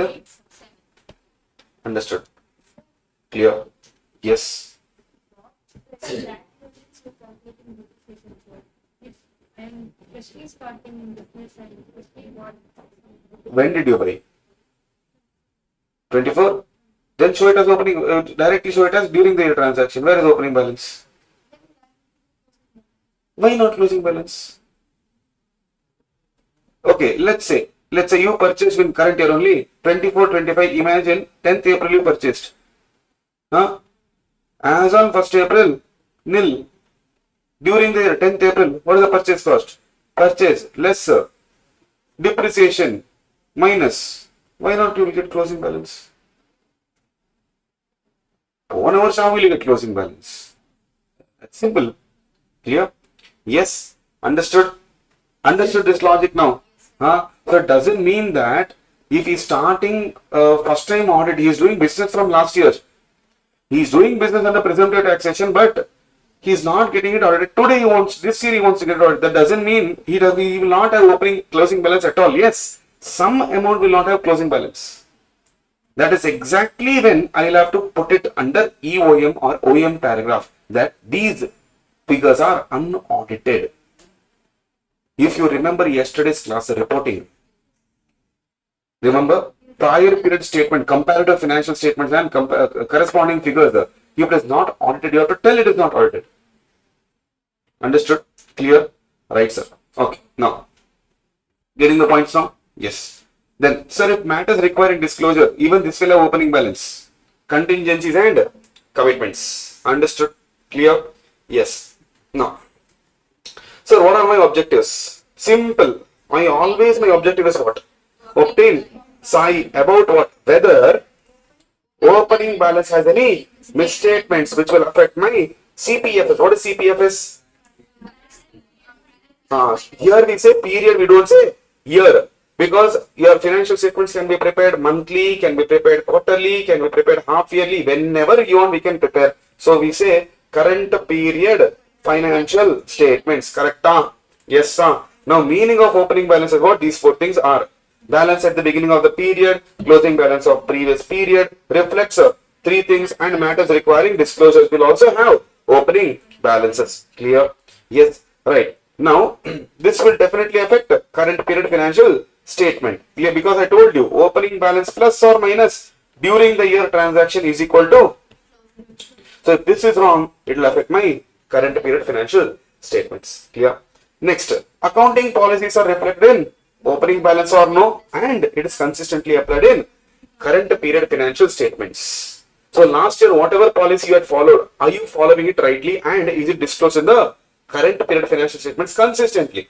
Because inconsistency will lead to, what is it? Inconsistency will lead to what? If accounting policy inconsistently you followed, the results of the financial statements I won't be able to judge properly. Clear? Right. What are the procedures? Very easy. Closing balance has been correctly brought forward. Check first. Clear? Which closing balance, sir? Previous period. Don't say year. Previous period closing balance should be correctly brought forwarded. If any adjustment is there, it should be disclosed as PPI, prior period items. Remember? Yes. So you have to show it under PPI column itself. Any changes if you have made for accounting policy, no problem. Make it as per AS1. You can, but it should properly accounted, presented, disclosed as per applicable financial reporting framework. Opening balance should reflect accounting policies followed. Do more than or one of the following. So minimum one of the procedure you have to do, but if you're doing more, no issues. Which are those? If PPFs were audited, by whom? Previous auditor. What are you supposed to do? Study the audit copy. Clear? Now, usually we doubt only if in current period while auditing we get indication of opening balance mistake. Not from day one we'll doubt him. While doing the current period audit, if we get to know that there is some misstatement, then only we go and read what has he done last year. Clear? Second, procedure for opening balance evidence. What are the procedures for opening balance evidence, sir? Check if accounting policies are followed properly or no. What is the nature of ABCD? What does ABCD means? AB means account balances, that is balance sheet item. C is class of transactions, and D is disclosed. Clear? Then significance of opening balance in relation to CPFS. Sir, just because everything is there, I should have audited? No. Is it significant in the current period financial statements? If yes, then you have to check those opening balances properly. If PPFs were audited, was it modified? What do you mean modified means? Altered. Here, was it altered or no? Alright. So procedure for opening balance, these are four procedures you are supposed to take care. Perform specific procedure. Now specific procedure depends on three things. What is that? Nature of transactions, nature of misstatements, nature of balances, and here is where our chapter 5 will be very helpful. Clear? Specific procedure is mentioned in chapter number 5. For example, nature of transaction. Imagine we are talking about P&L items. Clear?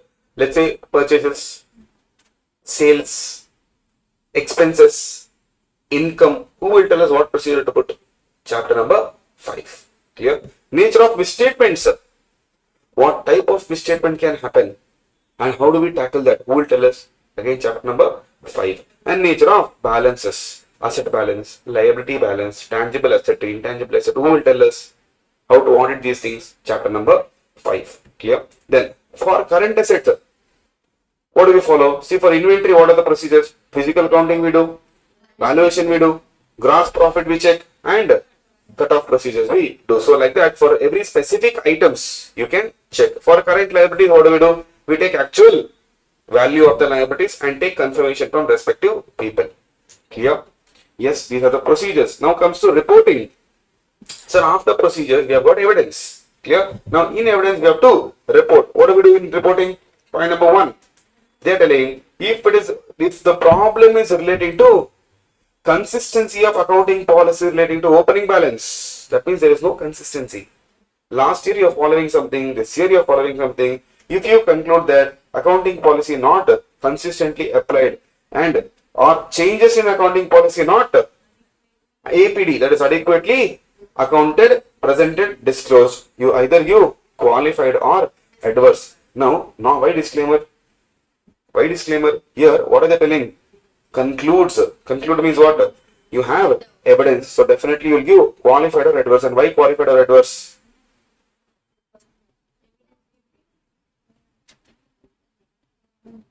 Evidence is available. Understood? Clear? Yes. Right. Sir, now with respect to opening balance, if you conclude that you are unable to obtain Sahi on opening balance, meaning unable to obtain means not possible at all. Without looking at the chart, you tell me which opinion to give. Qualified or? Now you tell me if opening balance includes a misstatement affecting CPFS and such a misstatement is not accounted, presented and disclosed. Now, qualified 100%. Half mark I can give you there. Next one you tell. Is it adverse or is it disclaimer?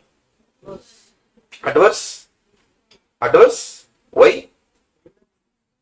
Here, opening balance includes material misstatement which is affecting and it is not accounted, presented and disclosed, which means you know that material misstatements exist.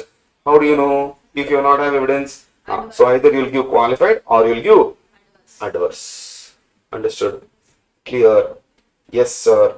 Okay. Any problem in SA 510? No. Right? Okay. See, if after the marathon, if time permits, in case if you have a problem in maybe some or other topics, specific topics, clear? Now, there, if you have any clarifications to take, I can give, provided time permits. Clear? I won't be able to 100% cover the topic which you are saying. For example, sir, how to audit purchases. I won't be able to explain the entire 100% now. Clear? But if you say, sir, this particular thing, I don't know, how do I look? I can give you a perspective on that. Okay? Right? Alright, sir. SA 510 is done. Put a tick mark if you have prepared a list of the chapters. So, in this chapter, which are the standards we are already done with?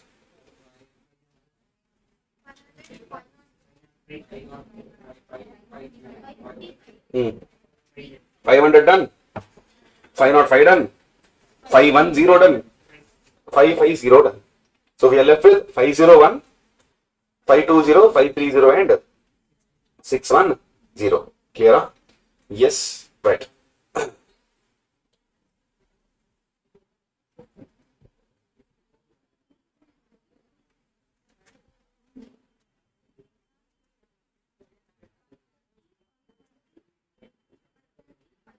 Correct, no? 501 is pending, 520 is pending, 530 is pending, 610 is pending. So 4 standards are pending in this chapter. Correct? No. Okay. We are at good pace. SA 520 talks about what? Analytical procedure. What is analytical procedure? What is analytical procedure? What is analytical procedure? Mathematical? No. Evaluating financial and non-financial data and trying to have plausible relationships.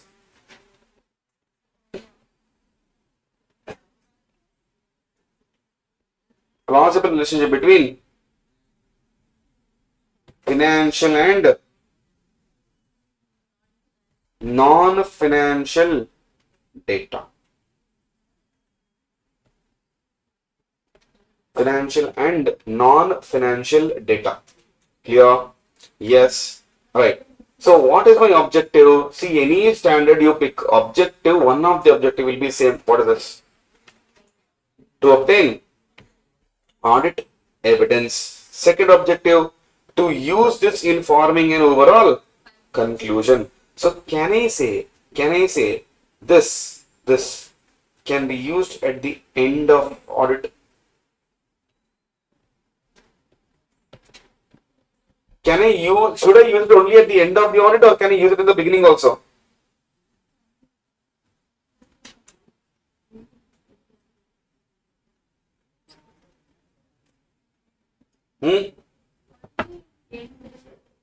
End or beginning?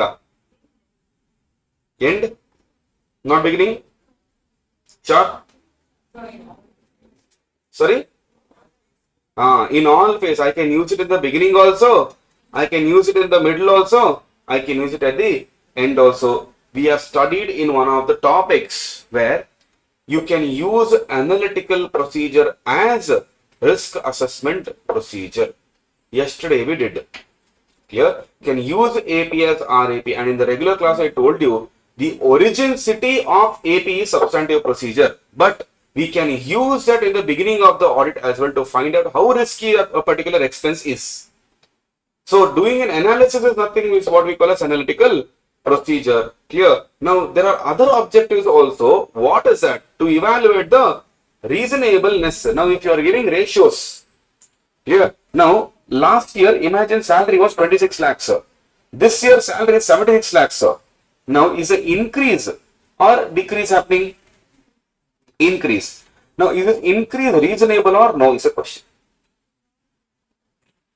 Is this increase reasonable or no is a question. Now no one can tell yes, no one can tell no, because I have to go and ask why there is an increase.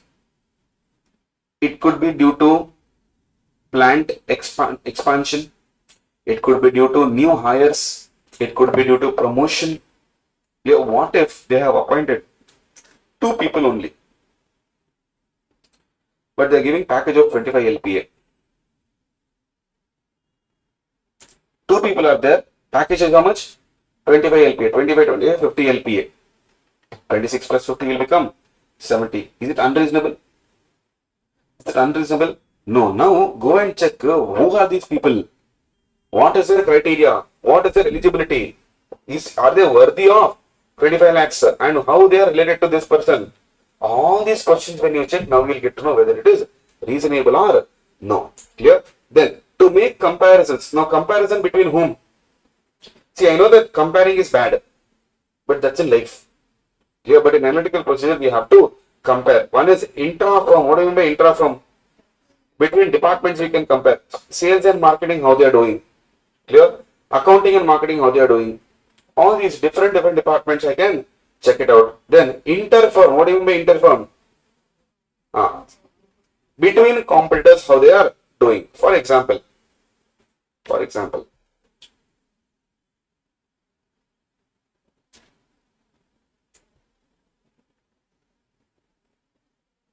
now what is this? What is this?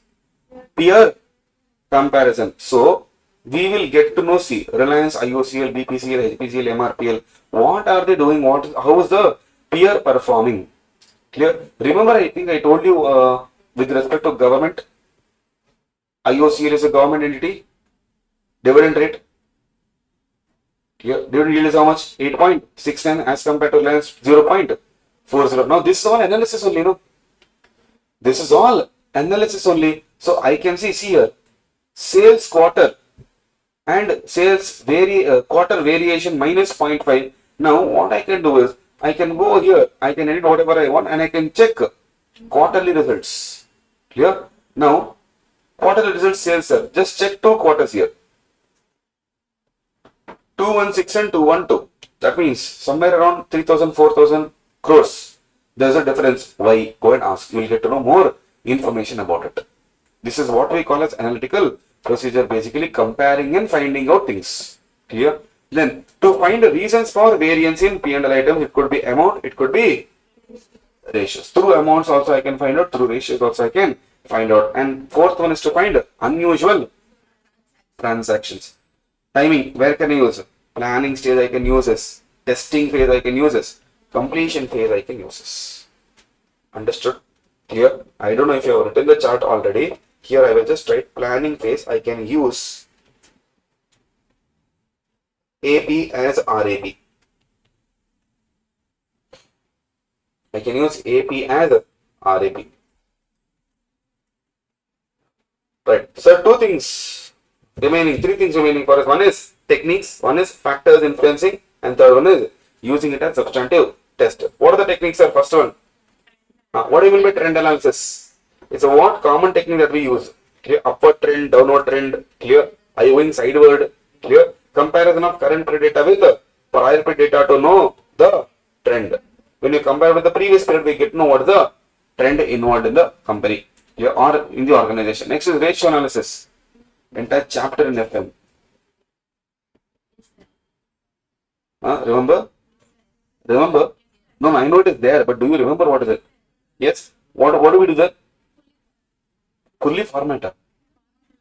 Only formula. What do we do there? We calculate different ratios. Clear? Now, do you think that it is only those ratios we can calculate?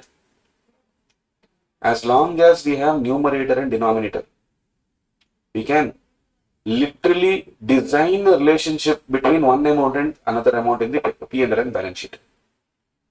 Are you getting my point? Clear? Yes. Simple. Let's take one example. GP ratio is there, no? Full form I know. How do we calculate this? Profit divided by sales into 100. Wonderful. Gross profit divided by sales into 100. If GP is 10, sales is 100. Okay, what's the ratio?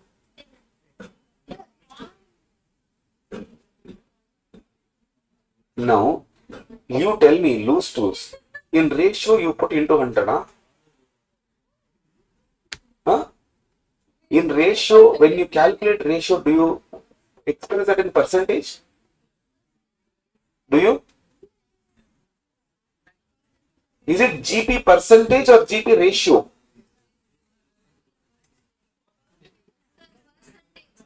Percentage, huh? Percentage, huh? Times. Correct. So, when it comes to times, do you put into 100 and then tell times?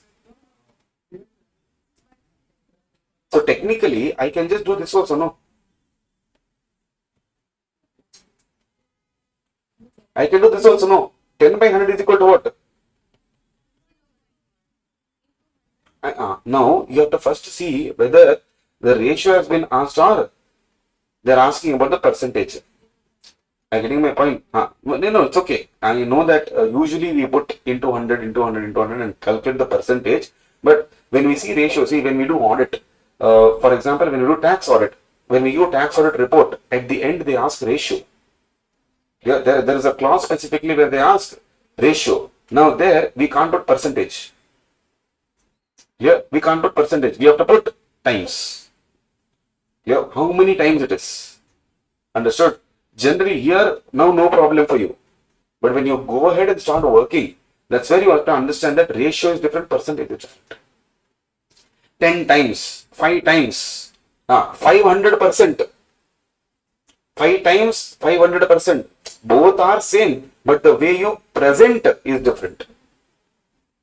Are you getting my point? Let's say for example, it was 100. It became 1000. It was 100, it became 1000. How will you express this in ratio now? 10 times. Understood? Clear? Now if it is percentage wise, you will tell 1000 minus 100 divided by 100 into 100. Correct or no? Yes. What is the difference? 1000 minus 100 is divided by into, which is nothing but. So can you will tell 900% increase, no? Increase is 900%, no? Exactly. Clear? Language is different. Understood? Clear? Nothing. Just telling you ratios when you calculate. Percentage is where the problem is. Clear? GP percentage, what you did was right. 10 by 100 into 100 you do 10% you're telling. GP ratio is not 10%. Understood? You express it in number of times. Okay. Anyway, so when it comes to ratio analysis, useful for analyzing income and expense and asset and liability. You have current ratio. Current ratio. Yes. Clear. So there are so many ratios that you can calculate in balance sheet also. No. Debtor turnover ratio. Yes. Balance sheet ka debtor. P&L turnover. You can calculate the ratio. Clear? Then we can do intra-firm and inter-firm comparison also through this particular ratio. Understood? Clear? See here.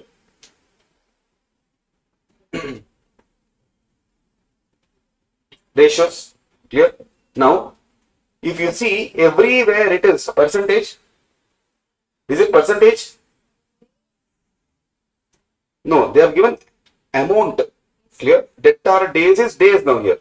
Debtor days is what is? Inventory days, days payable, cash conversion cycle, working capital days. Then they have given ROC in percentage. So the moment I say ratio, it doesn't mean percentage only. Are you getting my point? Yes. Right, sir. Next. Third, reasonableness test. What does this reasonableness means? What does this reasonableness means? Depends on non-financial data. Let's say, for example, how much can I pay for this watch? This watch, how much can I pay? Huh? One rupee. 150. Daily use worker, no, obviously. 1,000? 2,500. 1 lakh. Huh? What watch? Watch, normal watch. Watch name, brand name you're asking. Armani Exchange. Huh? Now, did you all tell one amount? Now, if I tell Rolex, 10,000. Rolex to buy, no. Either I have to be like Virat Kohli, or I have to be like Roger Federer. Yeah, that much money we should have. Clear? Now, the question is, when I asked about a particular watch, everyone told one amount. Clear? Now that, how did you tell? You found that to be reasonable. Clear? You found that to be reasonable. This coffee mug, how much can I pay? 30. Ceramic. 20, 30. 300. Rich fellow. I am not buying pot. Coffee mug. He will tell 300, no problem, because it's a design flower and all is there, so we can pay 300 for it. You said 30, someone said 40, someone said 20, someone will tell 100 we can pay, someone will tell 150 we can pay. I'm getting my point. Everyone is telling one item. Now, isn't that reasonableness? You are finding it reasonable. Why? Because you're depending on some non-financial data. Clear? Checks reasonableness of amount of balances. So, whether whatever balance you put, is it reasonable or no? We will check. Now, provision. Classic example is provision. Now, whether provision created is reasonable or no, that depends on non-financial data. What is non-financial data? History of debtor. Is it financial data? No. Is behavior financial? No. Clear? Sir, he has a history of breaking promises. Financial? Non-financial data. So we have to rely on non-financial data. If I'm buying, so like this, in that particular P&L, there are many places where they would have used judgments. Whether those judgments are reasonable or no, to find out that I have to depend on non-financial data. Understood? Clear? Yes. Right. Then fourth one is structural modeling, where we use statistical techniques. Heard about regression analysis and all? Yes. In forecasting they use it. Clear? So linear, multiple linear, non-linear, so many so many techniques are there. So example, while forecasting financial statements, doing multiple regression to know how changes in certain assumptions will impact revenue or expense. So like this, many techniques are there where this is totally based on formula, based on mathematical theories. All these we can use and still find the analysis of it. Are you getting my point? Clear? Yes. Right, sir. Now, what are the factors influencing me, sir? First one, availability of data, and data should be reliable and relevant. If it is not reliable, it is not relevant. Can I take such data? Can I take such data if it is not reliable and relevant? No, data should be reliable as well as relevant. Second one, disaggregation. What do you mean by disaggregation? Now, what will happen when you divide? See, if I do like this, can you see it clearly? No. But if I do like this, you'll be able to see it very clearly. That means the more I go into the details, better the clarity is. Clear? And what is segregation? Separate. Aggregation. Disaggregation is nothing but separating or dividing it, so that when I divide, the analysis will be better. Understood? Clear? Yes. The way it is divided, more the division, better the analysis. Third, account type. This is usually suitable for P&L items and not for balance sheet. Usually. Reason. Can anyone tell me the reason why P&L they have mentioned but not balance sheet? Anyone tell me the reason why P&L and not balance sheet? Because? Don't know? Don't know? More predictable? No. That even balance sheet is predictable? No.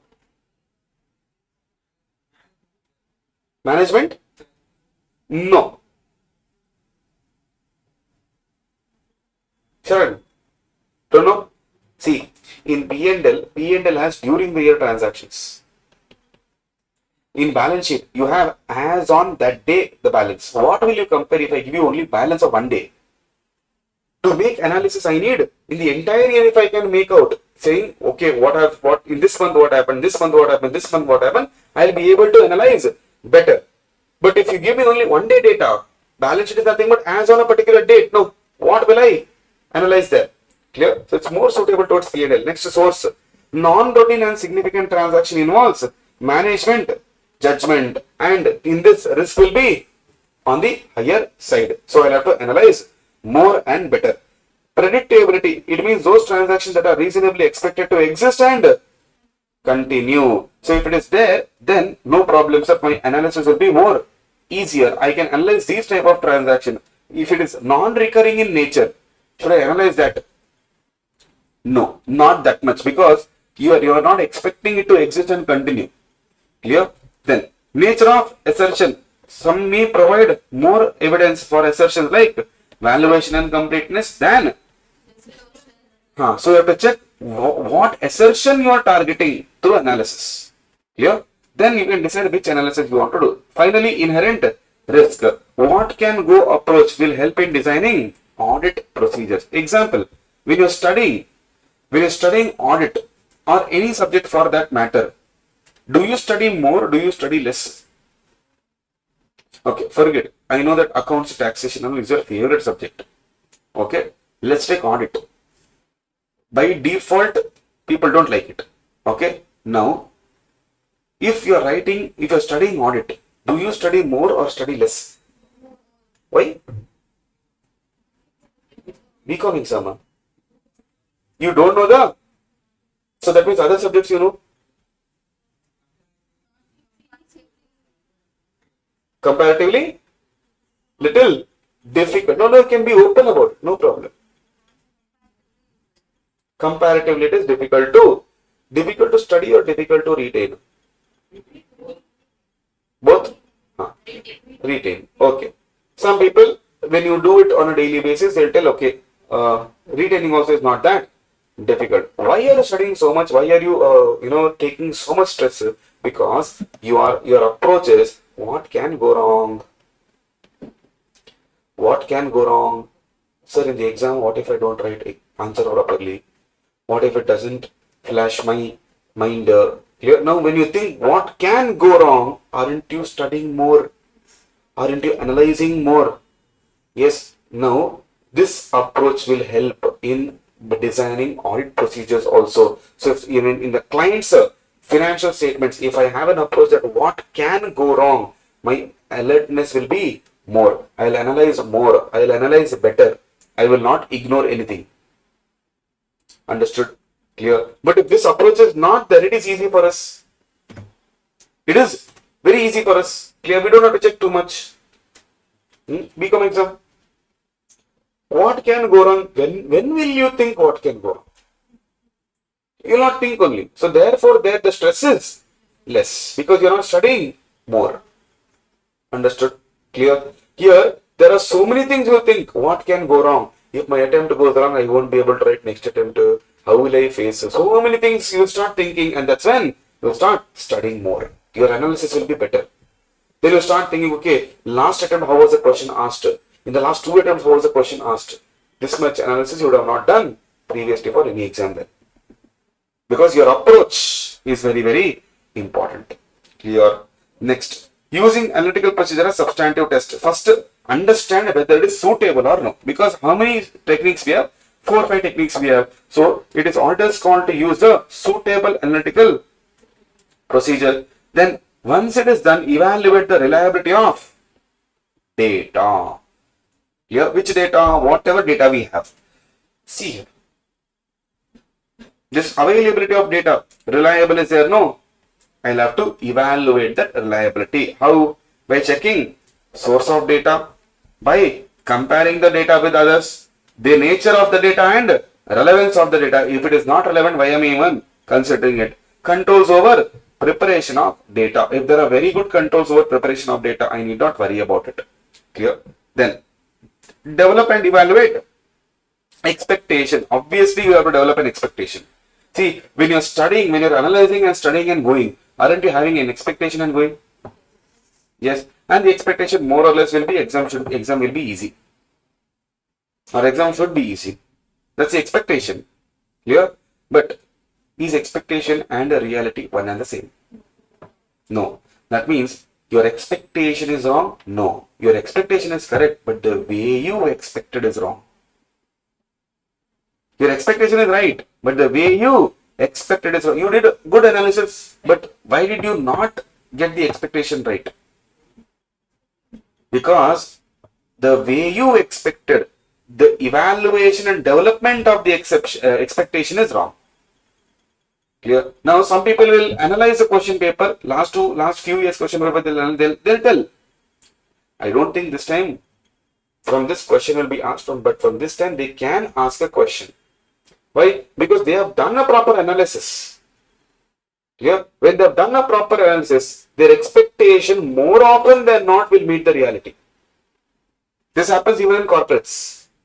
Clear? Whether, see, now for example, you are entering a new particular place where you want to start a business. How do you know the business will grow? How do you know the business will grow? You would have done your analysis. Yes, if your analysis is wrong, that means your expectation will not meet the reality. But if your analysis is done properly, you will start developing the right expectation. Now, when we are putting up, let's say for example, you and I are starting a business. Clear? We'll have to put up a branch. Clear? And we will choose Hyderabad as a branch. Okay? Now, can we directly go and put up a branch there? No, we'll have to do some studies. We'll have to analyze certain things. Now, if you tell, sir, I think if we invest money today, in another 1 year, we will be able to recover our money. Now, this is your expectation. This expectation should be based on some very good information and analysis. Otherwise, you will not reach your expectation. Clear? So, degree of division of data, the higher the division, better the analysis, availability of information and accuracy of prediction of expected results. How accurately you are predicting the expectation. That will come based on this. Are you getting my point? Understood? Next, evaluating results of AP. If the results are inconsistent with relevant information, inquire and obtain evidence for their response. That means ask what is the evidence for their response and perform other procedures which are appropriate. You got all the results. Evaluating results means we already have the results after procedures. If you feel it is inconsistent with the information you have given it to me, I'll ask their response and then I'll ask more evidence for their response and I will continue doing my work. Continue doing my work is what we call as perform other procedures. Clear? Yes, this is essay 520 which spoke about analytical procedures. Clear? We are left with 3 more standards. That is 610, 530, 501. Clear? Right. We will do 501.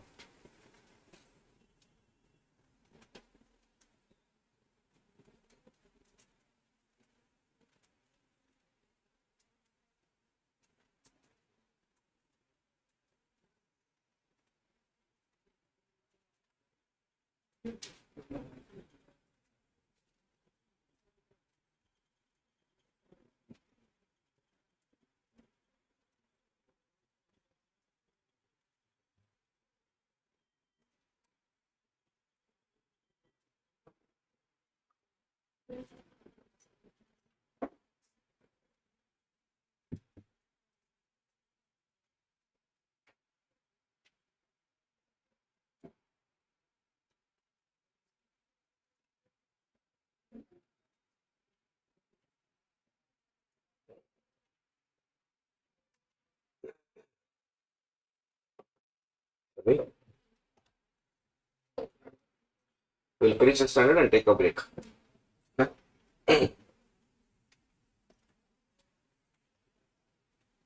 Essay 501 talks about what? Again, audit evidence only, but here we are not talking about the general one. Or what are we talking about? Specific consideration for selected items. So that means not this essay 501 does not talk about everything. Talks about how what? 3 things. Now, what is it? Inventory, litigation and claims, segment reporting. Now, are they talking everything about these 3? No. With inventory, what they are talking, we want to know existence and condition. So, to check existence and condition of inventory, SA 501 will help. Number 1. Number 2, if for litigation and claims, I want to know the completeness. I want to know what? Completeness. And for segment reporting, what do I need? Presentation and disclosure. Clear? Now, what is my objective? Same thing. Obtain SAI for all these 3. Clear? Now, if I have to obtain SAI for 3 things is what? Inventory, litigation and segment reporting. Clear? Yes. Now, we have to obtain SAI regarding existence and condition for inventory. We have to obtain SAI regarding completeness of litigation and claims. We have to obtain SAI with respect to presentation and disclosure of segment reporting. Understood? Clear? Yes. Right. With respect to inventory, let's try and understand what we are supposed to do. What are the procedures we have to apply? First of all, when it comes to inventory, you have to attend physical inventory counting unless it is impracticable. What do I mean by impracticable? Not at all possible even if I want to go. Here, it's impracticable. If you reach that stage, still that stage you are supposed to go. But if you reach at that stage, we'll see what to do. What am I supposed to do after going there, sir? Evaluate management's instructions and procedures for recording and controlling the results. What instructions they are giving to their employees? Number 1. Number 2, observe the performance of management count procedures. Now, no, listen. Point number 2, which audit procedure I am executing here? Which audit procedure I am executing here? Not RAP, FAP. What are the type? Which exactly method? Very good. Observation. Inspect the inventory. Which procedure I am involving here? Inspection. Perform test counter. Yes, re-performance. Who told audit is difficult? You guys are answering so well. Then, performing audit procedure over the entity's final inventory records to determine whether they accurately reflect the actual inventory records. Meaning. On the day of physical inventory count, I was there. Whatever results that day we got, it is not the final results. Finally, we want the result as on 31st March.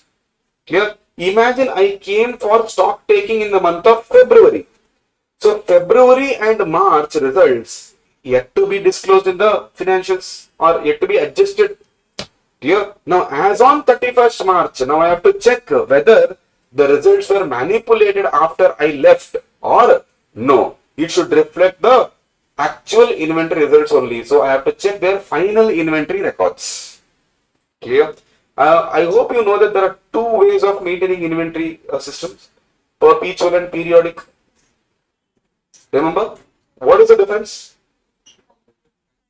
Continuous, that means there is no break only. What is periodic? For every period, they maintain a inventory system. Clear? Right. What are the matters which are relevant that has to be considered in planning? Attendance at physical inventory counting, sir. Nature of inventory, what type of inventory we are having, stages of completion of WIP inventory, that is work in progress, at what stage it is, ROMM, risk of material misstatement. Sir, what do you mean by risk of material misstatement? In the financial statement, what are the chances of amounts being wrongly inserted. Yeah. Then nature of ICS related to inventory. If ICS is good, I need not go. But if ICS is weak, I should go. Whether adequate procedures are expected to be established and proper instructions are given for physical inventory. Have you given proper instruction to your employees? Yeah. If yes, okay, no problem, I need not go. But if no, I should go. Timing of physical inventory counting. When are you having a physical inventory counting? Sir, during my season, can I go? Imagine I am in an audit already. Can I go to my other client's audit? No. Clear? So timing is very important. Whether you are maintaining a perpetual inventory system or periodical. If it is periodical, easy for me. You will only balance and give. But if it is perpetual, you may adjust to manipulation can happen. Location at which inventory is held, including the materiality and ROMM at different locations. Where is it, sir? Where is the stock located? And is the area safe to go for me? Understood? Clear? Then whether the assistance of expert needed. Example, let's say chemicals, fertilizers, pharma, in all these things I need expert. Clear? Yes, I can't swallow medicine and tell, this is yes, good inventory. Clear? I need an expert to tell me. It's, information systems also I might need, or technology wise also I might need some experts. Situation. Now in SA 501, inventory is major chunk. Then comes litigation and claims. Okay. Situations, counting is conducted other than balance sheet date. That means either it could be after balance sheet date or before balance sheet date. What is happening? In addition to the above, now this is where you have to be careful. In situation 1, it is not just this point you have to write. These general procedures you have to write, point number A and point number B. Because they have used the word or phrase, in addition to the above procedures, you have to perform these. What are those? Perform procedures to obtain evidence about whether the changes between the counting date and financial statement dates are properly recorded, whether perpetual inventory records are properly adjusted, reliability of entities inventory records, can I rely on them? If I can't rely on them, then risk will increase. If risk increases, procedures increase. Procedure increases. What about the time? Increases. Do I have enough time? No. Clear? Reasons for significant difference between the information obtained during the physical count and the perpetual inventory system or inventory count. So, in case of these two differences, ask for reasons. Small differences I understand, but significant difference, I need to inquire. Clear? Situation number 2 says what? Unable to attend due to unforeseen circumstances.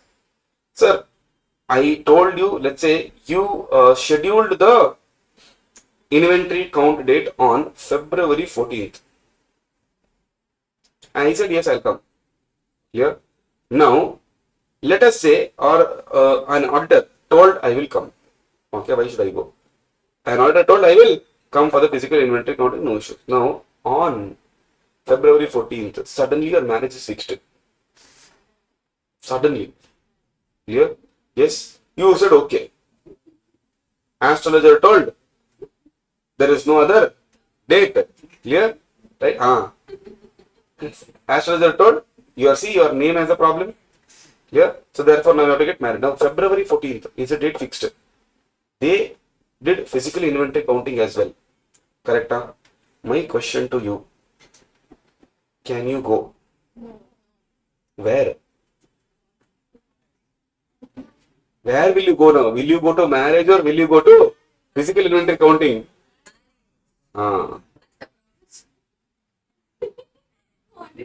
Where will you go? Audit? You leave the marriage and go to audit? Now, due to unforeseen circumstances, you fell sick. Not touch wood.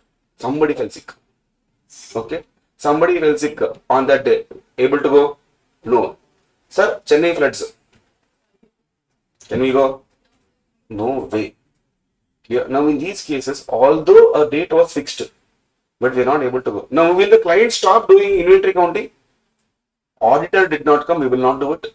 He will do it. Now, the question is, what should I do now?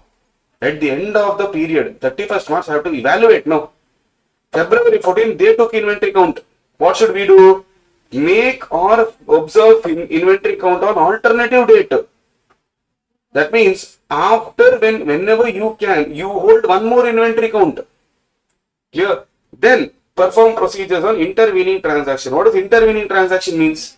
In between transaction, whenever you take from that day to inventory valuation, actual date, that is the balance sheet date, whatever is happening there, in between transaction, whatever comes, you do your procedure. So if it is a sale procedure, see for invoice, check for invoice, purchase procedure, again check for invoice. Is it a credit purchase, cash purchase? Do your procedures. Third, attendance is impracticable. Okay, not able to go only.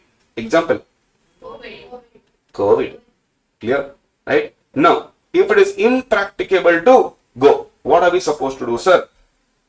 Perform alternate procedure to obtain SAI with respect to existence and condition. Standard still says the same thing. What do I want? Existence, condition. But impracticable, I don't know. I want existence and condition. If not possible to do it, no problem. You modify your opinion. And in some situations, due to the nature and location that may pose threats to auditors, safety. Sir, if I go there, I am not sure whether I will come back. Clear? Imagine in such places, stock quality you go for. Clear? It's impracticable, no? Clear? Yes? No. Alternate audit procedure should be adopted, such as inspection. Now, student will tell, sir, inspection, how can we go when we are not able to go only? Here, inspection means we are talking about documentation of, inspection of documentation. Clear? Then, sir, if the inventory is in the control of third party, sir, example, warehouses. Clear? Custom warehouse, possible? Hello? Yes, custom warehouse, then government warehouse, bonded warehouse. There are so many things. Goods sent on approval basis also is there. Clear? Goods in transit is there. Clear? Very good. Consignment is there. In all these cases, what do we do? Obtain SAI regarding same. I told you what does the standard say. Inventory means I want two things. By performing one or more, request confirmation from the third party with respect to existence and condition, perform inspection or other audit procedure. Understood? Clear? Courier. Who sent you? You will have the information. No? Clear? Now, it is possible that, imagine now, he will tell, okay, where is the vehicle? Okay, from this city it is coming. If I have any contact, I will tell them, go check if it is there. Extreme, extreme only, but I can do that also as long as I'm getting evidence with respect to existence and condition. Documents only, because goods are not there with me. Warehouse I can go and check, but who's in transaction? Not possible. Consignment, somewhere, the consign is somewhere else. How can I go and check? Not possible. Litigation and claims. What is litigation and claims?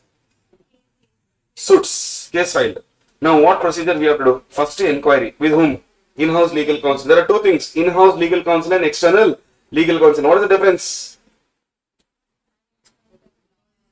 In-house legal counsel are my people. External legal counsel are not my people. Clear? But I don't care whether in-house or external. Both I will ask. Clear?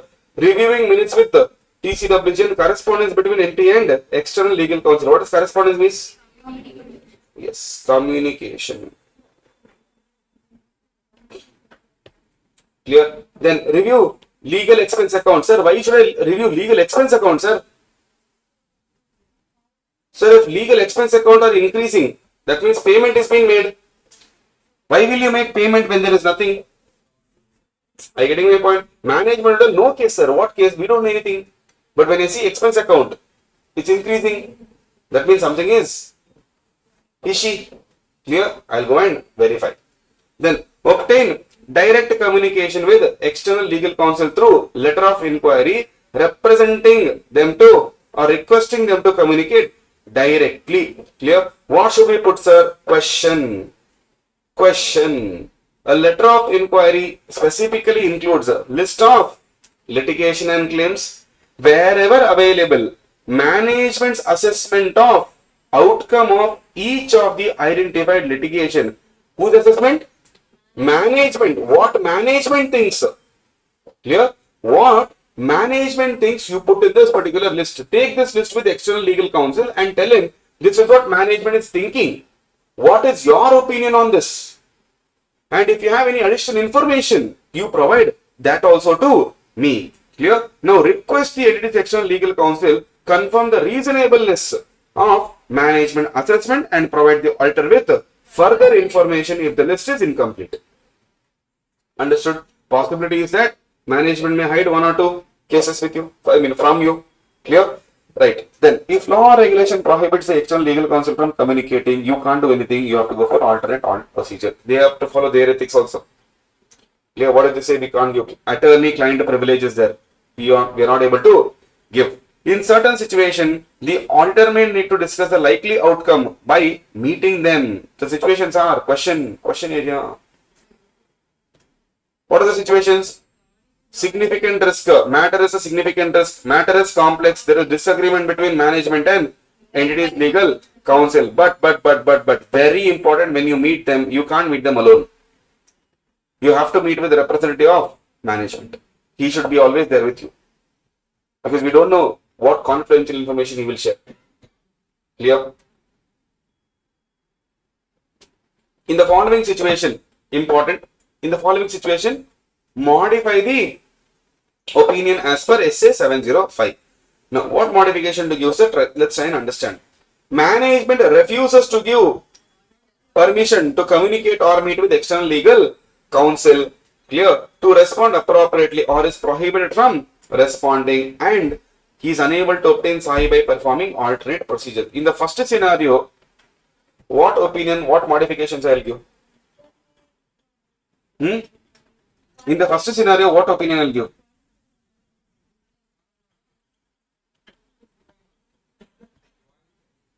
%100% qualified.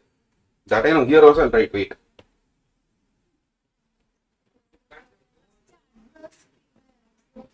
Huh? One by one. No. Under means situations. Two situations are given. In these two situations, you have to modify. Where adverse? First one adverse, huh? Adverse, huh? Why? This is easy. This is easy. That I know.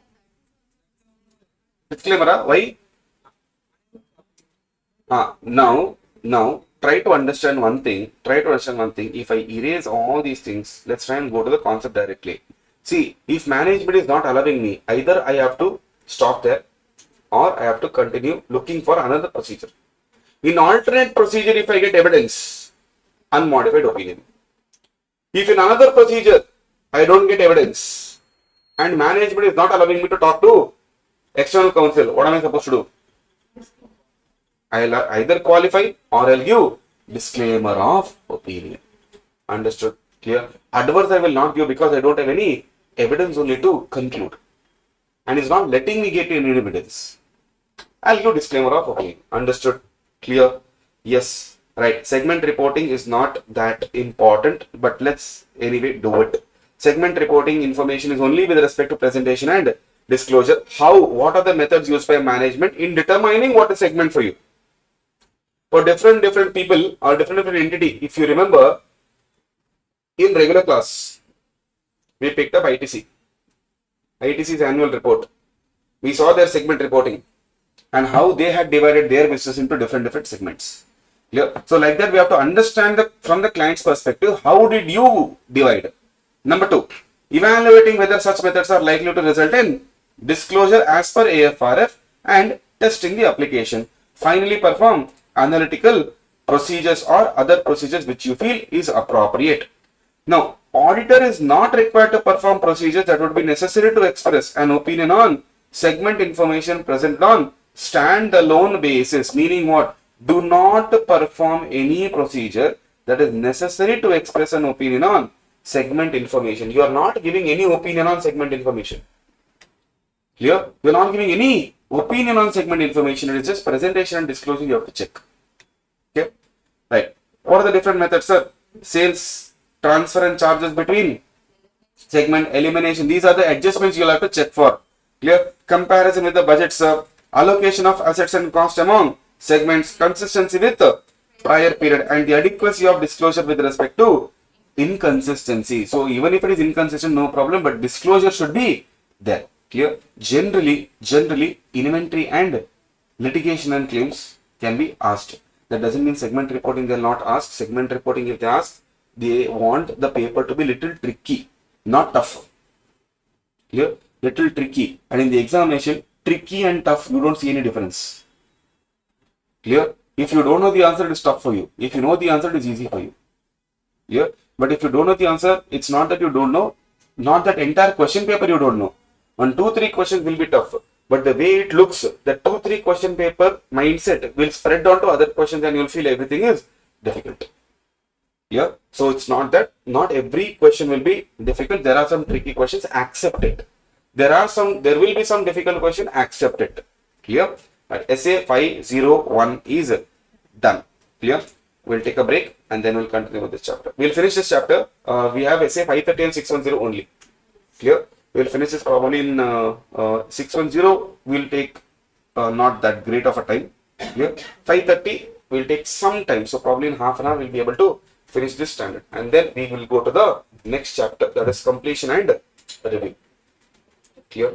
Yes. SA 530. Sit down quickly. SA 530 audit sampling. Right. So what do you mean by sampling? No. What is it? What do you mean by sampling here? You have told application of study. Application of audit procedures to less than 100% of items in a population in such a way that all units have an equal chance of selection. So basically, we should not have any bias towards selecting an item. Everything should have equal chance. So if there are 100 units in a population, all 100 should have equal chance. Clear? We should not have any bias. Now, there are two things, population and sampling unit. So two things we have to understand. What do you mean by population? Entire set of data from which sample is selected and from which he draws conclusion. Clear? And what is sampling unit? It is individual items that make up the population. So in a population of, let's say, 100 debtors, every debtor is called sampling unit. Clear? And the entire 100 is called as population. Clear? What are the characteristics of population, sir? CAR. Remember? CAR. C-A-R. C for completeness. A for appropriateness. R for reliability. So population should be complete with all relevant items in it. It should be appropriate, meaning it should be as per objective. What is our objective? According to that, we have to select the population. For example, if I am going to check debtors, my population can't be creditors. Clear? My population should be debtors only. Reliability, information should be complete and accurate, meaning whatever information I am checking, it should be reliable as well as accurate. Now, there are two approaches. One is called statistical approach and one is called non-statistical approach. So, when we say statistical and non-statistical, what do you mean by statistical, sir, here? What do you mean by statistical here?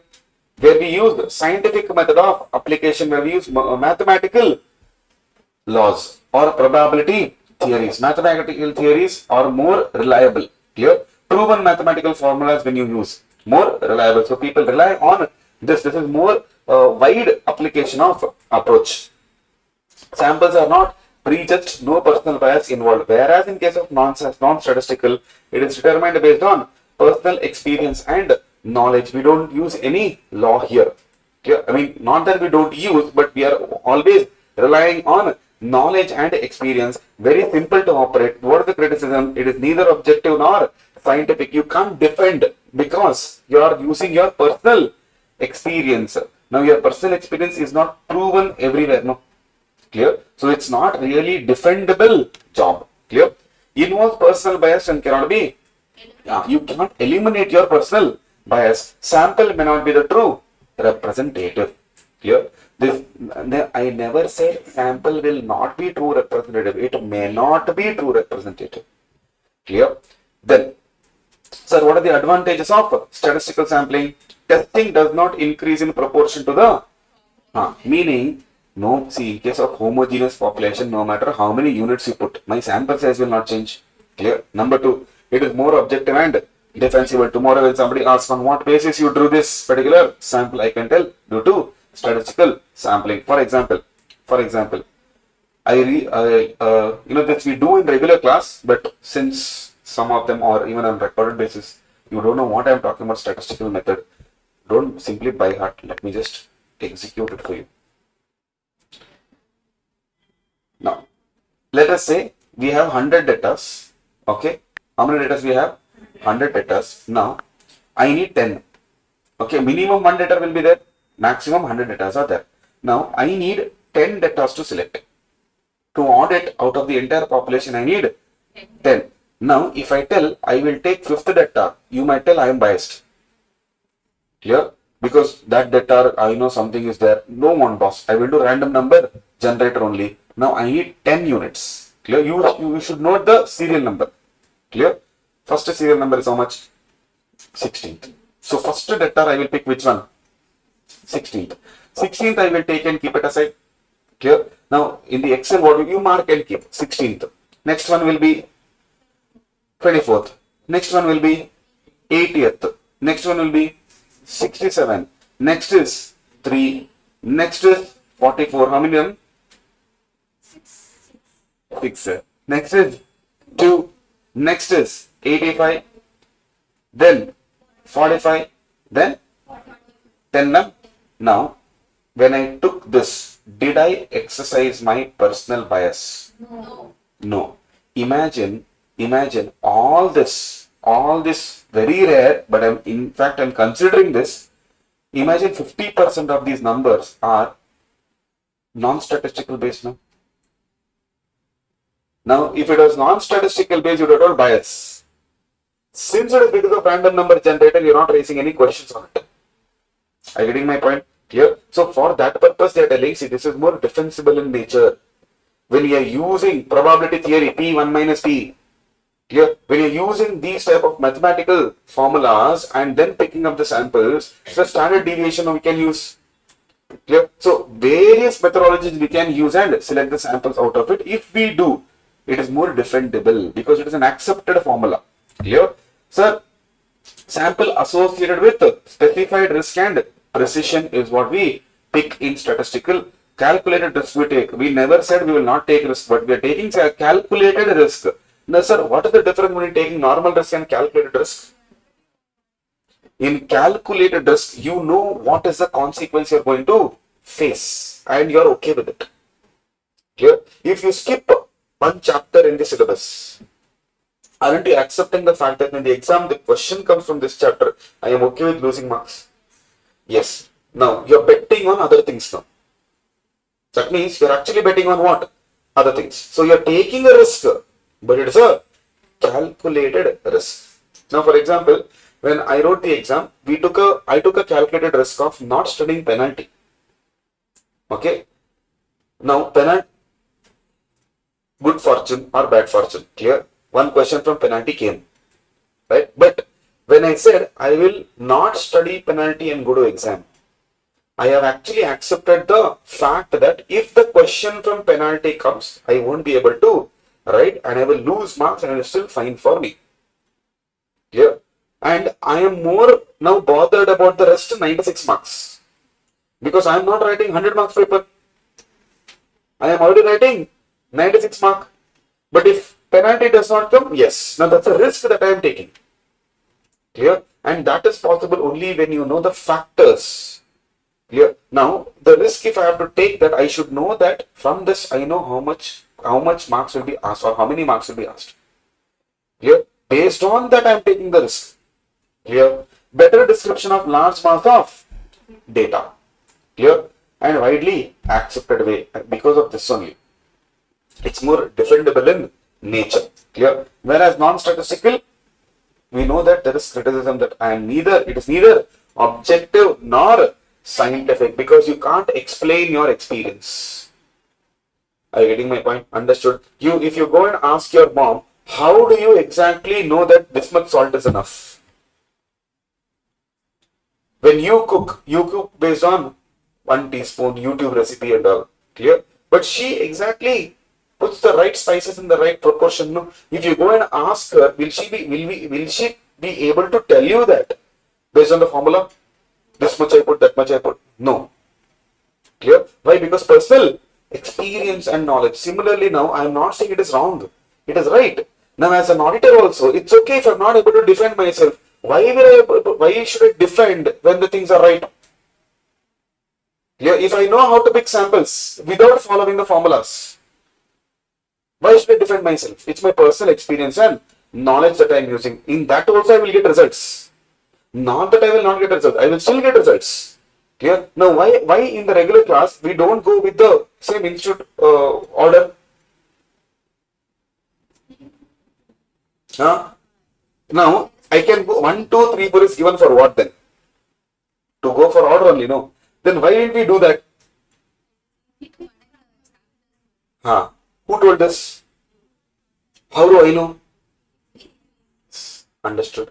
Clear? Yes. Now, I don't have to defend when the things are right.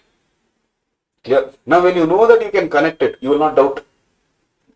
Are you getting my point? Yes, there is that risk of people telling, yeah, you have used personal bias. Clear? But it's okay.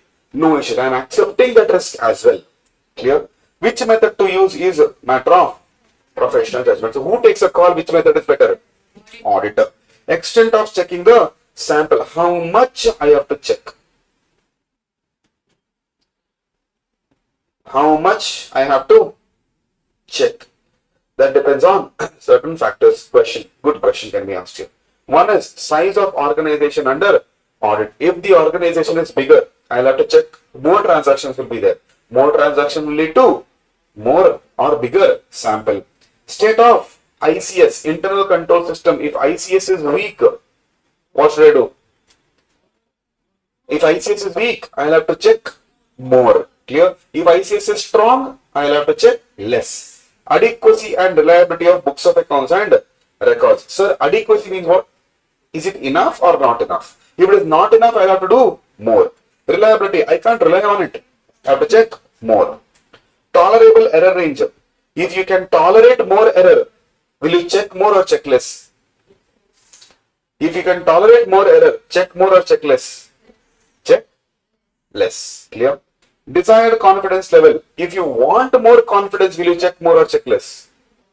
Check more. Yes. To check more, if you are checking more, that means you want to reduce the risk at the lowest level. Understood? Okay. Sample design size and selection. Design. What do you mean by design here? How the sample should consist of. Clear? Composition of the sample. Size means how big the sample should be. And selection methods. Design. Consider specific purpose and type of procedure. What is the purpose of selecting this sample? Based on that only, you can have the design of it. Clear? Consider the nature of audit evidence to be obtained. What type of audit evidence you are obtaining? Consider possible deviation and or misstatement. Deviation when we are talking about a TOC. Misstatement when do we use? When we are talking about TOD. Clear? So consider possible deviation or possible misstatement. So when we check TOC, whatever variances we get, what do we call that as? Mistakes, deviation. In case of test of details, if we get any mistakes, what do we call that as? Misstatements. Understood? Clear? Fourth one, evaluate expected rate of difference. Now, meaning what? Expected rate of difference, not actual. You have an expectation. Based on the sample, you will develop an expectation. That expectation, you evaluate. Now, what is the difference? For TOC, we will call deviation, and for TOD, we will call misstatements. Then divide the population based on stratification and value weighting. Understood? Clear?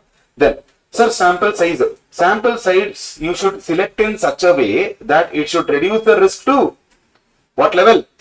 Low level. Clear? So, sampling risk has a direct influence on sample size. Tell me, higher the risk,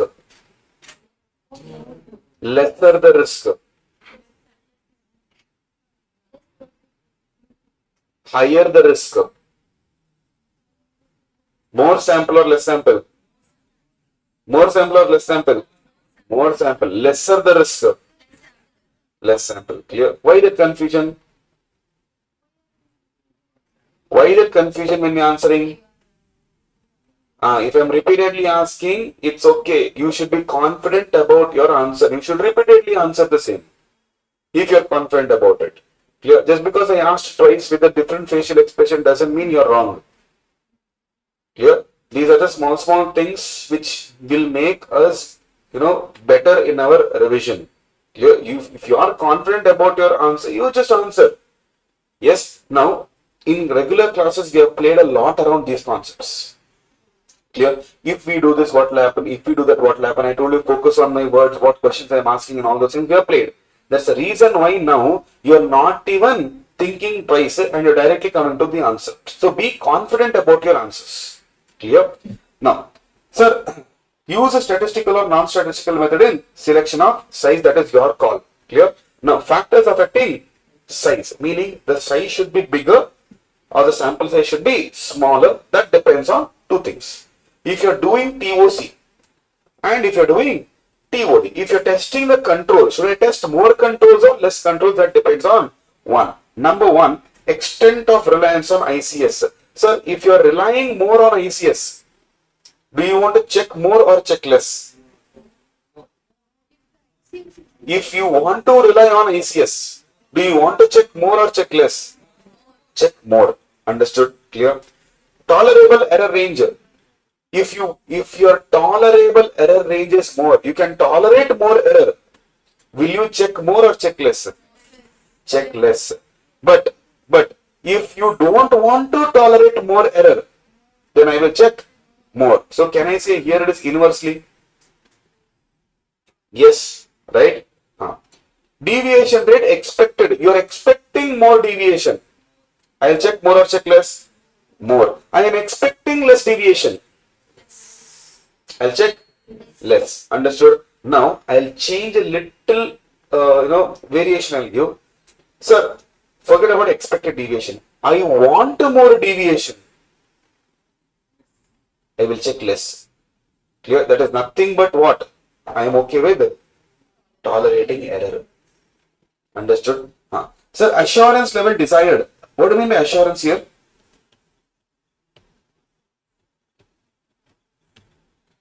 I want more confidence. I'll check more or check less. Check more or check less. Check more or check less. I want more confidence. Check more. I want less confidence. Directly proportional. Clear? Yes. Right.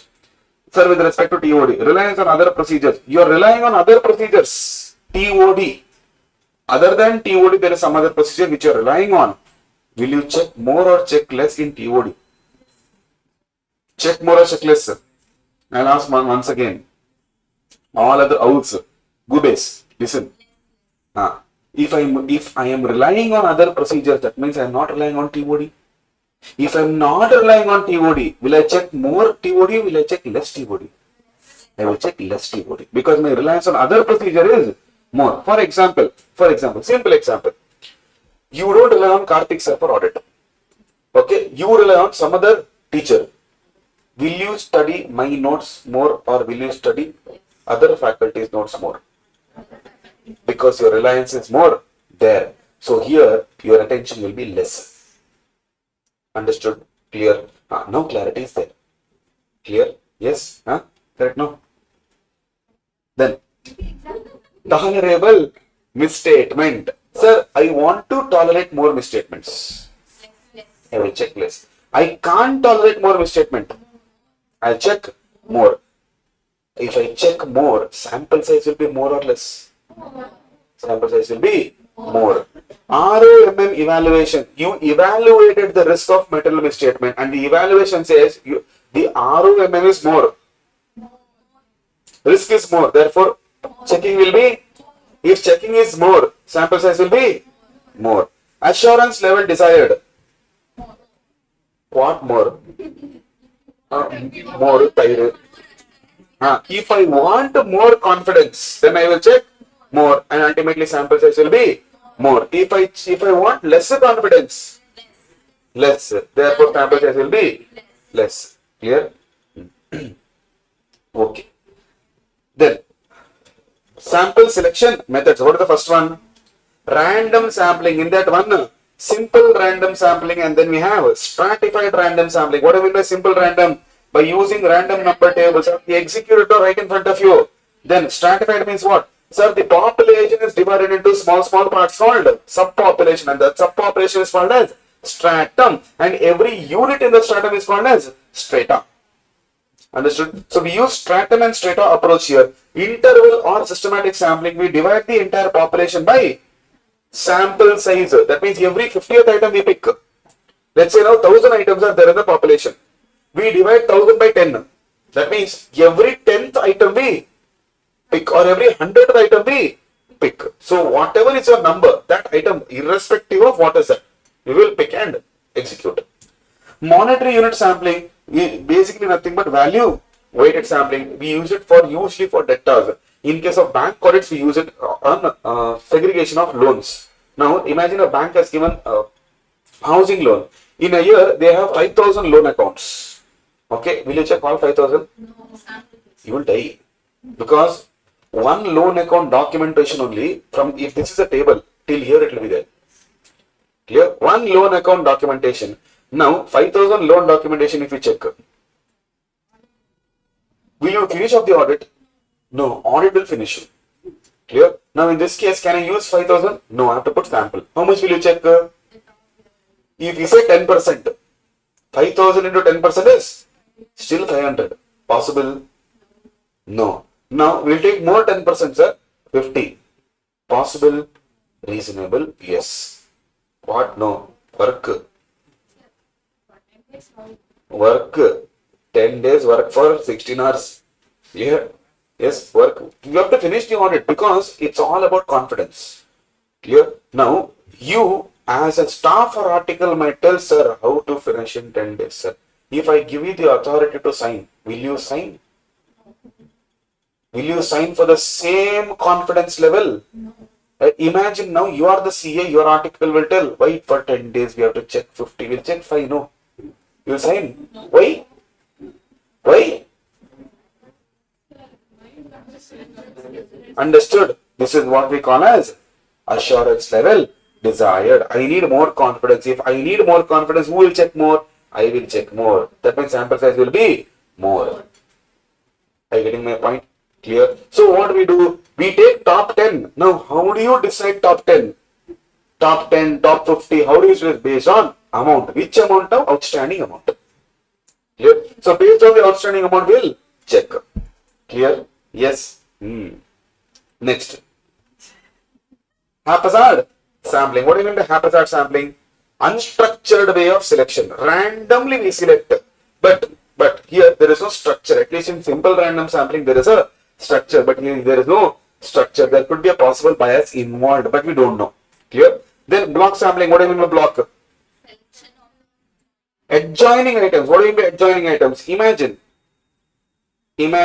1, 2, 3, 4, 5, 6, 7, 8, 9, 10, 11, 12, 13, 14, 15 and 16. Enough. Okay. Now 16 items are there. How do we select? Now this is a population for us. How do we select it under block sampling? Adjoining items we take. Clear? So imagine now I will divide this 16 into 4. So 16 divided by 4. 4 block number 1. 5 to 8 block number 2. Block number 3. Block number. Now this is called block sampling. Clear? Not where 1, 5, 11, 13 is block 1. This is not block sampling. Because you are not taking adjoining items. You have to take adjoining items. You can't change the place. Clear? If you are taking like this, it is called randomly you are picking. Clear? Randomly if you are picking that, we call random sampling that. Block sampling, you can't change the position of these particular items. Adjoining items only you have to select. Understood? Clear? Yes. Pakka? Sure. Right. Sorry? No, now 16 items there. 4 blocks I have converted. You see how many blocks you want. Clear? Based on that, you convert that into blocks and then go and audit. Right. Mnemonic is what we have used. It's called BRIM. BHRAM. What is B? Block. H. Haphazard. R. Random. I. Interval. And M. Monitoring. Now, sampling and non-sampling risk. What do you mean by sampling risk, sir? What do you mean by sampling risk? See, try to understand one thing before we head into the technicalities of sampling risk. Number one, sir, we took a general example of blood test in class. Remember? We didn't take blood test. We took an example of a blood test in class. Clear? Now, if you are not well, you go to the doctor. If the doctor says get a blood test done. Clear? Now, what will the doctor say? Go to a particular lab and give this particular prescription. Now, what the lab guy will do? Will he take every single drop of blood from your body and then test? You should be there now for that. Clear? Now, he will not take the entire population. Out of the entire population of X liters of blood in your body, he takes 5 ml. Clear? Now, he will not even test 5 ml, but we'll assume that he will test the entire 5 ml. Clear? He will take that 5 ml or 10 ml or whatever he is taking, he will test. Correct? Now, he will test. That means procedure is put on what? Sample or population? Sample. Clear? Procedure is put on? Sample. Result is given by whom? Sample or population? I knew you would say that. That's why listen to my question properly. Result is given by whom? Sample or population? By sample. Clear? Procedure put on? Sample. Result given by sample. But the result is on population. Clear? That means if the sample is wrong, result will go wrong. If the result goes wrong, opinion on population will go wrong. Clear? Opinion on population will go wrong. So if imagine I don't give blood, I will give tomato ketchup. Clear? Now imagine he will verify that also. Clear? What will he see in that? Nothing. Clear? Now imagine procedure was right. Whatever procedure he executes for a normal blood test, he executed for this also. Clear? But nothing has come. What will he tell? Everything is normal. And that report I will go and give it to doctor. What will he tell? Hey, nothing is fine. Then what fever is? Nothing, no problem. Just go and enjoy. Rest. That in peace or no, we will get to know later. Clear? Now what? You will blame the doctor only, here. But technically, who should be blamed? No one, you only, because sample was wrong. Sample was wrong. Understood? Same thing with your cooking also. Here, your mom will ask you to taste. Here, now imagine your mom cooked some special curry and she asked you to taste. Okay? Will you go there and take the vessel and drink? Entire vessel you take and drink for sample size? No. Probably one spoon, few drops, you will put it on your palm and you will taste. Clear? Yes or no? After you will taste. No. Now my question to you, did you pick up the sample from the population? Yes, but the taste, you tasted the sample and the result was given by the sample, but the result is on. You will taste this until very nice. Yes or no? Now imagine you taste that and you tell in the salt is not there. Here, but she had actually put the salt. You did not mix properly before tasting. You just took the upper layer. Now what you will do? Because of the was the sample right? Wrong. Wrongly picked. Sample is a representative of population, but it was wrongly picked. Now because you picked the wrong sample in a wrong way, now you will add more salt. Clear? And imagine the guests are there. Now what will happen? The entire population is gone. No, your opinion is gone. Now again from beginning, your mom has to cook a new curry. Inefficient audit. Your ineffective audit. So what is sampling risk, sir? Sampling risk is that auditor's conclusion based on a sample may be different from the conclusion if the entire population were subjected to the same audit procedure. Understood? So conclusion based on sample, if it is not equal to conclusion based on population, then we say there is sampling risk. There exists sampling risk. So conclusion should be same. If I take one few drops of rasam and one glass of rasam, the opinion should be same. That is what we call as no sampling risk. Clear? Understood? Yes, but mind you, the population also should be for same procedure. Okay, you should not test sample in different way and population in different way. Clear? Audit procedure should be same for both. Okay, what is non-sampling risk? Sir, everything is fine. Risk of reaching erroneous conclusion for any reason which is not related to. This is your language. Definition of public company, which is not a private company. Clear? So what is non-sampling risk, which is not a sampling risk? Clear? Like what, sir? Due to what non-sampling risk will come? Human mistakes. Clear? Imagine in the report, they have mentioned,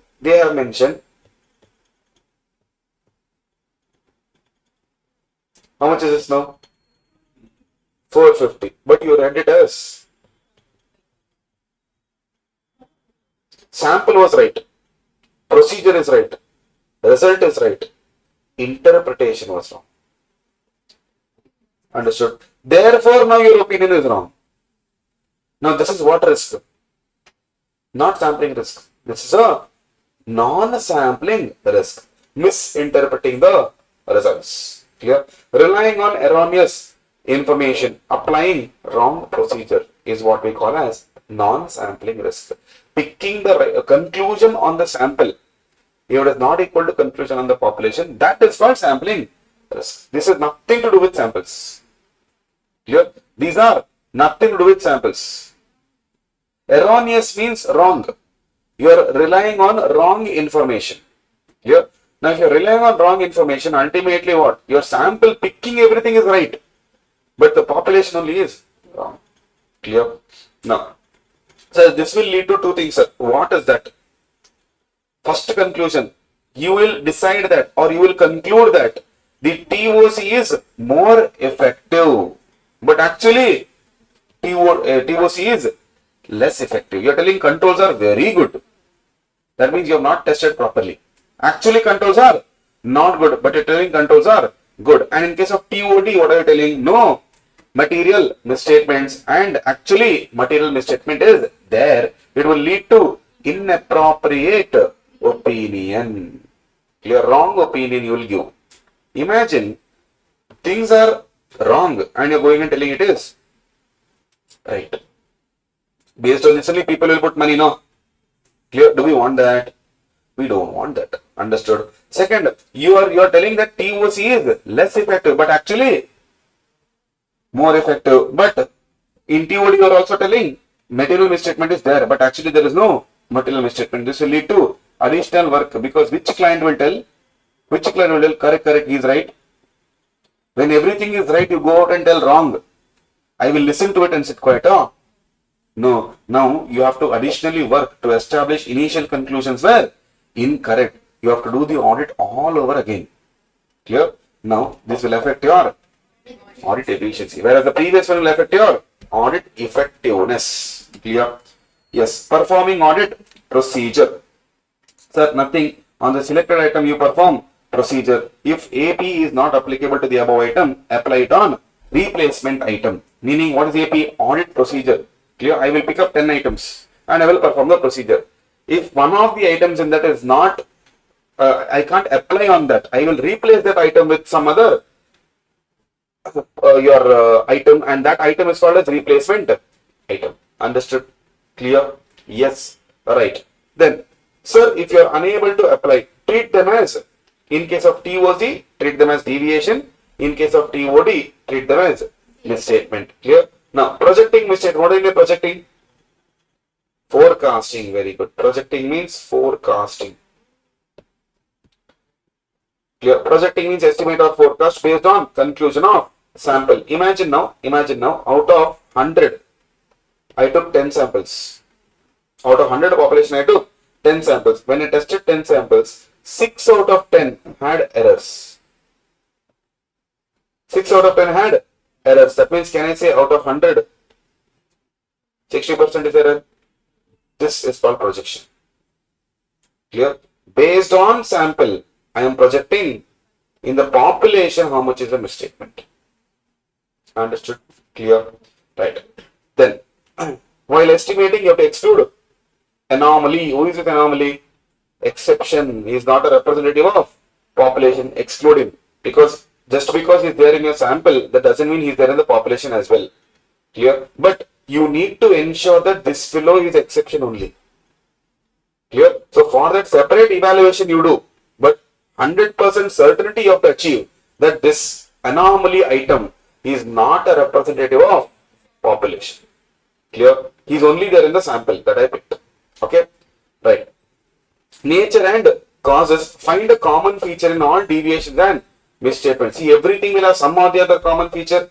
Investigate that nature and cause. Investigate means what? Get to know more about the nature and cause. Then, if there is anomaly, obtain certainty to ensure it is not a part of population. This is what I told. If there is anomaly, certainty. Now, highest quality or high certainty. What do you mean by high certainty? High certainty means high level of confidence, surety that yes, I am very, very sure that this fellow is not a representative of population. Clear? There should be no margin for error. Clear? Next, evaluation of results. In case of now everything over, we got the results. If high deviation rate is there, what do we consider as? The ROMM is high. If misstatement is high, we consider that ABCD is materially misstated. What do you mean by ABCD? Our P&L is misstated, balance sheet is misstated, and notes to account also is misstated. Clear? Now, come to point number D and E. If PM plus UM, what is PM? Projected misstatements. What is UM? Uncorrected misstatements. Projected plus uncorrected misstatements. If it is more than tolerable misstatement, then sample is not providing basis for conclusion. Therefore, I have to go for detailed checking. Clear? Yes. Then, sir, if projected misstatement is more than expected misstatement, if projected is more than expected misstatement, there is unacceptable sampling risk that actually the misstatement could be more than tolerable misstatement. It is not acceptable for me. Therefore, I will go for detailed checking. Clear? Yes. If sample does not provide a reasonable basis, then request the management to investigate that and then make necessary adjustments. Understood? Clear? Right. This is your essay 530. 530 actually is a big standard to manage, but the question on essay 530 in the chapter, I don't see it as that high voltage standard in the current attempt. That doesn't mean you stop studying. Sorry? May we'll see Jan. After Jan only we have to see. You are talking May 25, no? Jan exam, let it get over. After question paper pattern, what are the questions they have asked, based on that we can judge. Clear? Now, consider for me it is important for now. Okay? Essay 610 talks about what? Using, this is the last standard or no? After chapter? Yes. Using the work of internal auditor. Sir, who is this internal auditor, sir? Internal auditor is someone who work and to work and report to whom? Management. So, internal auditor, can he be an employee? Can he be a CA? Can he be a CS? CMA? Any other person? Yes. Understood? Clear? So, anyone can become internal auditor, but can he sign? No. Clear? So, there are two types of auditors. One is internal, one is external. Clear? External one also has to work and report. Internal one also has to work and report. But the reporting authority for external is members or anyone who has appointed him. Clear? Now, every company will have an internal audit department. But in the standard, we don't call him department, we call him internal audit function. Clear?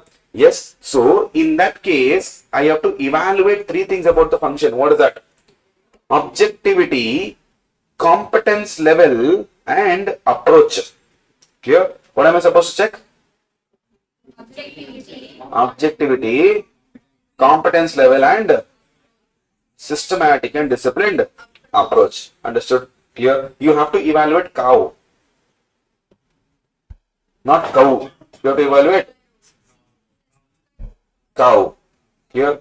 C square over square is here. Okay. What is C? Competence level. A, approach. O, objectivity. Clear? Understood? Now, too much you have studied, I think. Now, under objectivity, what am I supposed to evaluate? C square and O square. What is C square? Constraint placed by the organization on the internal audit department. What you are not supposed to do, they have told you. Clear? Then, one more C is conflicting. Do you have, what do you mean by objectivity first of all?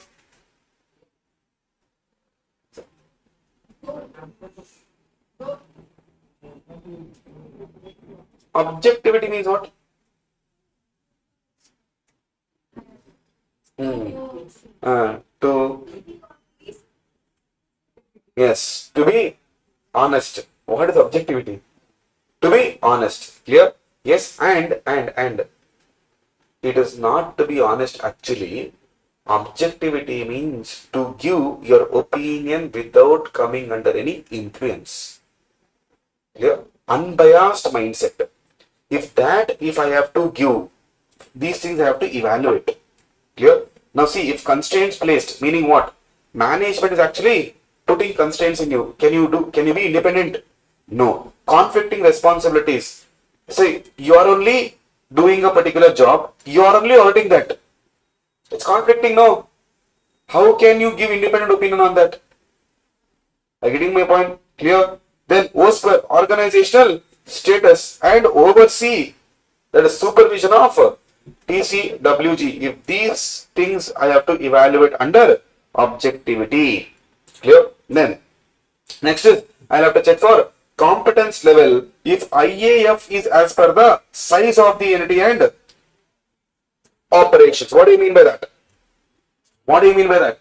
Sir, not every entity require internal audit function. So as per the size and your business methodology, is IAF enough? Number one. Number two, Policies for hiring, training and assigning the work. How are you hiring?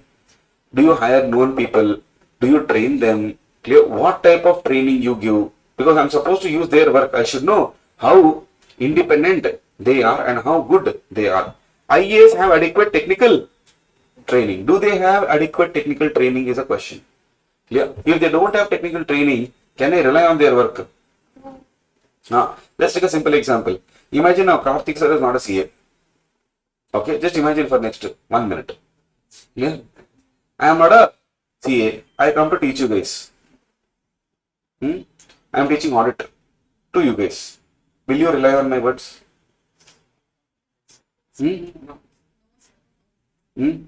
No, not that. See, not that you know me now. Okay. First day of the class, I'll just tell my name is Karthik Shinai, and someone asks, are you a CA? I said, no, I'm not a CA. And I continue teaching audit. What will you do? Help at ArivuPro.com? Yeah? Raise the ticket? Yes or no? Clear? Now, forget about raising the ticket. Confidence level? Will you rely? Will you rely? Imagine one more. I come to teach intermediate audit. Okay? Now, I am a direct entry student doing articleship. Clear? I am in my second year of articleship. Clear? I come to teach you guys. Will you have reliability? By adequate? Do I have adequate technical training? Having technical training is different. Having adequate technical training is different. Understood? Clear? Do I have, IA should have required knowledge. Clear? If these things are there, that is when competence level is there. Understood? Clear? Yes. Now, I'm standing in front of you. Will you rely on my words? No. As your teacher, will you rely on my words? If I say, this is how it is, this is important, this is you have to study, would you rely? Yes. Why? You have evaluated my competence level. Understood? Clear? Then, systematic and disciplined approach. Clear? Which all the students should have. Clear? Documented internal audit procedure. What you are supposed to do? You are supposed to document it. What do you mean by document? Maintain a record. See, if you don't maintain a record, how will I know what you have worked? Now, a student, if you come and tell me, sir, I have studied, sir. Okay. How many hours? Sir, properly I have studied, sir. Okay, how many hours? Sir, really I have studied. Are you getting my point? Understood? Clear? Now, I want your schedule. Yes. Now, on the other hand, there is one more student who will come and tell, sir, this is my timetable. Clear? And in every session, the student has written what subject, what topic. Where I can rely more. Student 1 or student 2? Student 2. Because there is a systematic approach and a disciplined approach. Clear? Nothing to do with any other matters. It's purely if I have to rely or trust, I need to know what is your approach. Clear? Number 2. Appropriate quality control policies and procedures have you followed. Clear? If these are not present, very good for me. My work is over. We don't have to study SA 610. Why? Then the work of IF cannot be used since the information cannot be relied upon. They don't have O. They don't have cow. C is not there. A is not there. What is C? A. Approach O. Why should I rely on your information then? It is all then altered information, no? Fabricated information. How can I trust? If these are present, now the question or now the standard says, if these are present, what am I supposed to do? First, if these are present, decision number 1 I have to take. Can I rely on their work? They have cow. Can I rely on them?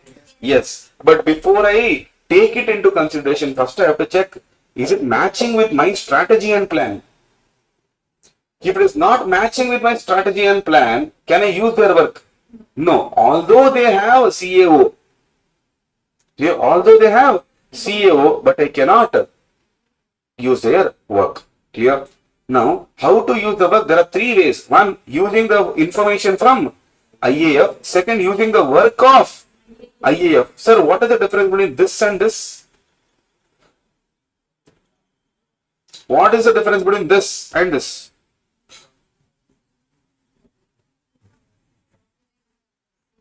Use the information means whatever information they have, I'm using that. Work means using this information they would have worked. That result I want. Raw material, finished goods. Understood? This is the basic information they have. Using this, they have worked on something. Clear? In the first case, I want the information itself. In the second case, I want their work. In third case, I want the producer only. Understood? I don't want your work. I don't want your information. I want you. Clear? You come with me. I will tell you how to work. You work. No, sir, I already worked. That you leave. You just come and join my team. Clear? Now, first one will say we are using the work of internal audit function. Step number 1, check the relevance with the strategy and plan of external auditor. EA is external auditor. Clear? Discuss the use of IAF's work. Then access the report of the function and consider how they have performed audit procedure. What procedure they have performed? How much they have performed. Then perform sufficient procedure on IAF for what? Adequacy of EA's work. Is it enough for me or no is what I am supposed to check. Clear? Yes. Right. Sir, areas where work of IAF is used less and perform more of EA's work, very important area. What are they telling? Areas where IAF work is used less and performing. So who is working more here now? And whose work I am using less? Internal audit functions. Where, sir? In areas where more judgment is involved in planning and performing the procedures and evaluating the audit evidence. In these places, sir, SA 500 reference I gave you because whether an evidence is sufficient or no, who takes a call or who will tell? Auditor. So which auditor should tell? EA. How can I use your judgment and tell it is my judgment? Clear? So wherever judgment is involved, do not use his work or their work. You use your God gifted, beautiful, unused brain. Clear? Then ROMM assessment is high. If the risk is high, should I use his work? Why? Sorry? No, I'll rely that CAO is there. I have decided to use his work, but in this area I am not using. Why?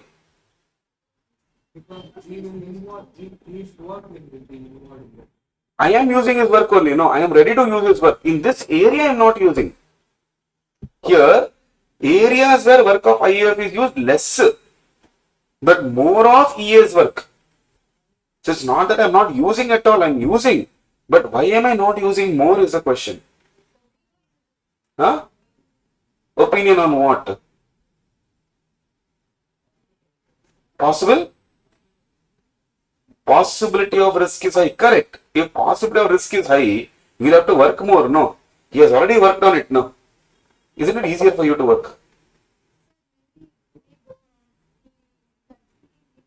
Yes. What is that?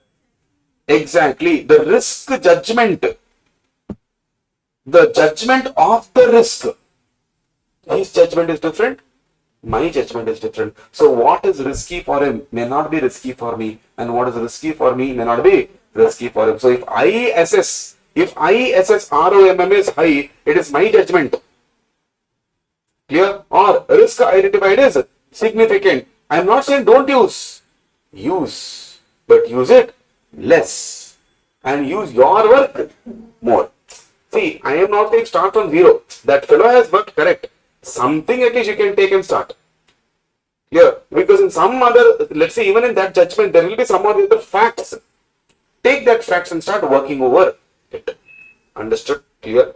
Then, if IAF objectivity is less, don't use only. Competence level also is less. Clear? Here, have they told objectivity is not there? No, they said objectivity is less. Have they told competence level is not there? It is low. Understood? Clear? Yes, sir.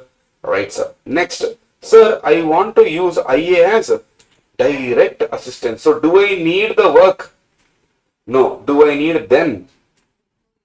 Yes or no? Yes, I need the assistance only. Which assistance? Direct assistance.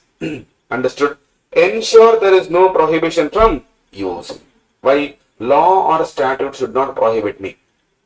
Clear? Number one. Number two, evaluate objectivity, independence, and competence. Understood? Clear? Who's?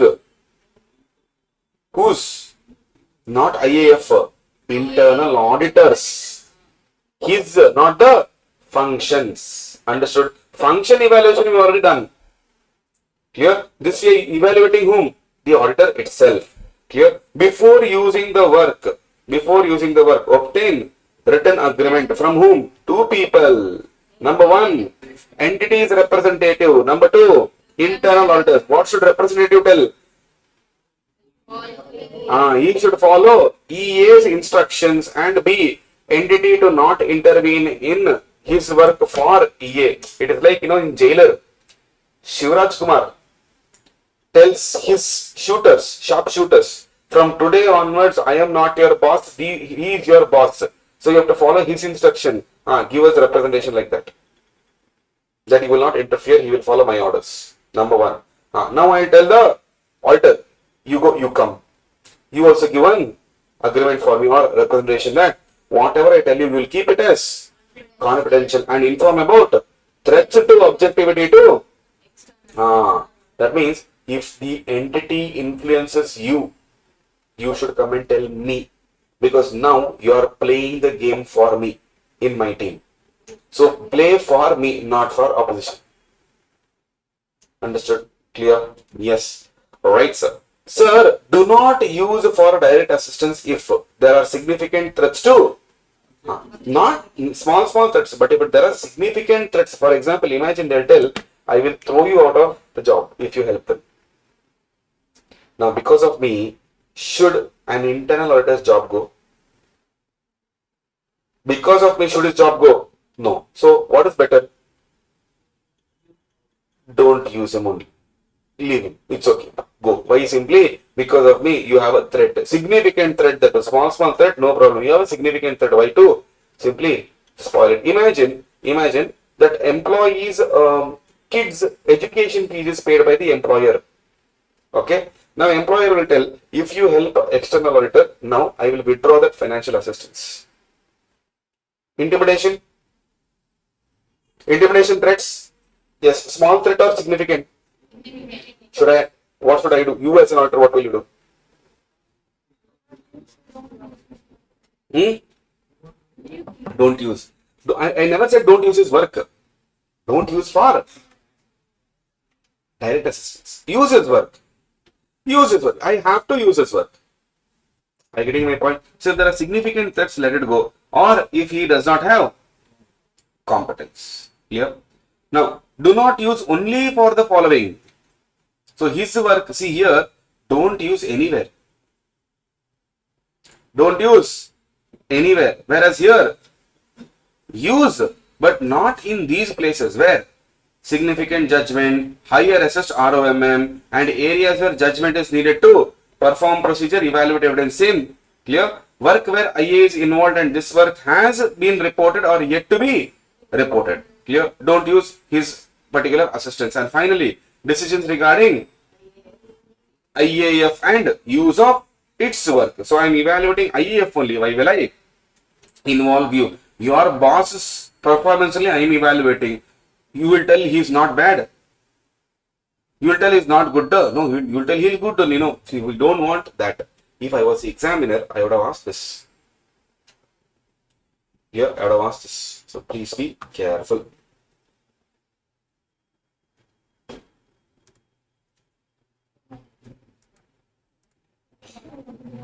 Clear? Yes? Right. So with this, essay 610 is done. Understood? Clear? So with that, we are done with chapter number. No, not done. No.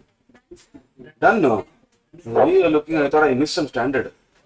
No, chapter number 4 is done. Correct? Huh? Now we are left with how many chapters? Hey, 4 or 3? Yeah? Sure. Correct. So we left with chapter number 3 and 7. Standard based chapters. Clear? Huh? Okay. Wait.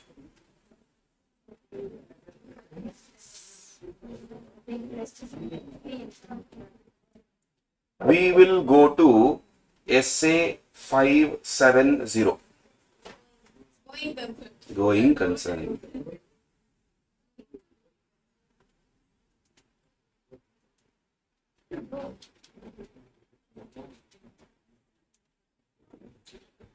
Going concern.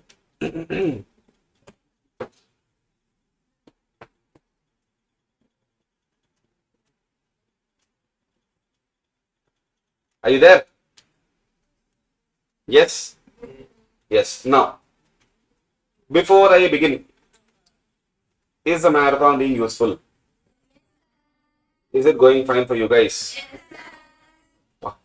Now, after marathon, don't stop your revision. Okay? Although this will be on YouTube, alright?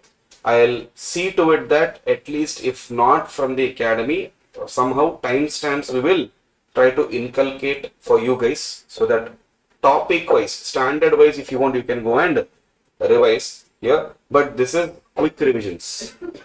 These are quick revisions. This cannot be used as study technique. This is a pure revision technique. Number 1. Number 2, for those who ask me, is this marathon enough to score exemption? Marathon will not fetch you exemption. I'll be very honest with you guys. Marathon will not fetch you exemption. You have to study first. Clear? If marathon only fetched exemption, every student would have just watched marathon and cleared and not studied. Right? So my suggestion would be at least 2 rounds of study should have been done. Clear? Now for Jan 25 it is too late. Okay. So here for you guys, I can only hope that this marathon will be useful if you have not done your studies. But at least some conceptual clarity, if you can achieve from this marathon, it would be great. Because with that, at least you can write something, or even MCQ, if you are able to score well, it might push you to get that 40 mark, 40, 45, 50 mark. But if you want to score big, marathon should be used as a topping. Clear? Yes, there's a cake, there is icing on the cake. Marathon is icing. Clear? Cake is the preparation that you guys do. You have to study well. If without studying, if you watch marathon, you will enjoy it.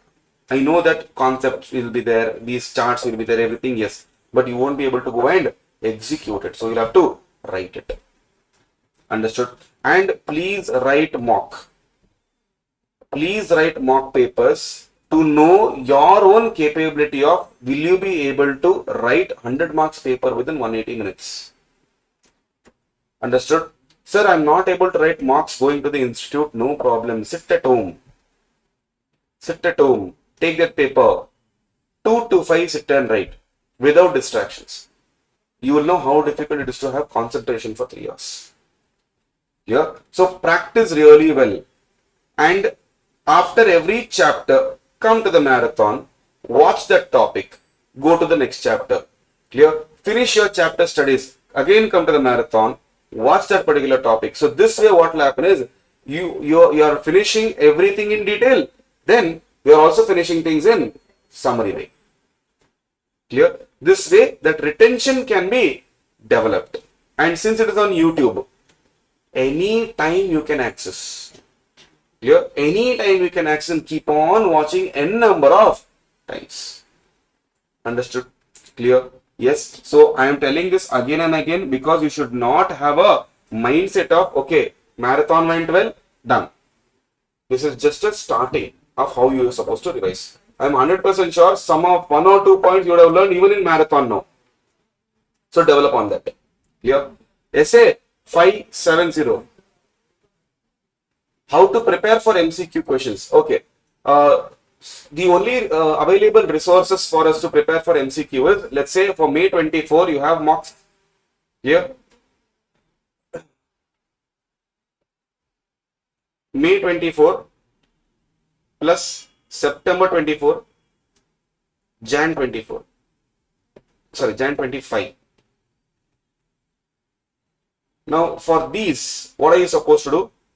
Take out RTPs, take out MTPs, take out substances. In this, you will have the MCQ part. Prepare for that. Clear? Then, for MCQ who are writing probably could be in May also now. When you are studying in the regular classes, I have told you this is where MCQ can be asked, this is where MCQ can be asked. Clear? And in MCQ, the beautiful part is from anywhere, anything can be asked. So, in MCQ, having conceptual clarity is extremely important. Also, you need to have that memory technique as well. Clear? Retention ability should be there, but more than retention ability, since MCQ is based on a case, that analyzing case requires conceptual clarity. Clear? This should be good enough for you to give a overview of MCQs. Understood? But MTPs also, if you technically see, in May 24, Series 1, Series 2, September 24, Series 1, Series 2, Jan 25, Series 1, Series 2. So basically you have 6 papers there, plus 3 RTPs, 9, plus 3 circumstances. That's like 12 papers in a span of 3 attempts. Should be very good for you to prepare how to see the question paper and what type of questions can come, and this is purely institute papers. Are you getting my point? Understood? This should be good enough for your preparation as per me. Right. Let's move on. Let's move on to section standard number 570. Going concern. Here. Sorry. The another teacher came out.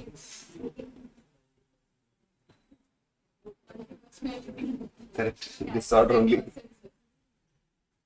Sorry, Ambi came out. Essay 570 talks about what? Going concern. What do you mean by going concern? Nice. Yes, sir. The entity will continue its business for a foreseeable future. Clear? That is what we are saying. Sir, is it an explicitly mentioned policy or it's an assumption? Assumption. It's an accounting assumption we take based on which the entity prepares financial statements. So preparation of financial statements is whose responsibility, sir? Therefore, prepared by management, but the process is monitored by whom? TCWG. Sir, what if there is no TCWG only? Then management only will take care of both the roles. Clear? Right. It's an assumption that the business of the entity will continue for a foreseeable future. What do you mean by foreseeable future? At least 12 months. Minimum to minimum 12 months. If GC assumption becomes inappropriate, management shall prepare the financial statements on what basis? You cannot prepare on non-liquidation basis or GC assumption basis. You have to prepare on liquidation basis, sir. What are the objectives? As usual, to obtain and to somewhere we have seen the same objectives. Chapter number 1. This is our main objective. Clear? What is that? What is our main objective? To obtain SAI and to report. My pen also is telling how much you teach. Stop. Obtain SAI about what? Appropriateness of management's use of going concern. Number 2, to conclude whether there exists any material uncertainty. Sir. Focus here, not just on uncertainty, on material uncertainty. Small uncertainties will be there. see, future means, can you predict 100%? Can you predict 100%? No. Now, if you are telling I can predict 100%, then why are you studying? You can predict what questions will be asked and study that only, no? Clear? Unpredictability is there in future. But we can't control everything. At least material uncertainty we can control.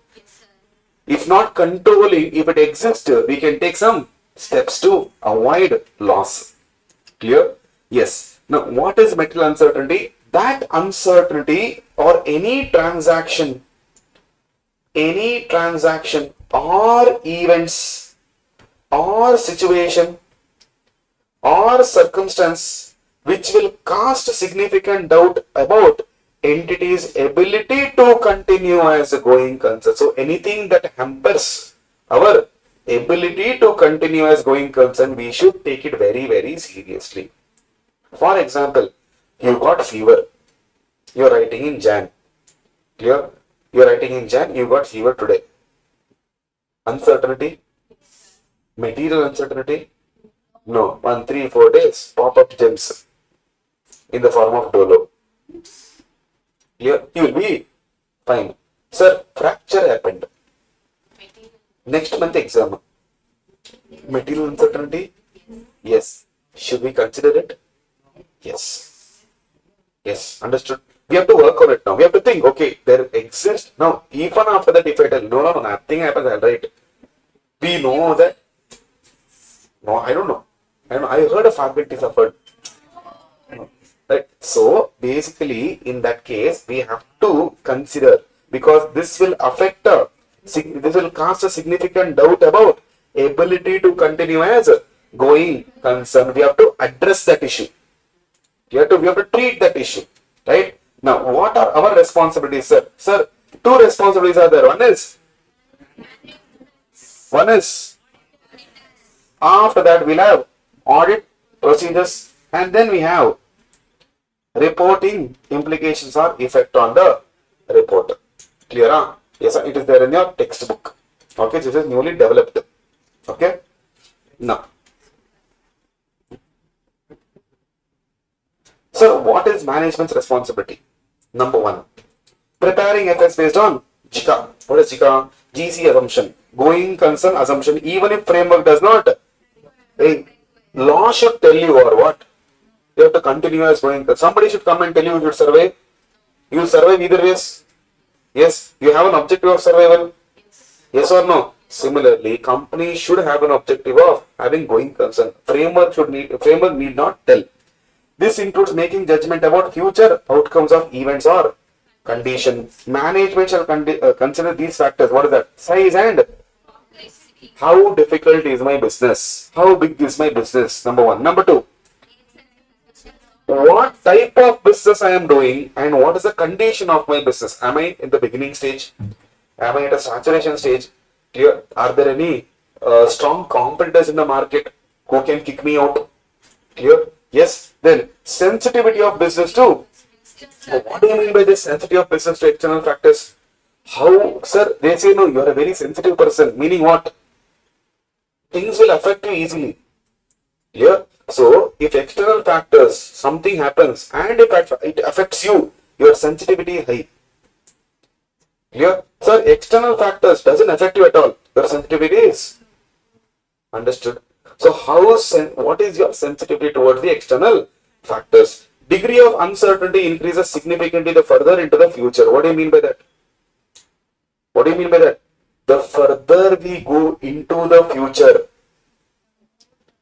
uncertainty increases. How, sir? Tomorrow, what are you going to do? What is your tomorrow's schedule? Tomorrow your class is still 2 and then you have another marathon. And after that, what will you do? Go home and sleep. Eat and sleep. Okay? Okay. He will tell study, it seems. Little over, but okay, I will accept. Okay? Day after tomorrow, what will you do? After law class, eat, study, go home, eat, sleep. Good. Next week, what will you do? Accounts. 6 months after, what will you do?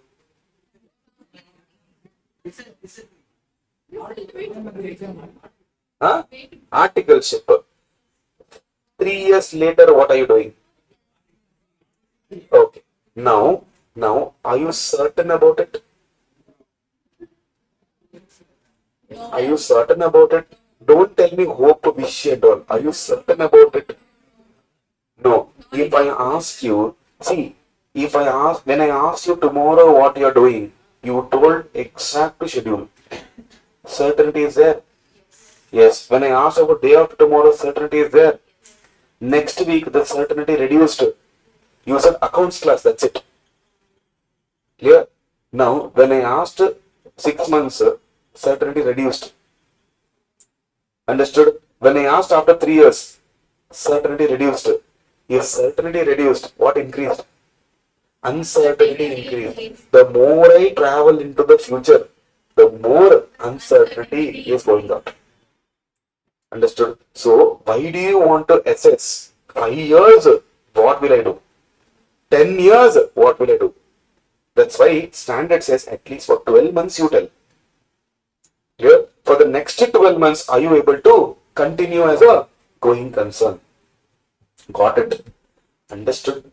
Clear? Yes, sir. Then there could be changes in the information available based on which GC judgment is made. Clear? Could be changes because when imagine I made the going concern assumption, I evaluated going concern assumption on let us say 16th May. Clear? As on 16th December, information will be different. Yes or no? Same information will be there or information will be different? Different. Government policy could have been changed. New competence could have been come. Clear? No problem. Now what we are supposed to do? See, judgment on information available on first judgment will not be same as information available currently. 100% the judgment will be different. That also have to consider. Now what is my responsibility, sir? Very easy. Read point number 1. Obtain SAI about GC appropriateness used by appropriateness. I repeat loudly, I am not responsible for GC assumption. As an auditor, I am not responsible for GC assumption because GC assumption is yours. Preparation of financial statement is yours. ICS is yours. What am I doing then here? Just checking whether it is appropriate or no. Just checking. Clear? Number 2. Obtain SAI about existence of material uncertainty of business. I just need evidence. Whatever you have done, I need evidence of that. Clear? Then these responsibilities exist even if framework requirement is not there. I cannot predict the future events. It is my inherent limitation. Chapter number 1, point number 5. Here, if auditor does not refer to any material uncertainty about GC, auditor cannot be held liable. Sir, you told, listen to this case, okay? A company or an entity assessed their going concern for the next 12 months. They said we are going to continue. Now, I evaluated that. I asked for evidence. Now, when I do audit, do I think about future or past? Very good. 1%, 1. Audit is for historical information. Here. So, I need evidence of what future. Who can give evidence of future? Then you give me evidence so that you will score 60. Understood? Past only. So when I want, whatever the assessment they have done already, I will take evidence of that and I will tell yes, it is appropriate, it is reasonable. Now, the moment I gave, let's say I gave audit report on 31st May. Okay, 16th July, government came up with the notification. Clear? Right? Now, 16th July, government came up with a notification which will ban the client's business. The client's customers, the client's members are blaming the auditor. Is this right? Why?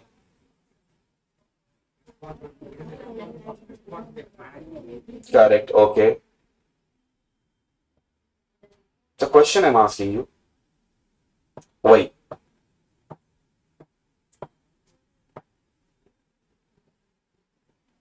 Four marks I'll give. Repeat the question. I'll repeat the question. Don't get distracted. Clear? A company, 9 Limited. Okay? 9 Limited, which is in the business of, let's say, tobacco. Okay? Started its business long back, and they prepared their financial statement based on going concern basis. Now, I took the evidence because my objective of SA 570 is what? Obtain evidence about appropriateness of GC assumption. I asked them, they said, yes, sir, GC assumption is 100% there, uncertainty, material uncertainty is not there. I asked for evidence, I got the evidence, and I told, yes, it is reasonable. Now, I gave my report, everything is over. After I gave my report, July month, government came up with the notification that tobacco business should be banned. Now, members are blaming me. Members are blaming me.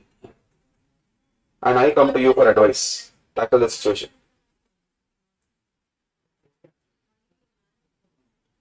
Okay, I should not be blamed, but this will not give you 4 marks, no?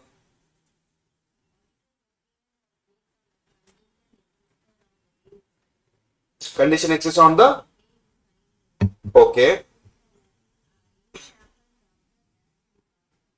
Is not liable for that. Okay.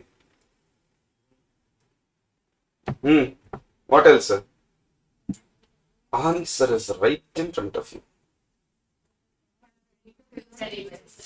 Inherent limitation. Now voice will come.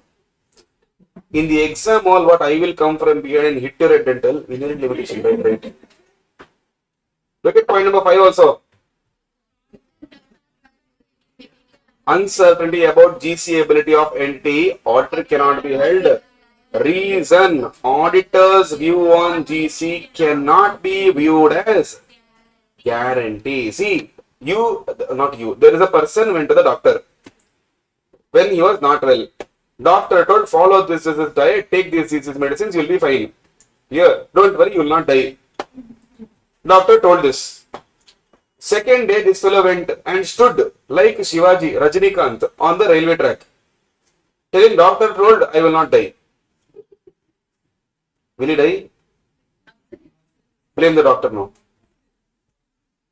Are you getting my point? My view as an auditor is based on the information that is available and given by you.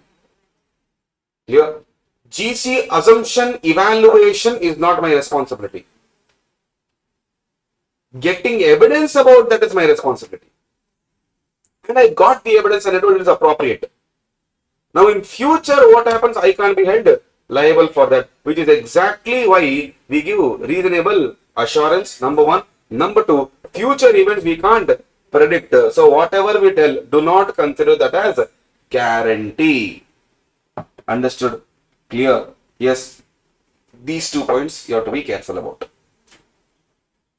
Clear? Yes. Right, sir. Procedures. What's our basic procedure? Number 1, check whether management has prepared or performed a preliminary assessment of GC. If yes, discuss the assessment. Then determine whether events and conditions cause significant doubt. If yes, management plans to address them. What do you mean by them? Events. Clear? Determine whether they have any events that they have identified which will hinder my going concern assumption. If yes, what are your plans to address them? Clear? That is number B. Number 2, evaluation of management assessment of entities' abilities of GC includes what? Evaluation of their process of assessment. How are you assessing? I have to evaluate. I repeat, I have to evaluate their process of assessment. Who I hear?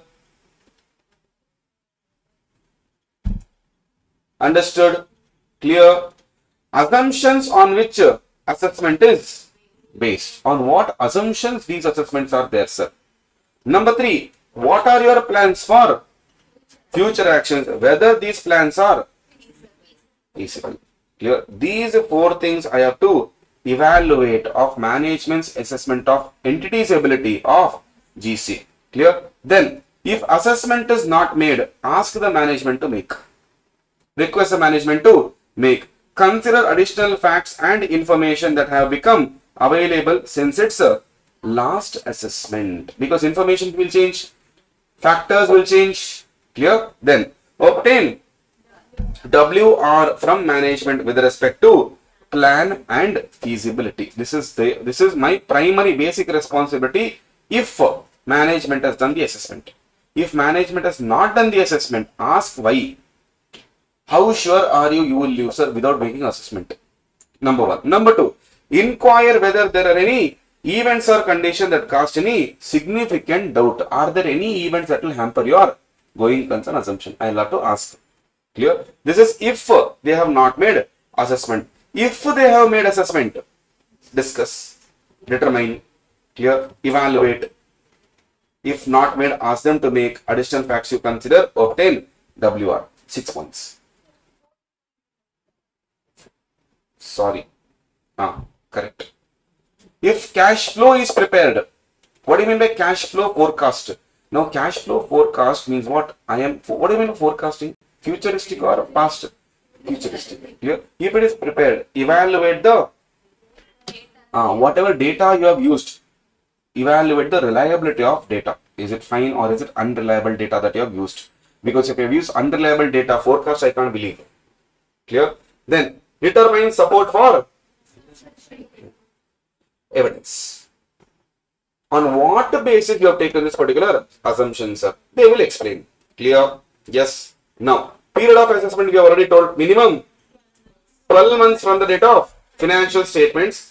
Auditor to cover same period as management. If management has covered less than 12 months, request them to extend it to minimum 12 months. Remain alert throughout, because events and conditions you might face it later. Clear? Now, secondary additional procedures, nothing. These are few illustrative lists where they are telling read the terms and conditions of loan, debenture, creditors. Clear? Talk to them. Legal counsel, you talk to them.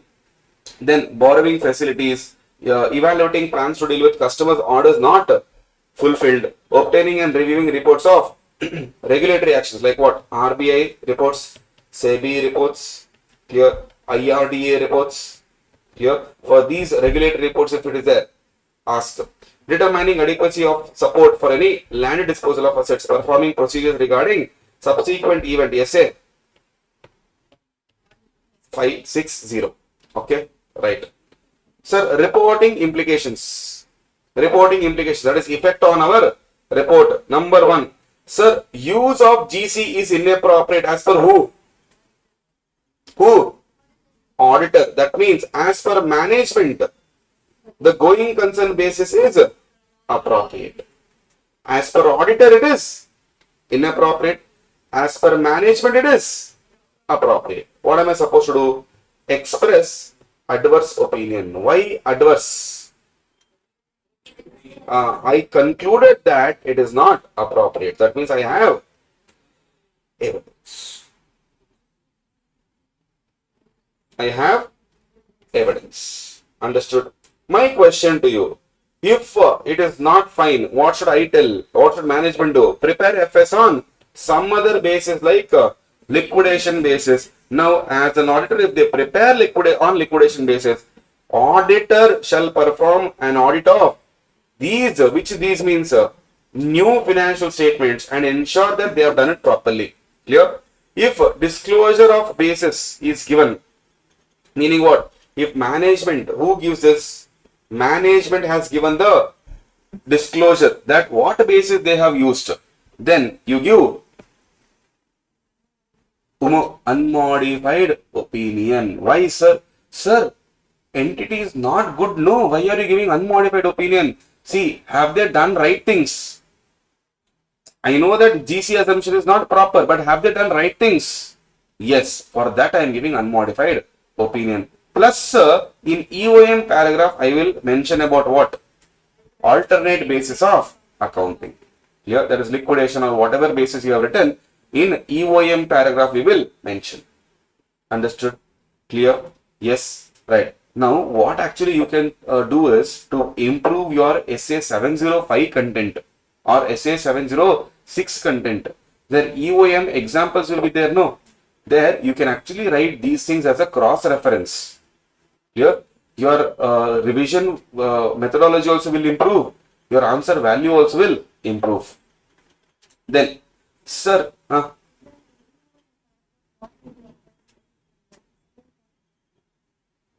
you will mention about what basis of accounting is used, liquidation or that. Second, next, use of GC is appropriate, but material uncertainty exists. Clear? GC assumption is appropriate, but what exists? Material uncertainty. Adequate disclosure should be made in financial statements, and if adequate disclosure is not made in financial statements, what to do? If they have made express UMO, unmodified opinion, include a separate section called material uncertainty related to GC. Sir, if not disclosures not made in the financial statement, you are supposed to make, you did not make, I will give qualified or adverse. Why? Evidence exists about misstatement. Take a call on pervasiveness and then go and give your report. Clear? And as per SA 705, in opinion section, what will you state? Material uncertainty exists that may cause significant doubt on ability to continue as a going concern. Then, sir, management not willing to extend the assessment, sir. They are not willing to extend the assessment. What are we supposed to do? Don't worry. Either you qualified or disclaimer of opinion. If you're not willing to extend the assessment, I did not do audit only, no. Here of that particular period, I have no evidence. So I will either give qualified or disclaimer of opinion as per SA 705. And what is the reason you will tell? Unable to obtain. Sorry, done. This is your SA 570. Understood? Clear? Yes. Right, sir. So in completion and review, we have 6 standards to go. What is that? 570 done. Now we have 5 more to go, which is at 580, 560, 260, 265, 450. And then we have risk assessment chapter. Remember?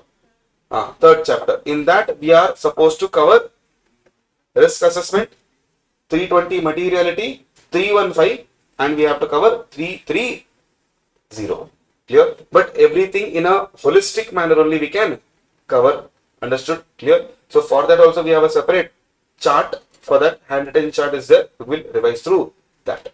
Clear? Yes. Right. So SA 570 is done. So 580, 560, 450, 260, 265. Which one? 58. Smart.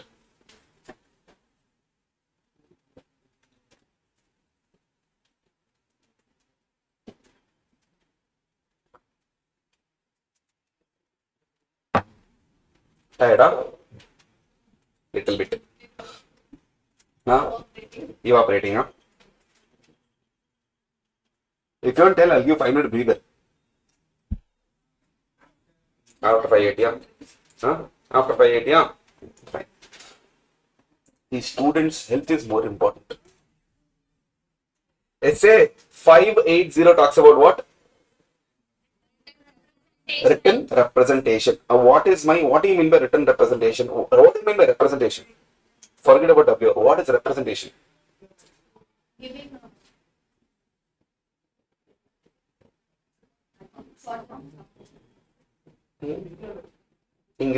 Here it is there, but it is not coming out.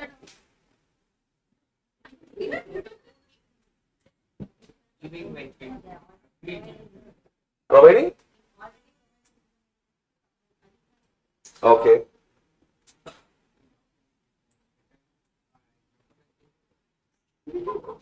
What is representation? Simple. Representation is nothing but what you tell. Representation is nothing but what you tell. Clear? Now, that whatever you're telling is there, no? Put it in writing and give it. And that is nothing but written representation. Clear? For that you are doing Kathakali dance now. Why? SA 580 talks about WR. Clear? What is my objective? To obtain WR from management to support other audit evidence and to respond appropriately if they have Not given. Clear? So if they have given, how do I respond? If they have not given, how do I respond? Sir, from whom should I get, sir? Number one, from management with appropriate responsibilities for financial statement. Whose responsibility is to prepare financial statements? This correctly will tell. Okay, even in sleep you will tell. Now, in management, what everyone will prepare? Then,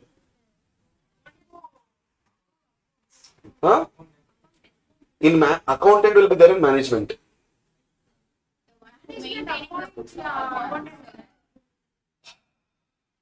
Point number D. Why struggle? See, CEO, CFO, other equivalent titles.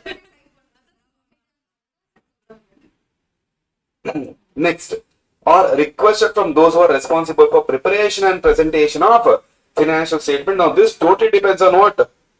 Governance structure. Your hierarchy, we have to see who is responsible for what. Not every entity management level will be same.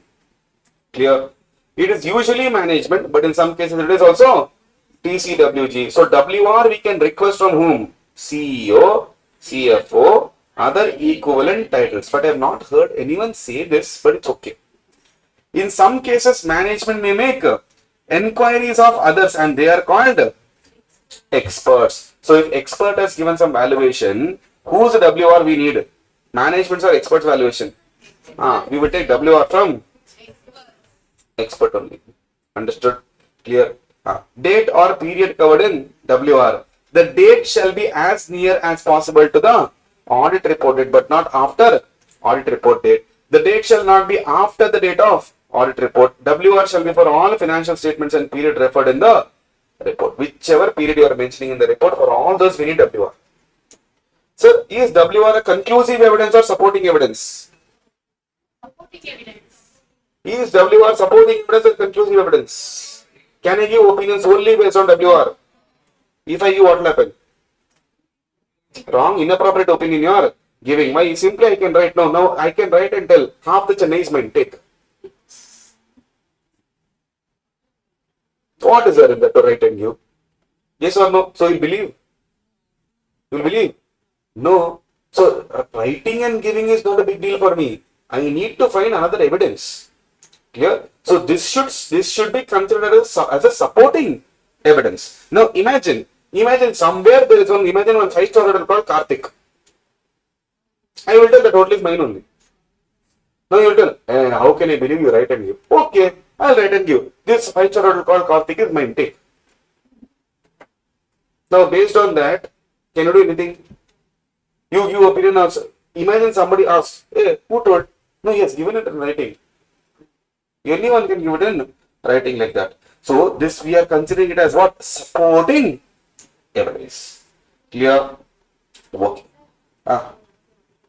Yes, that the point may be requested from no sir. Then who is to the preparation? Where? Which D point? Who does the preparation? Preparation of what? Finances. Okay, fine. In the previous standard, if you have observed, preparation by management, but overseeing, monitoring by TCWG, no? Okay, let me put it this way. Her doubt is, sir, these people won't prepare, no, accountant is preparing, no. Okay, let me put it this way. When you go and let us say from a nice hotel, you eat food. When you go out and tell after eating food, when somebody asks where did you eat, clear? Hotel. If they ask how is the food, who do you give credit to? But did hotel the cashier guy prepare? The owner prepared? Chef no. Understood? I'll come back to that. Clear? Chef no. Now similarly, I'll come to your language only. Accountant will prepare the books of accounts. Can he prepare whatever he wants? Deepavali shopping he did. Can he put in the P&L? He's the one responsible, no? He prepares, but who will monitor? TCWG. That's the reason the top level of management has to take the responsibility. So whoever takes the responsibility is the one from whom we want WR. Now Karthik sir teaches you audit, but who gave you that particular assurance? ArivuPro? Yes or no? So tomorrow if something happens, help at ArivuPro will go no. Yes or no? Why? Because they are overseeing this. They are monitoring this. Although accountant is preparing, yes, good, because some people will have that, sir, accountant is preparing, but why CEO is involved? No, without his permission, can he prepare? Without his authority, can he prepare? Without his approval, can you sign? Then, if you are signing, ultimately, who is taking responsibility? No, what was your doctrine? Request from those who are responsible for, that's why. Now, this is where governance structure comes into the picture. Clear? What is your hierarchy? If you have given that sort of responsibility to this person, we can take it from that person only. Clear? That is why they are telling, see, in the firm, CEO, CFO and other equivalent titles are there, usually they are responsible. But if the governance structure clearly tells us that for preparation of financial statement, these people are responsible, then I will put only those people. Clear? That totally depends on governance structure. Now we have to at least tell, no, if no governance structure is there, who do we go to? That is when these people will come into the picture. Understood now? Clear? Yes. Why can't you ask? Why do you need a speaker? It's okay. In silly, lully, nothing. You just ask. Clear? Primary WR. Now, I told you this when we did regular class also. Standard never distinguishes between primary WR, secondary WR and all.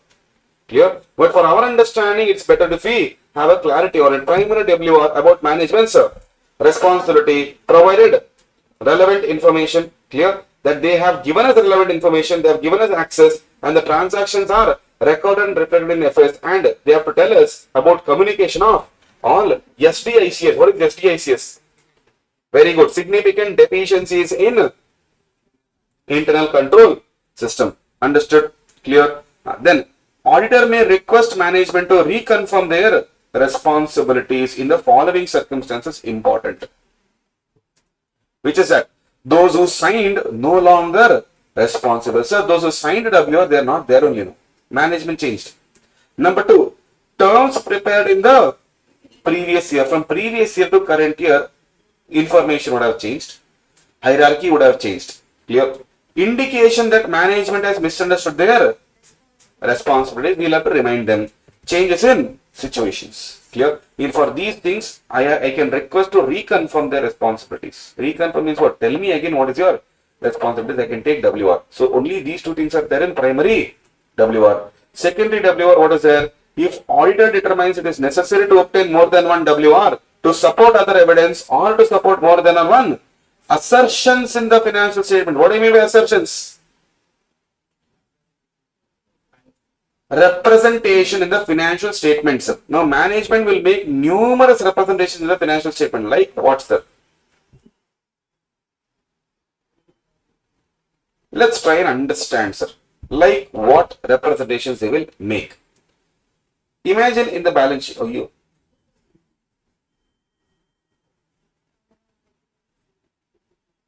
Imagine in the balance sheet. Clear? Now, for understanding purpose, I'll put T format. Okay, don't draw schedule 3 only for me now. Okay. Now, if I tell here there is building, and the building is worth 10 CR. Okay. If I tell this, will you believe? Now, this is what is there in the balance sheet. This is what is there in the balance sheet. That means, am I not implicitly telling you that this building is mine? Clear? Its value is 10 crore. Yes, I have the right on it. Yes, clear. Now, if these things are told by them, this is what we call as assertion. Clear? Now, this assertion is what we have to check. Clear? And where do we check? Chapter 5. No? Assumption is different. Assertion is what I say. Assumption is what I think. Understood? Clear? Yes. This is what is given in chapter number 5. Checking all the assertions. You will tell building is yours. I should believe, no. How do I believe? By going and checking about it. Understood? Clear? Yes. Okay. Next. Where is it? Secondary WR. Huh. Then, if you feel like you want more, then you can request for such other WR. The secondary WR may supplement WR about management responsibility, but is not a part of. See, listen. Shh. These WR, management is not bound to give you. Management is not bound to give you, but because you want, I'm giving you. Whereas this, I have to give you. Whereas this, I need not give you. That is what they're telling. May supplement WR about management's responsibility, but it does not form part of management's responsibility. These WR may be for selection and application of policy. Following matters to recognize, measure, present and disclose as per AFRF. Plans and intentions affecting the give me specifically WR about this. Number 2. Liabilities, actual and contingent. Somebody has filed a case. Clear? Now, you have verified. They have given here. I have provided all information. Clear? So, primary WR already given. But when you audit the contingent liabilities, there you want some confidence. So, you went to the management and told, what is this? They have filed a case, sir. Will you pay compensation? Now, I as a management, I am telling you, no, sir, we are not paying compensation. Don't worry, we will not lose the case. Now, have I disclosed the information to you? Yes. Did you verify it also? Yes. But you're not believing me. For that, specifically, you are asking me, okay, sir, this matter can you write and give? I will give, but this is called what WR? Clear? Specifically, I am giving it to support your evidence. Understood? Title or control over the asset aspect of law, contractual agreements affecting financial statements. In these areas, if you want, you can ask for specific WR. This is just to increase your confidence. Clear? Now, sir, last one, continuation of about specific assertion. Sir, it provides NAI. Clear? But not SAI. What do you mean by NAI? It provides necessary audit evidence, but not sufficient appropriate audit evidence. That's the reason why I can't solely believe on this and go and give report. Clear? If you want, you may request to support your understanding of management's judgment, intention or completeness in relation to specific assertion which he had obtained from other. That means he had already obtained from other evidence. To support that, he is asking one more evidence from you. Imagine I went and I checked the building. I checked. Okay, I checked the documentation. Your rent agreement is there. Everything is there. Now, in that I got to know that, oh, this valuation is, let's say 1 CR. And the agreement is mentioned as only 80 lakhs. Clear? Then I told him, sir, correct sir, 80 lakhs valuation only, 20 lakhs I spent on interiors. Now, he told, but where is this 20 lakh bill? I said, it's not there, but you can trust me. Now, he will tell, see, I have 80 lakh ka agreement. For the 20 lakh, can you give me a written representation? Because I got an understanding. Clear? Now, management's judgment and intention to support that related to specific assertion. In my example, specific assertion was valuation of 20 lakhs. For this 20 lakhs, management's judgment or management intention to support this, I need WR of specific assertion. Clear? Provision for bad debts or doubtful debts. Now, isn't it judgment? Isn't it judgment? Provision for doubtful debts, isn't it judgment? Hello? When you create a provision in balance sheet or P&L for doubtful debts, aren't you taking a judgment that this fellow may not pay? Yes. Now, when I spoke to management, they're telling 100% they'll not pay, sir. Then create provision. No, I can't create provision, but but I know that this fellow will not pay. Fine, give it to me in writing. Clear? So for my confidence level, I want more WR. Receivables which is due from long time but no provision created, sir. Imagine there is one person who has never made bad debts. Clear? Very good history of payment. On time he pays. But this one particular sale amount, he never paid on time. Now, knowing his history, I did not create provision. My question to you, should I create provision? Should I create provision? There is no history of this fellow giving, these type of hard tax. This is the only one and only transaction where he has not paid on time. Rest every transaction in the past he has paid on time. Should I create provision?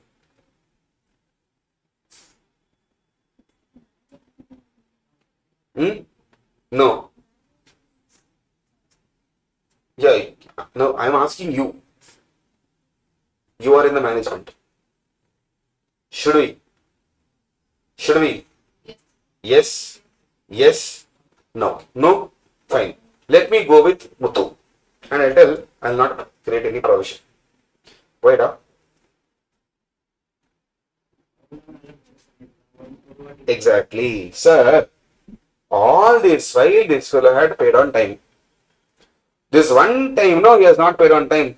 That means, should I be insecure about him? That will not pay? Now, auditor. Does auditor know the debtor? No. He will come and tell, he is due from long time, why didn't you create provision? What he told only I will tell. He has done very good business till date. He has given everything on time. In fact, I have given him extra discounts also. Because he paid earlier. Only one transaction, no. Now, you tell me, I believe the debtor more or you as an auditor will believe the debtor more. Now, will you believe me? No. Clear? Because you are supposed to report to members now because members will ask you that question now. Now, what will you tell? Sir, I understand what is this and all, but something is wrong, sir. Can you give it in writing then? Yes, sir, I'll give it in writing because I am confident that this fellow will pay. Are you getting my point? Now, this WR is for your confidence now. I have confidence. You as an auditor, you are asking me specific WR. I'll give it to you. But this is not my duty. This is not my duty. Clear? I will give you because you have asked for it. You can't, sorry, I'm so sorry. This is not my primary responsibility. Understood? Whatever you ask, I'm supposed to do, that's my duty. But it's not my responsibility to give you this. Understood? While evaluating judgments, what am I supposed to consider? Then my judgment went wrong. Then my future judgments you won't trust. Bad debts only. Accounting treatment what? Directly write off. Clear?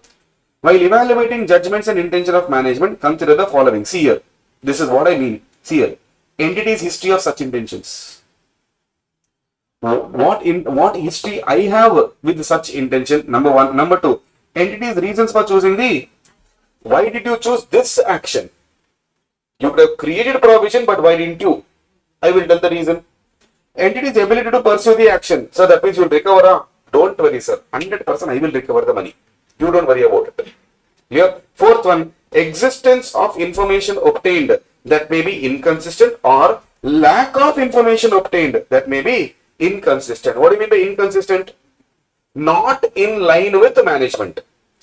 So if you imagine listen, if I told you what this fellow has no interest, no history of bad debts, when you went out, you were discussing something and some employer, some person in the organization came and told, sir, that fellow full of bad debt history only. Here, now about the same person, you got an information that is inconsistent with management judgment or intent. Now, 100% you will come back to me and tell, sir, I understand, sir, whatever you are telling, please give it to me in writing. Because tomorrow I should hold you liable. No. Are you getting my point?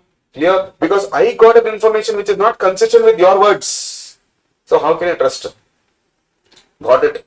Clear? This subject is beautiful for one reason. This subject is beautiful for one reason, that they're telling you decide. You decide what to do. We will not tell anything. We will just tell these are the factors. If you believe that the management is telling truth and you're still confident about it, go ahead without WR. But if you believe, no, I don't want to take a confidence of that sort, then no problem. You don't take WR. It's your wish. Or you take WR, it's your wish. Understood?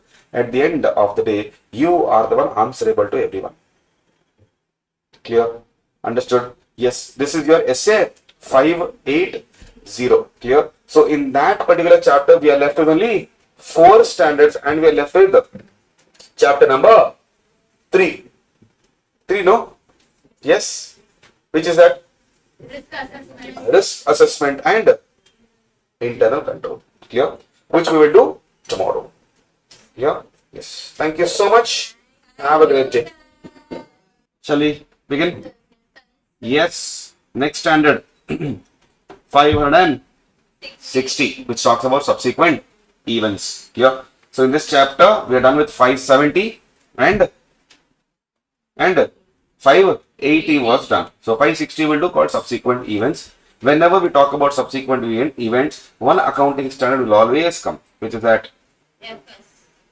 accounting standard 4. Remember, what is accounting standard 4? Huh? Is for events occurring after balance sheet date. Is for only, no?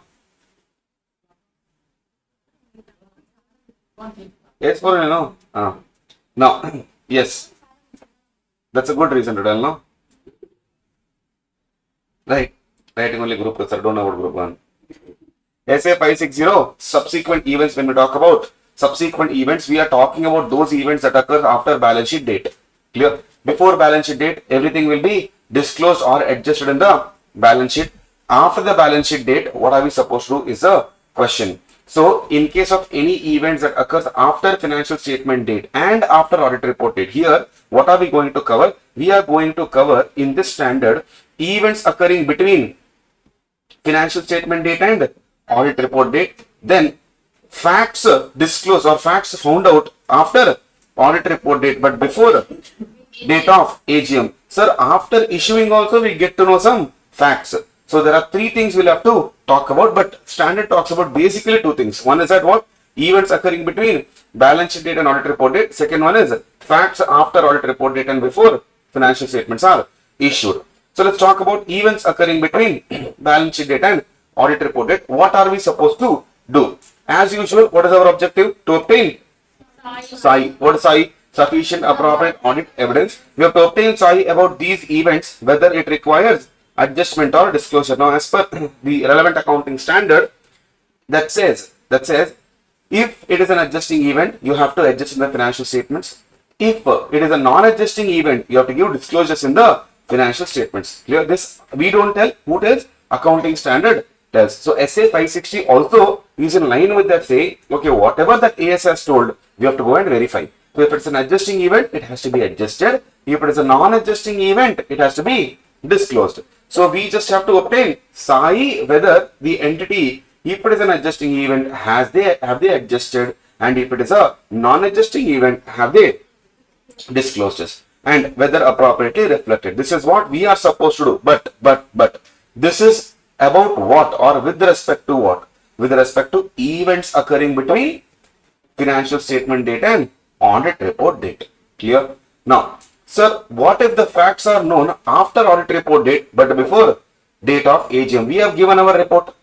Our job is technically done. Clear? Now, what are we supposed to do? We don't have any responsibility or obligation as such, but we have to respond appropriately to these facts. Had it been known at the report date, we would have changed our audit report. But we can't do anything now. That is not in our hands. But going forward from here only, if you go through this one, facts between audit report date and date of AGM, if we get to know, now there is a problem. Imagine you got to know something here which will affect the financial statements. If it doesn't affect the financial statement, no problem. But if it affects the financial statements, what are we supposed to do? That depends on the further two situations. Have you issued the financial statements or not? Clear? Why? In the AGM only we give financial statements. Clear? Annual accounts consideration is done in AGM. So in AGM only we usually issue financial statements. We have to first check whether you have issued financial statements or not issued financial statements. If financial statements are issued, if financial statements are not issued, again, what am I supposed to do? Step number 1, discuss the matter with management or TCWG, saying what are you going to do? These are the matters I found out. It is affecting the financial statements. Clear? Determine whether financial statements require amendment. If it is not required, no problem. But if it requires, inquire how management is intending to do it. Why, sir? Why, sir? Because whose responsibility is to prepare financial statements? It is management's. Therefore, amending financial statements also it is management's responsibility. So, I have to inquire if financial statement requires amendment or adjustment, how are you planning to do it? Clear? Now, sir, they will tell their response. If the financial statements are not issued, check if management amends the financial statement. Not issued means to what? To members.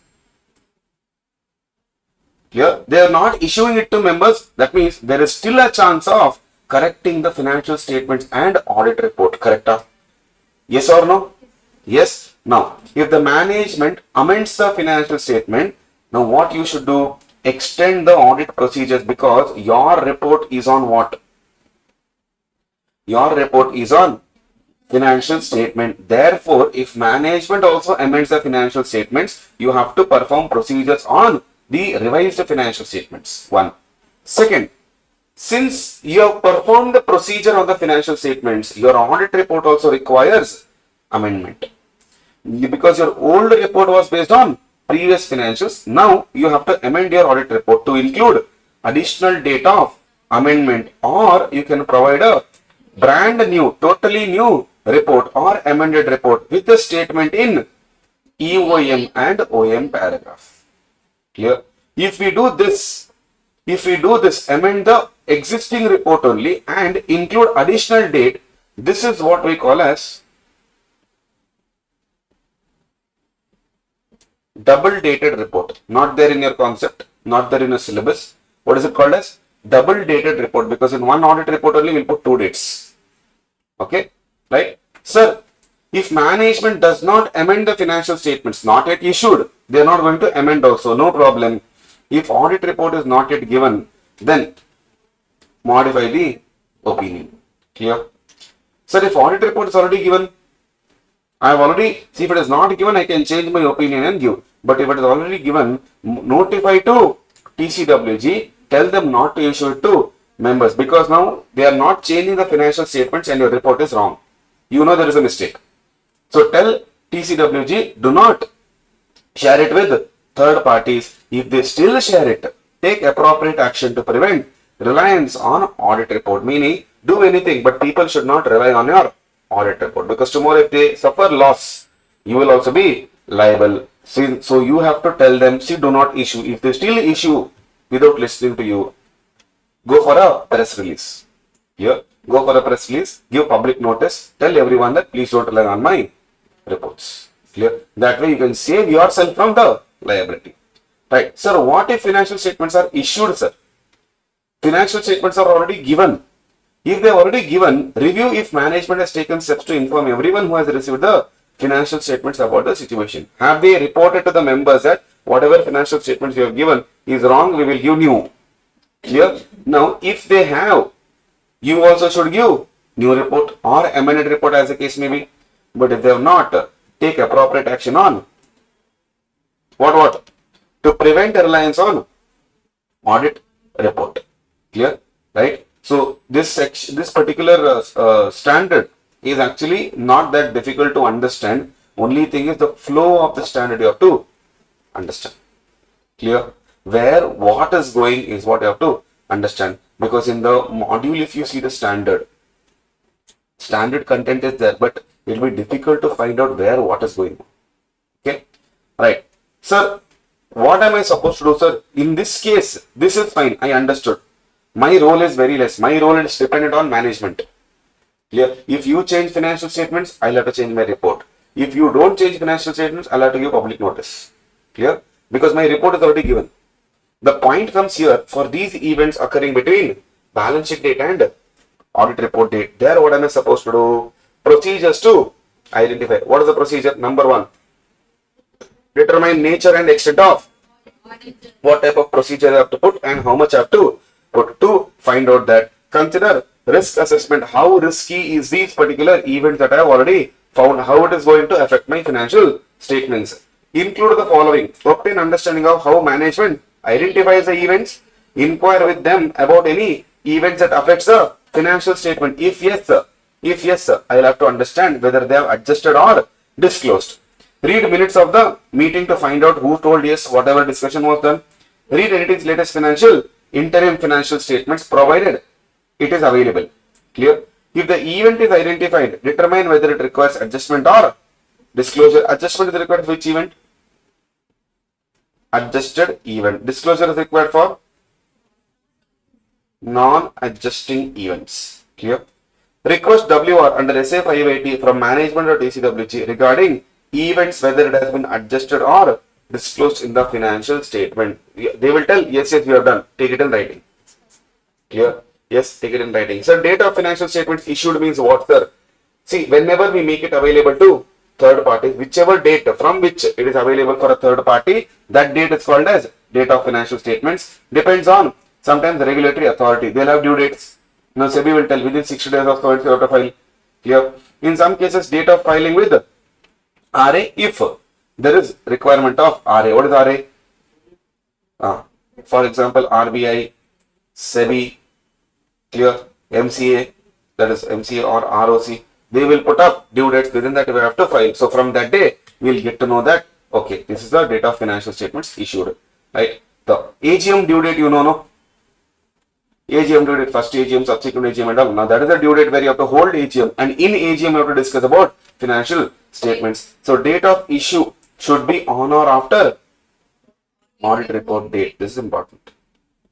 Clear? Date of issue of financial statements.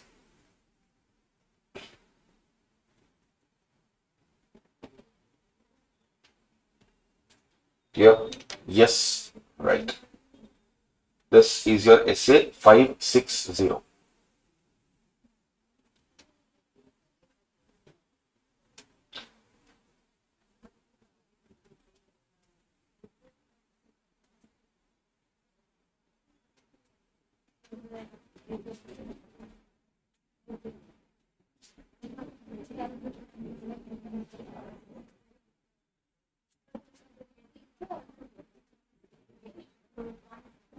Next, essay 450. Essay 450 talks about what? Evaluation of misstatements identified during the audit. So when I do the audit, in the audit, will we find mistakes? Will we find mistakes? Yes. What do you mean by mistakes here? We say misstatement. What is misstatement? What is misstatement? What is misstatements? Any amount or any disclosure which is required by the framework and the entity has not done. So basically, can you say the difference between what the framework requires us to do and what we do? Clear? If there is a mistake here, if there is a difference here, that difference is what we call as misstatement. Clear? So here, we are not telling evaluation of material misstatements. Evaluation of misstatements identified during the audit. Now here, when we say this, can I say it includes material and immaterial? Clear? Yes. It includes material as well as immaterial misstatements. Okay, sir. Now, what are our objectives? Our objectives are two things. Effect of identified misstatements on the audit. Here, what type of misstatements, whatever you've identified, what is the effect of that? Then effect of uncorrected misstatements on the financial statements, if any. What do you mean by uncorrected? Identified by the auditor, reported by the auditor to the entity, but not corrected by the entity. Clear? Quickly tell me again, what is uncorrected misstatements? Identified by the auditor, reported by the auditor to the client or the management, and not corrected by the entity. So these type of uncorrected misstatements, if it is there, what is the effect of it? Sir, why if any, sir? You think everyone will not correct and sit? If auditor goes and tells these are the misstatements, you think every client will not correct? Some will correct, some will not correct. That is why if any. Understood? Clear? Right. So evaluation of two things is the objective of SA 450. Clear? What are the two things evaluation will do? Effect of identified misstatements. That means can I say this is not reported? Can I say this is not reported? Yes, because identified only by whom? Auditor. Second is uncorrected, where identified, reported, but not corrected. Understood? Clear? To achieve the above objective, I am supposed to follow some procedures, which is that first one, accumulate the misstatements identified during the audit. What do you mean by accumulate?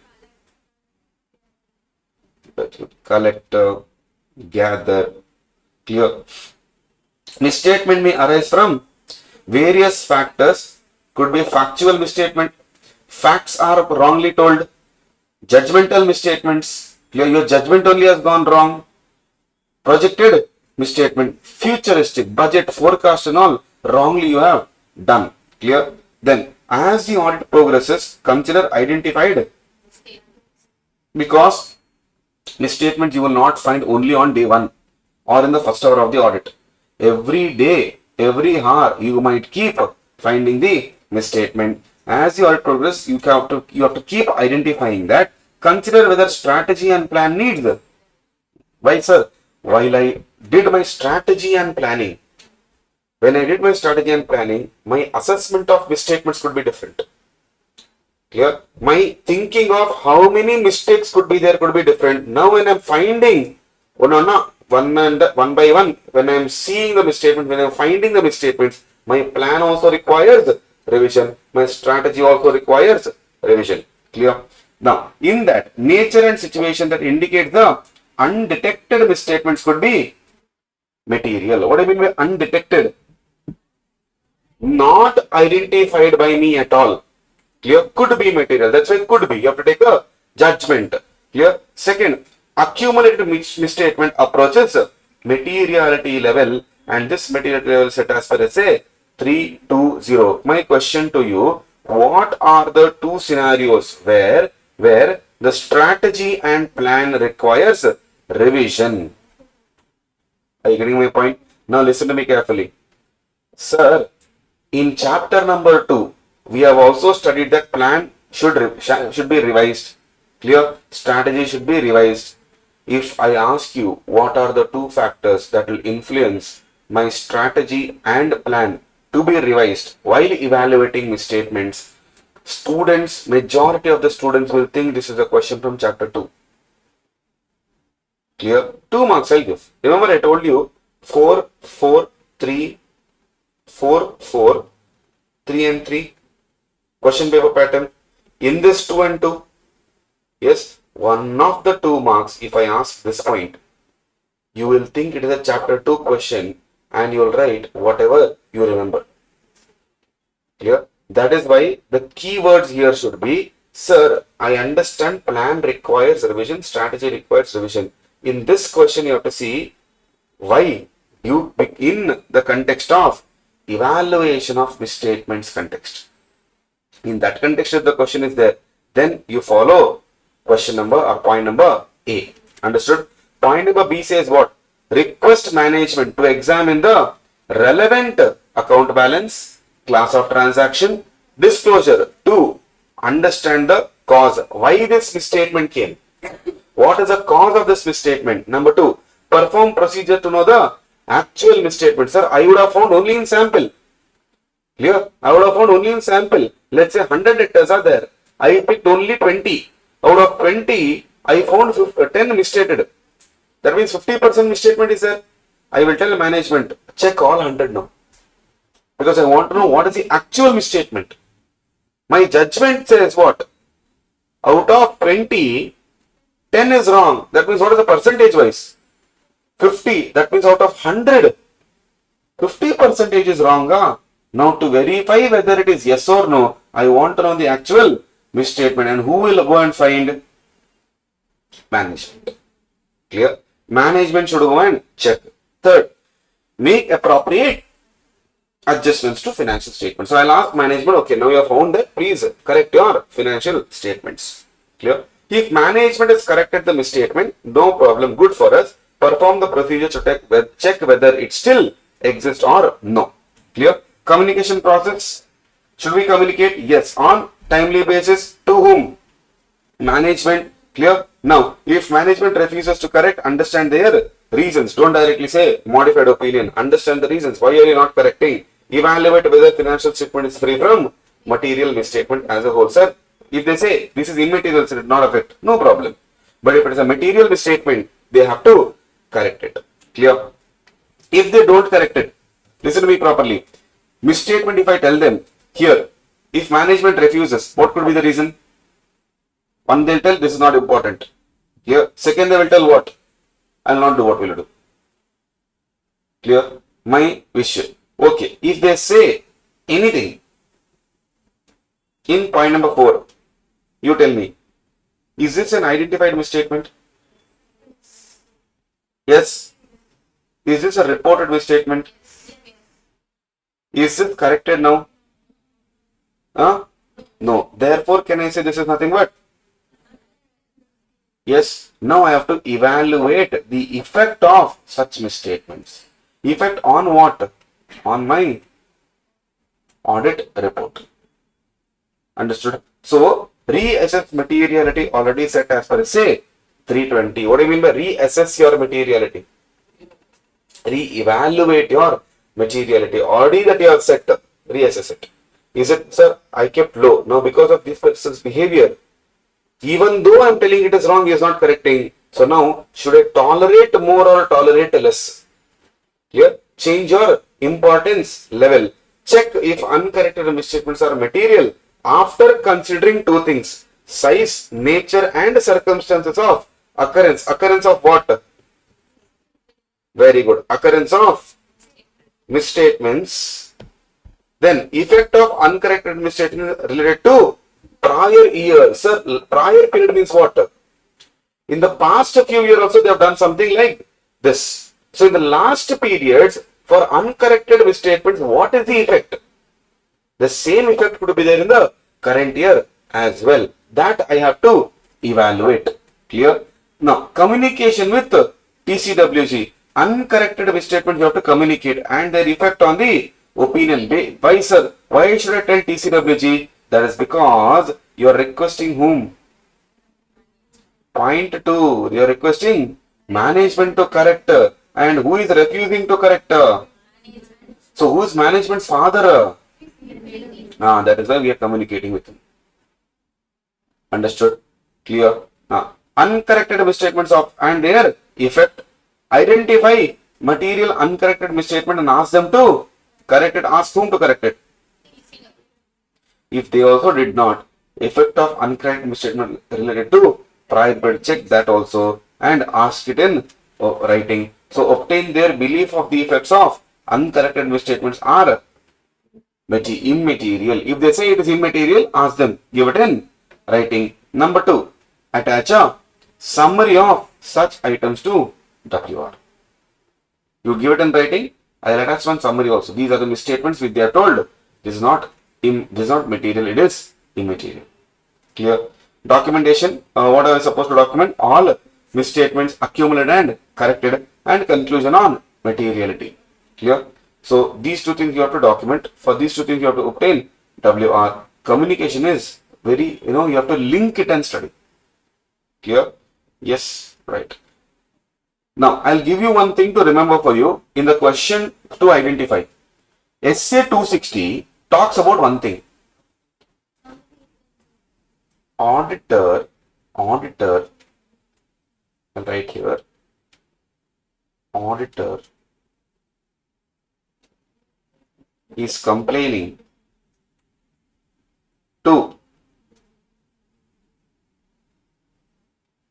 about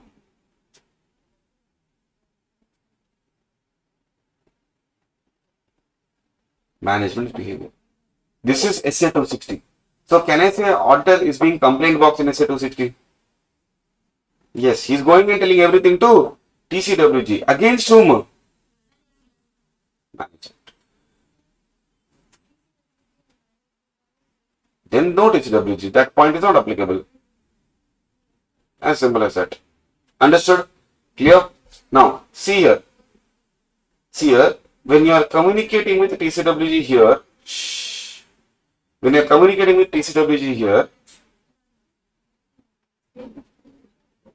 when you are communicating with TCWG, why are you communicating with TCWG? Effect of uncorrect misstatements, no. Before TCWG would have already told to. If these people correct, why will I come here? Yes, if they don't correct only, I have a problem, no. Yeah, if they correct, I will not at all come here. Now, what if management and TCWG is one and the same? I can't have this problem. Clear? I can't have this problem because there is no TCWG at all. You directly go and install it in your report. Clear? Right? Okay, so this is SA 450. Understood? Clear? Right. Next, SA 260 talks about what? What is the difference between SA 265 and SA 260? There also communication TCWG. Here also communication TCWG. Internal controller deficiency in SA 260. 265 deficiency. 260 is what? Here also we are communicating with TCWG. Here also we can communicate with 265 is, and what about 260?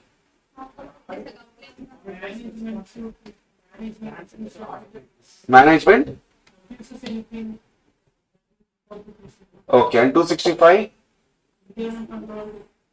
Correct. Super. In 260, so all of you somewhere or the other, you got the point right. In 260, when I am communicating to TCWG, I am complaining about management to TCWG. Clear? I have asked them, sir, they are not doing it, sir. Who is the next level? Understood? Clear? Whereas in 265, both are communication standards only. Both are communication standards only. But in 265, I am specifically telling only one thing. Deficiencies in ICS. In 260, it is not deficiency of ICS alone. It is about the management not doing what I requested. So technically, 260 is totally against management. Whereas 265, it is management and TCWG. I am not actually going against. I am actually giving them information. Saying these are the deficiencies you have identified, you have to correct. Whereas in case of SA 260, I am telling TCWG that see, I have told management they are not doing certain things. Clear? That is the basic funda concept of 260 and 265. Clear? The difference only you are not able to find out, then questioning how will you find? Clear? And the fun part is, in both the standards you will communicate to TCWG. But the only difference is about what? Clear? About what is the identification you have to write. So if you have not written, those who have not written, what you can do is you can write there 260 is about communicating to TCWG about management's work. Work.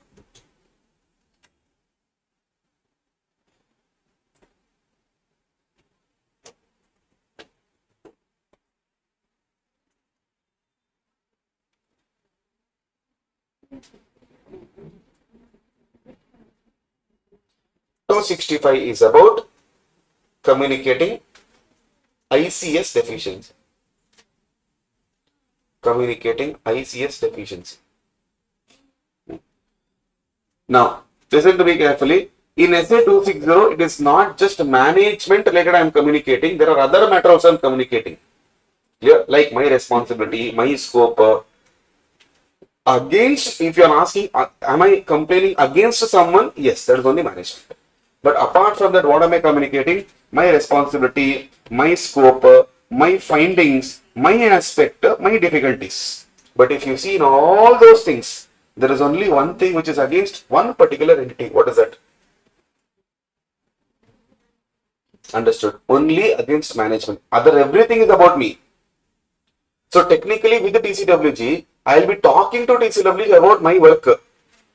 But in that I am not talking against anyone except management. Clear?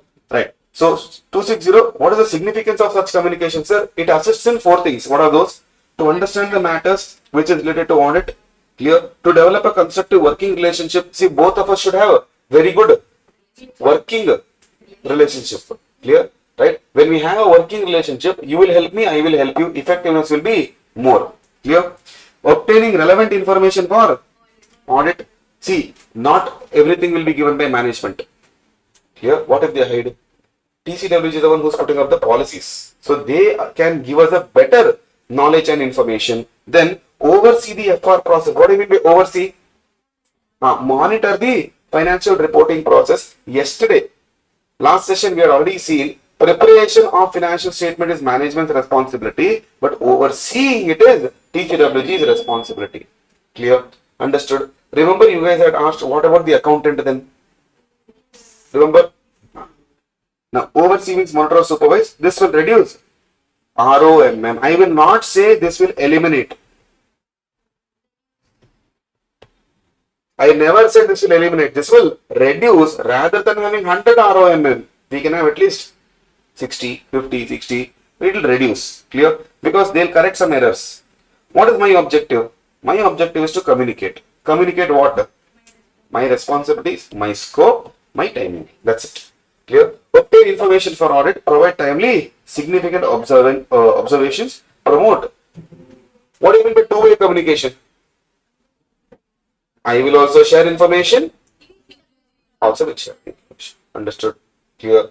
Yes or no? Now, let's say for example, if I am auditing Chennai branch of ArivuPro. Now, when I am auditing this, there will be some staff.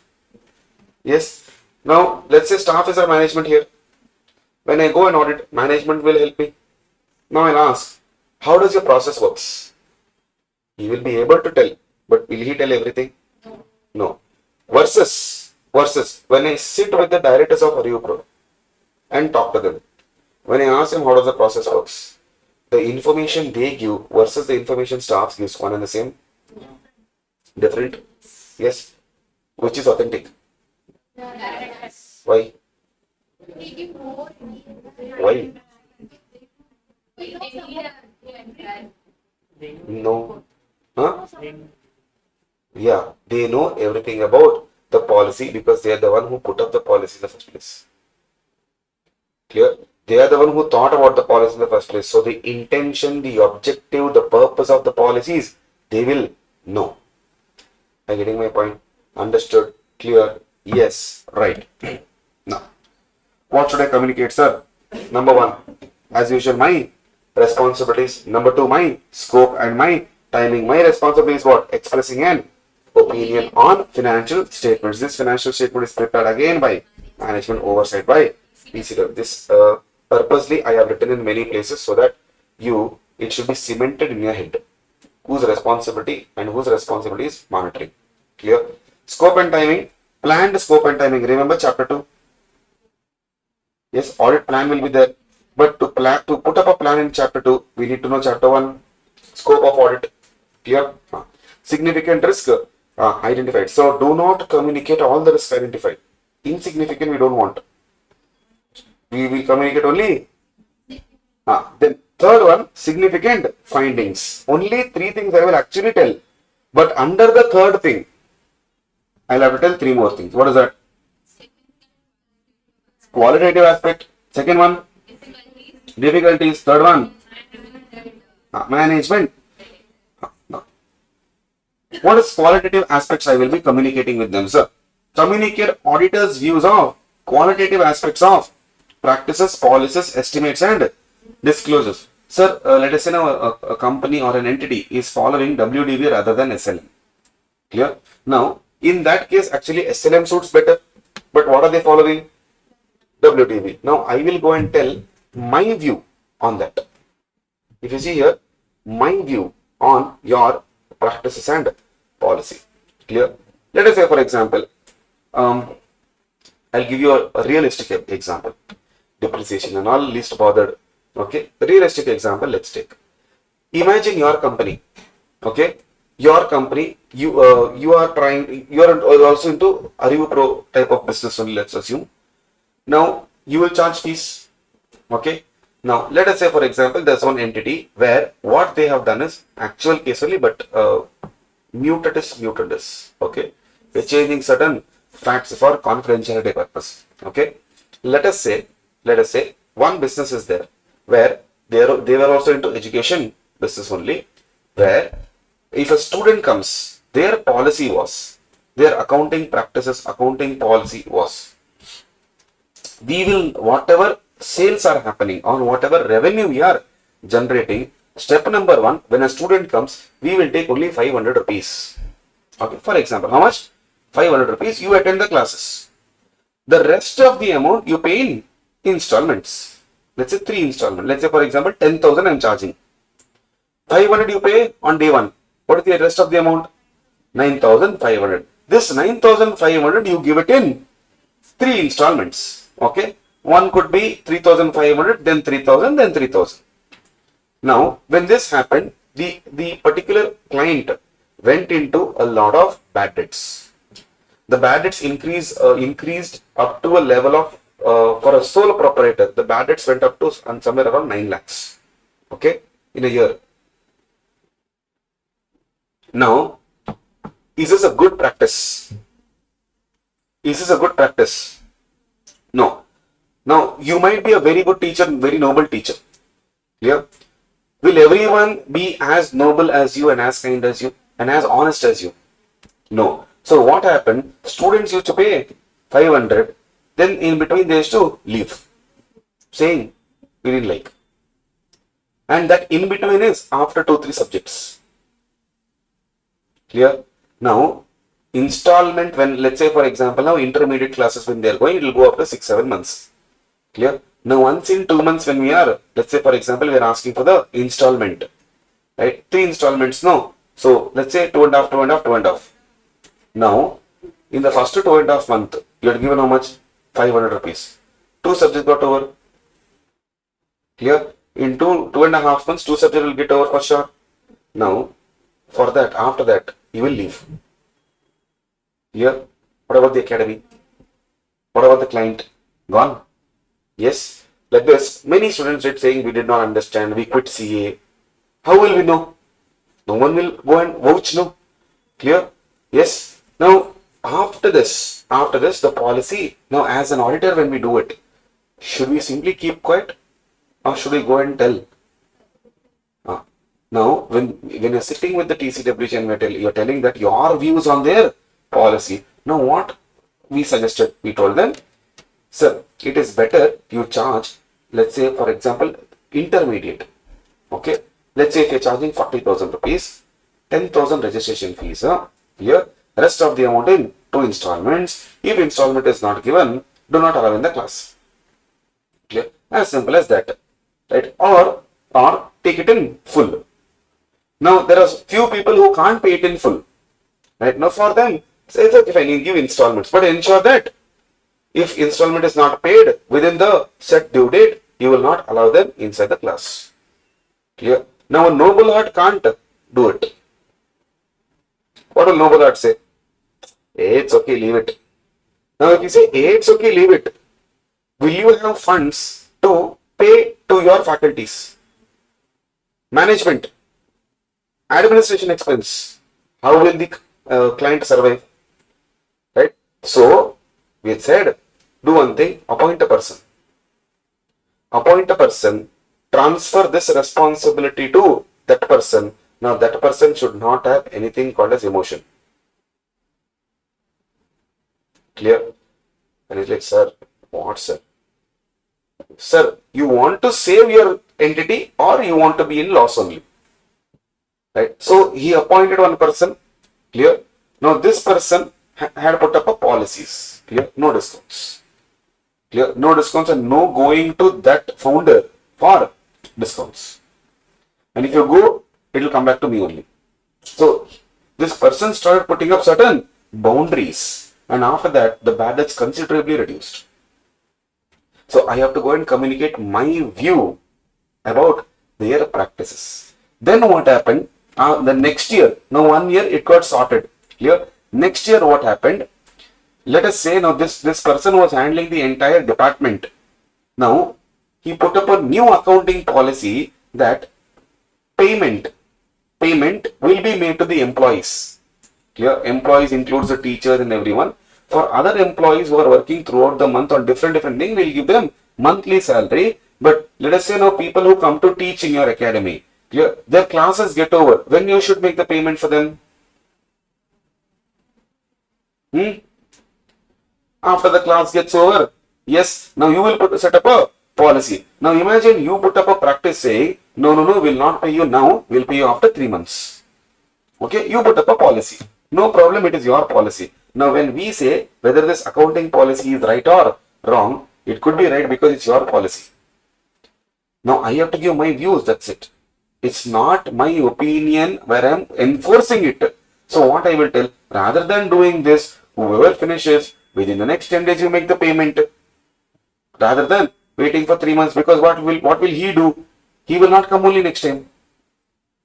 Are you getting my point? See, if you are not helping him, will he help you? No. Right? Now that is where I am telling my views. I have to express to TCWG. Why? These small things he may not see. He will tell correct, everything is happening rightly. Clear? So what we will tell, we will talk to TCWG and we will tell them this is how things are happening. Understood? Clear? Then, sir, in case any practice that is applicable under AFRF, accounting practice, but it is not appropriate in the circumstance, talk about that also. For example, inventory valuation in case of petroleum, crude oil, etc. Sir, in that case, valued at cost or NRV, whichever is lower. But this cost is always determined as per AS2, no? Yes, determined on weighted average method, because FIFO is not applicable. How will you value in FIFO now? Yeah, you can't value in FIFO. Now, here only one petrol pump is there. In petroleum, petrol pumps or petrol bunks, tank will be beneath. Clear? Now there, how do you know which batch of petrol came first, which batch of petrol came next? You will not know. So, rather than following FIFO, that we can follow weighted average. But if the entity is following FIFO, that means, yes sir, it is applicable. But is it appropriate? No, FIFO is applicable. You can follow. But is it appropriate? It is not appropriate. You have to comment. Okay, next. Significant difficulties. What? Delays in providing information, unreasonable brief time, unexpected effort, unavailability of expected information, restrictions imposed by management, unwillingness to assess GC assumption. Can you see everywhere it is only about management? Clear? See, delays by management. Brief time to complete. Who is asking us to complete? Management. Unexpected efforts. Who is supposed to give us evidence? Management. Unavailability of expected information. Who is supposed to give us information? Management. Restrictions imposed by whom? Management. Unwillingness of GC assumption. Who? Management. So totally this was against management only. If management had done everything right, we do not need SA 260 in our audit, except for these. Understood? These would have not communicated itself. Clear? Number one. Number two, unless TCWG is also involved, do not tell or tell them significant matters discussed with the management and WR requested. If TCWG is involved, do not tell these. Why?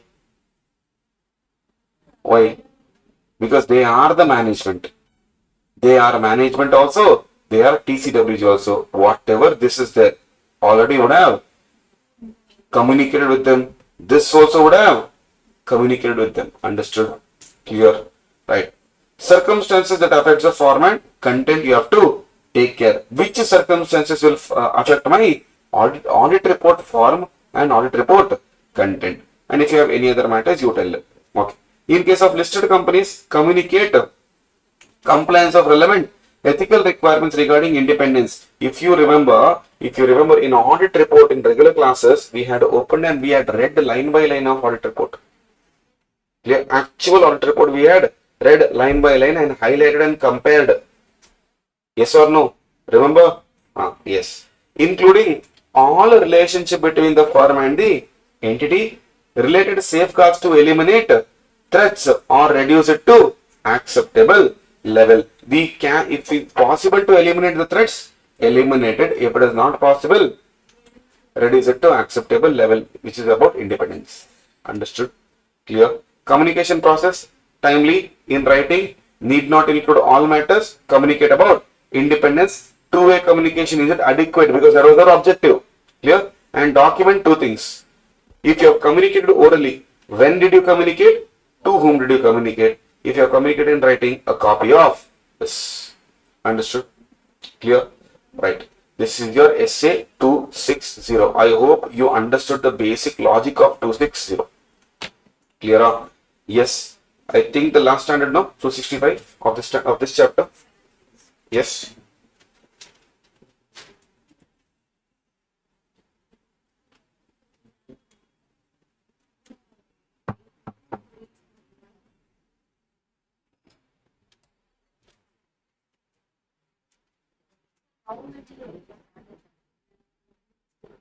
How many? Still, after this only one chapter, no?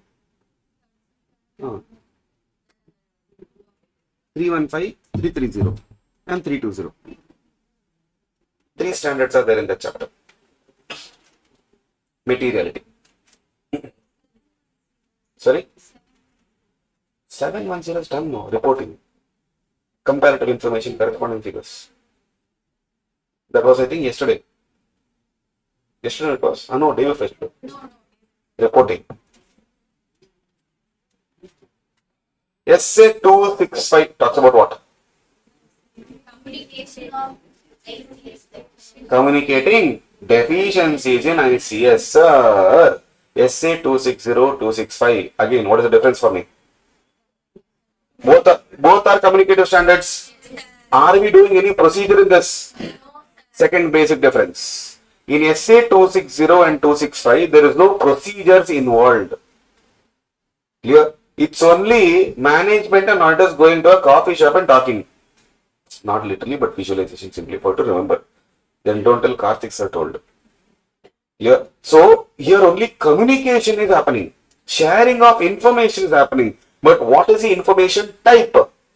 Essay 265, deficiencies in ICS. Essay 260, communication with TCWG alone. Here, they never mentioned TCWG. They spoke only about subject matter. So, here I am actually, see, previously, this was me. This is TCWG, clear? And this is management. So, about management, I am communicating to TCWG. Whereas Essay 265, this is me, this is management, this is TCWG. That means both are in the same team. Clear? Yes. Whereas in the previous case, both are not in the same team. Understood? Clear? Yes? Okay. Can I ask one more question? Conceptual question. If management and TCWG both are same, will SA 260 be relevant, appropriate?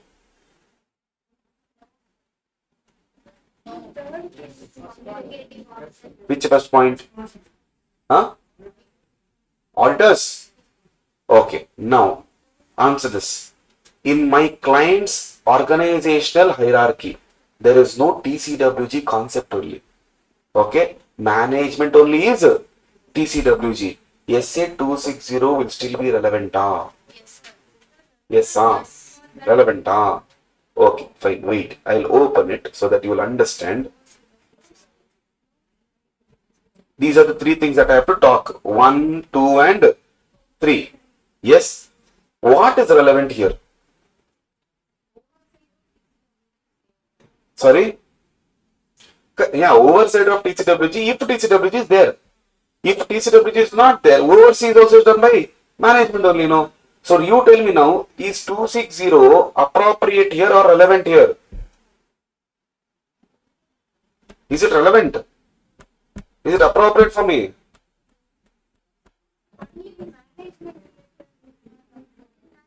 Okay.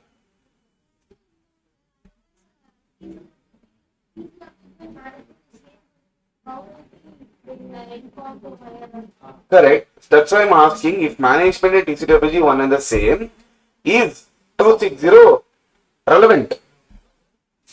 Should I even think about 260? No? Yes, sir. Okay. If yes, out of these matters, what should I communicate? 1, 2, or 3? 3? See, this is 1, this is 2, this is 3. Okay. Under 3, we'll have 3A, 3B, 3C, let's assume. 1, 2, 3A we can communicate. Yes, sir.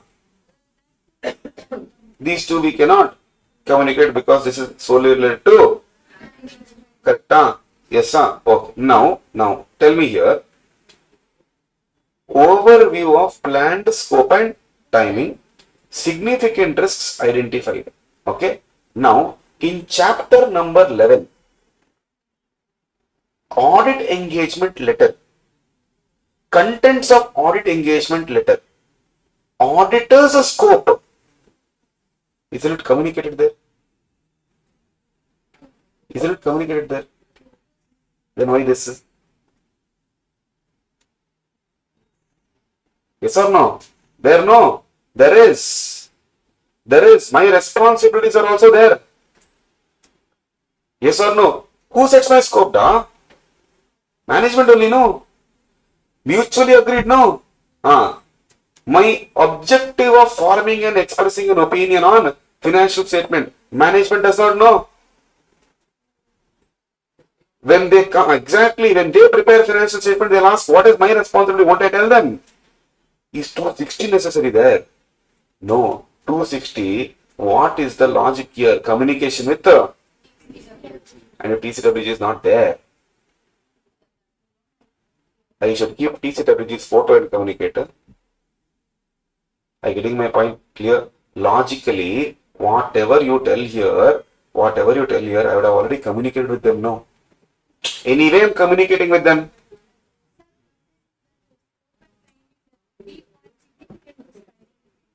Which one? First we plan the timing and then only we find out that significant is for identity. Okay. Oh, significant risk identified only you are talking about. Aren't you doing risk assessment procedure? SA 315? Yes. When you are doing risk assessment procedure, you do further audit procedure, all the thing you do. Now, due to significant risks identified, will it lead to misstatements? Significant risk, will it lead to misstatements?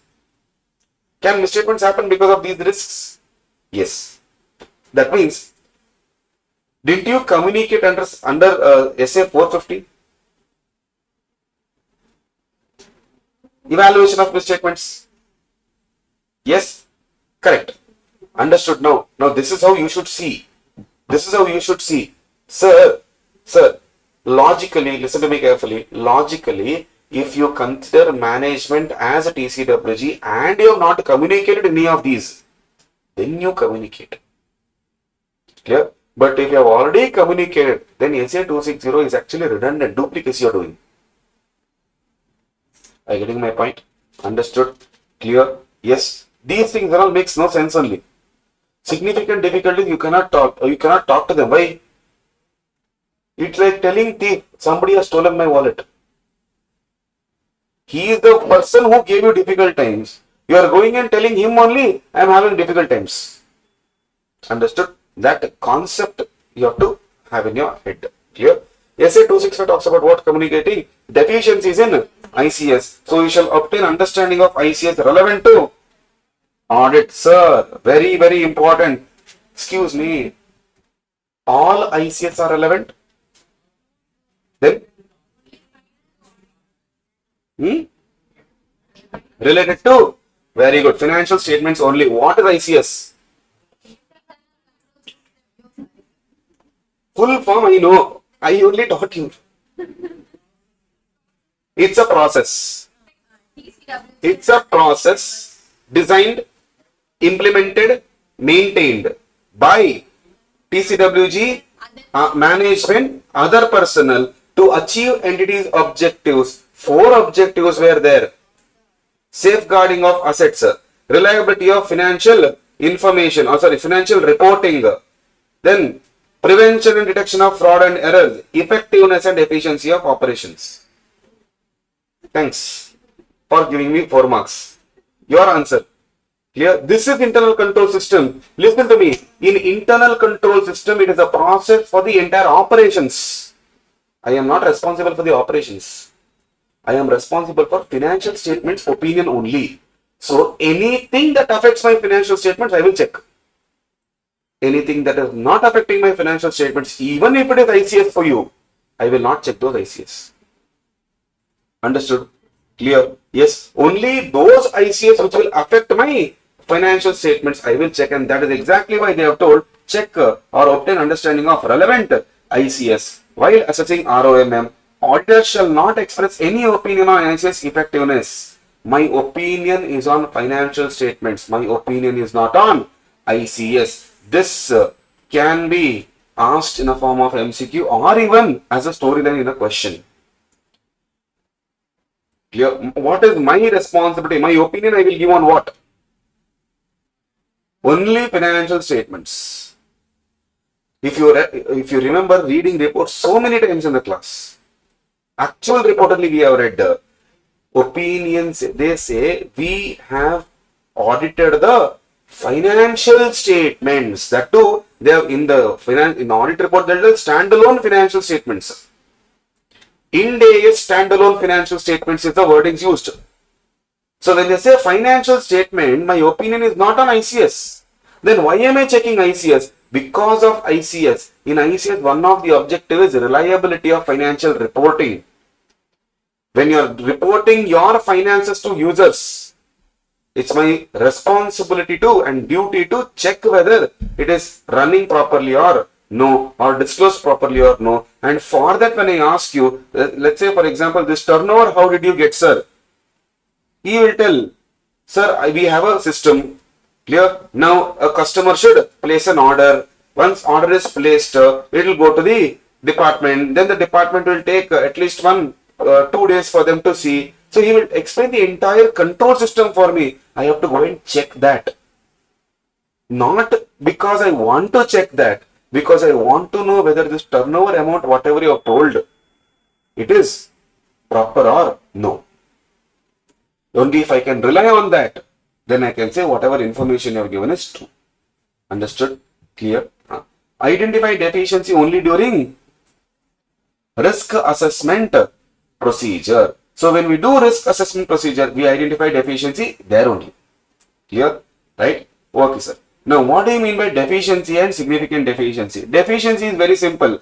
In 2 situations, deficiency we will call. One, when control is there, but waste. Second, control is not there only. I gave you an example of, in the class, I gave you an example of a dog. I know you will not remember. Remember? One dog is there. Okay. Now, in your house, why do you have a dog? Remember? Why do we have a dog? Safety. If some stranger comes, dog will bark. We will know who somebody has come. Now, imagine a thief has come. What should your dog do? Bark, bite, shout. Yes, but imagine the dog is silent. Thief comes, takes everything, goes. When you come, dog barks. Now, is internal control system there? Yes. Is it effective? No. Is it useful? No. Hey, the entire policy of putting you is prevention and detection of fraud and error. Clear? Fraud and error happened despite you being there. What is the point of you being there then? You put a watchman in the organization. Is it ICS? Yes. Why?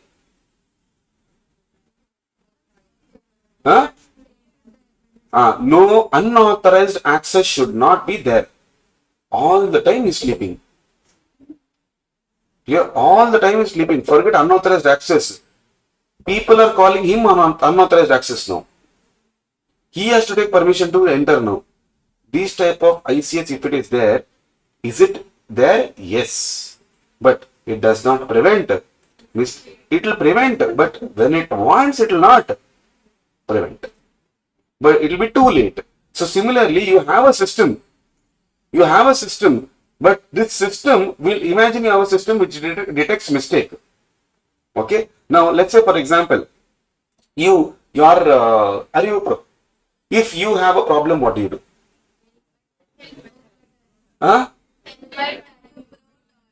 Yes or no? Now the moment you raise a ticket, the backend team should know about it. Clear? The backend team should work on it. Imagine for Jan 25, you raise a ticket for whatever has happened in the marathon. Let's say, for example, you raise a ticket with respect to that, saying Karthik sir did not send notes. Okay, and this notice is for what? You raise a ticket. Okay, now the system, internal control system, if it is effective, next day or that day only, they'll get to know, they'll contact me, I will send, you will get. ICS is effective. Yes. Imagine ArivuPro's help at ArivuPro, the entire system, the ticket you raised, they will get in the month of February. Okay, then they will call me. Okay, sir, that notes you have not sent, it seems, for marathon of January. Take, I'll send now. Is ICS there? Is ICS there? Yes. Is there a point of it? No. Is it preventing? No. It did prevent, but not on. Understood? Clear? Yes. That way. So, this is what we call as deficiency. One, control is there, but no use. When we want solution, we are not getting. Clear? Like some of the government apps, if you see. Tatkal ticket if you want to book. Will you get? 10 o'clock you log in. 11 o'clock you will get access. By the time everyone would have booked. Clear? ICS is there? Yes. But is it effective? No. Second thing, ICS is not there at all. In both cases, what do we call? Deficiency. Understood? Clear? Then we have significant deficiency. What is significant deficiency? Sir, accumulation of deficiency which will lead to requiring attention of TCWG. Sir, if management employees need attention, no problem. Even the small deficiencies can be cleared. But the deficiency is such that the management or TCWG only has to come to solve. That means it is a significant deficiency. A single deficiency which will lead to requiring attention. It could be only one deficiency. This is accumulation. Accumulation means what? Collection of many deficiencies. This is single deficiency which can get his attention, TCWG's attention. It also depends on likelihood of misstatements. Therefore, significant deficiency may exist even if auditor has not identified all misstatements. And this is true. You know why? Because we don't check all ICS. We don't check all ICS, not even sample. We check only those ICS which is relevant. In that also we take sample. Understood? There can be hundreds of ICS. I am selecting only 20. Out of that 20 also I can select only 5. Clear? Understood? Yes. Right, sir. So we got to know what is deficiency, what is significant deficiency. Clear? What is an indication that tells a significant deficiency is there? Sir, RAP is missing. What do you mean by RAP is missing? Procedure is missing. Who is the risk assessment procedure? Ours are there, sir.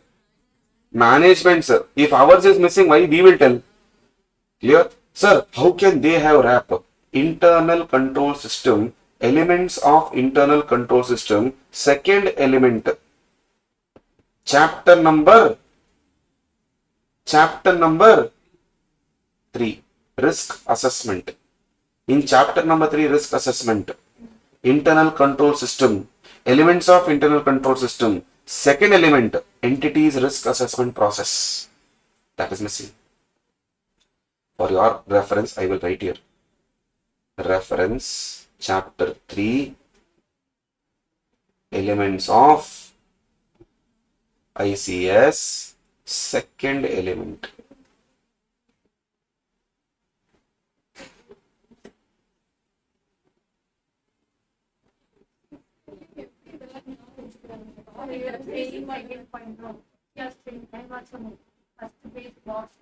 Good. Yes. Reference you write. Okay. Then, sir, this is RAP is missing. Here, ineffective RAP. Meaning what? RAP is there, but not effective. Clear? Ineffective response to risk. Meaning risk response system also is there, but it is ineffective. Deficiency, significant deficiency, 100% will be there. Misstatement not PDC by ICS. Prevented, detected or corrected. Clear? Sir. Railway station. Have you been to railway station? Yes. Railway station has a beeper. Beeper. Where you have to walk. Scanner, screening will be there, no? Where you have to walk and then go. No. It's there. It's there. No one follows. That's different. Clear? In metro it is there. In local it may not be there. In the central it is there. Clear? Now local ICS is missing. Clear? Now in other places ICS is there. But I have literally seen people going from the side of the beeper. Clear? Now there is one particular thing which I observed in one of the stations. Can you carry crackers in the train? Local train. I am not even talking local train. Can you carry firecrackers in the train? Huh? As per rules, no. There is a reason for it. Yes. Why? They are saying it is inflammable. That means you should not carry BD cigarettes also. Because if you are carrying that, you will be carrying lighter, matchbox. Yes or no? Yes or no? Now, my question to you. How do you detect that firecrackers are carried or no? Mission will be there. No. I have literally seen people taking firecrackers in the train. Not local train. Huh? Machine you leave. That machine, there is no one standing near that machine. Clear? Now, who will screen all these things? But can you do this in the airport? Huh? Sorry? Non-metro. The normal intercity trains. State to state city trains. Sorry? In airport, can you do it? Forget inflammable. Yeah. Carry perfume more than 100 ml. Forget firecracker. Carry water bottle. Some airports they allow. Clear? Right? These perfumes, they will not at all allow if it is more than 100 ml. And I have seen them throwing. Clear? I am very careful. especially there. Clear? I've seen them throwing these, the moisturizer they get, the sunscreen lotion and all. If it is more than that, clear, they'll just throw it. Clear? They'll ask you what to do. Clear? Now, nothing to do. Nothing to do. Literally, they will throw. Clear? Can't do anything. Batteries, you can't carry. Clear? Now, why? Because the ICS is very strong there. Clear? Bus stop, I will not even talk about. Railway station, at least something I can talk. Bus stop ICS, I cannot even think about it also. Clear? ICS sometimes will be weak. That will lead to what? Misstatements only. Similarly, in our entities also there will be ICS. But that ICS should prevent the misstatement, detect the misstatement, correct the misstatement. But if it is not doing, what is the point of having ICS then? Disclosure of NM due to fraud. What is MM? You are not disclosing only. Clear? Management not monitoring financial statement preparation. Control environment is ineffective. Clear? Where? How, sir? Transactions where management is financially interested. Clear? Number one. Number two, management fraud not prevented by ICS. Management failure to implement remedies on old SD. What do you mean by SD? Significant deficiencies. Understood? Clear? Right. Communication of SD with TCWG, same as on timely basis. Then communicate to management. See here, we are communicating to management also. Clear? Not about management to TCWG. We are communicating to both. Auditor intends to report such SD to. You have to tell management, I am going to communicate these significant deficiencies to TCWG. This I have to tell management. Clear? Second, I have to tell management other deficiencies identified during the audit but not communicated to them by other parties. Your employees did not tell you. That's why I am telling you. Are you getting my point? I have been, this particular point I have reported so many times. Why? Anything happens, employees will not tell. Why? Don't want said they'll cut the salary, my leave will not be approved, this, that and all. They'll give so many reasons. So when these people call for some facility issues, sir, everything is fine now. Yeah, everything is fine. Sir, some sarcasm I can sense in your statement. Tell me what happened. So when I tell them, this was never reported to me. That's why I'm telling you now. Yeah? Because they won't be able to keep in track with every ICS. That too, if the company is scaling and it's a very big company, it won't be able to keep a track with everything that is happening. Understood? Clear? Yes or no? Now, if there are 10 students in the class, everyone will know whether a person has come or no. Clear? But if there is more than 10 students in the class, will you be able to keep a track of who has come, who has not come? No. Understood? Clear? So, other deficiencies identified during the audit but not communicated to them by other parties. If auditor feels it is important to inform TCWG, you have to go and inform. Clear? Communicate in writing includes two things. What? Description and explanation of their effects. Description means what? Details of it. Yeah, and explain the effect. Enough information for them to understand the context. This is purely judgmental. Whose judgment? Auditor's judgment. Then explain specifically what is your purpose. To express opinion on financial statements, not to express opinion on ICS. ICS considered only for audit purposes. Reported matters are limited to only those deficiencies identified during the audit. I am no one to audit ICS specifically. Clear? During the audit, on the way, I checked ICS and went. My objective is not to check ICS. Clear? See, there are two things.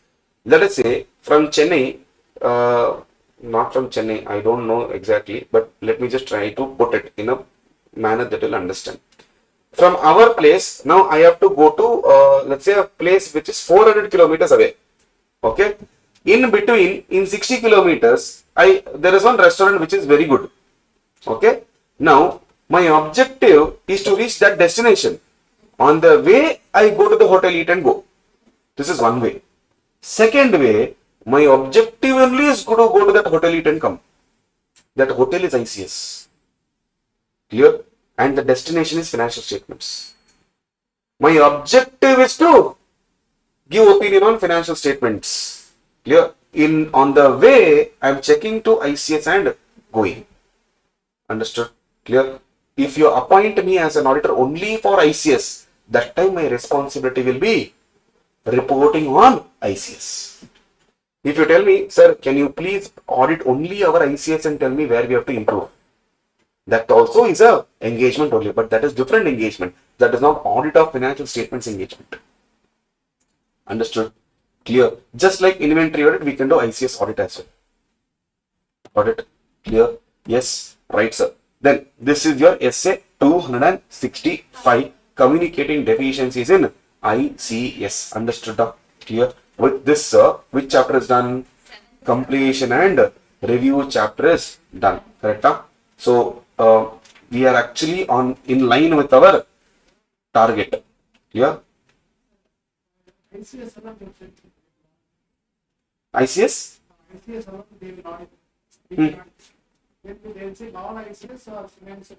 No, there I will check all ICS because I am specifically appointed for ICS. Okay. For example, I am teaching audit. Okay, classic example you will understand. I am teaching audit. Now, my objective is to teach you audit. But in between, I have to tell you AS2. Clear? My objective is not to teach you AS2. My objective is to teach you audit. In between AS2, I have to teach to reach the destination of audit. But if you say, sir, teach me accounts specifically, now not only AS2, I'll have to teach you all accounting standards. Okay, clear? Yes. Right. So, chapter 3 done. 3 done, no? No, sorry, 4 done. 4 done, 7 done and 8 done. So, we'll have to talk about 3. That is buffer. Cooperative or second government audit. Main standards.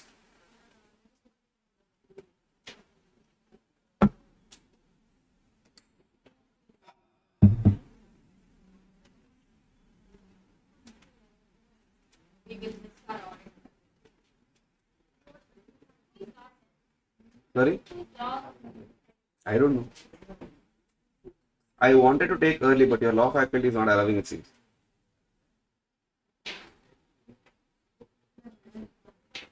Your law faculty takes class till 2 o'clock, I heard. Now?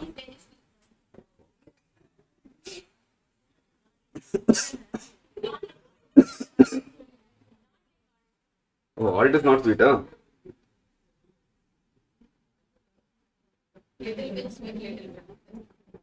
Crack Jack, huh?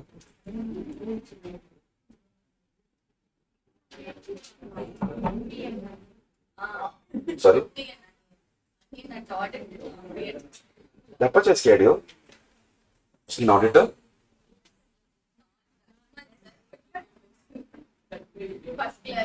Today? What 2 minutes sample again? That way, okay. Right. Come on, last chapter. Okay. Technical ones. Last technical chapter we have, that is chapter number 3. Audit risk and risk assessment. Okay. Quickly we'll go through this. Alright. Ready? Yes. Are you ready? Shall we move on? Okay. Those who are watching on a recorded basis. Revision I will be doing in the flow that we have done. Okay. In the same flow, you can also revise. Okay. For studying purpose, I think for Jan 25, again, it's too late for you to study now. Change the approach and study. Yeah, so you don't change the study approach, but wherever conceptual clarity you are lacking and here you are getting, you just pick up and put it there. But others, if you are already done with the revision or with the studies of the chapter, if you are in the same flow, coincidentally good, clear? But there is a flow that in this chapter we have to follow because of the volume of the chapter in your module. Clear? Because there are students who will refer ICAI module, absolutely no issues with you guys, no problem also. But you might be lost in the chapter saying, where am I now? What am I studying? Clear? So for that, try to have this flow in your study methodology. Clear? Okay, sir. What do you mean by audit risk? What do you mean by audit risk? Like sampling risk now we have seen, no? What is audit risk? Auditor's opinion can go wrong. Can my opinion go wrong? Yes, sir? Yes, sir? My opinion can go wrong. Yes? No, I mean, can an auditor's opinion go wrong? How? Because of error and fraud in the report. Report I am only preparing. Without proper evaluation, if I give opinion, it can go wrong. Correct. But is there a possibility that I do everything fine, my opinion goes wrong? Maybe management may be giving wrong information. My question to you, is there a formula to tell what opinion is right, what opinion is wrong?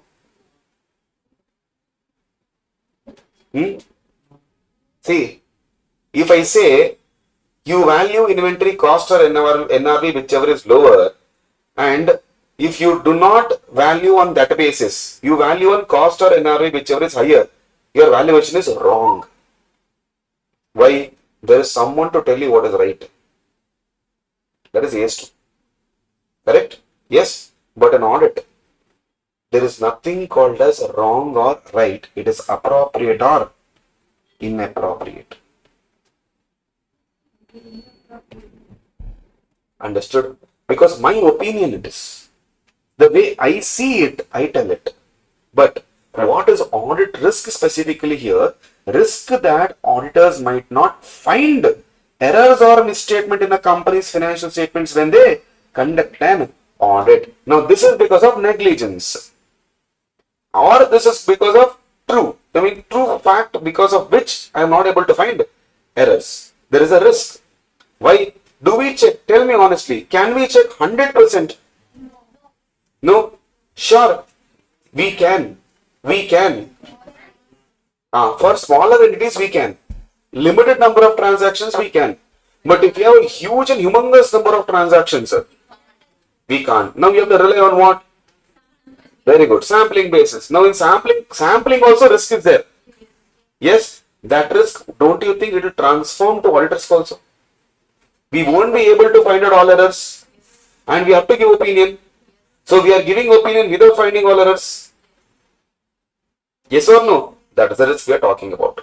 Clear? So audit risk is that we may not find errors or misstatements in a company's financial statements when they conduct an audit, which means you are giving unmodified opinion when the financial statements are materially misstated. Example. Singham Surya is having a business. Clear? He went to Australia with business on a business trip. Okay? He went to Australia with his wife. Okay? To a business trip. There, he spent money on business expense as well as shopping. Okay? Let's say for example, $50,000. Okay? $50,000 was spent. In this example, what is it? In this, let us say $30,000 is business, $20,000 is shopping. Okay? Or Indian rupees, and you take 50,000, 30 and 20. Now, entire 50,000 is debited to P&L. Okay? Entire 50,000 is debited to P&L. And I will tell you, first I'll ask you, whose mistake is this? He is an accountant. Clear? He gave all the bill to his accountant recorded. Whose mistake is this? Accountant's record mistake? No. What did he say? Tell me one thing. If you were Surya Singham, will you tell your accountant, I went to Australia with my wife for shopping? This is shopping bill, this is bag bill, this is food bill. Will you tell him? Will you tell him? No. That means you will not tell your accountant everything. Yes or no? What he will do now, according to his knowledge. What is there, I will put it.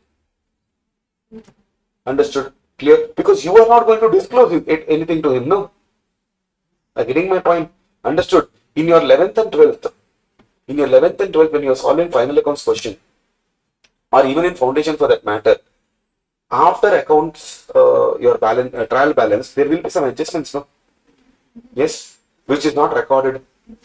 Now, there could be some adjustments which was never told to accountant only. Only the proprietor knew about it. Yes, during finalization stage only it will come out. That's exactly why it used to be called as adjustments, and our teacher used to tell what? If it is in the adjustments, two effects. If in the trial balance, one effect.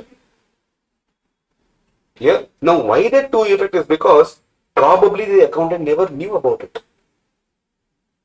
Clear? He prepared as per what information was given. When it can happen with accountant, it can happen with auditor as well. They may not give us information, because of which I am not able to find the error. Clear? So in this case, what am I supposed to do? It will lead to what risk? Audit risk. So I will give what opinion? Unmodified opinion when financial statements are materially misstated. Clear? That means possibility that audit could miss important aspects. Yes, I am not saying it will, but there is a possibility. So if you have to reduce the risk, what are we supposed to do? Use various procedures and techniques to ensure the accuracy and reliability of financial statements. Understood? Clear? See, this chapter forms a basis for you to put a procedure. Clear? This chapter forms basis to put procedures. Clear? Because only if you get to know RAP, you will go for further audit procedure. The extent of further audit procedure depends on risk assessment procedure. That's why SA 315 talks about risk assessment procedure, SA 330 talks about further audit procedures. Got it? Understood? Yes, sir. Inherent risk. Inherent risk. Now, what do you mean by inherent risk? The level of risk or potential for error in a financial statement even before the auditor starts his work. Sir, nature of business is a classic example. Companies, health companies, ICS, we can't do anything. Now, before even considering ICS also, management's attitude, the way they behave, the way they think, the way they do their business, talks about inherent risk. Clear? Now, if they are negligent about transactions, where cash is going, they are not bothered about it at all. Isn't it a behavior issue? From your company or your entity, where the funds are going, if you are not aware about it, misstatement will happen in the financial statements. Yes. Is it my problem? No. But is it affecting me? Yes. Here, so this is the first factor contributing to audit risk. Here, audit risk is supported by three things. One is inherent risk. Second one is what? Now, before we go into the control risk area, if the IR is high, what do you mean by IR? If the inherent risk is high, that means chance of error or fraud will be high. So can I say, if this is high, that means the financial statement being materially misstated will also be high. So can I say it is directly proportionate? Yes, right. Second aspect that supports or promotes audit risk is what? Control risk. You have ICS, but it is failing to do their role. What is their role? What? That means if high CR is there, high control risk is there, it means your chance of errors or fraud will increase. Therefore, your financial statements being materially misstated also will be more. Understood? Clear? So this is a second aspect where your audit risk thrives. Understood? Clear? Yes. It's like, see, you have cold. You have cold. Now, when you have cold, can you drink cold coffee? Huh? No. Why? I mean, you can drink. What will happen? Cold will increase. Clear? Cold. If you keep doing it, probably one day you will be cold only. Clear? Now, cold will increase because of you're drinking cold coffee and cold beverages. That means, isn't cold beverage promoting disease? What you already have? So, what steps you have to take? Don't drink cold. You drink hot, drink warm. Don't drink cold. Reduce it. Clear? That is what we are trying to find here. Audit risk is the disease that you have. What promotes this? Bad food habits. Like bad behavior of your management. You are negligent about it. Clear? Your employees are doing something, you are not even talking about it. Your ICS is there but waste. Clear? You have to improve those things, and that is when audit risk will come down. So if I have to bring down the AR, my CR and IR should come down. Understood? Clear? Then comes the third legendary factor, detection risk. For this, I am liable. Why? This detection risk is my procedure. Risk that auditor may not be able to identify or detect irregularities in company's financial statement during audit. So, if my audit is not fine, that means my detection risk is high. If I am not doing the audit rightly, that means high DR. If DR is high, chance of not covering important problems also will be high. Therefore, my audit risk will increase because I will give appropriate opinion or inappropriate opinion. I will be giving inappropriate opinion. Understood? Clear? Yes, sir. Therefore, sir, IR and CR is equal to ROMM. Risk of material misstatement is equal to IR multiplied by CR. Why? I am not even there. Because financial statements is prepared by you. Clear? And if financial statement already has misstatement, that is, risk of material misstatement is already present in the financial statement, and if it is high, that is because of IR into CR being high. Now, if I have to talk about audit risk, ROMM into detection risk is a formula for audit risk, and therefore, if I have to give you a clear-cut view, IR into CR into DR is equal to AR. Clear? Right? Now, risk always multiplies.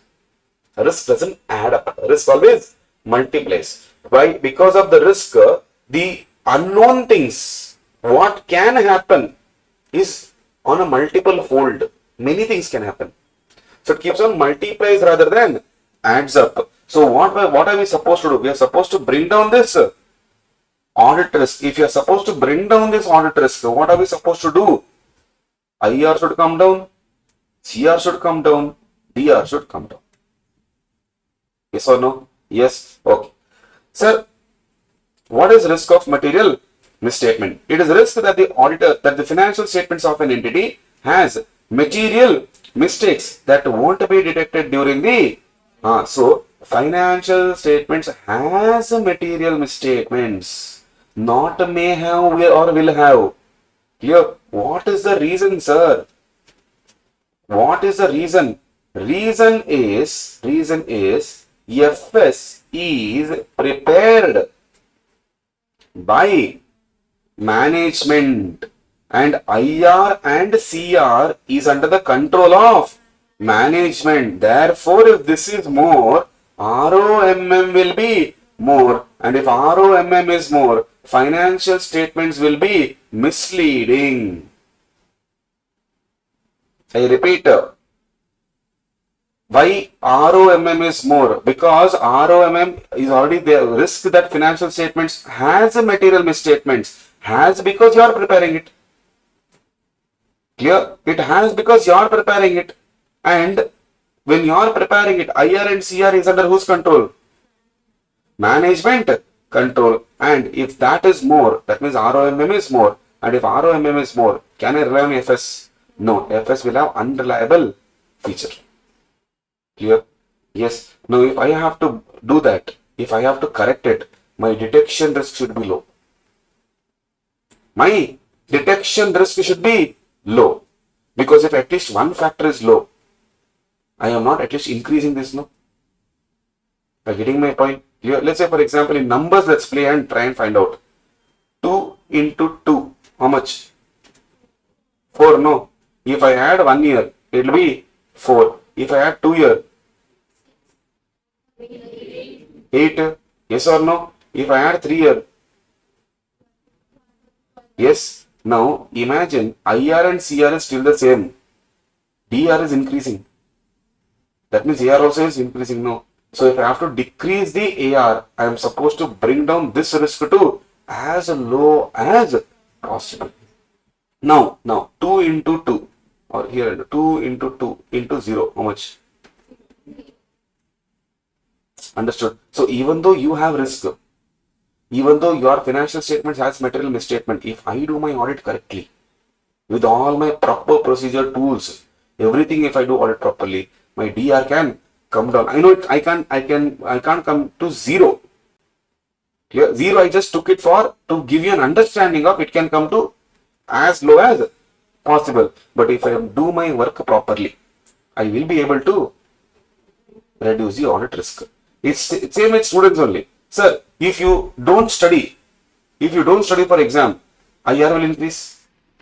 You are favorite where watching TV, going out with friends, clear? Distractions now, super.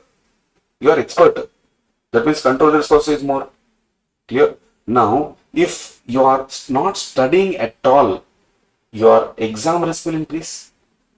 Now, if you have to reduce your exam risk, what are you supposed to do? Study for as much as possible. Just solve as many questions as possible. That is when the risk will come down. Am I telling you are eliminating the risk and you'll get 100 out of 100 in audit?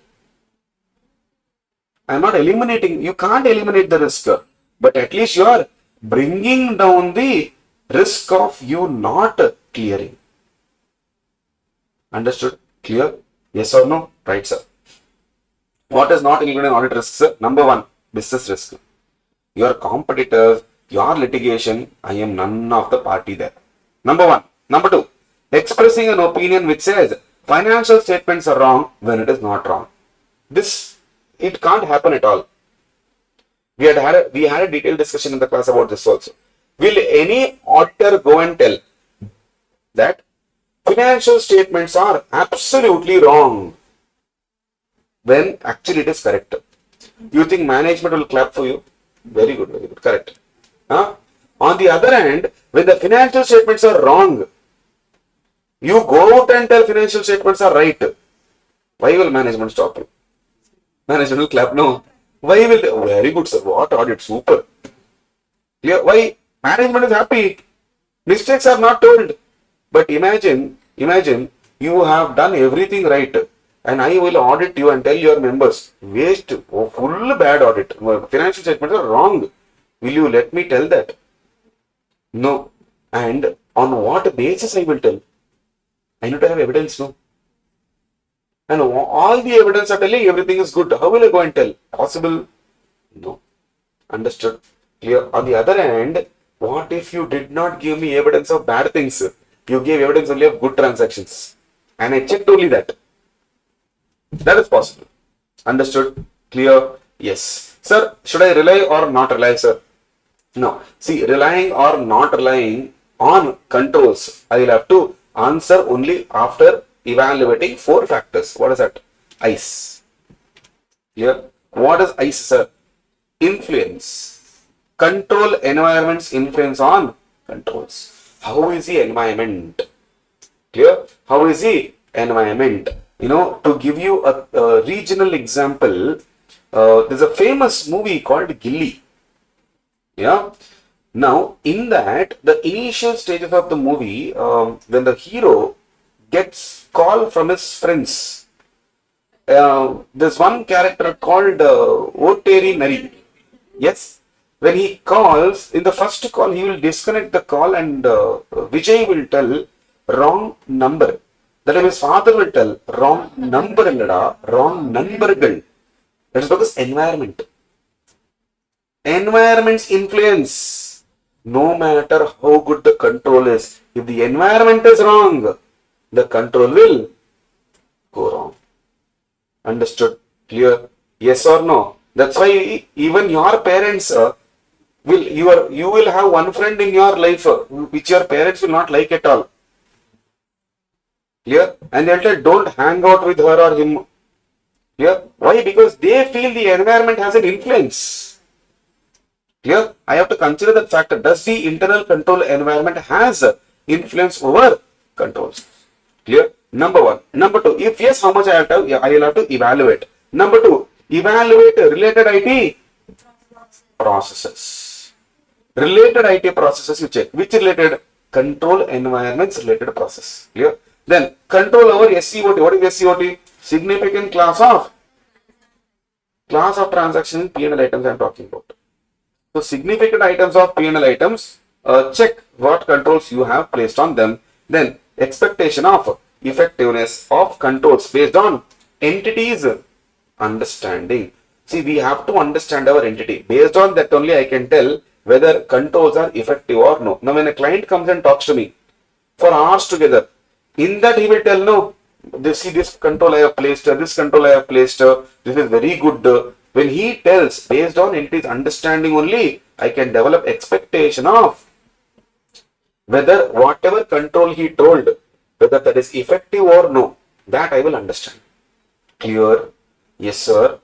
Sir, when you identify deficiency, that means here only, once you checked this, you will either get two results. You'll get one, very good. Second, deficiency you found. If you found deficiency, what am I supposed to do? Number one, evaluate the effect on risk assessment and strategy for audit by determining assertions which are affected by ineffective control. Which assertions has effect because of these? Assertions means what? Representations, clear, areas of every asset, areas of elements of every asset, your liability, income and expense, which assertion are affected by ineffective control. Then, are there more than one control for each assertion? Meaning, is there a substitute?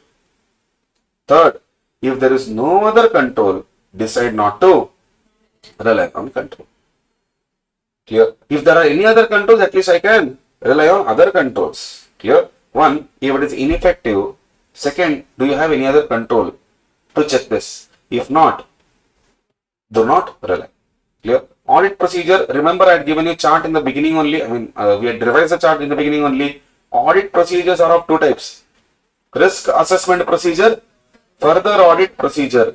Clear? Under further audit procedures, we have test of control and substantive procedure. Under substantive procedure, we have test of details and analytical procedure. And under test of details, we have vouching and verification. Vouching is nothing but checking the transaction. Verification is nothing but checking the balance. Right? What is risk assessment procedure, sir? Procedure to obtain entities, environment and ICS understanding to evaluate ROMM due to error or no. To give you a basic understanding, I'll just give you one example and we'll move on to the next procedure. Now, general example, when you go to a doctor, we have discussed this again, the same example I'll give you. When you go to a doctor saying that you're not keeping well. Now, you can hear my voice cracking. Correct? Now imagine I go to the doctor now and I tell, I have a throat pain. Directly he'll give medicine. Directly he'll give medicine, syrup, take, drink, literally you drink. Then, what will you do? Examine me. Now, how will he examine me? He'll ask questions. Clear? Yes. Now, shh. Okay. He'll ask questions. What questions can he ask, sir? Did you drink anything colder? Clear? Or do you have this problem frequently? What is your profession? Do you talk much in a day? Clear? Yes, he'll ask such questions. Clear? When he asks such questions, why? Can I ask him, who you? Huh? Who you? Why do you want all these things? Can I ask such questions? No. Clear? Why? Because he is understanding the entity. Clear? Before he puts the procedure, he is understanding the entity. Clear? Not like imagine you go to a hospital and some kids will come and tell, one surgery will do. We will cut the bone, drill, screw, put one plate, drill, over, done. Is it true? No. We'll ask some questions, try to understand the environment of us. We are entity for them. Clear? You ask what are your food habits? Clear? How, what do you consume? All these things he will ask. Are you getting my point? Understood? Clear? This is nothing but risk assessment procedure for him. And we are financial doctors. Clear? We will also ask our client what type of business you're doing. Are you having cash transactions? Clear? Do you have too much debtors? Clear? Do you have more related party transactions? So when we ask these questions, he will tell her. He'll tell who you. No. Now he will answer. Why? Because I'm trying to understand his entity, his environment. Based on that only now I can expect, this fellow has a lot of cash transactions.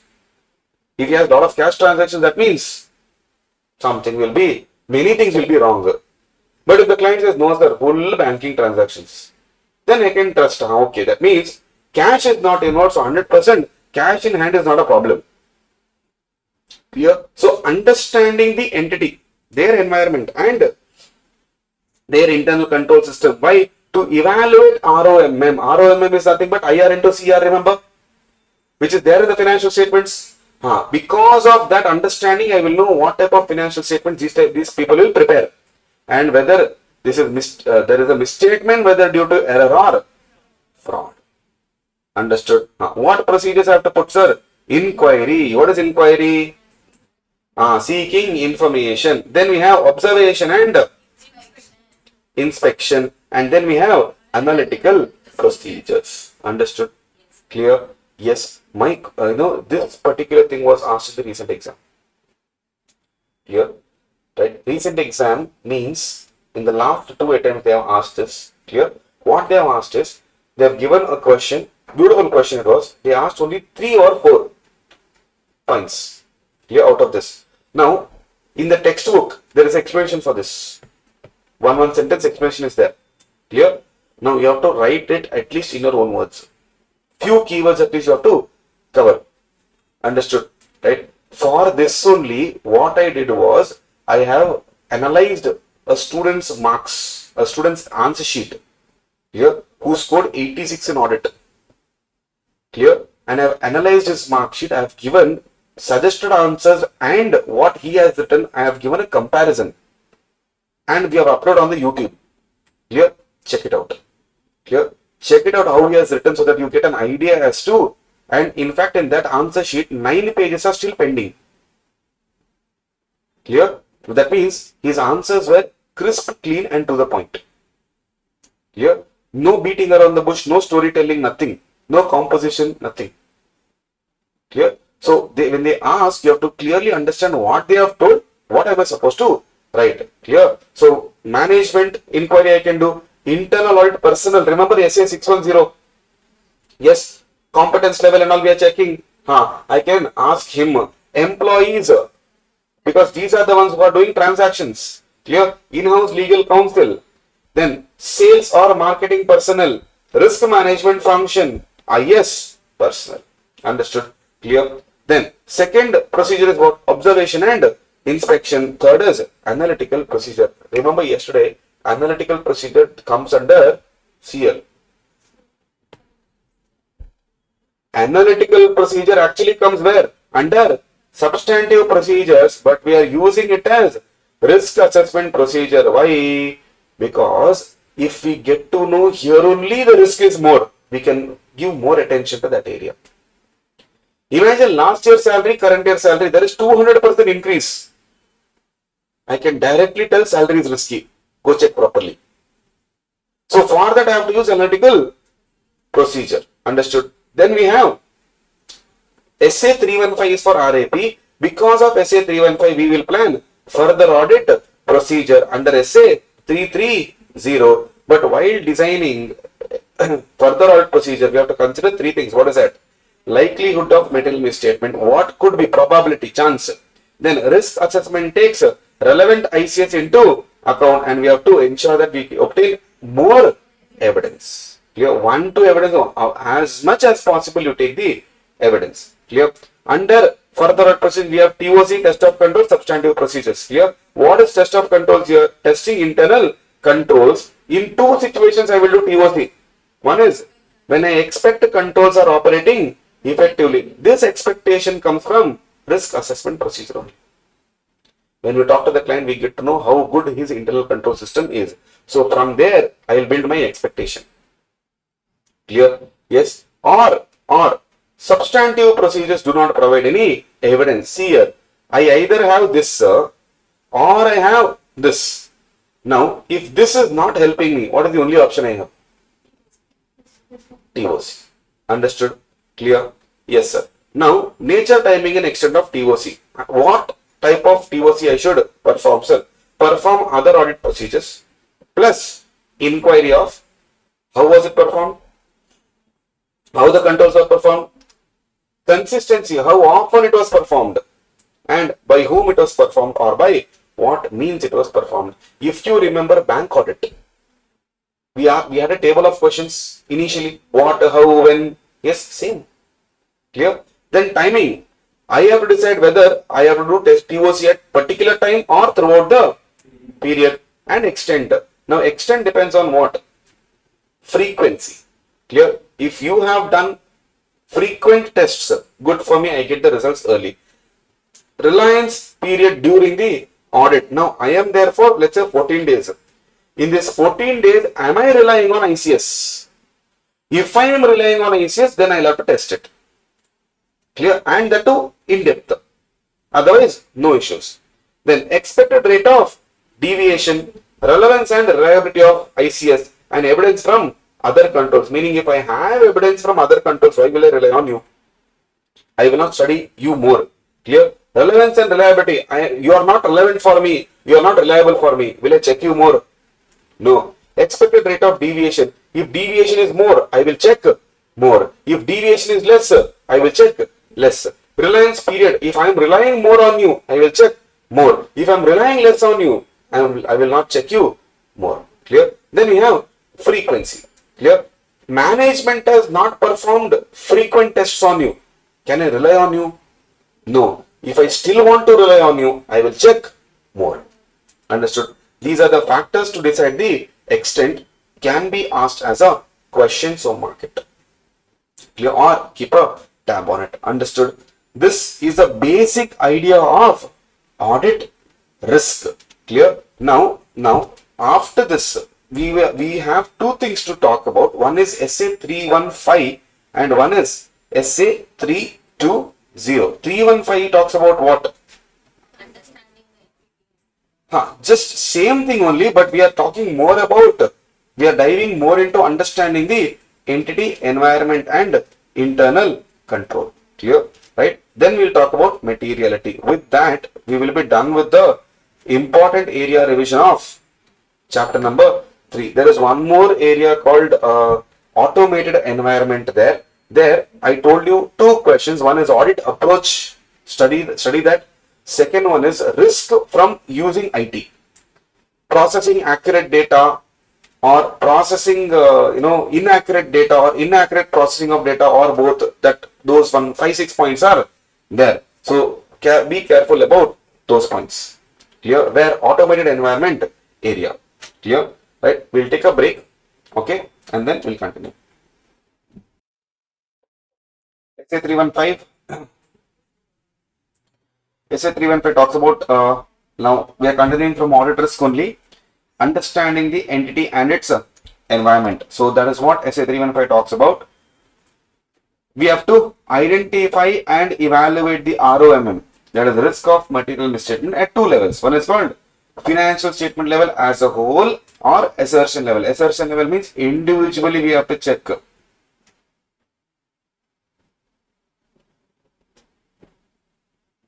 Clear? Individually will be checking ABCD, account balance, class of transactions and disclosures. Now this ROMM, risk of material misstatement, could be due to fraud or could be due to error.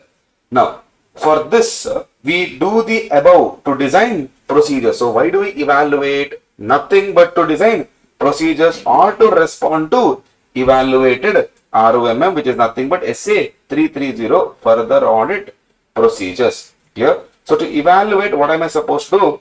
Identify the risk throughout the process, because risk identification is not a one-time process basically. Number two, whatever you have identified, you evaluate that. Clear? Third, whatever you have evaluated, relate that particular risk to what can go wrong. What do I mean by what can go wrong? You are expecting because of this, which are the areas that can go wrong. And fourth one, consider the likelihood of misstatements because of these things. So four things I'll have to do here to identify and evaluate. Four things I'll have to do. One, continuous evaluation. Once you have evaluated, identified risk you have to evaluate. Then relating the risk, and finally likelihood of the misstatement. RAP, risk assessment procedure, just now we saw, it's a procedure performed to obtain understanding of entity, environment and internal control. Here, an understanding is a continuous process, not a one-time process, because we keep getting new information. We see new behavioral pattern. Clear? Responses will be extremely different also, or it will not be same. So it is a continuous dynamic process of what? Gathering, updating, analyzing the information. So whatever information we are getting, we have to update that also, we have to analyze that also, and this understanding will help the auditor to plan the audit and exercise judgment. Because if you don't know the entity only, what planning you will make, what strategy you will make, not possible at all. This understanding acts as a reference point in the following situations. Now what do you mean by reference point, sir? Reference points means whatever happens, I can come back to this area and see why am I doing it. Here, number one, ROMM assessment. So whenever I am doing ROMM assessment, that time I can use this evaluation. Number two, determination of materiality as per SA 320. If you are doing materiality determination, again this point will help us. Okay, why did we evaluate? This evaluation, whatever we have evaluated here, whatever we have identified and evaluated, the result of this can be used in these areas. It is helpful in identifying areas where special attention is required, that is related party transaction, GC assumption.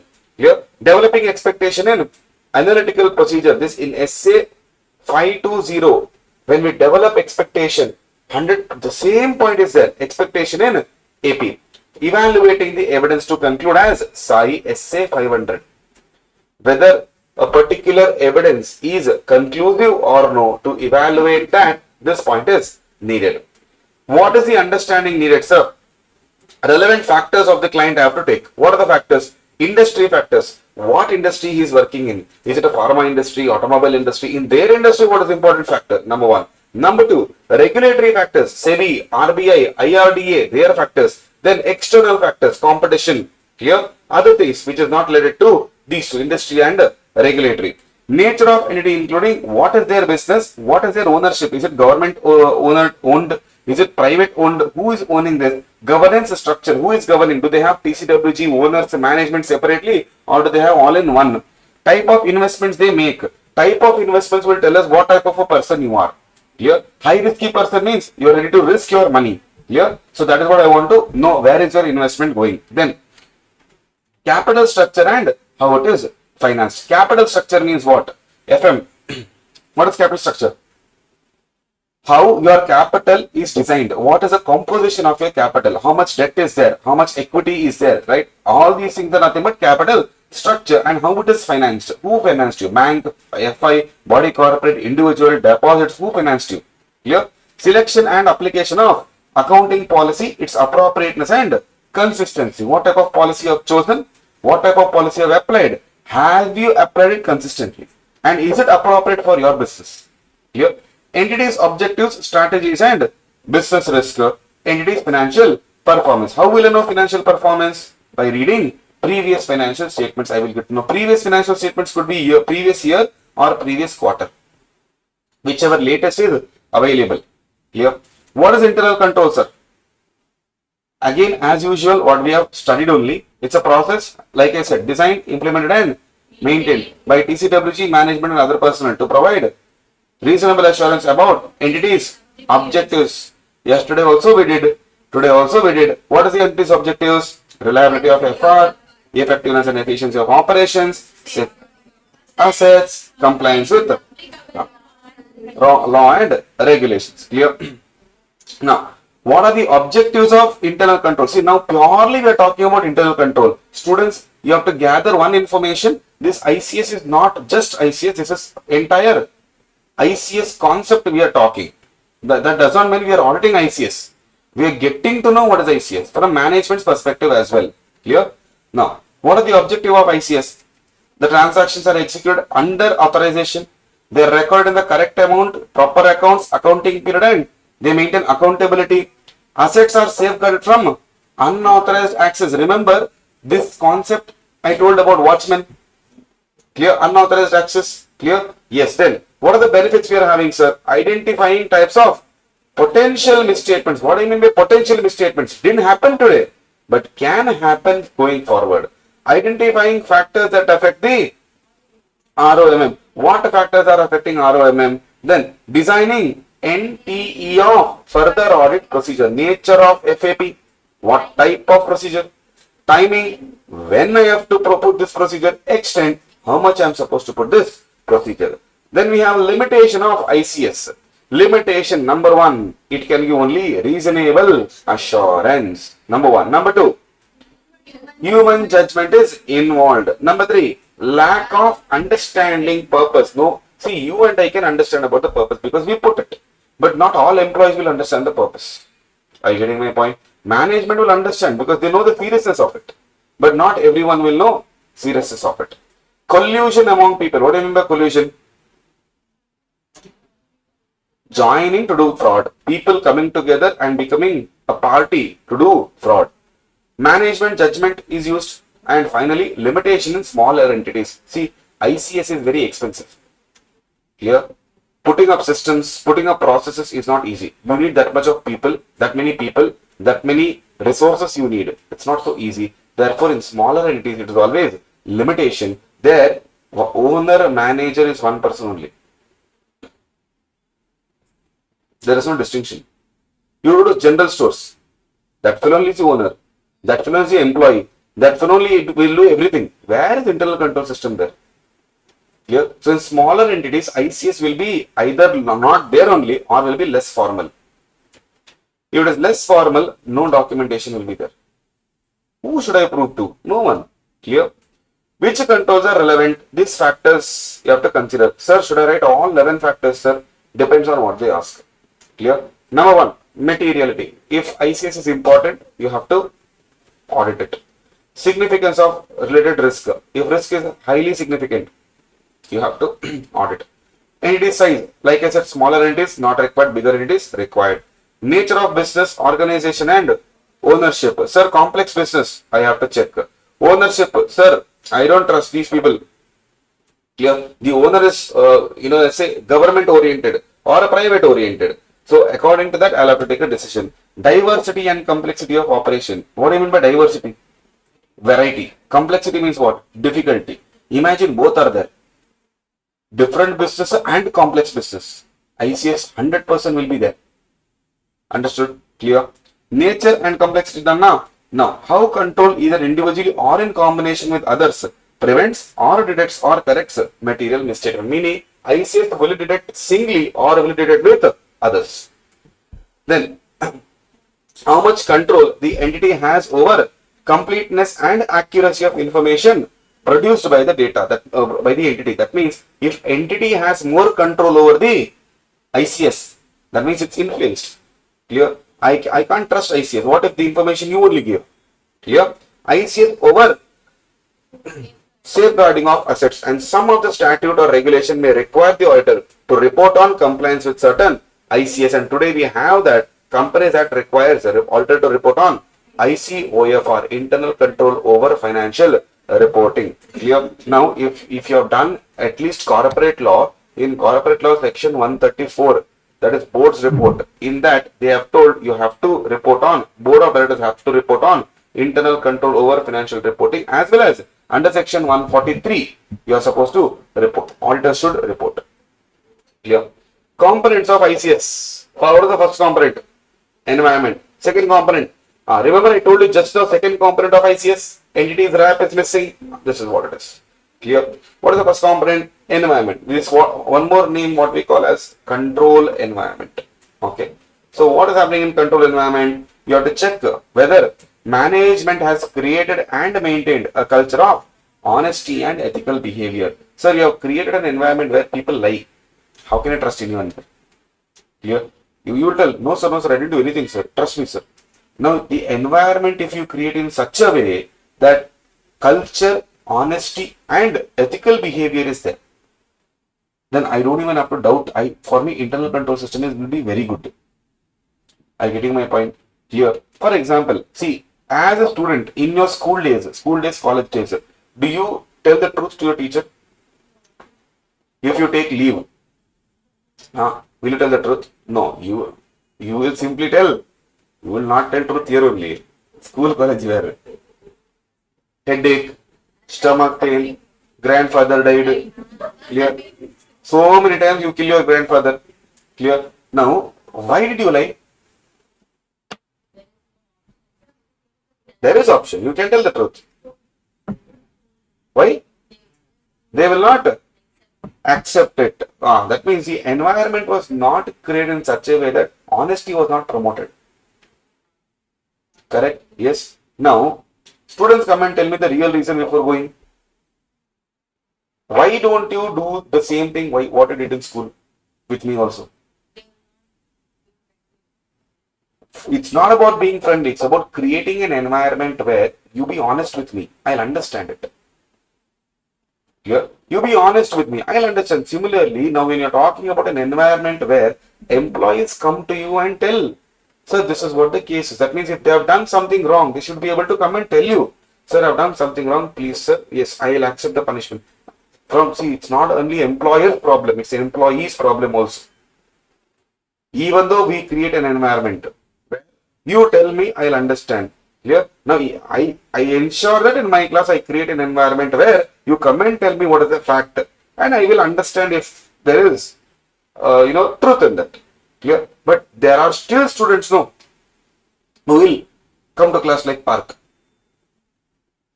Yes or no? Yes. Now, it's not just employer's mindset. It should be also employee's mindset. So, both of them, but yes, who creates the culture? Management. Clear? So, management should be creating and maintaining it. What is included, sir? Governance and management functions, attitude, awareness and actions of TCWG and management. This is exactly why you are not telling it to your teachers. The attitude, the actions that they used to take. Understood? Clear? That's the reason. Now, it started from your primary school. In primary school, you should tell the truth. First standard, second standard, leave note and all, you used to write properly the actual reason only. Going forward only, slowly you started. Probably, even parents were involved in this. Yeah, even parents were involved in this. Headache, you tell as if they will see. Yeah. Now, even you could have stood against it, but now even you are a party to it. Yeah. Knowingly or unknowingly, right? Now you know that, no, the environment matters. The environment where we are there, if we develop a culture of honesty and ethical behavior, trust will automatically come. Agreeing my point? Trust factor is very important in the organization. See, as an auditor, I might do just audit and go. Clear? But if I will come only for audit, your ICA should work throughout. Clear? If your operation should work really well, your environment should be good. Elements of environment, communication and enforcement of values. You have to communicate values as well as enforce it. What do you mean by enforce it? Ensure that people are following it. Clear? Commitment to competence. What do you mean by competence? Ability to work, ability to run that particular show. Clear? Are you competent enough? You should be committed to that. Clear? TCWG participation. Their independence you have to consider, their experience and stature you have to consider. They should be involved and their appropriateness of action. So if someone has done any fraud, what are they doing? How do you deal with them? Understood? Management's philosophy and operating style. That will tell us some picture as to how the environment will be. Clear? Organizational structure. How is the structure of your organization? Who all are involved in which department? Assignment of authority and responsibility, HR, policies and practices. Clear? That's your first element. Second element, entities. Stature means their greatness. Clear? Greatness in the sense of experience and the way they have worked before. Okay. Entities, risk assessment procedure. You have to obtain an understanding. Just like how we have RAP, they should also have RAP. Obtain understanding if entity has a process for identifying business risk, estimating significance of risk, evaluating likelihood of occurrence, and deciding on actions from their side, not our side. We should not do. We should evaluate whether they have it. This understanding will help to identify ROM. If they don't have RAP, that's what if you see in audit risk we had seen there. RAP is missing. Entities RAP is missing. If that is missing, ROMM will increase. And if ROMM increases, my procedure will increase. Clear? Then information systems. Obtain again understanding of this information system. What? Class of transaction which is significant. Which class of transaction is important for your financial statement? Procedures to initiate, record, process, correct and transfer to ledger. So basically art of recording I have to check. Clear? Check the records, related records, supporting information and specific account used to manage. Which account to use for what? Clear? Then how it captures events and conditions. Could be RPT.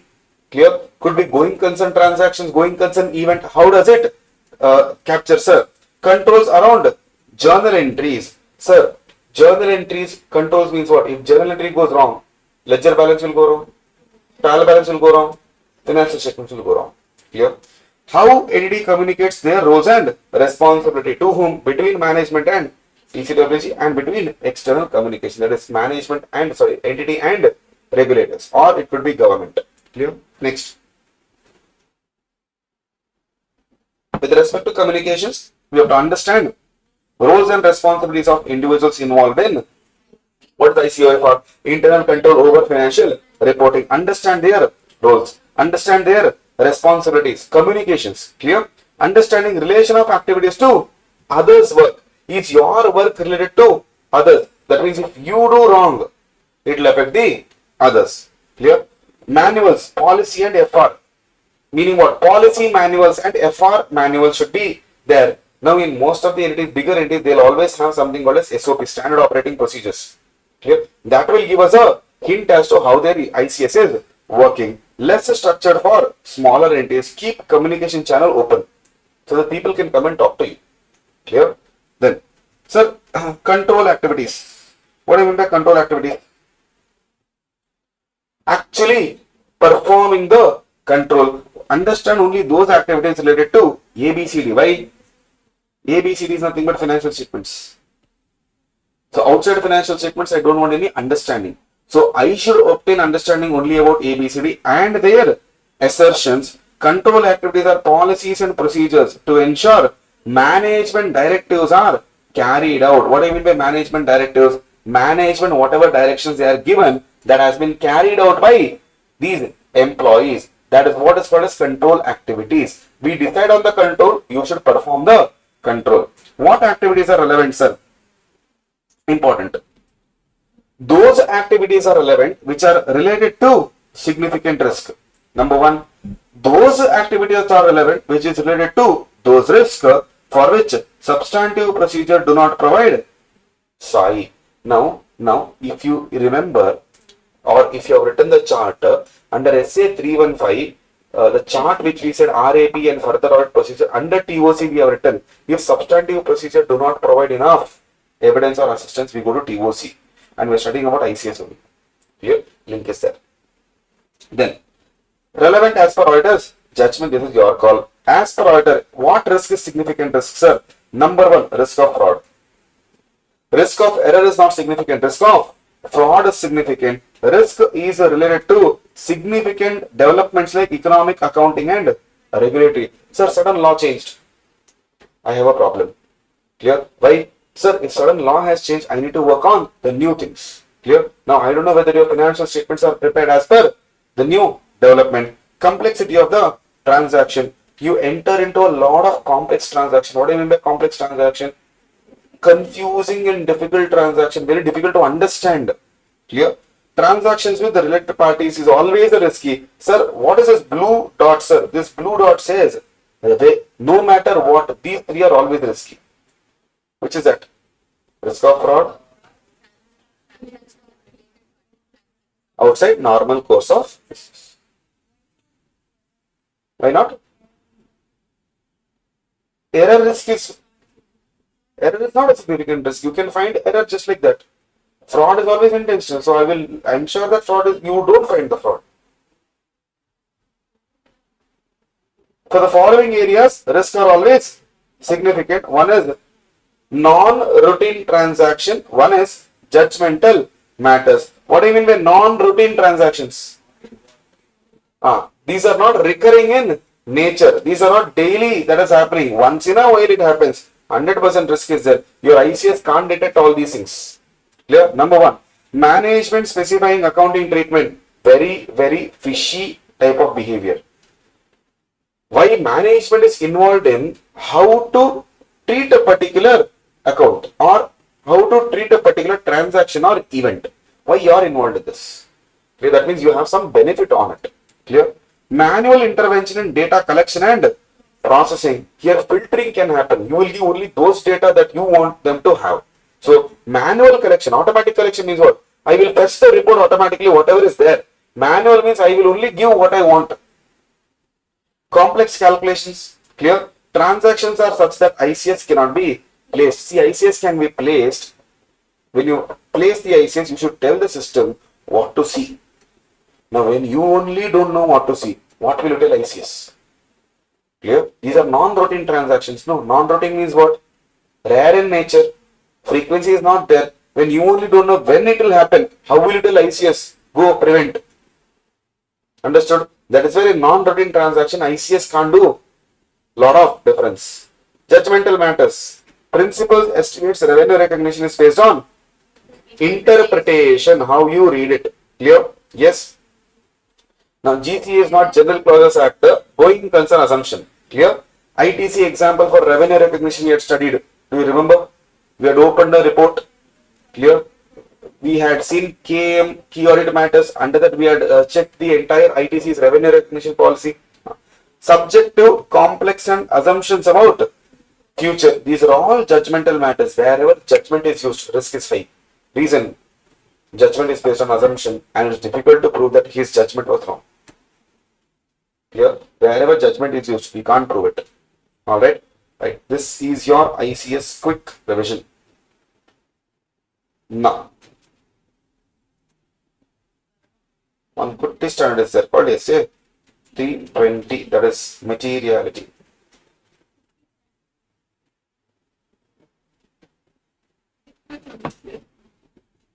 Small no.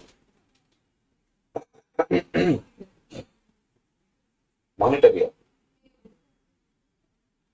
What monitoring? A monitoring.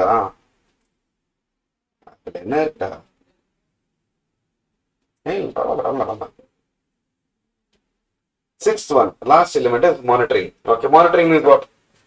Supervising and seeing whatever we have told. Is it being carried out properly or no? Now, what we have to do, it's a process to evaluate the effectiveness of ICS. System is there. Is it functioning properly or no? For example, class is announced. Clear? Student should sit in the class within the time. Clear? Now, if there is a staff taking care of that ICS, part of ICS, Two ways to monitor: ongoing activities and separate evaluation. What is ongoing? As and when the ICS is being performing the activities, I keep on monitoring. Here, separate evaluation means what? Once the activity is over, I evaluate it. Clear? May include using information from communication from external parties. Like I can use customer information. Clear? Difficult in case of smaller entities because close involvement of manage. I told this, I think we have covered. Where manager and your owner and manager both are same. What will you go and monitor there? That fellow doesn't have ICs only. Clear? You cannot monitor too much about this guy.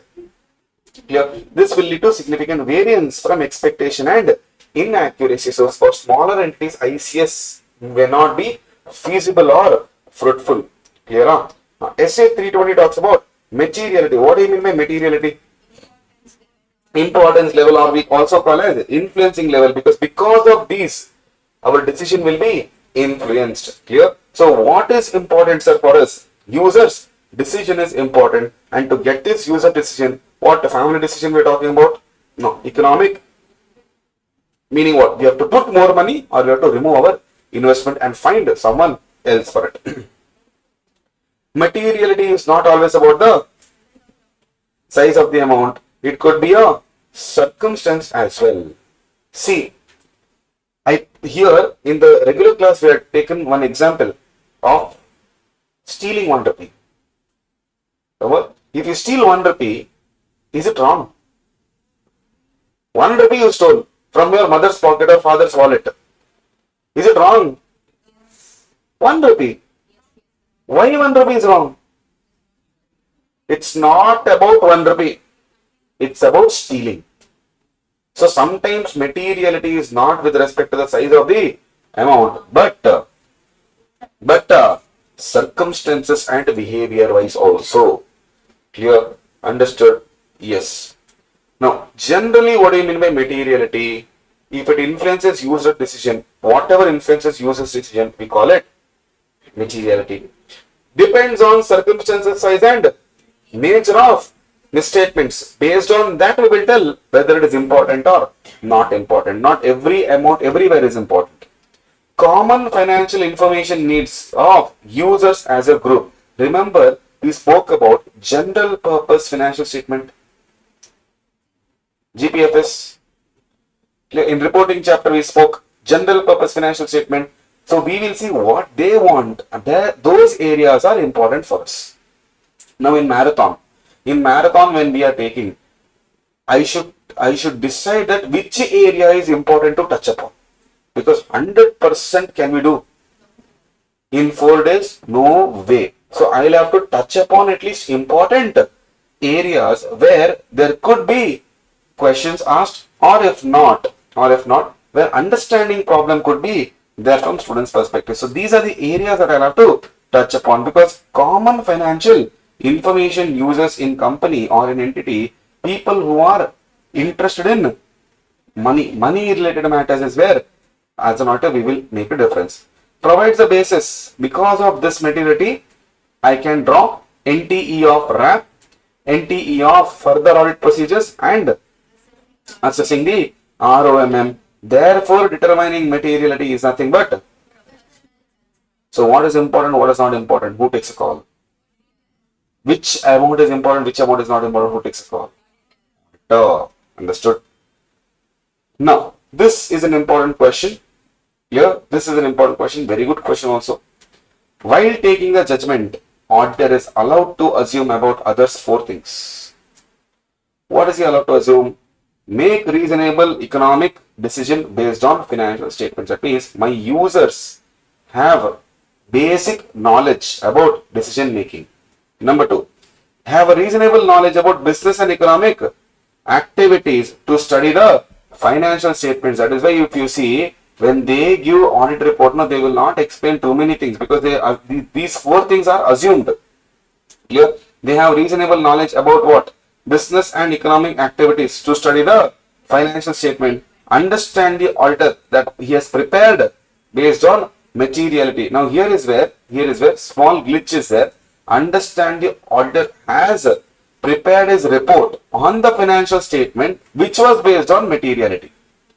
Because here you will tell auditor has prepared financial statements. No, sir. Management only. What do?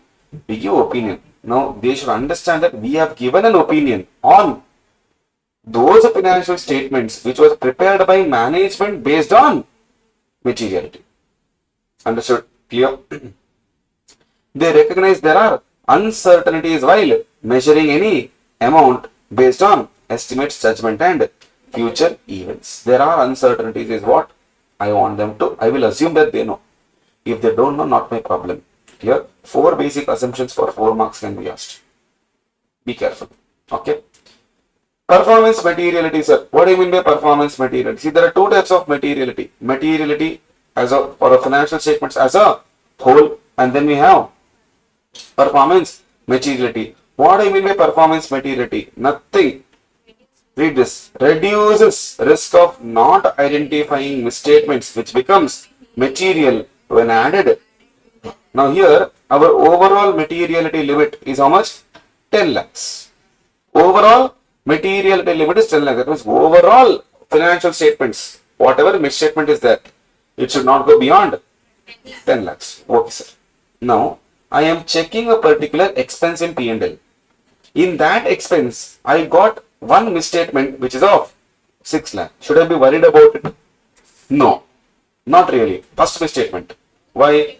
Because our maximum limit is how much? 10 lakh. So I need not worry about it. If I get another misstatement of 6 lakh, now 6 plus 6, individually it is not important, but if it is merged together, it will be 12, which is more than 10 lakhs. Now, either I have to increase this or I have to increase this. Now, you tell me, if you increase the amount here, that means, aren't you telling me that you can tolerate more mistakes? Yes? Yes or no? That means, can I say your tolerable error range is more? If your tolerable error range is more, your procedures will be less. If your procedure is less, your conclusion might go wrong. Understood? Clear? Yes. Now, see here. So, to ensure that I am not increasing this, what should I do? I should decrease this now. Decrease my performance materiality. So, in the P&L, if I am auditing expense 1 and I have got 6 lakh plus 6 lakh misstatement already, out of 10 transactions, this is equal to 12 lakh misstatement, and this is already 10 lakh limit. This is more than this. So, what should I do? I should keep this level low. So, when I keep performance materiality low, that means my tolerable error range is less. If my tolerable error range is less, my workings will be more. My procedure will be more. Therefore, higher the procedure, higher the evidence. Higher the evidence, higher the assurance. Understood? Clear? So, I will be checking more and more transactions rather than lesser transactions. So, what is performance materiality basically? Reduces risk of not identifying misstatements, which becomes material when added together. Now, if I keep this as not 6 lakhs, sir, I'll keep it as 60,000. Now, am I not checking more? Yes, anything above 60,000, I am worried. Imagine I keep it as 6,000 now. I am checking even more. Now, imagine I keep 600 now. Even more. That means, sir, is the performance materiality same for every expense? No. Depends on the risk. Clear? That's why this table. See, depends on the item you want to evaluate. It is not mandated to apply everywhere. PM can change from item to item. If the item is high risky, PM will be low. Why? I am keeping the level very low. So that I can, since it is high risky, I don't want to miss out on it, I will check more. Low risk, high. Sir, break even point. The risk is not high also, the risk is not low also. You take a call.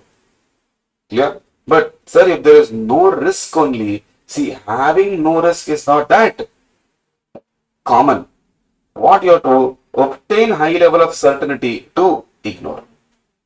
What do you mean by obtain high level of security? Make sure 100% that this has no risk. If it has no risk, I don't need to check. Only risky areas I'm supposed to check. Understood? But to decide whether it has no risk or no, you have to check properly, ensure, get a proper confirmation that it has no risk. Clear? Yes. Right, sir. Then, sir, how do we know? Look at this. How do we know this 10 lakh is right? Correct? This I understand. How do you set 10 lakhs, sir? For that only you have something called as benchmark. What do you mean by benchmark? A standard. Clear? A standard. Now, for example, let us say your law faculty or audit faculty, clear, takes the class till 5 o'clock, 2 o'clock.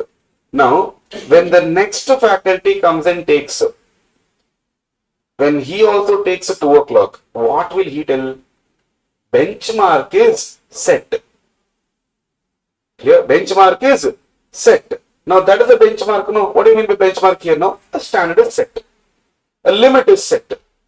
Clear? So, by using the benchmark, we will set materiality limit. Clear? How do we set, sir? By applying a percentage of benchmark. And this benchmark, which one to choose, is a professional judgment. So, we see competitors. Clear? Or last year auditor, what did he do? Check how he has considered as materiality limit. Sir, factors to identify benchmark. Important. Here, factors to identify benchmark. What is that? No life. Meaning, I told you in the regular class, if you have no benchmark, you have no life. Clear? If you want to have benchmark, you should have life. Huh? In life, you should have benchmark. Clear? Super. Super. In the flow, she said, if you have no benchmark, no life. If you want to have benchmark, have life. Now, no life is the mnemonic to remember factors for benchmark. What is no life? N for nature of entity, O for ownership structure, then L for life cycle of entity, I for items on which attention is focused, F for finance structure, E square, economic and elements of FSE. One more E is, what environment is this? Industry and economic environment. I knew that you will tell Indian environment. No? What did you think then? Yeah. Sometimes misstatement of lesser amount than the materiality limit for FS is material for us. Here, like I said, amount is not important in some cases. Behavior is important. Attitude is important. Clear? Yes. What factors indicate the above, sir? Whether AFRF affects users' expectation regarding disclosure. See, some users, they don't care about the amount, but you tell. Your parents, you go, but you tell me, why are you lying? Disclosure is important for us. You tell us what you have done. Clear? Remember, people who have done group 1, paper 2, in section 143, powers and duties, indirect advancement of funds, company giving it to intermediaries, intermediary giving on behalf of the company to ultimate beneficiary. Now, why we want disclosures? You give us the disclosure. That's the reason why they appoint us. Clear? Second, key disclosures with respect to, now in case of banking, NPA is one of the most important factors. Clear? So users want to know about your gross NPA and net NPA. It's a key disclosure. Focus on a specific aspect during major event like purchase of business. So in those cases, I have to disclose. So materiality amount and all is not important in these areas. Clear? Can be asked for 3 marks. Can be asked for 3 marks. Is materiality fixed? Is materiality fixed? No. We have to keep changing the materiality as audit progresses. What are the reasons, sir, for revision? Circumstantial changes. Situation changed. Clear? New information is there. Then changes in my understanding of entity and related information. In any of these 3 situations, I can change my materiality limit. Then if overall materiality has to be changed, PM also has to be changed. Yes or no? Now evaluate, should I change my PM or no? If OM is changed, PM need not change actually, but that's why evaluate. That's the reason why question mark and then evaluate. So I'm not telling you have to change PM, evaluate whether PM also requires changes. If yes, change it. If no, don't change it. Then finally document the materiality. What do you mean by documenting?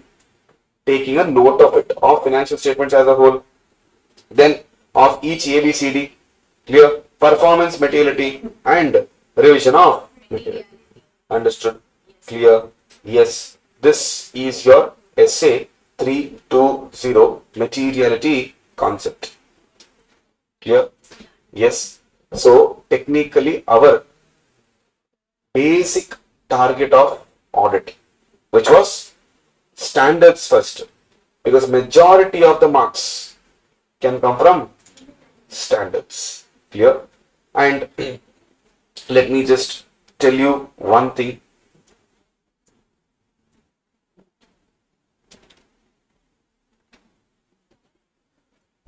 As far as exams are concerned, what am I supposed to do in the exams? Clear? Now, from audit perspective, I can tell you, okay, you can apply this in other subjects also, has worked, will work. For audit especially, some tips I'll give only for audit, some tips you can use it generally, okay. For audit, what am I supposed to do, sir? Because exams are very near now, how do I revise, sir? Here, so those who are writing in Jan, this is for them. Those who are writing in May, consider you are writing in Jan and start studying. Okay. Now, you have to study from the reference book. Sir, which reference book, sir?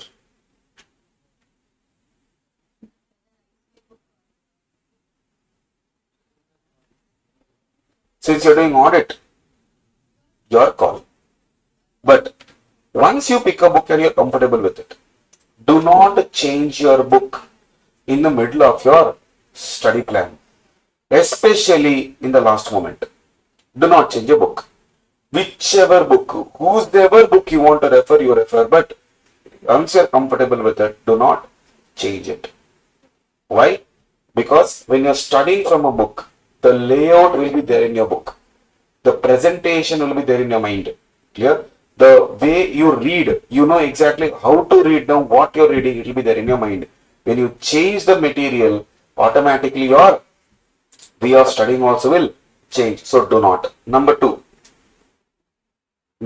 no matter what you tell, what reason you give, every day,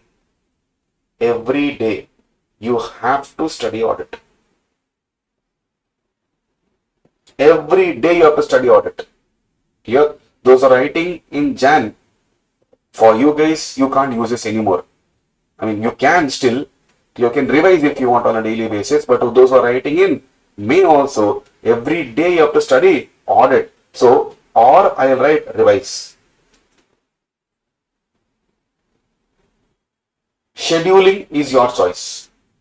Clear? My suggestion would be revision should be done early morning. Why? Mind is fresh. Clear? Later on mind will spoil. And with that stress, with that tiredness, you take up audit. God only you will see in that book. Clear? And more confusion, more fear. So revision or a study, it is better if you set a discipline that I'll be doing from this time to this time, every day morning I'll be doing audit only. Clear? Third,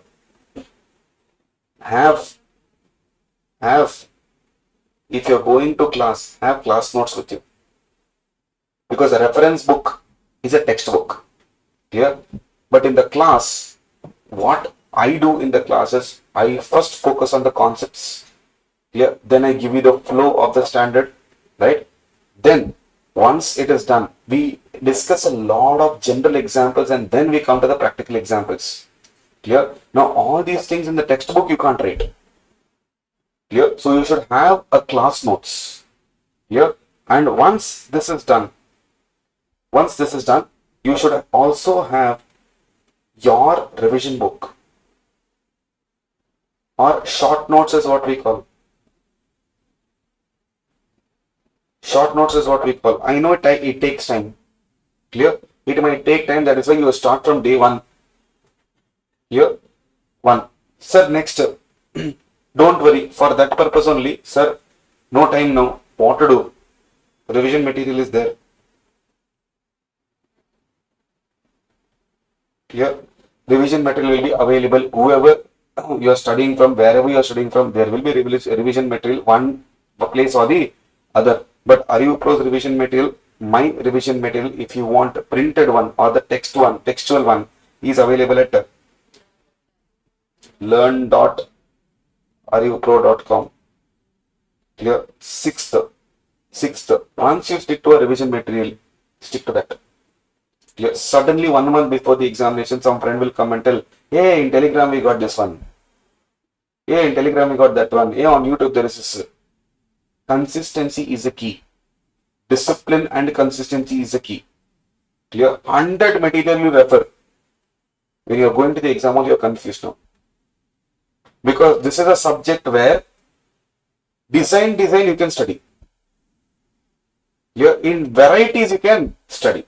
So every other person can give their way of studying. Now, when will you sort the study methodology? When will you start studying and be comfortable and revise? Clear? Very important. Next,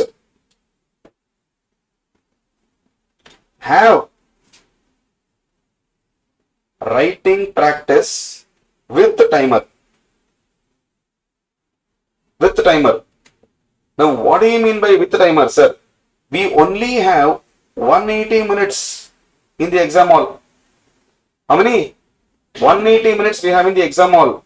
In that, we have to cover how many marks?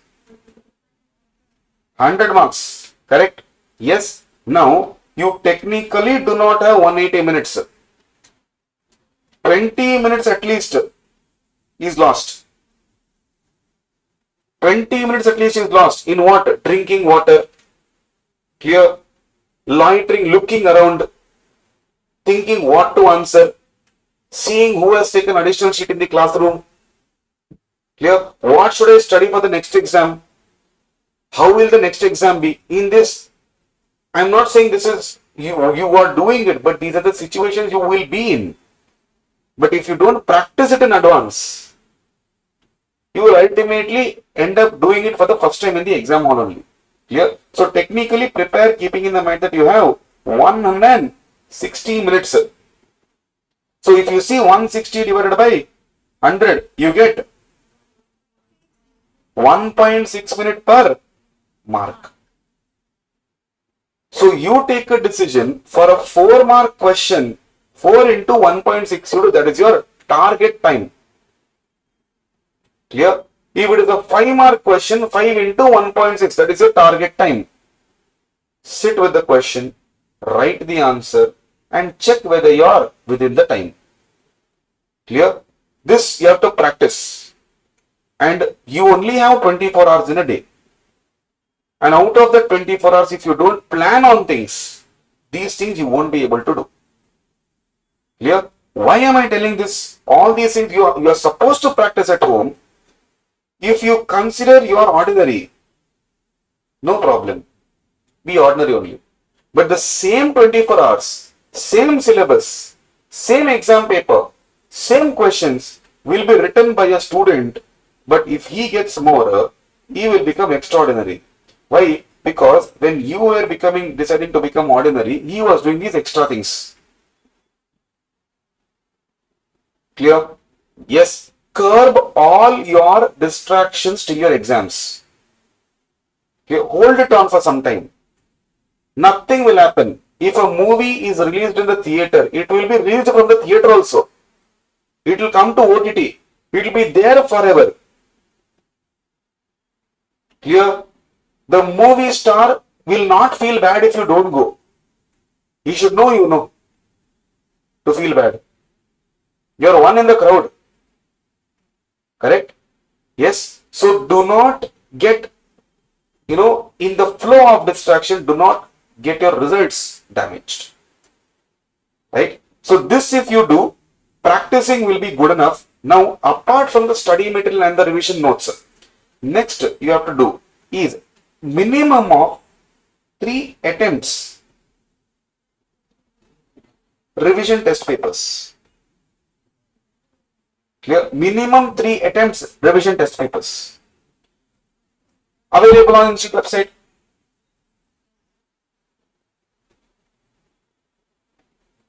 So you don't have to purchase separately. Yes, free resource. Use it. Sir, after that, 3 attempts MTPs, which means you are solving 6 papers here. How 6, sir? Series 1, Series 2. They only will give you the answer also. You don't have to go to the institute and write, but at home only you sit and write. Or if there is library facility or classroom facility, wherever you are, sit and write. Clear? Don't waste time. Then minimum 3 attempts exam papers. Minimum 3 attempts exam papers. So basically 3 plus 6 plus 3, that is 12 papers you will be solving. Now solving means I am not telling sit for 3 hours, but at least 2 papers from mock papers or suggested answers. Sit from 2 to 5 and solve. See how you will feel. Because knowing you guys, knowing students' mindset, 2 o'clock when you sit, that too in your comfort zone, you feel hungry, you feel sleepy. How will you see? Your mock paper should be like final paper. Mock exam should be like final exam, not the other way. Your final exam should not be a mock exam. Clear? So treat mock papers very seriously. Treat RTPs very seriously. Treat exam papers as seriously. You have all suggested answers. Everything is given on the website. Take out, sit and write. Clear? The target you should have. The target you should have in MCQ and descriptive. Clear? Now, totally we have 30 marks MCQ and 70 marks descriptive. Now, my target usually I say out of 30, you should try to score at least 25 to 26 marks. Clear? Then out of descriptive, even if I take the worst case scenario of 50%, clear? 50% if you are able to score out of 70, you will be scoring somewhere around 35 to 40. So you consider, so once the MCQ is done, it's all in the mind. Consider now I have 70 marks paper to attempt. For me 40 marks is the passing year. Clear? So if you are able to score this much, you can get passed through 60. Clear? Now this requires practice. Clear? This requires practice. When we say we need to get exemption, we need to work towards the mission as well. We can't directly go to the exam without writing, no practice, nothing. It's like soldier going to the war without any practice. Will he win? No way. A player can't go to the field without imagining how it feels like. So visualization is extremely important. Clear? Do it. All these points one by one, put a tick mark. Most important, I forgot before this only. I'll write here prerequisite.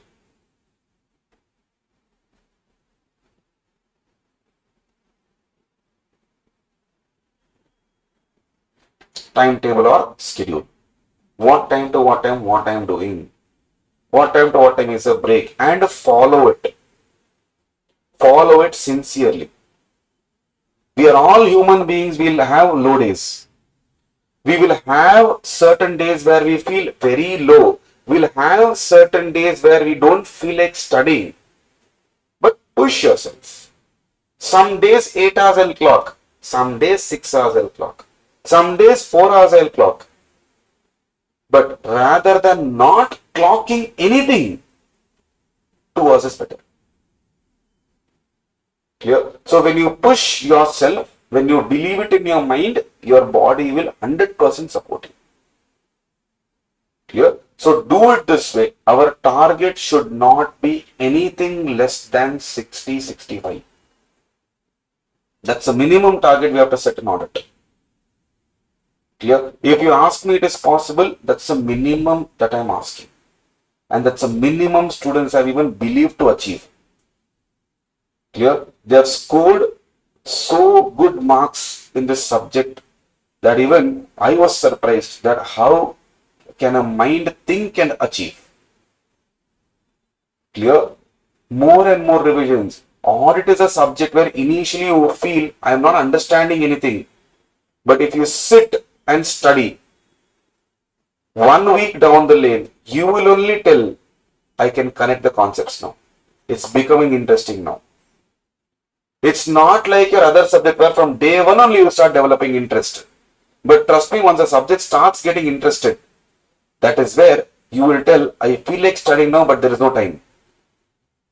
Because you ignored it initially. So do not do that. From day one you sit. Initial 1 week will be very difficult. I'll tell you that also. It will be difficult to sit with a subject which you are not having any understanding about.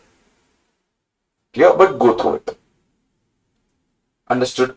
Clear? Jan 2025. Or if you are writing in May 2025, this should be your attempt. This should be your attempt. Clear? Understood? Yes. If now, first 2 days we went live. Clear? Now all the 4 days will be combined into one video and uploaded on YouTube. Okay? No issues with that. Right? I'll try. If not, I myself will put timestamps. Clear? I will sit. I will only watch the entire video. Wherever, whatever standards are there, I will put the timestamp for you guys. Clear? You go to that particular standard and revise it, study, revise it. Clear? And if you feel there is someone who is in need of something like this, share it to them. Let them know these things also. Clear? It's required to reach those students who cannot afford, but who are talented, who are skilled, who have competence. It's very important for them also to know, okay, this is how we have to go ahead. Reason, if I alone am in this, it is very wrong. It is through you guys that I can reach more people. Right? So if you know that there is someone who has no idea about how to study, now they can't come to class. They can't join live. What is the only option for them? The videos. Yeah? That's the reason why we put so much efforts for the students. Yeah? So share it with them as much as possible. You also learn. Yeah? And do not take anything lightly. Exams, if easy question comes in the exam, do not get too excited about it. If tough questions comes in the exam, do not panic about it. In both the cases, maintain your calmness and composure. Because nothing is permanent. Everything is temporary. So probably one question might excite you, another question might not excite you. But if you keep your mindset calm, doesn't make a difference for me. Easy question, tough question, I'm supposed to attend. Clear? Next, most important tip for presentation, never present paragraphs. Clear? If you present paragraph answers, what will happen from the valuer's perspective is, he does not know what keywords is there, where it is there. Clear? Second, do not bluff. Do not bluff. Do not be a story writer in the exam. Clear? Your number of pages does not matter. It is not proportionate to your marks. So stop that mindset of for 4 marks, how many pages I am supposed to write? For 6 marks, how many pages I am supposed to write? Do not do that. Clear? Write in pointers. Write in pointers as much as possible, crisp and clean. Next, highlight keywords. Do not take highlighter, loose tools. Do not take highlighters. Just underline. Underlining should be good enough. Sorry? Yes, pencil is fine. Pencil is fine, but do not use multicolored pen. One, if you're writing in black ink only, you're writing only in black ink. Don't use any other colors. Don't use whiteners. Don't use highlighters. Clear? And most important thing, for all these art designers in the class, it's okay in the exam in the examination if you don't draw any lines. Content is more important than your decoration. Clear? Underlining, highlighting is very important. Clear? You can put a circle box, whatever it is from the black ink pen, no issues. Clear? This is one thing. Second thing is, please, if you have time, please recheck.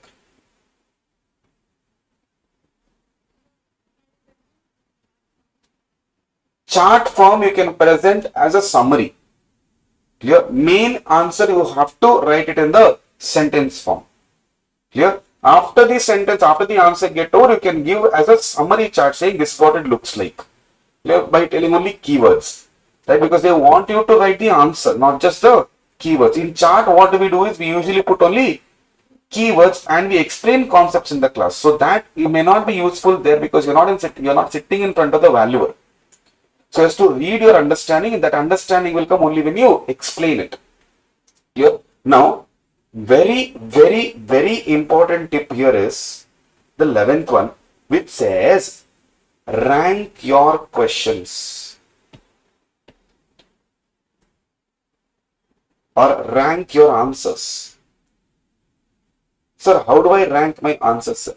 15 minutes time gap is there. 1:45 to 2. First mistake you do there only. What is the mistake you do in this 15 minutes? Is I want to read the entire paper. 15 minutes reading time they have given. No one has told you you have to read the entire paper. Yes or no? Yes or no? In 15 minutes you will not read the entire newspaper.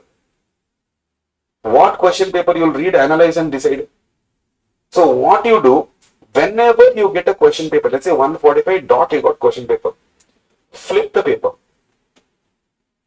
Clear? Flip the paper. Don't read the first question. Read the last question. Clear? Because you have first question as compulsory. Yes, first question is compulsory and first question is generally tricky. And with the nervousness that you have, with the anxiety that you have, tricky questions might look, it's a lizard, but you look at it like a dinosaur. Clear? So go and read the last question. From last you keep on reading.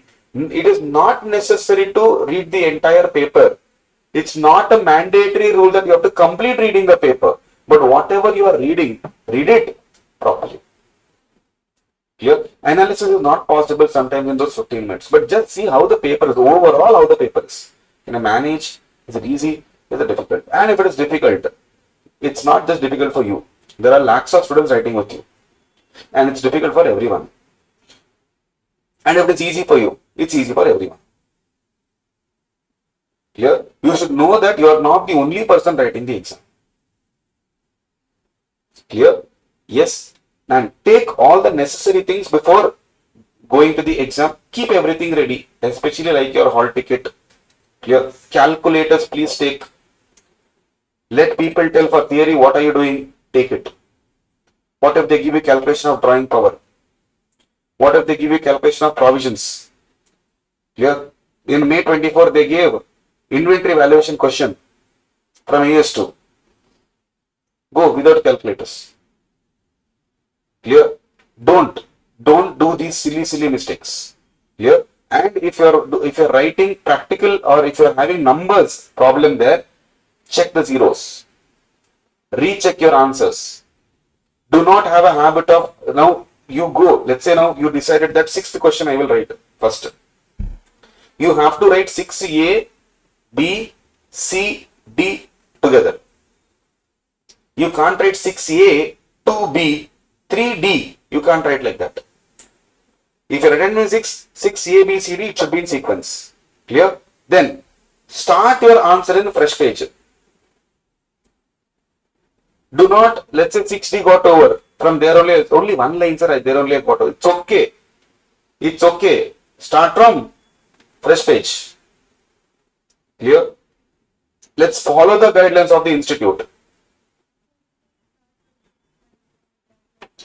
Order anything is possible. You can write 6 A, B, C, D, then you can write 2 A, B, C, D, then you can write 4 A, B, C, D, no issues.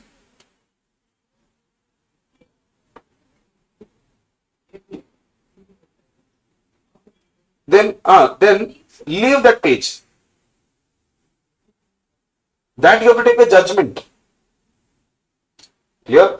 Now, good question. 6A I know, 6B I do not know. 6A and B I know, C and D I do not know. Now you know what the question is about. Clear? If it's a case-based question, leave ample amount of space and then go to the next question. Clear? Now, how much space to leave? In the class, when you know that one day you are absent, notes was given. Yes, notes was given. You will take a judgment this many pages. Same thing will do. Understood? Clear? Yes. Sir, I don't know a question at all, sir. Don't skip it. Keep it pending. Clear? Keep it pending. You never know what can flash in the exam. It just requires one thought. Clear? Don't panic. Sir, question number 1 is tricky. Yes, sir.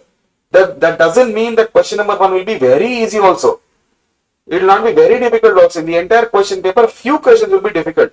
But that will make you look like the entire paper is difficult. Not like that. Clear? Question number 1 in one of my exams, CA final exam only, question number 1, 4 questions for 20 marks. I have no idea of any question. 20 marks straight away gone. I don't know what to write only. But I still wrote. What I understood from the question at least, I wrote the answer. So the attitude should be never give up. Whatever happens, I'll do something or the other. Rank your best question, your best answer should be first. Beautifully written. Now all these things will happen only when you have point number 6.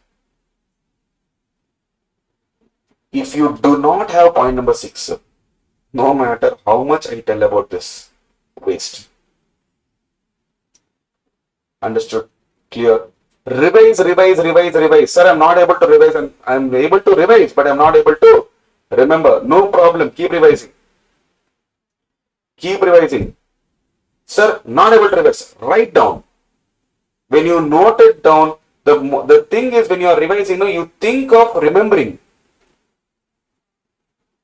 Your objective is wrong. Your objective is, I want to remember, that's why I'm revising. But if your objective is, let me just revise. Whatever has happened, what is the concept, let me just keep revising. Why will you not remember? One song when you can hear for 4 or 5 times, 6th time, half the song you will tell. Did you listen to the song just because you wanted to sing? No. But you enjoyed it. That's the reason it stays in your mind. Clear? So when you're revising, don't have an objective of, I want to remember. That will anyway come. That's eventually it has to remember. You have to remember it. So revise to study. What is it? Let me revise it. Let me see if this methodology is not working. Let me adopt another methodology for revising. Probably mnemonics. Put some story. If nothing is happening, writing and studying, 100% it will work. Writing and studying, it has worked for kids also. And we're still adults. Here, if you follow these, we are good to go for this mission. Clear? Yes. So, marathon successfully completed with our target. Clear? Now, there are two chapters which I did not cover in the marathon, which I told I won't, except one I kept as a buffer. Yes, sir. Okay. Should I attempt MCQ first or descriptive first? MCQ is better. Reason, MCQ, if you try to finish off early, you can save some time and put that time and energy in descriptive. Clear? But you attempt descriptive, then you go to MCQ. Here, if you waste time, there ultimately inky pinky ponky. Clear? So try to finish off MCQs. All right. Keep a target. Target is a must. Okay. Right. So two chapters in the marathon I did not take up. That is chapter number 5 and chapter number 9. I told every student in the class how to study that in the regular classes. Clear? And we executed that also in the class. Every day one entity and every day one item. One item we did not do it, but we ended up with every day one entity at least we have done. Now, when we did one entity, the stress was less.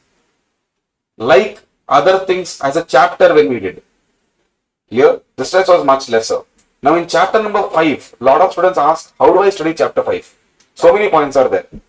Share capital 3, 3, 4, 4 pages are there. How do I write? Again, the objective is what? Will the institute ask, write about share capital for 3 pages? Have they ever asked like that? No.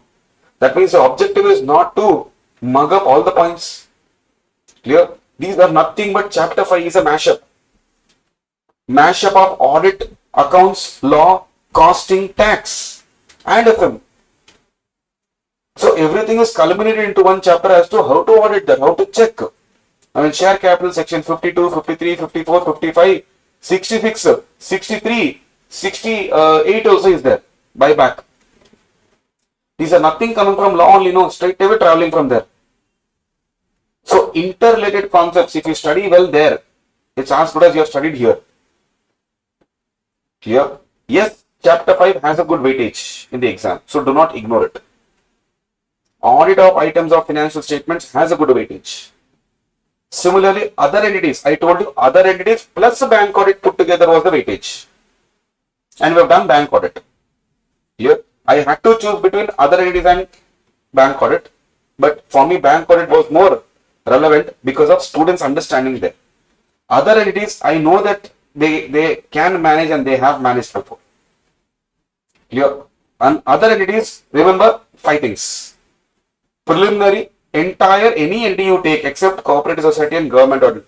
Preliminary, that is about the entity. Income, expense, asset, liability. And in the regular class we told in every 5 category 1, 2 to 3 points if you are written, you have ended up with 10 to 15 points. Clear? Stress you do not take, that's it. Clear? 5 categories you remember. What is that? Preliminary, income, expense, asset, liability. Clear? Every entity will have all these 5. Respective revenue, respective expense, respective asset, respective liability you put over. And this is one chapter where other entities where you can actually think of your points, which institute also has not covered. Are you getting my point? And this, we have discussed so many things like this. What are the own points that we can write in other entities in regular classes? I hope you guys remember that. Clear? Yes. So try studying it in the manner, if the chapter is big, a big cake can't be eaten in one bite. Break it into small pieces. Clear? And go ahead. Understood? Stress is normal for us, but don't take too much. Take a chill pill in life. Clear? If our process is right, we will reach the destination on time. Exactly. Focus on the process. Just keep doing what you are supposed to do. You will get results. 100% you will get results. But the focus should be on the process. What am I supposed to do? These are the things, I'll do it. I'm repeating one thing again. Every day you have to study audit. This is the only tip that I can give you to build confidence. I can't come and write your exams. I can only teach you. I can only tell you. But unless you study on a daily basis, not possible at all. Clear? Keep a slot for revision or keep a slot for studying. Clear? Right. With this, I wish you guys all the very best, those who are writing in Jan. Clear? Score very good marks. Very good marks. And honestly, from the bottom of my heart, I am wishing you should score extremely good marks. And students, don't come and tell me I'll make you proud by scoring exemption. You will make me proud by putting efforts. I am always an effort person. You put 100% effort, it's okay. I'm proud of you. So results, yes, I'll be happy. But if you put full efforts, that's where you won my heart. Clear? Yes. So I'll see you on the other side of the course. Those who are writing in Jan, and this is the only group that is pending for you. I'll be seeing you in CA finals. Clear? And those who are writing in Jan, either group 1, group 2, and if you are from ArivuPro, on the felicitation day, I want to see you. Clear? I am not putting any pressure. I am just giving you a goal to work. Clear? There is a destination to reach it. And you need a little bit of fuel. Take this. As and when fuel goes down, put it. Clear? Yes. I hope I have done my level best to give you the marathon that I could give at this moment, considering all the situations and circumstances. Clear? If there is anything that you guys need or anything that I can improve on, please feel free to suggest. And on YouTube, guys, if you have anything, please put on the comment. I'll definitely consider doing it for the next time. It's learning is, a continuous process, just like audit planning and materiality. Clear? It's a continuous process. I'll keep learning. I'll try to give you the best service as a teacher that I could. Clear? Right. Thank you so much. Have a great day.